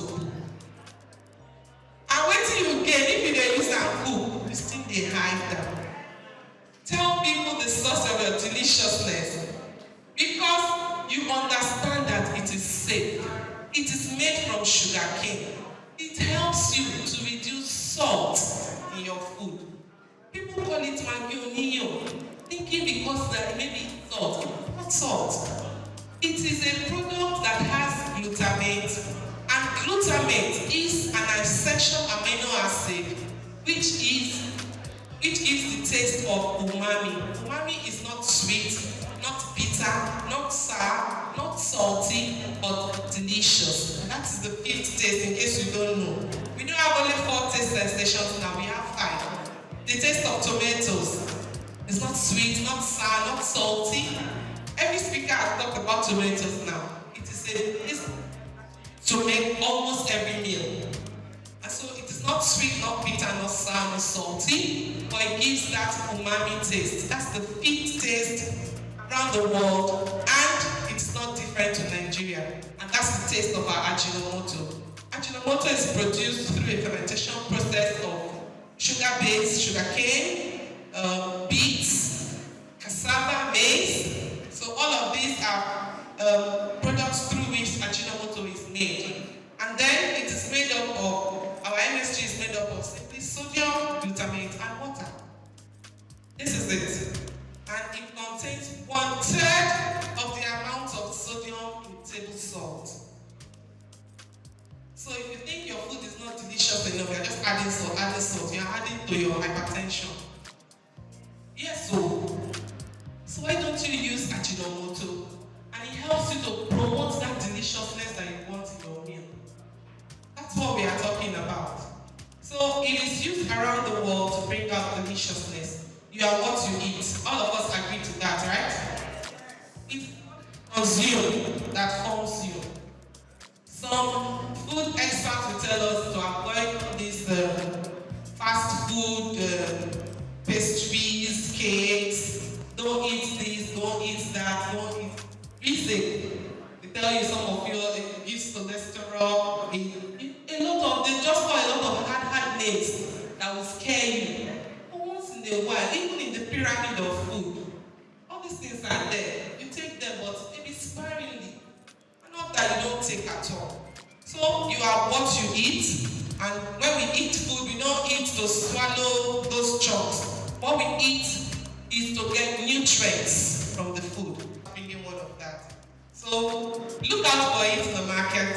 It is very beautiful for jollof spaghetti. One pack is 25 grams, and then you use it for 500 grams spaghetti. Just add 30 cl of water, and then mix it to get the sauce, and voila, deliciousness is all the way. And we love to get questions, we love to have feedbacks. Like the MC has said, a pack like this is going to be given to everyone here, and we hope that you will use it and continue to enjoy deliciousness. And Grashi Global Foundation, led by Engineer Greg Ashiboku, we are presenting this award to the DG of NAFDA, Professor Christiana Adeyemi. And she was one of those ones that bring premium importance of production, the quality aspect of it. And I'm happy that I happened to be one of the first production supervisors that became an athlete manager and member.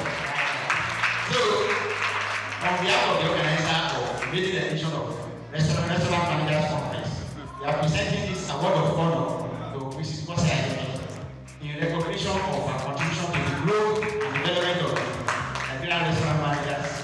We are doing that one today, and we are happy that it's here at Nati to be here to see this award. Restaurants, cafes, bars, and pub association. You can see, I think from what we have had today, you can see that we are blessed to have her. And ever since she has been taking me up and down, this and that, we are having a cocktail meeting. Can you come? We are having this one, can you come? Forget the fact that I say Korodu, they want me to be in Lama. But I have to squeeze my time to get there. So, she has been very supportive.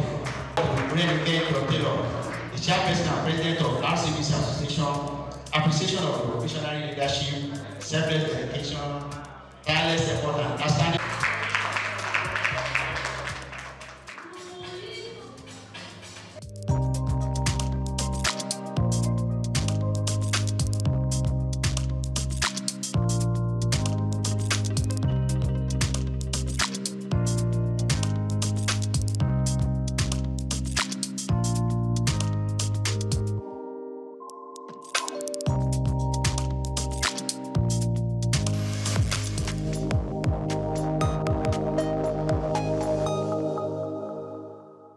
My name is Yinka Babalola. My name is Ijoma Pelokoro. My name is Joshua Hassan. I am Rotarian or Mosunde Lawson.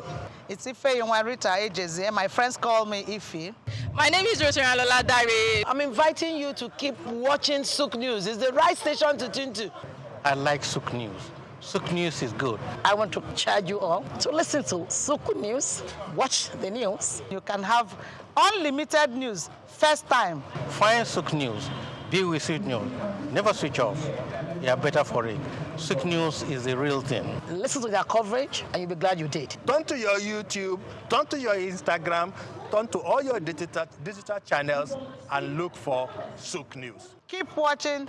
Keep watching. Please, guys, keep watching SOUQ News. As the world navigates constant change and competing voices, the call for purposeful leadership rings louder. The Scalable Leadership Summit 2025, hosted on the Leadership Channel Consulting platform, wasn't just another conference.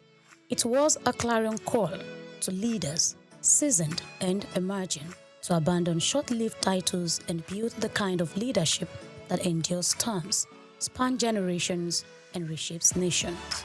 In a compelling convergence of Africa's top-level thought leaders, entrepreneurs, and organizational trailblazers, the summit issued a bold call for enduring, values-driven leadership. Under the theme, Lead Beyond Limits, Build What Lasts, the convener, Wale Adekola, emphasized that this event is not for applause. It was engineered for lasting impact. We're talking about leaders who are going to represent leadership, who are going to become leadership ambassadors. And that is why we are launching Scalable Niger today. So Scalable Niger for us is not just a slogan. It's something that we want to see happening in every community in Nigeria, because today every participant is going to go home with three powerful frameworks, and for these frameworks we have, the first one is the Scalable Leadership Framework. The second one is Adapt. Adapt model is a sustainable change system that it can use to transform any system within the organization, of course, and across institutions in Nigeria, of course, and across Africa. So these are proven and tested frameworks that we have studied, we have applied, for the past 10 years, and now we want to see all these frameworks applied in Nigerian institutions and, of course, organizations. The summit delivered a rich blend of keynote insights and fire chat dialogues, featuring voices like Adeyemi Olayiwole, Niyi Adesanya, Tara Fela Durotoye, Honorable Adewumi Adeyemi, Professor Abraham Oshinobi, and Dr. Smith Bam, among others. The experience was further deepened by stirring spoken words, performances, and inspirational music, not merely to share leadership principles, but to ignite a deeper commitment to legacy-driven leadership in a world that is constantly evolving. Kicking off the summit was leadership strategist and keynote speaker Odeyemi Olayiwole, who emphasized the power of learning from experience. His message challenged attendees to go beyond information and seek transformation through mentorship, experience sharing, and tested wisdom. The cheapest way to succeed in anything is to learn from someone who has succeeded in that thing. Not someone that knows about the thing alone, but someone who has been able to acquire the information and translate it to application and have results to show. And so that's why many years, in 1996, when I knew that my assignment was in the leadership space, one of the first questions I asked is, who is doing what I want to do? And who is the best at what I do? Every year I pick 3 case studies: a country, a company, and a corporate leader, every single year. And I dissect them to find out what is the secret, because success needs clues. The secret of men are in their stories. So one of the cheapest ways to succeed at anything is to find out who has succeeded at what I want to start. Renowned beauty entrepreneur Tara Fela Durotoye, in her keynote session and during a fire chat with a convener, shared lessons from her leadership journey in building the House of Tara brand, from humble beginnings to a systemized enterprise. She spoke on navigating growth, people development, and succession planning. What is it that I do that delivers the same outcome? What is it that makes my customers buy every time? Write it down, because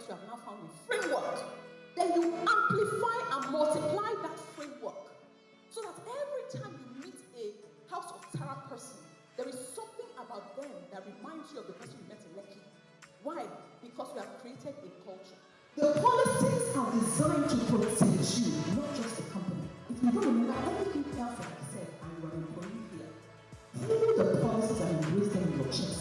Know them by heart. If anybody says anything, you just ask, what does the policy say? And all found out if you don't have policies, what you are basically saying is that you're allowing your people to do anything. From academia, Professor Oshinobi of Lagos Business School brought a compelling perspective on national transformation governance, innovation, and faith-based leadership. The Nigerian paradox: we are rich in resources, yet poor in trust. True of us, bursting with talent, yet starved of opportunity. A land of faith, yet a desert. Governance is a structural foundation that enables accountability, transparency, and the rule of law. But the crisis is this: 83% of Nigerians is strong public institution. True or true? That is the basis of our problem in this country. Trust deficits. The summit was not all talk. It was also artfully immersive, as Esosia Wilson rendered soul-lifting inspirational songs, creating moments of reflection between sessions.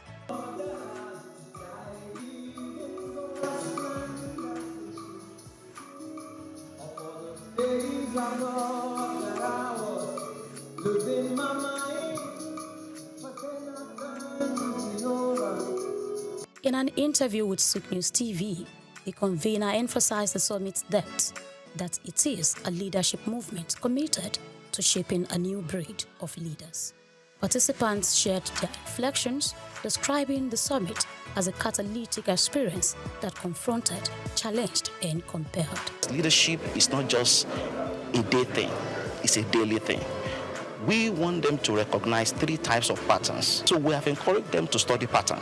Number 1, pattern recognition. Number 2, pattern usage, how they can use the pattern that they're going to learn today. And number 3 is pattern creation. How can they create new patterns that they can apply in their own organization, something that is unique for them from the patterns they've recognized that they can use and also apply in their organization through wisdom. Some people just wish to scale, but you need to be able to have a system that enables you to scale. So that's basically what I think the frameworks will do. And then from each of the speakers, so they are all coming from different, some are from the academia, the business world, which I believe that convergence will actually help to give a better knowledge and sensitization about what true scalability in business and in leadership basically is. The second session talked about the need for leaders to appreciate their team members, and it was quite emotional when we saw 2 or 3 people shed tears of joy when they got messages from their team leaders. So for us as team leaders, we need to be very deliberate. And even the case study we did, Deep Sea, it talks about the need for us to be very deliberate. We need to know our team members. We need to know what's happening with them. And we need to leverage their strengths. Everything rises and falls on leadership. If the leader gets it right, it trickles down to those at the middle level, at the lower level. So it's important to get it right from the root so that the fruits are good. I do a lot of case studies. So you study what has worked, what has not worked. And through my research, preparing for this summit, I discovered that we're talking about starting, scaling, and sustaining businesses. So let's study systems that have worked for up to 1,000 years and more. And I found out that they are driven around community, which is people. Everything should be about people. Listen to them, love them, then you can lead them more effectively. And when people's hearts are touched, they work better with their hands, with their head, and with their feet. Because I work with people, I understand how powerful people can be, and the biggest asset any organization has is not infrastructure, it's its people. And if you understand that your people are your assets, you will invest in your people. But if you don't understand it, if you don't share that philosophy, you're going to abuse your people, you're going to misuse your people. So for me, it's something I've been living for 20 years, and so it's just natural. You need to love the people you want to lead by having what we call the emotional intelligence, social intelligence. Both go hand in hand, and you need them for leadership. And lastly, for leadership is also about listening. For you to influence one, you need to listen to your environment in order to act accordingly. We have looked at how to scale our leadership potential. scale and also sustain it. It's not enough to just start, but we will start, we will scale, and then we'll sustain it. It's something that should be a legacy, something that should live beyond us. Right now, we are talking about impact, the impact that the structures and the systems that we are putting in place will have on our society, on our community. So leadership is beyond just us. It's about impact. It's about sustainability. And it's about the value that we are creating for our society. To a large extent, I try to tell people that you can be anything you want to be. Because you've been placed here to lead. You've been placed here to be at the forefront. And for you to be at the forefront, that means you need to understand what leadership means. And that's the message I pass out. I see myself being able to influence the world with my music and also show people that they have the ability to believe they can be anything they want to be. My workers are waiting patiently to see me coming because I have a lot to impact on them about the personal growth, the business growth, and everything as well. Everybody needs this, especially if you're an entrepreneur. You don't need to miss out this kind of program. You need to connect. No matter the money you spend here, it's worth it. With resounding voices across academia, enterprise, ministry, and the creative arts, the message was unified. Leadership that scales must be intentional, people-focused, and purpose-driven. Grace Komolafe, SOUQ News TV.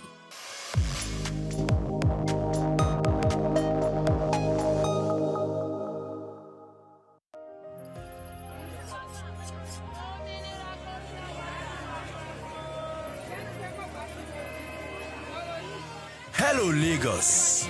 Make we yarn. Hello, if this POS matter, don't pass your call. Person go swipe, alert no enter. Before you know it, jump. Wait, wetin really happen? Then they use fake alert, the warriors. Okay, so Mona, listen, if you dey do POS business, no expose your alert. Hello, Ogbefi. They don't walk that road where they warriors for our local government for years. This one sweet me, I no lie you. Because you know what, development with the work, it deserve loudspeaker. Now why we dey here be that? For here, we know the abuse, we dey bring solution. My name, it is Ikechukwu Oyemike, aka Ogbefi Ishegwari. Make we yarn every weekday from 10 a.m. go to 12 o'clock on Top the Eye 95.9 FM.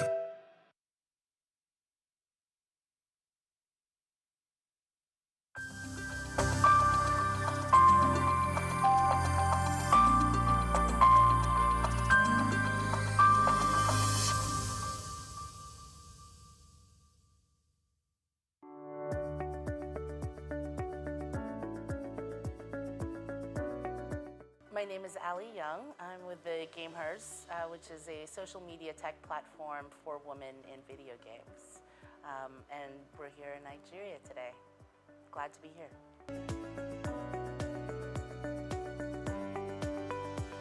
People are just absolutely lovely.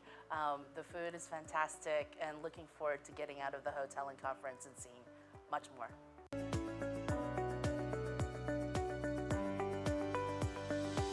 For me, I'm a gamer. I met my husband playing video games 20 years ago, and it actually is something that has been part of my lifestyle. Family time is spent with my daughter and my husband playing video games.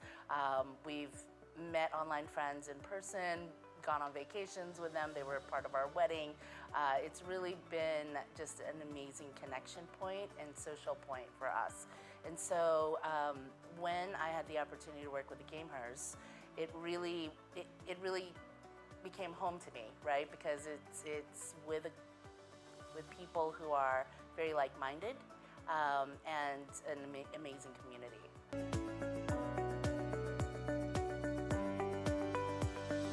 Yes, so the Gamehers, social media tech platform for women in the video game industry, creators, game devs, entrepreneurs. And for us, we are a safe space where people can connect. Something that you and I spoke about earlier around, playing video games and feeling the pressure to be good at it and wanting to, and kind of the toxicity around the online culture a little bit. because it is a little bit male-dominated, right? And I feel like the Game Hers was built around that. In fact, I remember the very first gaming conference that I went to, and literally it was a room that had about 200 people, and there were 3 women, including myself. And I thought, we have to do better, right? I mean, I play video games, I have friends that play video games who are women, and I feel like it's extremely important for us to spread that message that it is okay to play video games as a female. Additionally, Gen A, Gen Z, 98% of the younger generations are playing video games now, right? They don't identify as gamers like people who go to movies don't identify as movieists, right? And so it's just a part of their life. And what's interesting is that even though there are 3.2 billion gamers globally, and half of those are women, we're still underrepresented in the professional esports world, in game development, and leadership positions.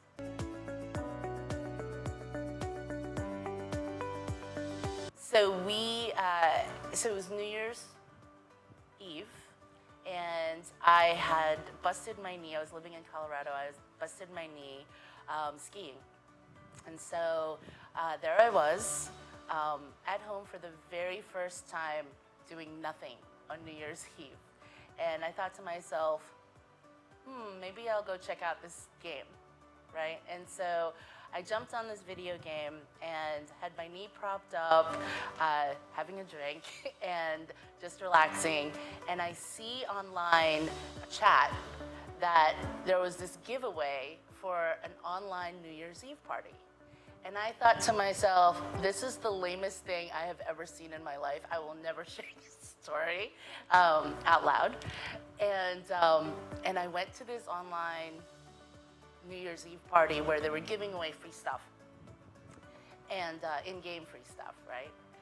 And so I'm in there, and it was player versus player games, so people could attack each other and kill each other in the game.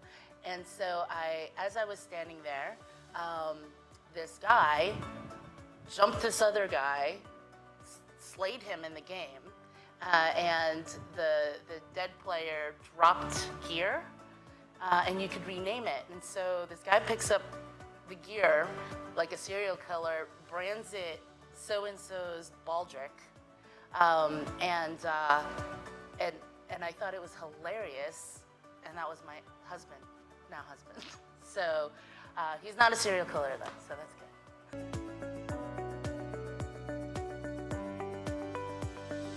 I'll share this with you. So the Game Hers, since its inception in 2020,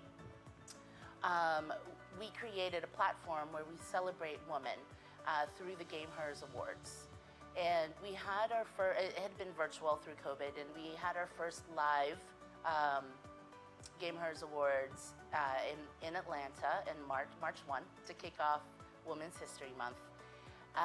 And we had a room full of 300 people, women and their allies, where we celebrated their contributions to other women in gaming and inclusivity. And it was incredible to just see people who haven't met in person. I mean, if you think about how you work with people now, and remote life is so prevalent. I mean, you think about how you meet people online now anyway, right? And then when you meet them in person, that relationship just escalates and just gets even better. And so the Game Hers provides that space to be able to do that, right? We have an online community. We provide opportunities to meet in person through a lot of different events. Much like Dunhill Ventures brings together, they bring together family offices and investors to connect and create networks and create relationships. That's what the Game Hers does.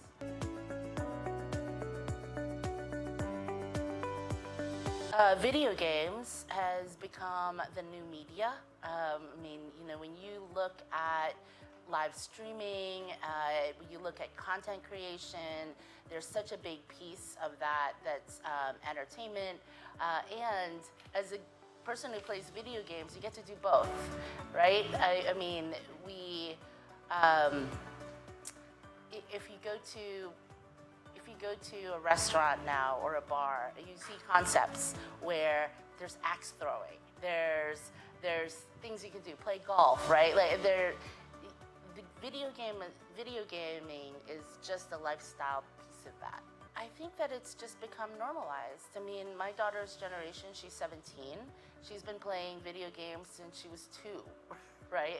And whether that's learning video games and educational video games, or, you know, it's Call of Duty. I mean, she plays them all, and she tries them. A lot of times it's her friend group. Her friends like to play video games as well, and so they do that together. Sometimes in person, with their computers next to each other, or, you know, on consoles, and sometimes that's just online.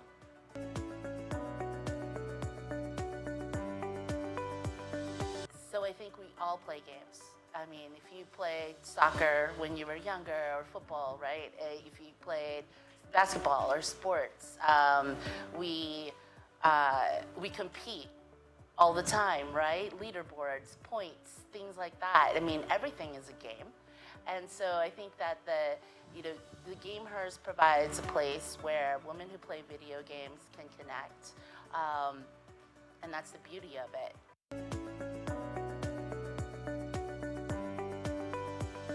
So I was actually in Riyadh when I met the Dunhill Ventures Group, and they invited us to come out to Lagos. It was an opportunity. I was supposed to be at South by Southwest this week, and ended up canceling all my travel plans. Told the team, I was like, I am gonna stay in Riyadh for a couple of days and then go straight to Lagos, because the opportunity here is vast. The demographics in this region and in Africa has the youngest, the youngest demographics. Gen A, Gen Z's, 98% are gamers, and so the population is intrinsically part of our group. However, organically, our 10% of our international community is in Nigeria. And that has just been organic. We haven't done any programming here. We haven't done any events. It's just people finding us online and connecting with our team, with our community.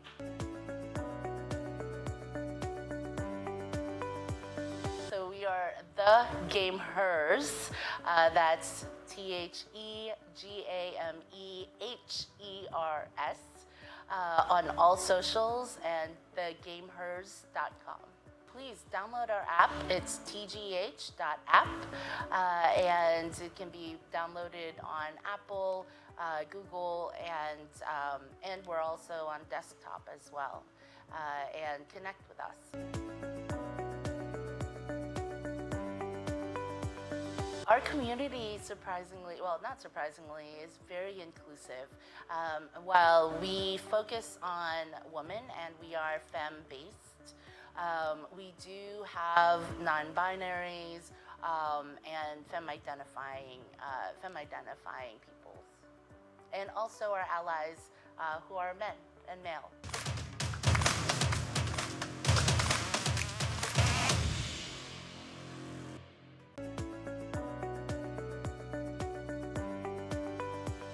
So you stand to gain an amazing community of like-minded people, find your tribe, find people to play games with, find people to learn from, as well as opportunities for education, on career development, and entrepreneurship.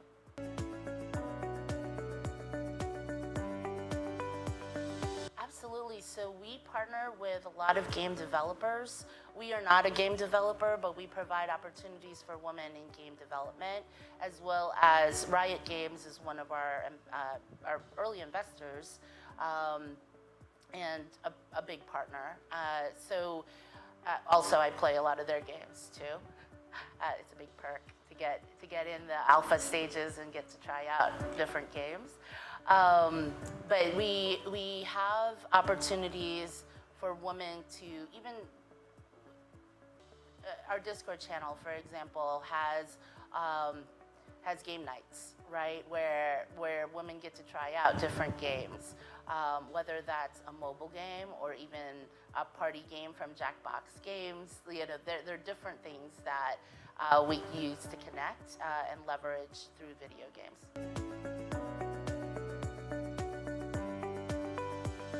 I see there's a lot of there had been.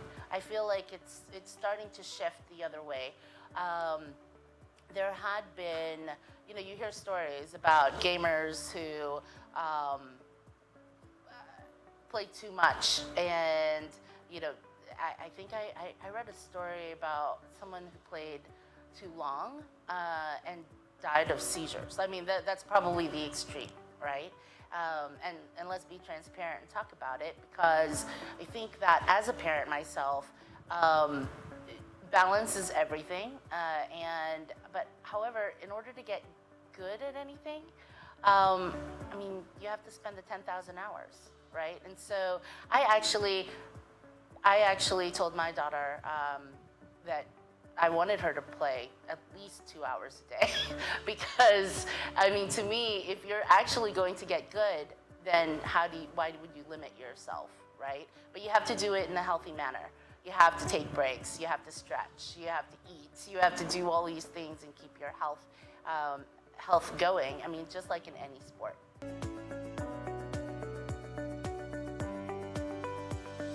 Gaming has been shown to teach our children and to teach ourselves mental acuity, hand-eye coordination, problem solving, which I feel doesn't happen enough.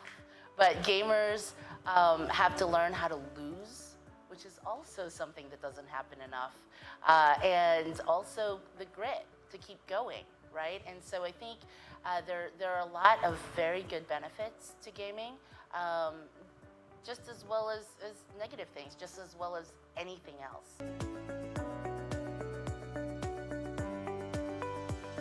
We are very focused this year on our international growth, and this is part of it.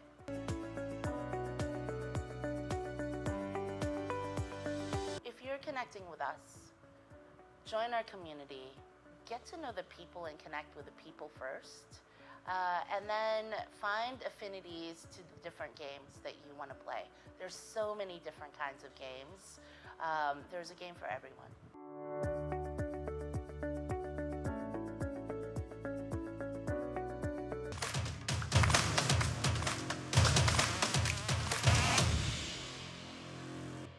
We've got just what you need right here at Femi Wash Media. Call it the Midas Touch, and you wouldn't be wrong. Let us record, produce, mix, and master your audio like nobody does.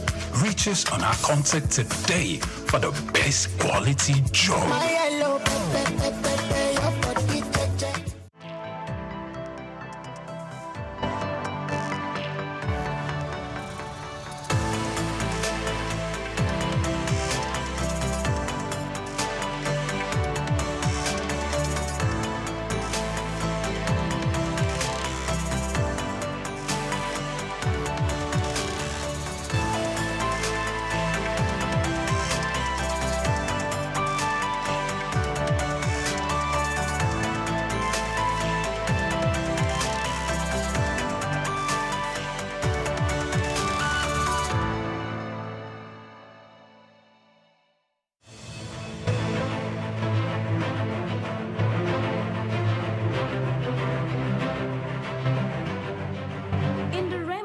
Achievements, goal setting, hard work, and dedication have been proven to be some of the elements towards success. The journey of remarkable individuals with lasting impact on the world are often filled with manifold stories, but through determination, they build their lives and make extraordinary contributions. Join me on the story of a trailblazer in business and philanthropy. Aiboje Ag Mokwede, a lawyer turned banker who has done well for himself, made an indelible mark within the banking sector, and has continued in his ambition of touching lives within Nigeria and across Africa. Aiboje Ag Mokwede.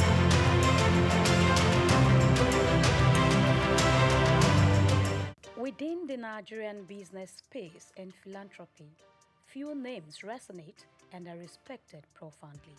Such is Aiboje Ag Mokwede.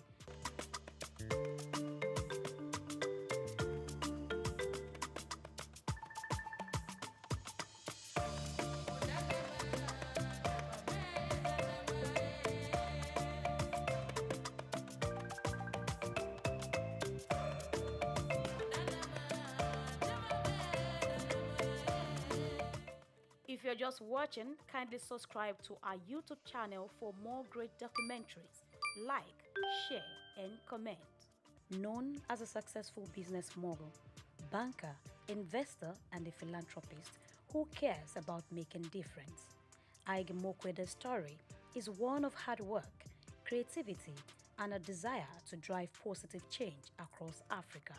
Born to civil service parents on September 24, 1966 in Ibadan, Oyo State, Nigeria, he hails from Sabongida Ora, Edo State.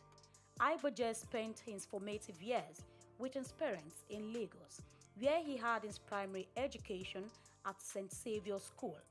He enrolled into Federal Government College, Kaduna, and at age 16, he was admitted to study law at the University of Benin, where he graduated at a young age of 19 with a law degree, displaying early signs of his exceptional intellect and drive.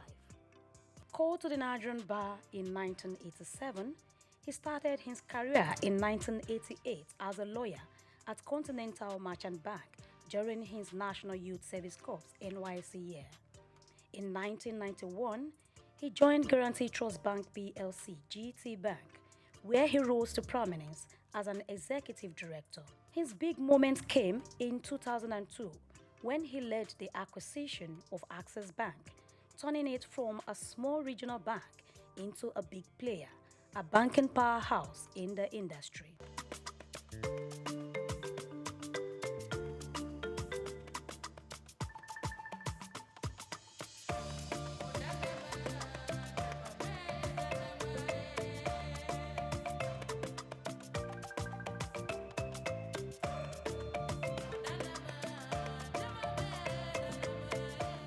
Throughout his career, Ag Mokwede has taken on different leadership roles, including Group Managing Director and Chief Executive Officer of Access Bank until December 2013. He later became President of the Nigerian Stock Exchange and retired in 2017, but remains on the National Council.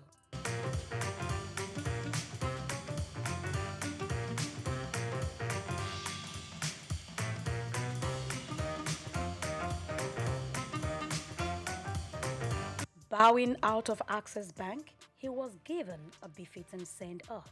No man or combination of men could transform what we met in Access Bank in 2002 into what would cause this type of people to come and celebrate today in office.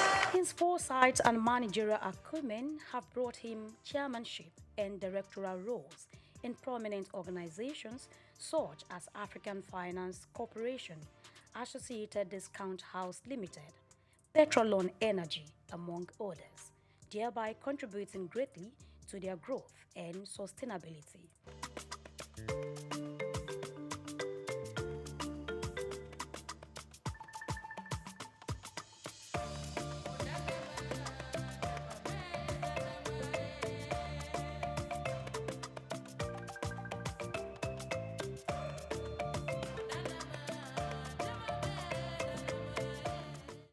Hard work, they say, pays.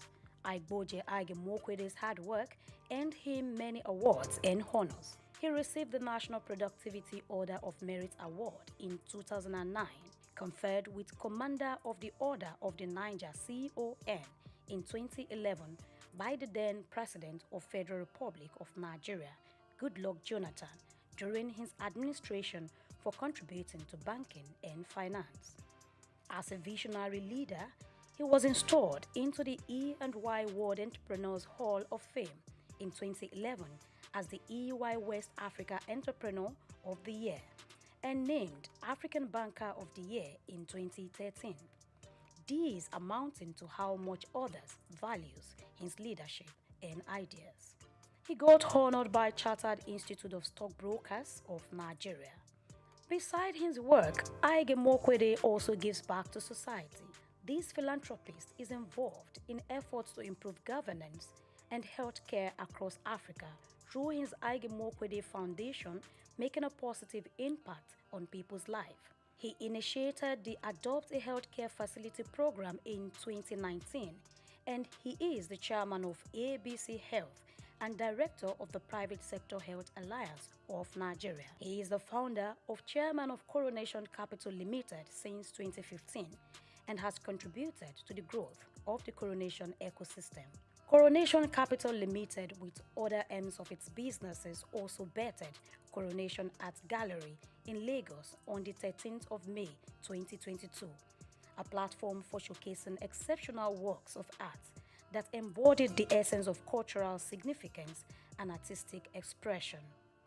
Aigboje Aige Mokwede founded Coronation Art Gallery with the vision of democratizing art, foster appreciation and understanding for the artistic world, and making it accessible to a wider audience. Bumi Augusto is, I knew Bumi when she was born. I know her parents, and I know all her siblings. She's a beautiful, wonderful, gifted Nigerian artist, and just like many of the others here. The piece behind me is a triptych, long throats, all up to longer throats. I actually thought that I was going to caption this collection. This is really a microcosm of my entire collection, but I was going to capture it longer throats because this represents a lot of this collecting I did during COVID. Many of these pieces actually were not in Nigeria. I brought them home. I'll tell you something. I'm known for collecting masters, the Enwonwus and the Yusuf Grillos and so on. I still do, okay?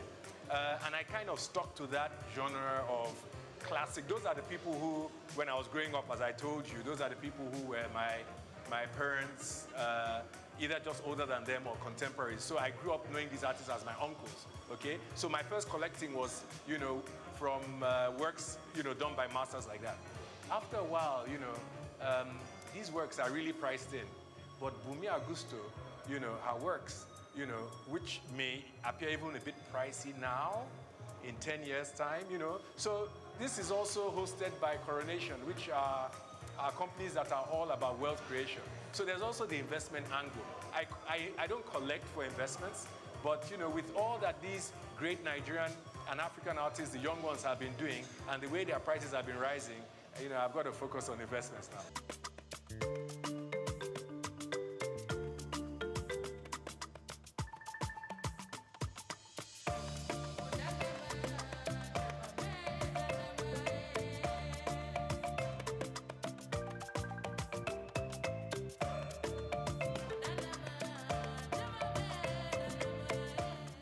Collaborated with the Nigerian Civil Service to digitalize work processes and public service delivery in October 2021. Recognizing 43 public servants at the 2022 Civil Service Award ceremony on behalf of the Aige Mokwede Foundation with an encouragement of cash prize worth 500,000 naira for each awardees. It is my understanding that annually 43 public servants will be recognized in this fashion.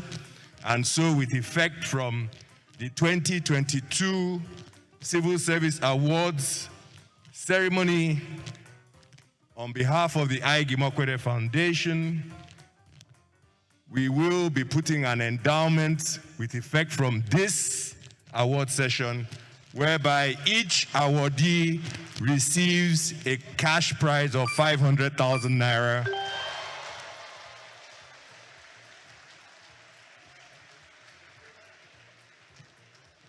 And in the interest of digital culture, the credits will go directly to your accounts.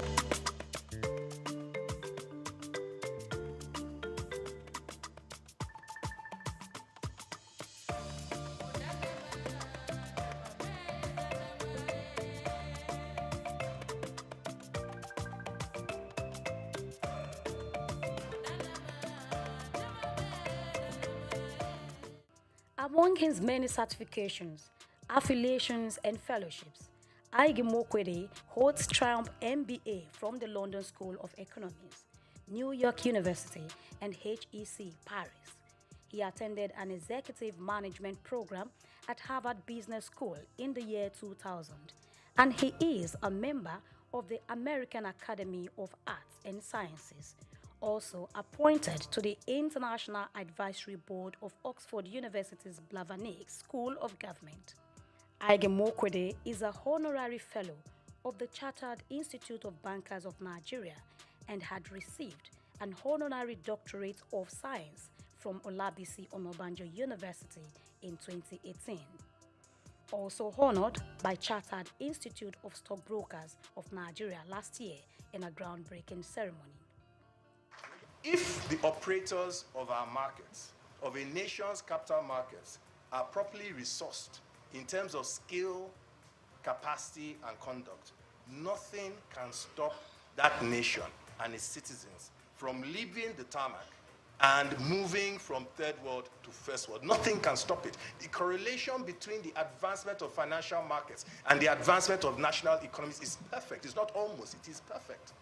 And so, you understand why I have tied myself to the future of this market and why I have tried from the very word go that my voice was heard to get the public sector and the elite within the private sector to understand that we cannot ignore this market.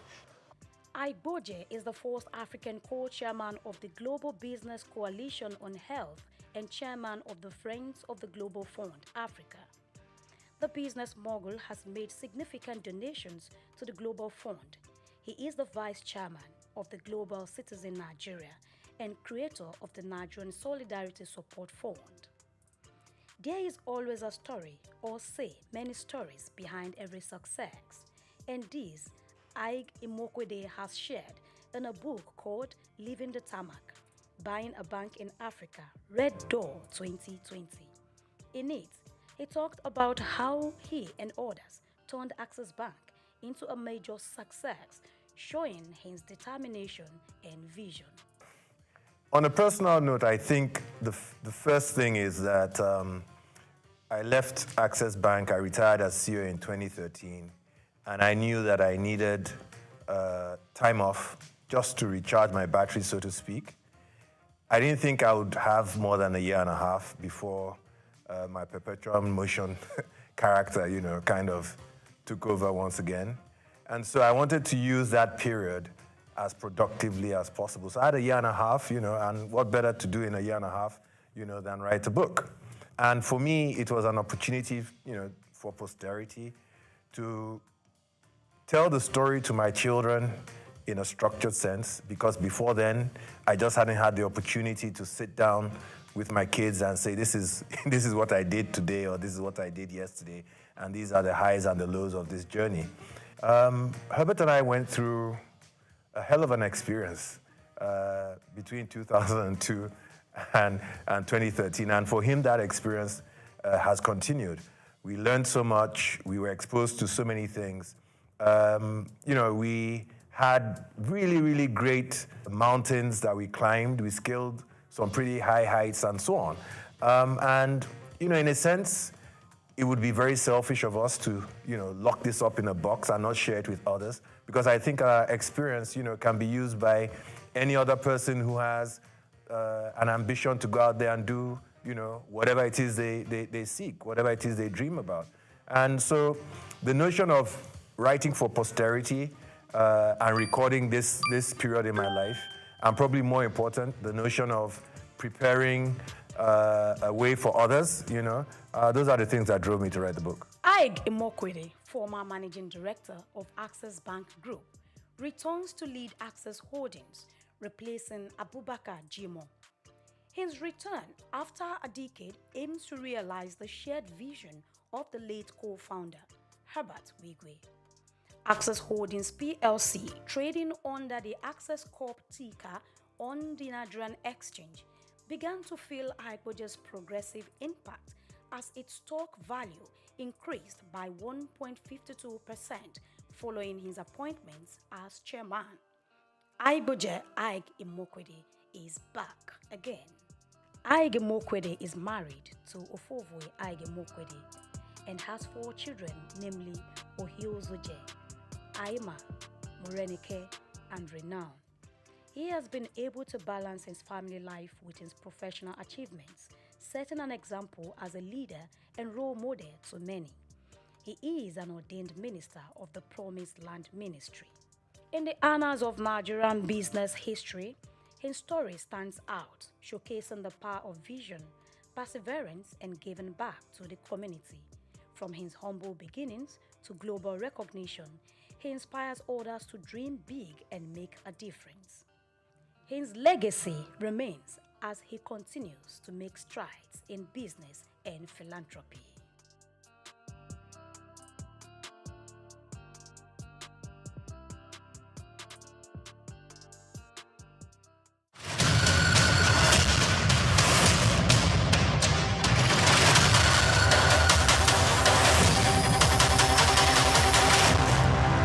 My name is Shino Ogbadegeshi. I'm the CEO of Gozi Micro Insurance. Continue to watch SOUQ News. Adenike Adeyemi, Executive Director of Faith Foundation. Keep watching SOUQ News. My name is Shepherd Michael Adewale Onofuye.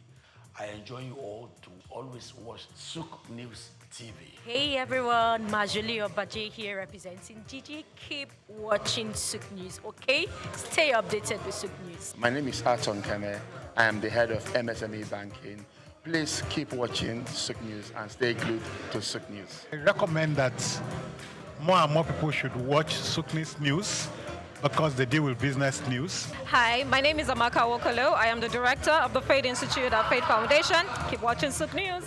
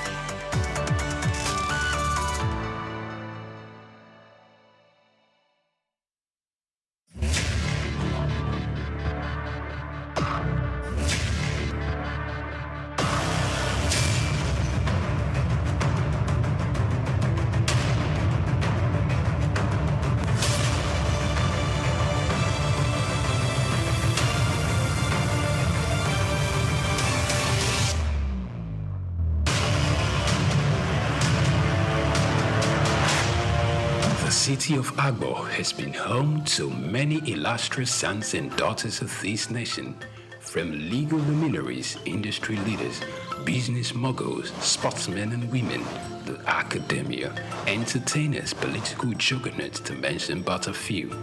Because of its peculiar location, connecting the southeastern to northwestern Nigeria, it is a melting pot of both commercial and agricultural services with a diverse population of residents and settlers.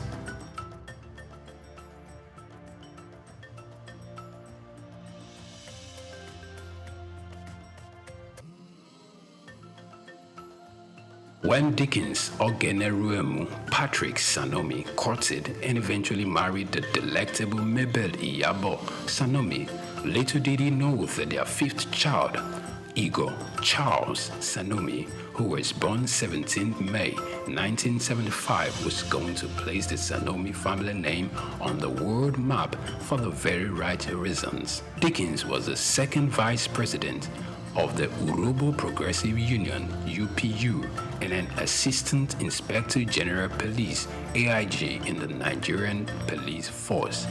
His mother was a Yeye Jemo, tribal chief of the Ishotun Ijesha Kingdom in Osun State, and also a nurse.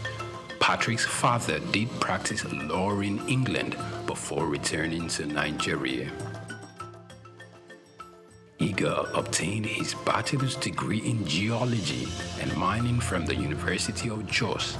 Like many before him, achieving the level of stride he has made didn't come by sheer wishes. His interest in the oil and gas sector was sparked in his final year at the university.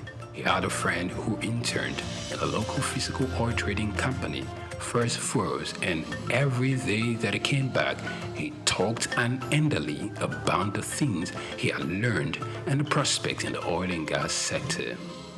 Overwhelmed by the persistent talks by his friend, if you call it that, the desire for physical trading grew on him, creating a lasting impression in him.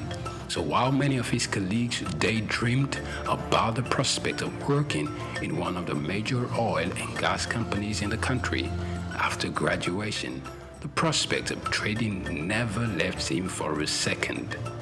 In his final year at the university, he voraciously read everything on physical trading he could lay his hands on, looking for a more appropriate time to get into the business. He did find the opening he was looking for. Back then, it was common for local Nigerian businessmen to bid for fuel import contracts from the state-owned oil company, and then, upon winning the contracts, they resold the contracts to foreign oil trading companies for a tidy sum without lifting a finger. But for him, this was the break he had anticipated for a long time. He set out to get some of these businessmen who won the contract and offered them a mouth-watering deal they couldn't resist.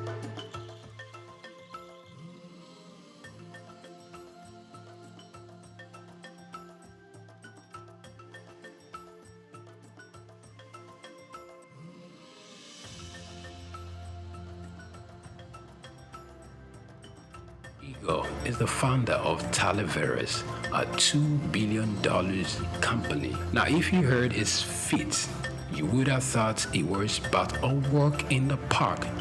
But if only you look closely, you will know it is far from that.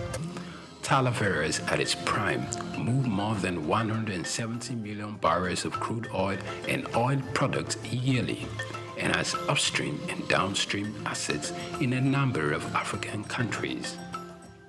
For many who are close to him, Igor is rather media shy. The company in 2008 began to appear on the radar of the most Nigerians when it stated that its offshore trading arm hit a turnover exceeding $2 billion. In 2005, during the oil bidding round organized by the Ministry of Petroleum Resources, Talaveras won 2 oil blocks. Then, following a crude swap arrangement with Duke Oil Incorporated, a subsidiary of NNPC, Talaveras also benefited. In the same vein, Talaveras in 2013 acquired a stake in the 900-megawatt Afam power plant in Rivers State. Additionally, in 2014, the company invested a minority stake in the IOTO consortium that acquired prolific OML-29 from Shell. Local companies that had the capacity to engage in the oil sector were strongly encouraged to participate in the bid for government tenders. In April 2022 of 2010, the Local Content Act became law and Talaveras met the criteria. True to his nature, he expressly said that he had never at any point obtained any contract through dubious means. With nothing left but faith, hope and trust in the future, Eagle plunged ahead after he failed to make the list of successful bidders for the 2017/2018 crude oil term contract when it was announced in January 2017. This was one of the unsavory moments in his career. When Talaveras didn't get renewal of its crude for products exchange, which it had operated for 3 years, by the then President Goodluck Jonathan's administration. This dealt a big blow to Talaveras because it had earlier entered forward contract and based revenue projection models on it. Many who long awaited its fall thought long and hard how Talaveras was going to replace these revenue streams. But like a phoenix from the ashes, Talaveras rose to the occasion by going back to the drawing board to re-strategize. It structured and engaged its international creditors.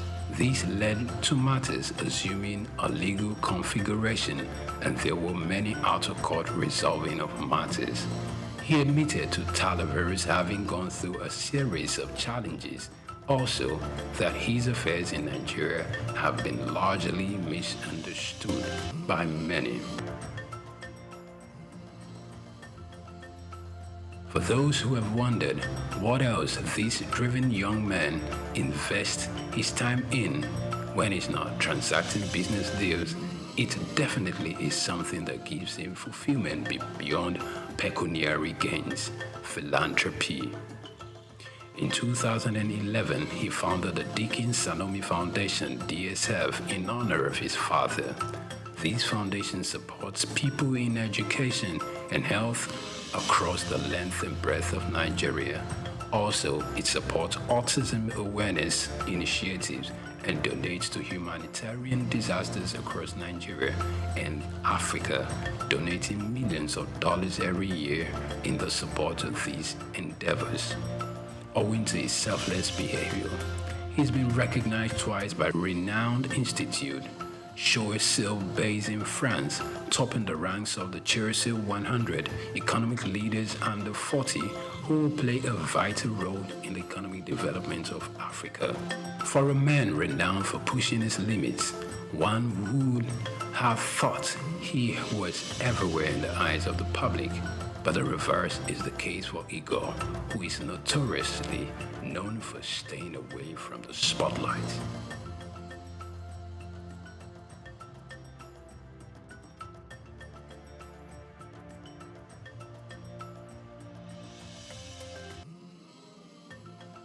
In 2014, he was awarded a Papal Medal of His Holiness Pope Francis for his ongoing dedication to the Catholic Church and support of the Vatican's mission in Nigeria.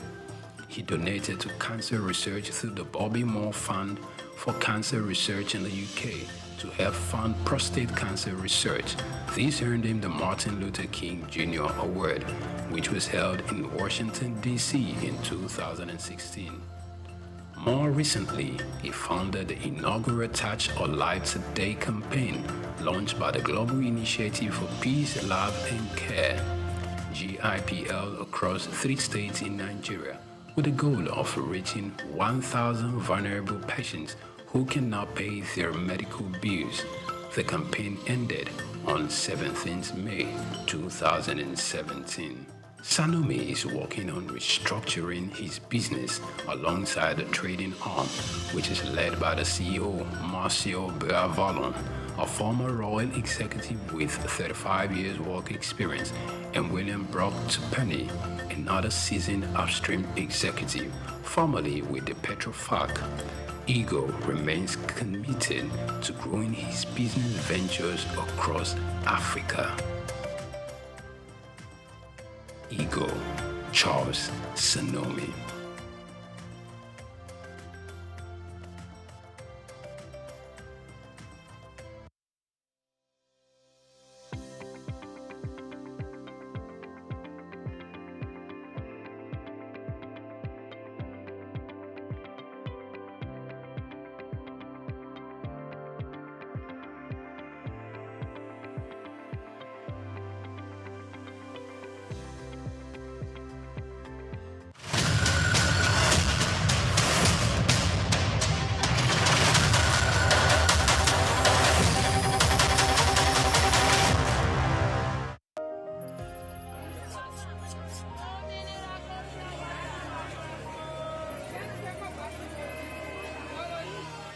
Hello, Lagos. Make we yarn. Hello, Wefi, this POS matter don't pass your call. Listen, go swipe, alert no enter. Before you know it, jump. Wait, wetin really happen? Maybe you fake alert the warriors. Okay, so wanna listen, If you dey do POS business, not expose your alert.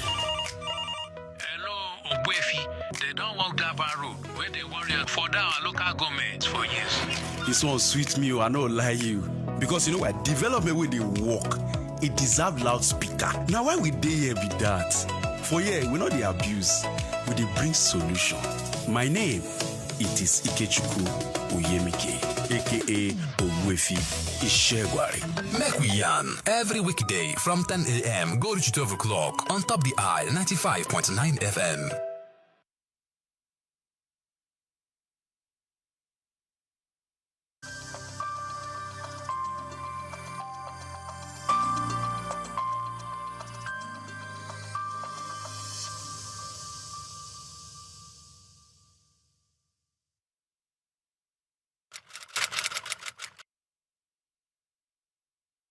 Hospitality is a very interesting and dynamic industry. Hospitality industry, very interesting and dynamic. And as we know, we have global best practices, that are acceptable. It's just like norms that are acceptable in the industry. So when you talk about global best practices, it encompasses a lot of things, a lot of dimension, in terms of technology, in terms of service delivery, in terms of training and retraining of staff, even the recruitment, onboarding of staff. There's so many things involved when you talk about global best practices. Well, let me just say the main challenge we have in this climb is orientation, education. In this climb, many people go into the hospitality business without much information about what they are about to go into. You see, the problem with us in this climb is education. You see, many of our hotel owners are not properly educated before going into the business. I've had series of experiences on the field where some people must have wasted fortune and they will now realize that they need consultants. And by that time, let me say it may be late already. Before you go into any business, get to understand, how it works. The hotel business is a very complex business. Like globally, the trend is making sure your guests' expectations are exceeded. And so many, the technology is employed in making sure this is possible. You won't believe that up to now, we still have some of our local brands. In fact, most of our local brands have not even adopted the PMS. PMS is property management software, where you right from the guest arrival, if I arrive from online, by the time you are checking online to know about the hotel, their products and all that, right from online to when you get to the front desk and throughout all your experiences, all these things are captured by a software, makes the experience so robust and all that. Up till now, many of our local brands still find it difficult to adopt this PMS. To them, it's expensive. To them, they don't see any reason for it. And this is what makes, it improves guest experiences. It makes you satisfy your guests. You even exceed their expectations. Makes just at a point, just on the touch of a button, things are already happening. In the Western world, they're already going into, AI, right from CRM, customer relations management, service, CRS, and all that. They're already exploring using AI and all that. Here we are still on biro and paper. How do you compare the brands? The local brands are built around the owners. The owner, tells you either he is knowledgeable or not about the business. He runs it like a one-man business. And at the demise of the owner, the business dies. Unlike the global brands. The owners of Marriott are long gone. And Marriott keeps multiplying all over the globe. Right now, they have about more than 1.5 million properties all over the world. They have acquired Sheraton here in Lagos, even 4 Point by Sheraton. You see them expanding. What is the secret? It's all about process, system. When there's no process, there's no system, then you are planning to fail. And it's a common saying that when you don't plan, you're already planning to fail. When there's no planning, many of them go into the business without proper feasibility studies. A young man came in from diaspora, was not just last year, to invest in this same hospitality business, set up a lounge on the island. You won't believe it. 6 months, 100 million was gone.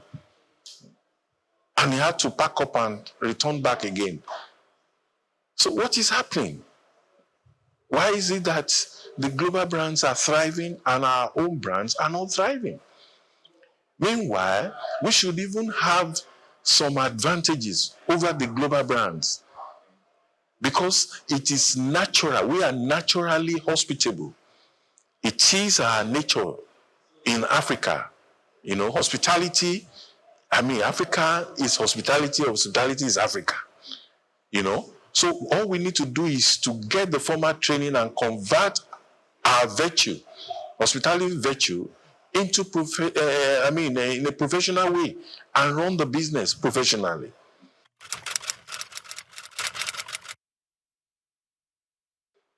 Well, actually, it's not by the quality. We still have some boutique hotels, that are doing very well in the country.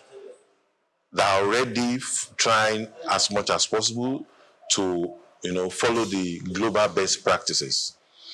It's not until your hotel is so massive and big before you can exceed your guest satisfaction, No.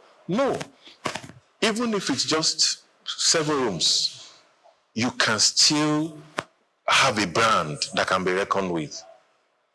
A brand is not until it's massive before you can say you have a brand. You can have a brand even in a small hotel. You can create a brand. So it's not about of course, we have some hotels that takes care of the middle class and they are doing it perfectly well. But what I'm just saying is majority of them are not doing it well because they have refused to adopt the tech. They have refused, to follow, good processes. They don't care about training. As far as they are concerned, the staff are just slaves. They use them and dump them. They believe that if they don't do well, fire them, hire another person. Your business will be going in circles. You have to create a kind of linear graph not the one that will just go up and fall down again. Try, to train your staff. Like I always tell people, if you don't train them, don't blame them. Because, you can't imagine spending billions of naira to erect a structure in the name of a hotel, and you cannot even onboard your staff properly. Most of them, they just employ anyhow, put their relatives, and they start running. There is no onboarding program, no vision, no mission, no core values, no SOPs. And, and as far as they're concerned, they are running a business. When the owner is not around, nothing can happen. And the guests are complaining. Why is it that you don't have these things in stock? You cannot tell them that our MD is not around. That's why he has not released money. That should be budget. You run such businesses on budget. If he has to release money, he releases the money, as at when the budget is ready and the budget is funded. So the business runs on autopilot. It doesn't have to be there. But most of these local brands, they want to be there to see everything, and it's not possible. It's not possible. Or else, like I said, at the demise of the owner, the business dies. What is the secret behind the companies like Coca-Cola, and all the Marriotts of this world, the Sheraton, etc.? What's the secret? It's because they have process and they have a system. So once there's no process, you're just wasting your time. So and like I always say, a brand is built. It does not come by accident. There has to be intention. It has to be deliberate. You have to be deliberate about building a brand.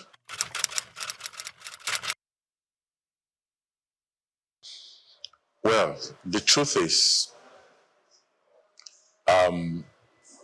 staff will always live where they are not well treated. One thing is to say you are training. Another thing is the environment conducive for them? They are not animals. If they are well treated, they will stay. They receive training. They see a future in the organization. There's nothing like staff handbook. You don't even know your rights. You don't know your privileges. You don't know where the company's right stops and where yours starts. You don't know whether you are entitled to leave or not. In fact, that one is in the hotels. In our climb here, there is nothing like leave. You treat them anyhow. Why will they stay? But go and check out those local brands that have adopted these global best practices. Their staff are not going because they see a future. And the issue of trust, you're talking about trust. It's not peculiar with the local brands. If money can be stolen in the local brands, it can be stolen in the international brands. But the difference is the process. You see, like most of our clients, when we try to consult for, when we take over, I always tell them, look, let's put a system in place. Increase their salaries. Let their salaries be enough.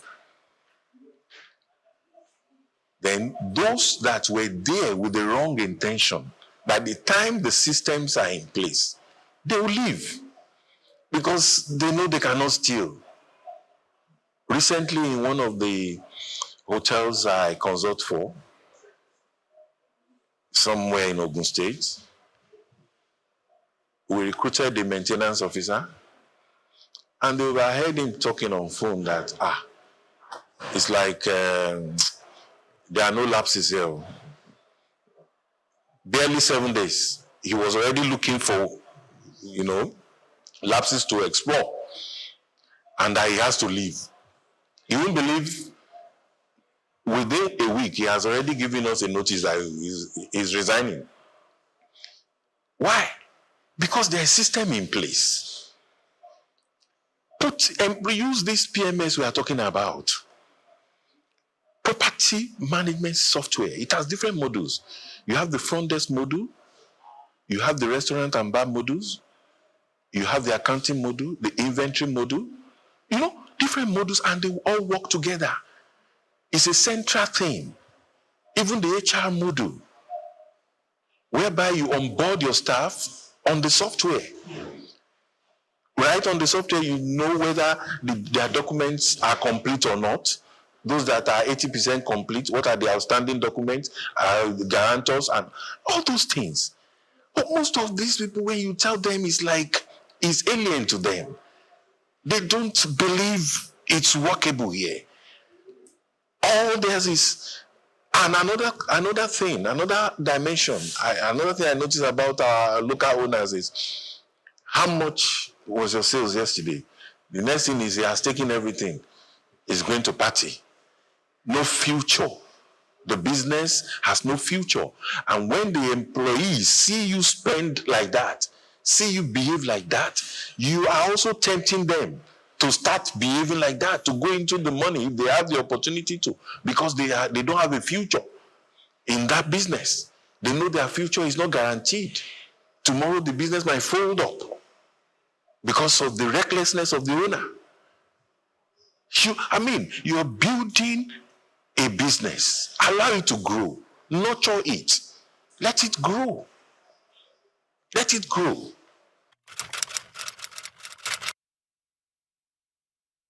Let me break it down. Like when I say the front desk module, the module has a lot of features whereby when your guest walks in, or either online, you can book online, and it will reflect right there. You can book right from London. You go to the website, the hotel's website, and right from the comfort of your bedroom, you are seeing the different categories of rooms, just as if you are already in the hotel. And you are seeing the attached rack rates. And you make a pick. And as you pick, you have the option of payment. And as you make the payment, you reserve the date and a future date, and you make the payment. As soon as you make the payment, it reflects right in the hotel on the front desk. For example, you picked room 107, and somebody else walks into the front desk and says, I want room 107. Sorry, it will show that it's no more available, even though you didn't see the guests, but it's been paid for online. Can't you see it makes life easy? It increases, improves the guest experiences. It makes your potential guests or your guests happy, makes things easy for them. So you can achieve that online. You can also achieve it by walking into the front desk, and you can make a reservation. All you need to do is check the rooms. You don't even need to go around and looking at the rooms. It's displayed for you at the front desk. You have it on the screen. You see the different categories of room. You make a pick, and you make payment. Now, when you make payment, a receipt is generated immediately. Another thing is, that's what you call door integration. When you're talking about fraud, you integrate your door. That's the card system, not the iron key, the card system. You integrate it with your software in such a way that once a card is activated, because once payment is made, the card is activated automatically. The owner already gets an alert. In some software, it's called MRS, Management Report System, that a room has been sold. Either you are there or not. It's as clear, as simple as that. You don't need to come, and some owners will come and sit down at the reception to see what is happening. No, you don't even need a camera. Everything is automated. No room can be opened. You can't access any room without the card being activated. And the card cannot be activated except payment is made. It's only the payment that activates the card. Can you see that control? So now another question comes. What about when you want to clean the room? How do you get the card? That's what you call, MasterCard. Or, floor card and all that, depending. Now, personally, I advise my clients, you don't activate a MasterCard to work indefinitely, to work anytime, anyhow. We have hours of cleaning. So your MasterCard is activated to work, for example, the checkout time is 12 o'clock. So you activate it in such a way that it's only active between 12 and certain maybe 3 o'clock or so daily. Once it is 3, you cannot access the room with the MasterCard again. You can see the tech we are talking about. So you can't access any room again. And again, we have energy saving lights, whereby it's only that same card that can power the lights and the TV and the AC in the room. No guest wants to check into a room without the AC working, without the TV working. So it's only that same card that can power the systems. So you won't check me in by 1 o'clock because you have access to MasterCard. And by 3 or 4, once your card is no more active, I'm in darkness. And again, you can always generate a report from the front desk that will tell you how many times, the kind of the entrance, whether the room was opened with the MasterCard or it was opened with a guest card. Right from the report, you see. And when you go to the report and you see that MasterCard open at this time, you say, what happened?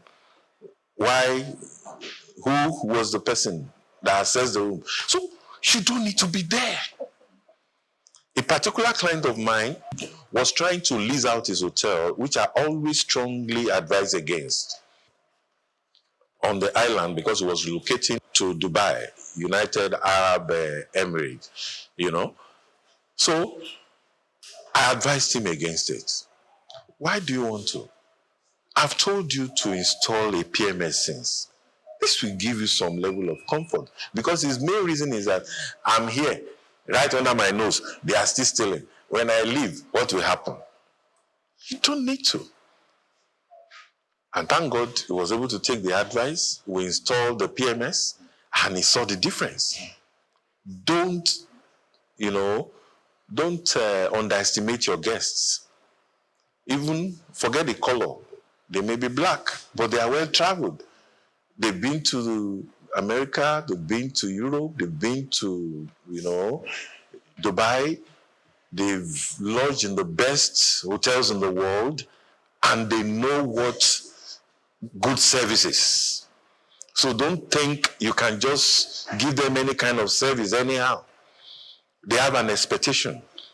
For every, rack rate, for every money paid, there is a value, an expected value attached to it. Why is it that you see some guests, they lodge in 5-star hotels, they pay as much as 1 million naira, 700,000, 500,000 a night, and when they wake up in the morning, because of the kind of treatment, when they are checking out, you still see them giving out tips. They are happy. Meanwhile, this same set will go to some local brands, maybe as a result of lack of availability of such class of hotel in their village or in they have a function somewhere, and they pay just 30,000 naira, and you see them complaining and quarreling and getting angry, agitated, Why? Because of the service. 30,000 has a value, an expected value. Same thing with 500,000 naira. If he had paid 500,000 naira in a 5-star hotel and he didn't get the attached value, he will complain. But he paid 30,000 and he could not even sleep at night, mosquito, all through the night. The AC is not working. Why? Because there is no process, no system. All these ACs and all these things, they all have, you have a kind of maintenance worksheet, maintenance plan. It does not have to break down before you start repairing it. You maintain them. When the generator has worked for so number of hours, it must be serviced. How often do we check all these things in our local brands? Because there's even no system, no SOP, nothing in place. You just open and start running.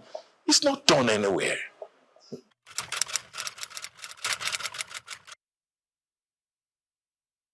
I gave an example of someone who brought in 100 million naira and the whole thing disappeared. Let me say, what we should know is that money is inflammable. The whole thing went in flames. That's how I will put it, within 6 months. Why? Because there was no due process. There was no planning. He didn't understand what he was coming to do. He just dabbled into it.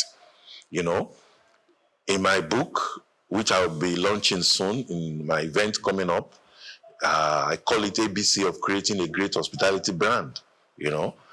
Simple, steps of creating a brand.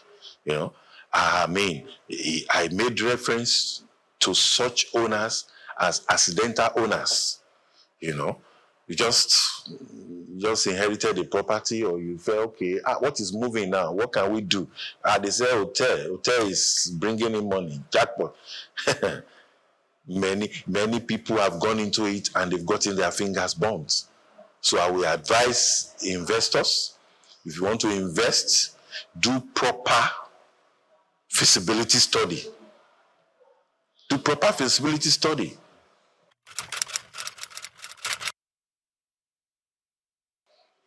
Well, let me give an example, a practical example. One of my clients started a 23-room hotel in Delta, and according to him, it's almost 3-4 years now. According to him, he spent about 100 million naira. He's smiling today. Right now, there is no day that he does not have a turnover. You can do something smaller, even with 100 million, Yes, it depends. I just gave a practical example. I know of people that have just 7 rooms, and they are making their money every day because they've done, their due diligence.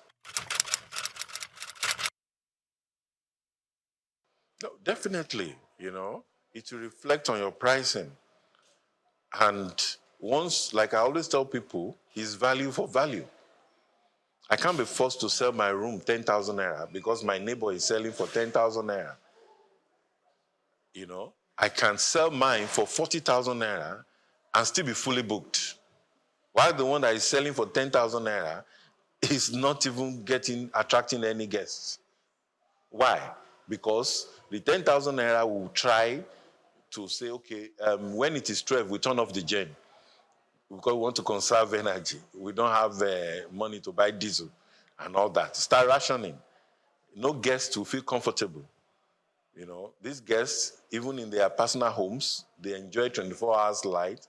They enjoy themselves. Then you now come, to a hotel where you should relax and be able to think properly.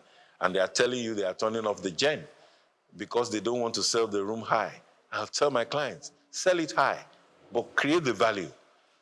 When the value is there, make sure you recover your costs. You have to impute all these things, into your costing. Many of them don't even believe there is need for a revenue manager. Apart from the normal manager, you have a revenue manager. You have cost accountants,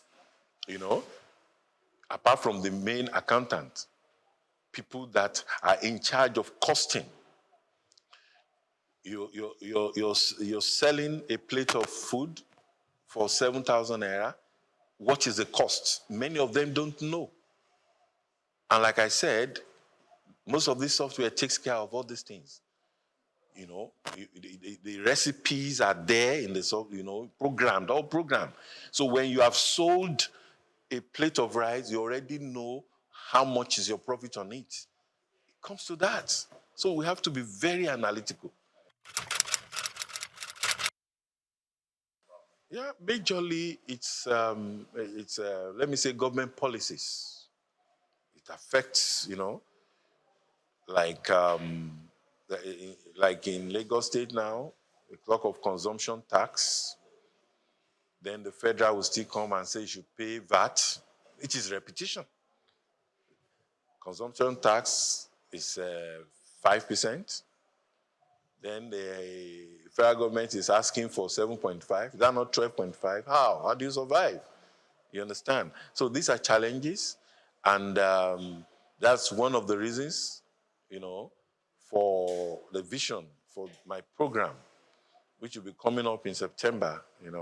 It's called Hotel Owners Dinner Outreach. It sort of creates an environment where you have the policymakers, you have the stakeholders, the investors, the owners of hotel, the practitioners, all come together under one roof. Then we dialogue, look at the investment climb, look at the challenges, we rub minds together, and we come up with solutions, possible solutions. Like you cannot be up there churning out rules. You are so far from the players. You don't even know, you can't feel them. You don't know what they are going through. A client of mine, the road to his hotel is terrible. Very terrible. And it's hardly having guests. And this government arm will come and pay consumption tax. Another will pay advert. Another will pay different kinds of local government will come and ask for their own, So like this year's edition, we are bringing in the number one taxman in the state, for example, who will be we call it investment roundtable. Will be in the panel. We have a representative of the international brand. That's the owners of Marriott Hotel in GRA, Ikeja. He'll be in the panel too. And we have the permanent secretary, tourism, who will be in the panel. So we'll bring them together. Then we have consultants, practitioners of over 40 years in the industry in that same panel. That's the president of AFCON. AFCON is Association of Tourism and Hospitality Consultants in Nigeria. He'll be in the panel. All of them. So let us discuss. Let's feel each other's pain. Let us understand. The government, tell us why you are taxing us like this and all that. So that's one challenge. Another one is power. Of course, there's nothing we can do about that. It's a national thing, And until it is solved nationally, we'll keep generating our own. While we always advise that, owners should look at, solar, which is environmental friendly. That's even the way, hospitality is going. We talk about sustainability, in hospitality, social, economic, and environmental. Those are other issues again, another topic entirely, maybe for another day.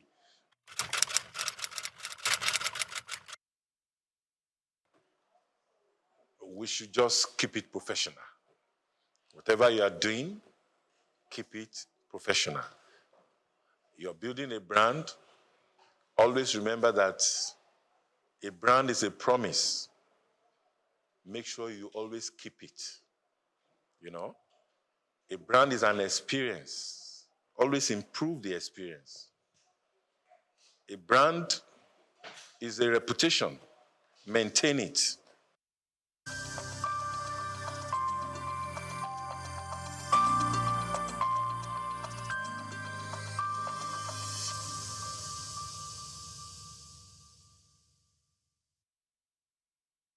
My name is Becky Elijah. I'm from UBA, so keep watching SOUQ News.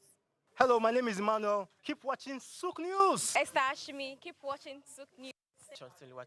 Keep watching SOUQ News. My name is Helen Otongwa. Keep watching SOUQ News. My name is Okoyemi Temiyemi. I am an entertainer. I am representing Egypt, as you can see. So keep watching SOUQ News. Hi, my name is Nenna Okavi. Keep watching SOUQ News. My name is Tom Aldo. Keep watching SOUQ News. I'm Elizabeth from POS Services UBA. Keep watching SOUQ News. Hi, my name is Kelechi Agu. Keep watching SOUQ News.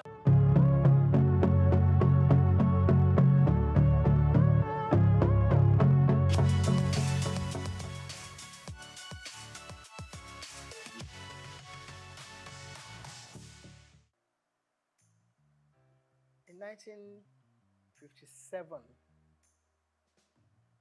just a greenhorn leaving school and looking for a job, going into broadcasting was something that I dreamt of.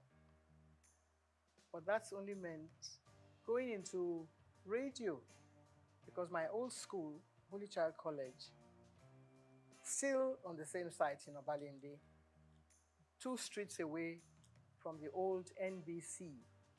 I still can't forgive whoever changed the name to something else that is being called now FRCN. Because if the BBC remains BBC 100 years after the founding fathers, dreamt of starting television, radio from, all the war years, learning a bit from America. It all started from America. Because we were taught about all this. Every time they took us from school to take part in, schools debates on radio, we just walked across. It's all in Obalende and Ikoyi, Balende/Ikoyi. So I dreamt of doing something along the line. And then one of my teachers left us high and dry. He went to be a news reader on radio. Marie Tabio, who later became Mrs. Irikefe. Then we had people like Tung Adedoyin and SOUQ. We used to listen to them on radio on the old, you wouldn't know anything about that now, the rediffusion. It was just, a little box in your home, and everybody looked forward to either listening to the 7 o'clock news in the morning or 6 o'clock or 7 in the evening. So that was all all I had to do with broadcasting. And who was going to take me there was another matter altogether.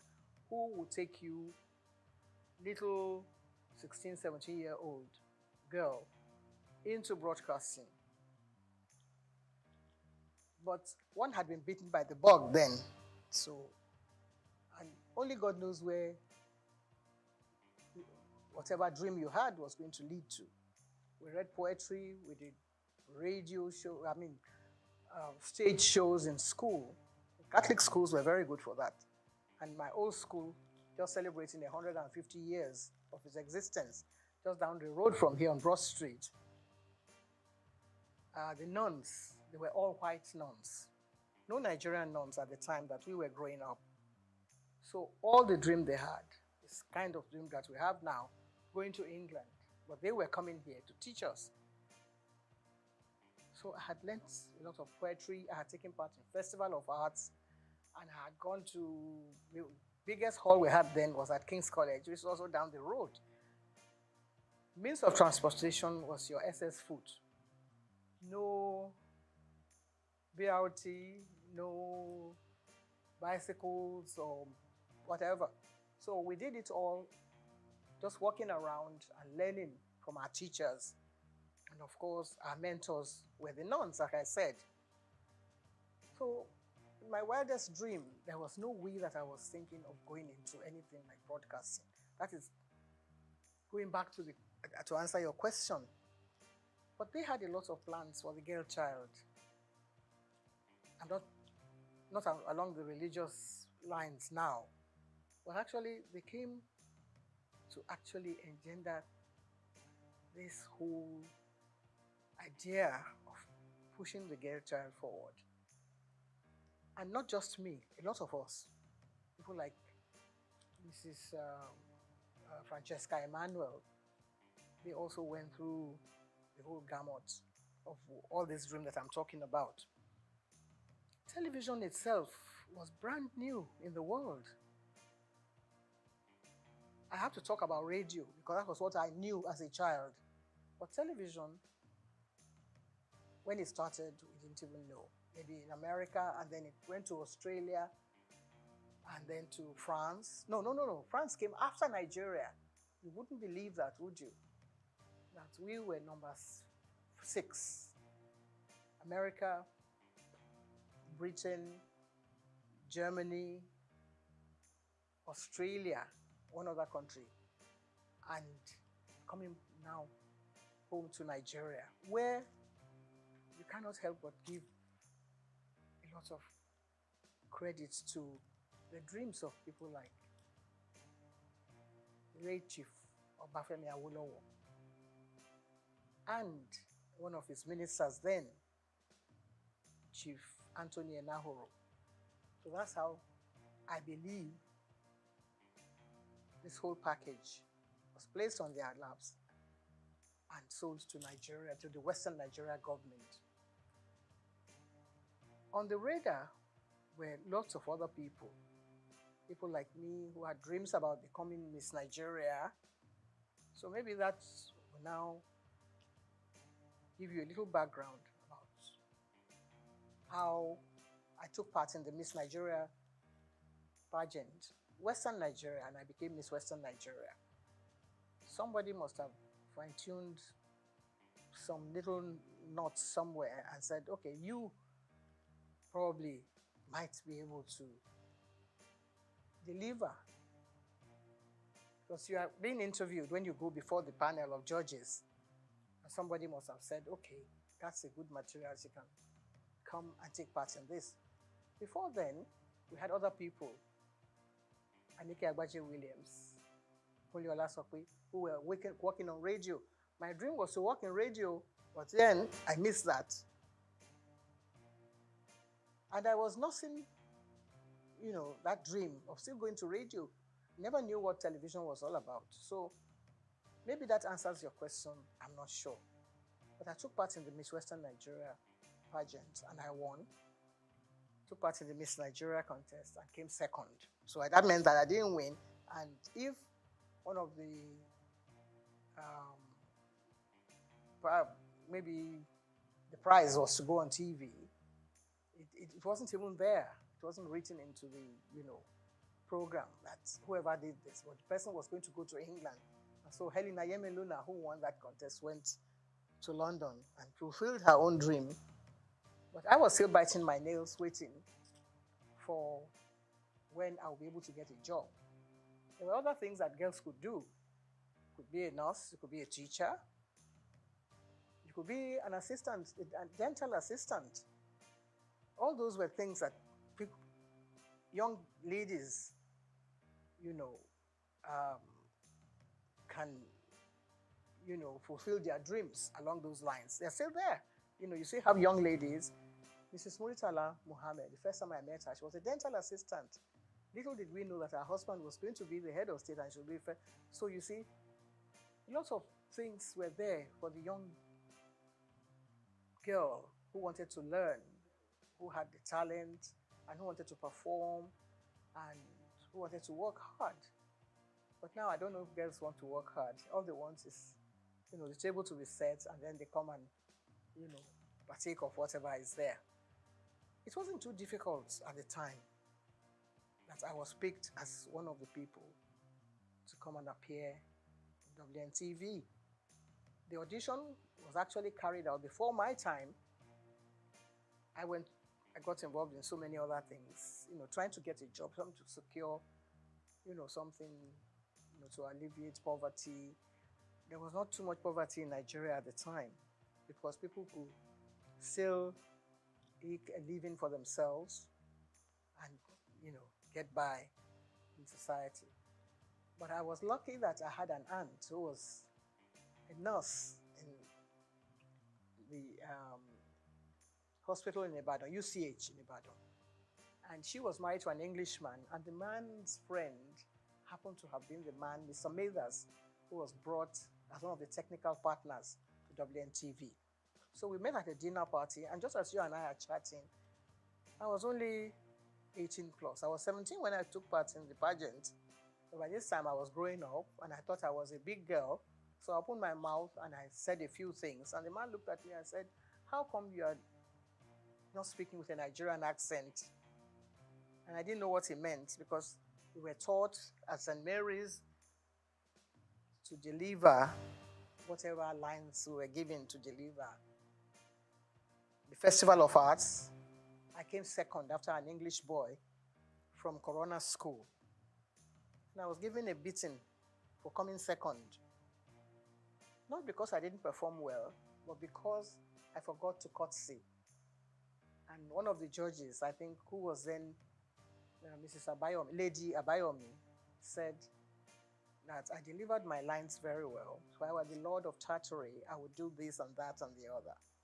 So I came second. And when I got back to the school, the nun, Sister Marieta, said, you were not paying attention. So whatever you do in life, you have to be consistent. You have to perform well. The way we're trying to do now, the way we're trying to project your voice and whatever it is you have to offer with a lot of humility, not trying to show off or to project your own image, or whatever message you have to deliver, you have to make sure that it is well delivered.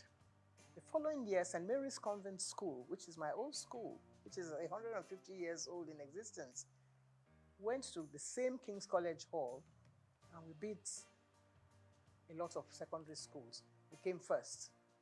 Pied Piper of Hamelin. Have you ever heard of that poetry? Pied Piper of Hamelin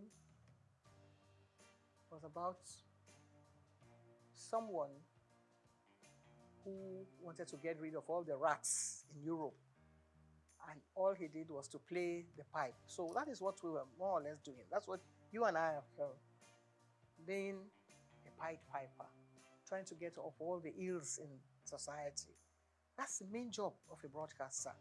There's so many things happening in the country, and it's only TV and radio that binds the country together. If the country falls apart tomorrow, we will rely on someone from radio or from television to make the announcement, to introduce the head of state who has just won the election, or the one who has just taken over. It's a huge responsibility. At that age, at 19, we had to introduce people like Chief Obafemi Awolowo on TV. We had to introduce people like Akintola, Oladoke Akintola, as the premier. And when everything broke down and it all went into smithereens, they brought in Chief Majekodumi as the administrator of the Western region. All this happening before our eyes. There were no other stations in the country except WNTV. And we were there, so we learned quite a lot. In fact, I believe that the whole country revolves around broadcasting.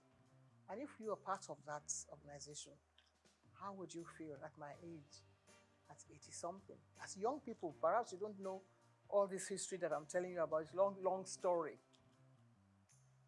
But when you sit down, you have to put it all into perspective. You see that, well, some people are actually meant to be in different positions. Some people are meant to be doctors. Some people are meant to be nurses. But those of us that are in broadcasting, it's a huge responsibility. It's a passion. Sometimes you don't even know how you got there in the first place. Or somebody may have discovered you. It's like being in Hollywood in those days. Someone has to develop, you have the talent, the latent talent, and then somebody will discover you. So that's how I was discovered by Mr. Mathers at a dinner. I was put in that place because I had won the Miss Western Nigeria contest. If I hadn't done that, I probably would be somewhere in the kitchen washing plates, washing all the dishes. So there you are, if that answers your question.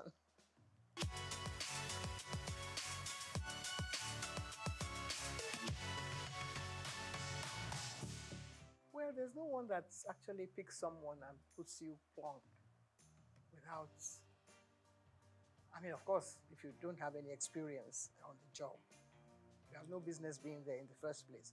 But if I had taken part in 5.5 of Hamelin towns in Brunswick, I was only 13. By famous Hanover City, I was speaking like an English person. When I was only a Nigerian, little girl, being nurtured, by my mother, who was a seamstress, how would you ever get there? But you already have that background, that solid background on the rock, as it were. So, by the time I was ready to go on TV, I had learned from all the other, people that I mentioned their names earlier, like Anike Agbaje Williams. And I wouldn't say it was easy, because you always have that, butterfly fluttering in front of the camera or wherever.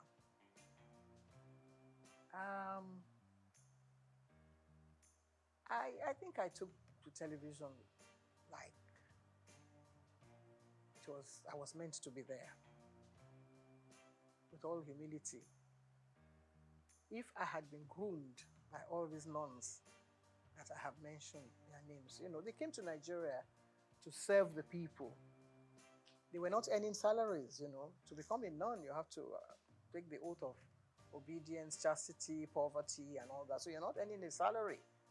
But whoever is there now is thinking of how much money he's going to get from whatever take comes from here, there, and yonder. So they taught us well. And nobody said you're going to go and appear on TV or you're going to be on radio. But just do what you're meant to do properly, with a lot of sense of responsibility and diligence. And that stands at the back of your mind. That goes everywhere with you, wherever you go in life. Even when I was nursing a sick child, my late son was a sick child. And I was meant to take part in Verdict 79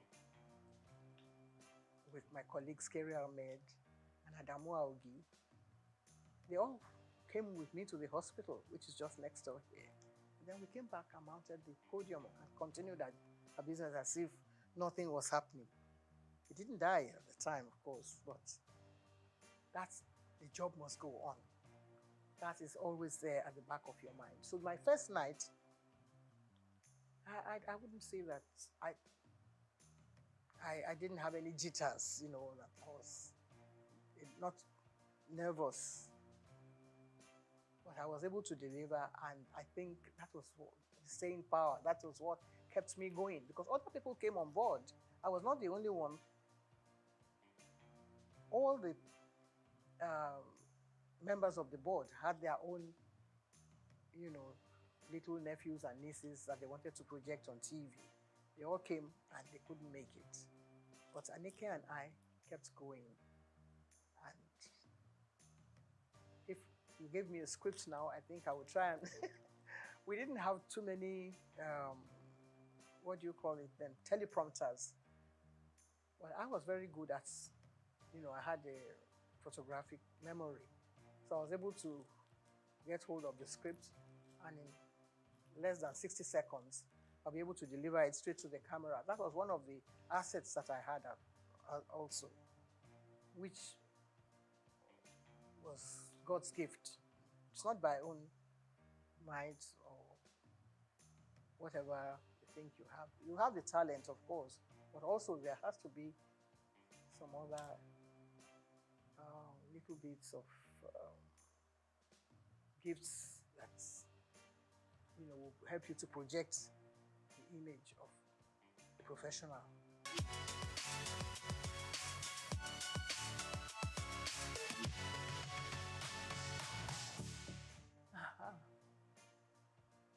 A lot of controversy. There is hardly any TV, radio, movie personality that can scale through that without any, because people are watching, people are trying to find their own little, base of criticism here, there, and yonder. You can't be a goody, two shoots without, any, how shall I say it, problem here, there, and yonder. So everybody has their own way of looking at people. People say, well, what has she got to do? She went to take part in Miss Western Nigeria the other day. So what's the big deal about her? And then somebody will still add their own salt and pepper here and there. But I was lucky that I was being nurtured by someone like T.O.S. Benson, who was then our Minister for Information. And he felt that, everything should not stop here. There were things happening in America. He made sure that my name was there. I was at the inauguration of President Johnson, Lyndon Johnson. And we commanded a lot of attention there, myself and my colleague who came from Lagos, the station in Lagos. And for the president to notice that there were two black people sitting behind him at his inaugural ball, I think it was very overwhelming for me, because not many black people had invitation to that event.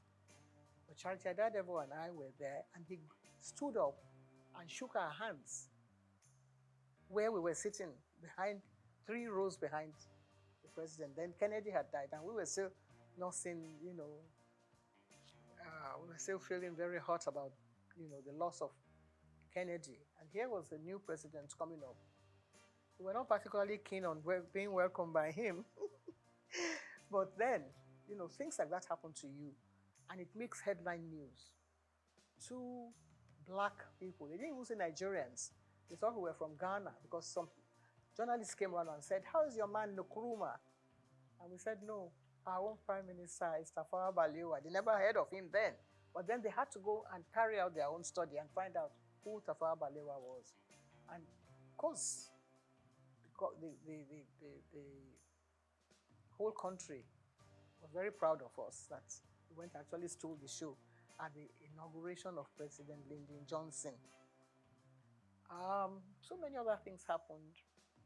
When I came to London, the British Information Office, they were trying to look for someone to host their program. That just happened to be around, so they picked me to host their program. But you don't ad-lib on any of those stations. Everything is written out. The questions, even your answer will be written. You can change it around a little bit, but they make sure that you said the right thing at the right time. So that was how we were able to gain attention. German television also invited us, because they were interested in Nigeria. See how the German Chancellor came to Nigeria.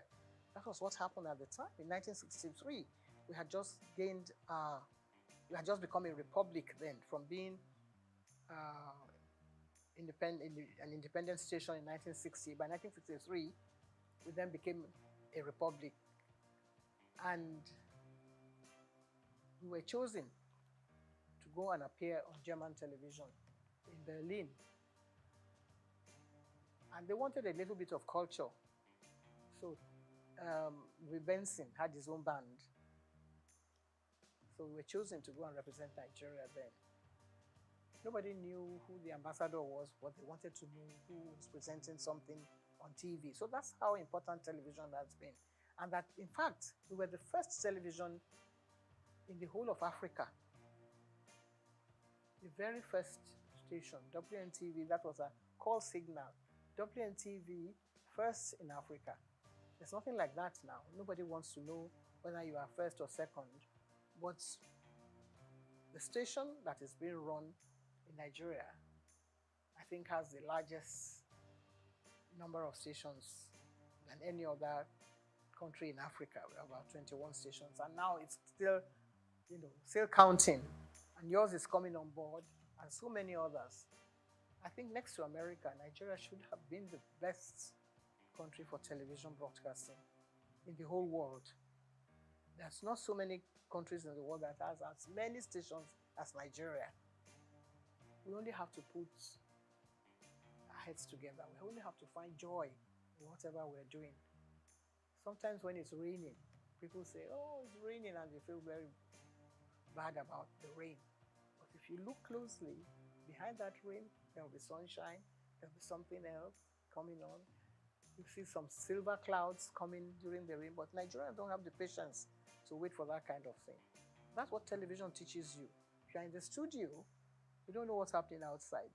You just get on with the job. That's what we were taught. We were taught not by Nigerians. Even when we started, we couldn't go on air and ad-lib. There was always someone there, Mr. Blackledge, to write the script. And if you can commit that to memory and deliver it, they're home and dry. It's not everyone that has a gift, not everyone that has a talent. It's God-given. And if you listen as a child at 17, 18, 19, at my own age, I learned from school, and I was able to impart this into the job. So within a few months, we got double promotion, all of us, because we were doing very well. Anika Agbadilun was excellent. Olasope was superb.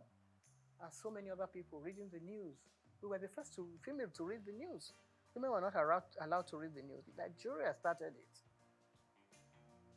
BBC wouldn't allow a woman to pick up a script and read the news. We were already there. So that's how we were able to gain this global attention that you mentioned.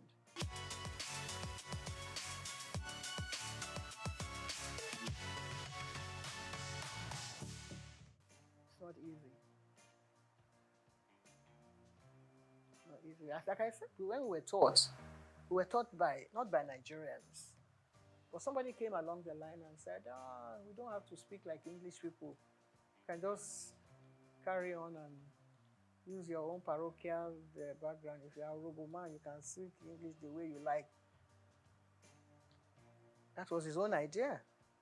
Because he didn't believe in us doing all this la-di-da and trying to, say things the proper way. But that watered down the standards a bit. Because then everybody, maybe he had a relation who wanted to appear on TV, and he wasn't allowed to because he couldn't speak like Ikenanda Goba or Bodelalade and things like that, or Friday Fode or Mike Nahu. So somebody must have gone to him and said, oh, because he doesn't speak like any of those people who were taught by,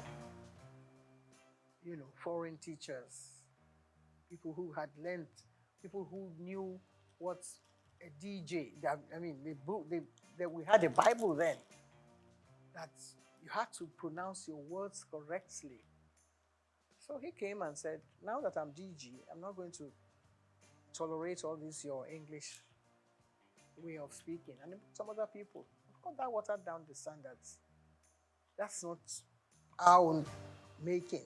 We were still ready to continue the way we were doing, but then they pushed us to the background. But there were others who were able to perform well. Ruth Benamesia, Opia, Sienna Weber, and of course Bimbo Oloyede, who was born in England. If you already employed those people to deliver the goods and to present your programs, you're not going to sack all of them because they speak with English accent. I don't see how that can be an offense. Cannot be, guilty of speaking English well, like the English people. But they then brought out other people. And you had the head of presentation. I became head of the presentation after I came under Guba. And you're trying to prepare your roster. You wanted to put such people online to read the network news. They say, okay, bring somebody who can speak like the Radididu and do a little bit of a on the side. It's part of our culture. So that is what is happening to TV broadcasting in Nigeria. It's all very interesting. So, this cultural milieu and bringing, a touch of Nigeria. Nigeria is doing well. In that aspect in the music world, I think we're leading. Some of us who grew up on Handel's Messiah and Mozart, we have to sort of put our hands behind our back now and watch, all the way things have turned around. And Nigerian music is doing well. Afrobeat is reigning everywhere in the world. So really you can't find faults with that. So when they watch a bit of Fela and his children and all his grandchildren doing well, then listen to the channels on TV, you have to take what you get from there as well.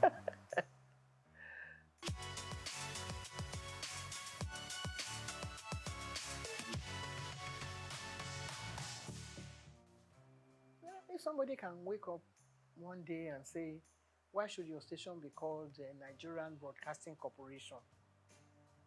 I say it should now be Federal Radio Corporation of Nigeria. Tongue twisting.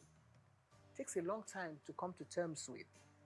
If everyone wake up in the morning and say, this is Nigerian Broadcasting Corporation, you have a call signal. Da da da da da da da da da da da. This is the Nigerian Broadcasting whatever. How are you going to put that, into context with the new one? First of all, when you wake up, you don't know whether you are even coming out of the right side of your bed or not. You're going to have to face your audience and say, we are no more the Nigerian Broadcasting Corporation. We are now Federal whatever, which you don't even know where the man, who came up with the idea. He didn't even consult you, didn't even put it to test. If the British corporation, they are going to change from BBC after 100 years, they will ask the whole nation, they will say, where are we going to take this from? They will ask everybody, they will do a census, they will do all kinds of things, carry out all kinds of tests to see whether people will accept it from them. No. Nigerians are very hard and cut and dry. This is the way I want it. I'm the head of state, so I can change everything now and, all of you can start marching forward and march back again. Soldier go, soldier come. I think Fela would have been a good head of state for Nigeria because he would have got some people marching the right way. So, I think that is what has happened to this country. But we will still settle down. The soldiers that have been marching since, they will do attention one day. And then we'll be able to sort ourselves out gradually. I think we're going through the right process now. People are beginning to find their own feet. If things go around, price of goods go up, Nigerians will find a way to come to terms with that. When we were growing up, everything was done. We won't say according to the colonial rules and regulations, but at least there were standards that were set down for you and things that you had to toe the line. This is the proper way to do things. But if somebody says, no, let's turn around and turn it upside down.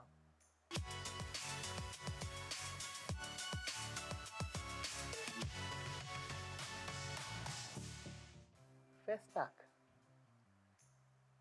It's the only thing that has happened to the whole world from Nigeria, that shook the whole world, that brought everybody attention to see what Africa has to offer the whole world. It happened here on this soil in Nigeria. I was a member of the ceremonial committee. I remember the opening ceremony. There were about 15 heads of state. We've never had anything like that since then. That is what we should ask ourselves. Every head of state that takes over from Nigeria should find out again. It's not from broadcasting that you can get the answer. You can get the answer from technocrats who had worked in all those areas. What happened? How come it couldn't happen again? It's like Armageddon. Every country was represented. Every culture was represented. Miriam Akiva was watching us and called us at the station one day and said, even from the way we linked programs, they couldn't expect that it could be happening in Nigeria. We received phone calls. People were sending us bottles of champagne on the air. The links. Bimbo Oloyede was there with me. I was at the opening ceremony. I was yanked from there to come back to the station. From, interacting with the head of state or with our head of state at the time to come and man the station because what was phenomenal. How come we've not been able to do it? 77 years, how long ago was that? I was only 37 years old then. I'm going on 90 now. It hasn't happened again. We should examine that. Even the head of state that was there is still alive. Let's ask him again. Let us put him down and say, Oga, please explain to us what happened. Some people came up with a theory that the symbol that was used was fetish, that is what has happened and Nigeria has turned upside down. If that is acceptable, it may be superstitious in your eyes, but let us find out. We're going to call the Babalawo. Is it bad that it is a Nigerian that carved this image?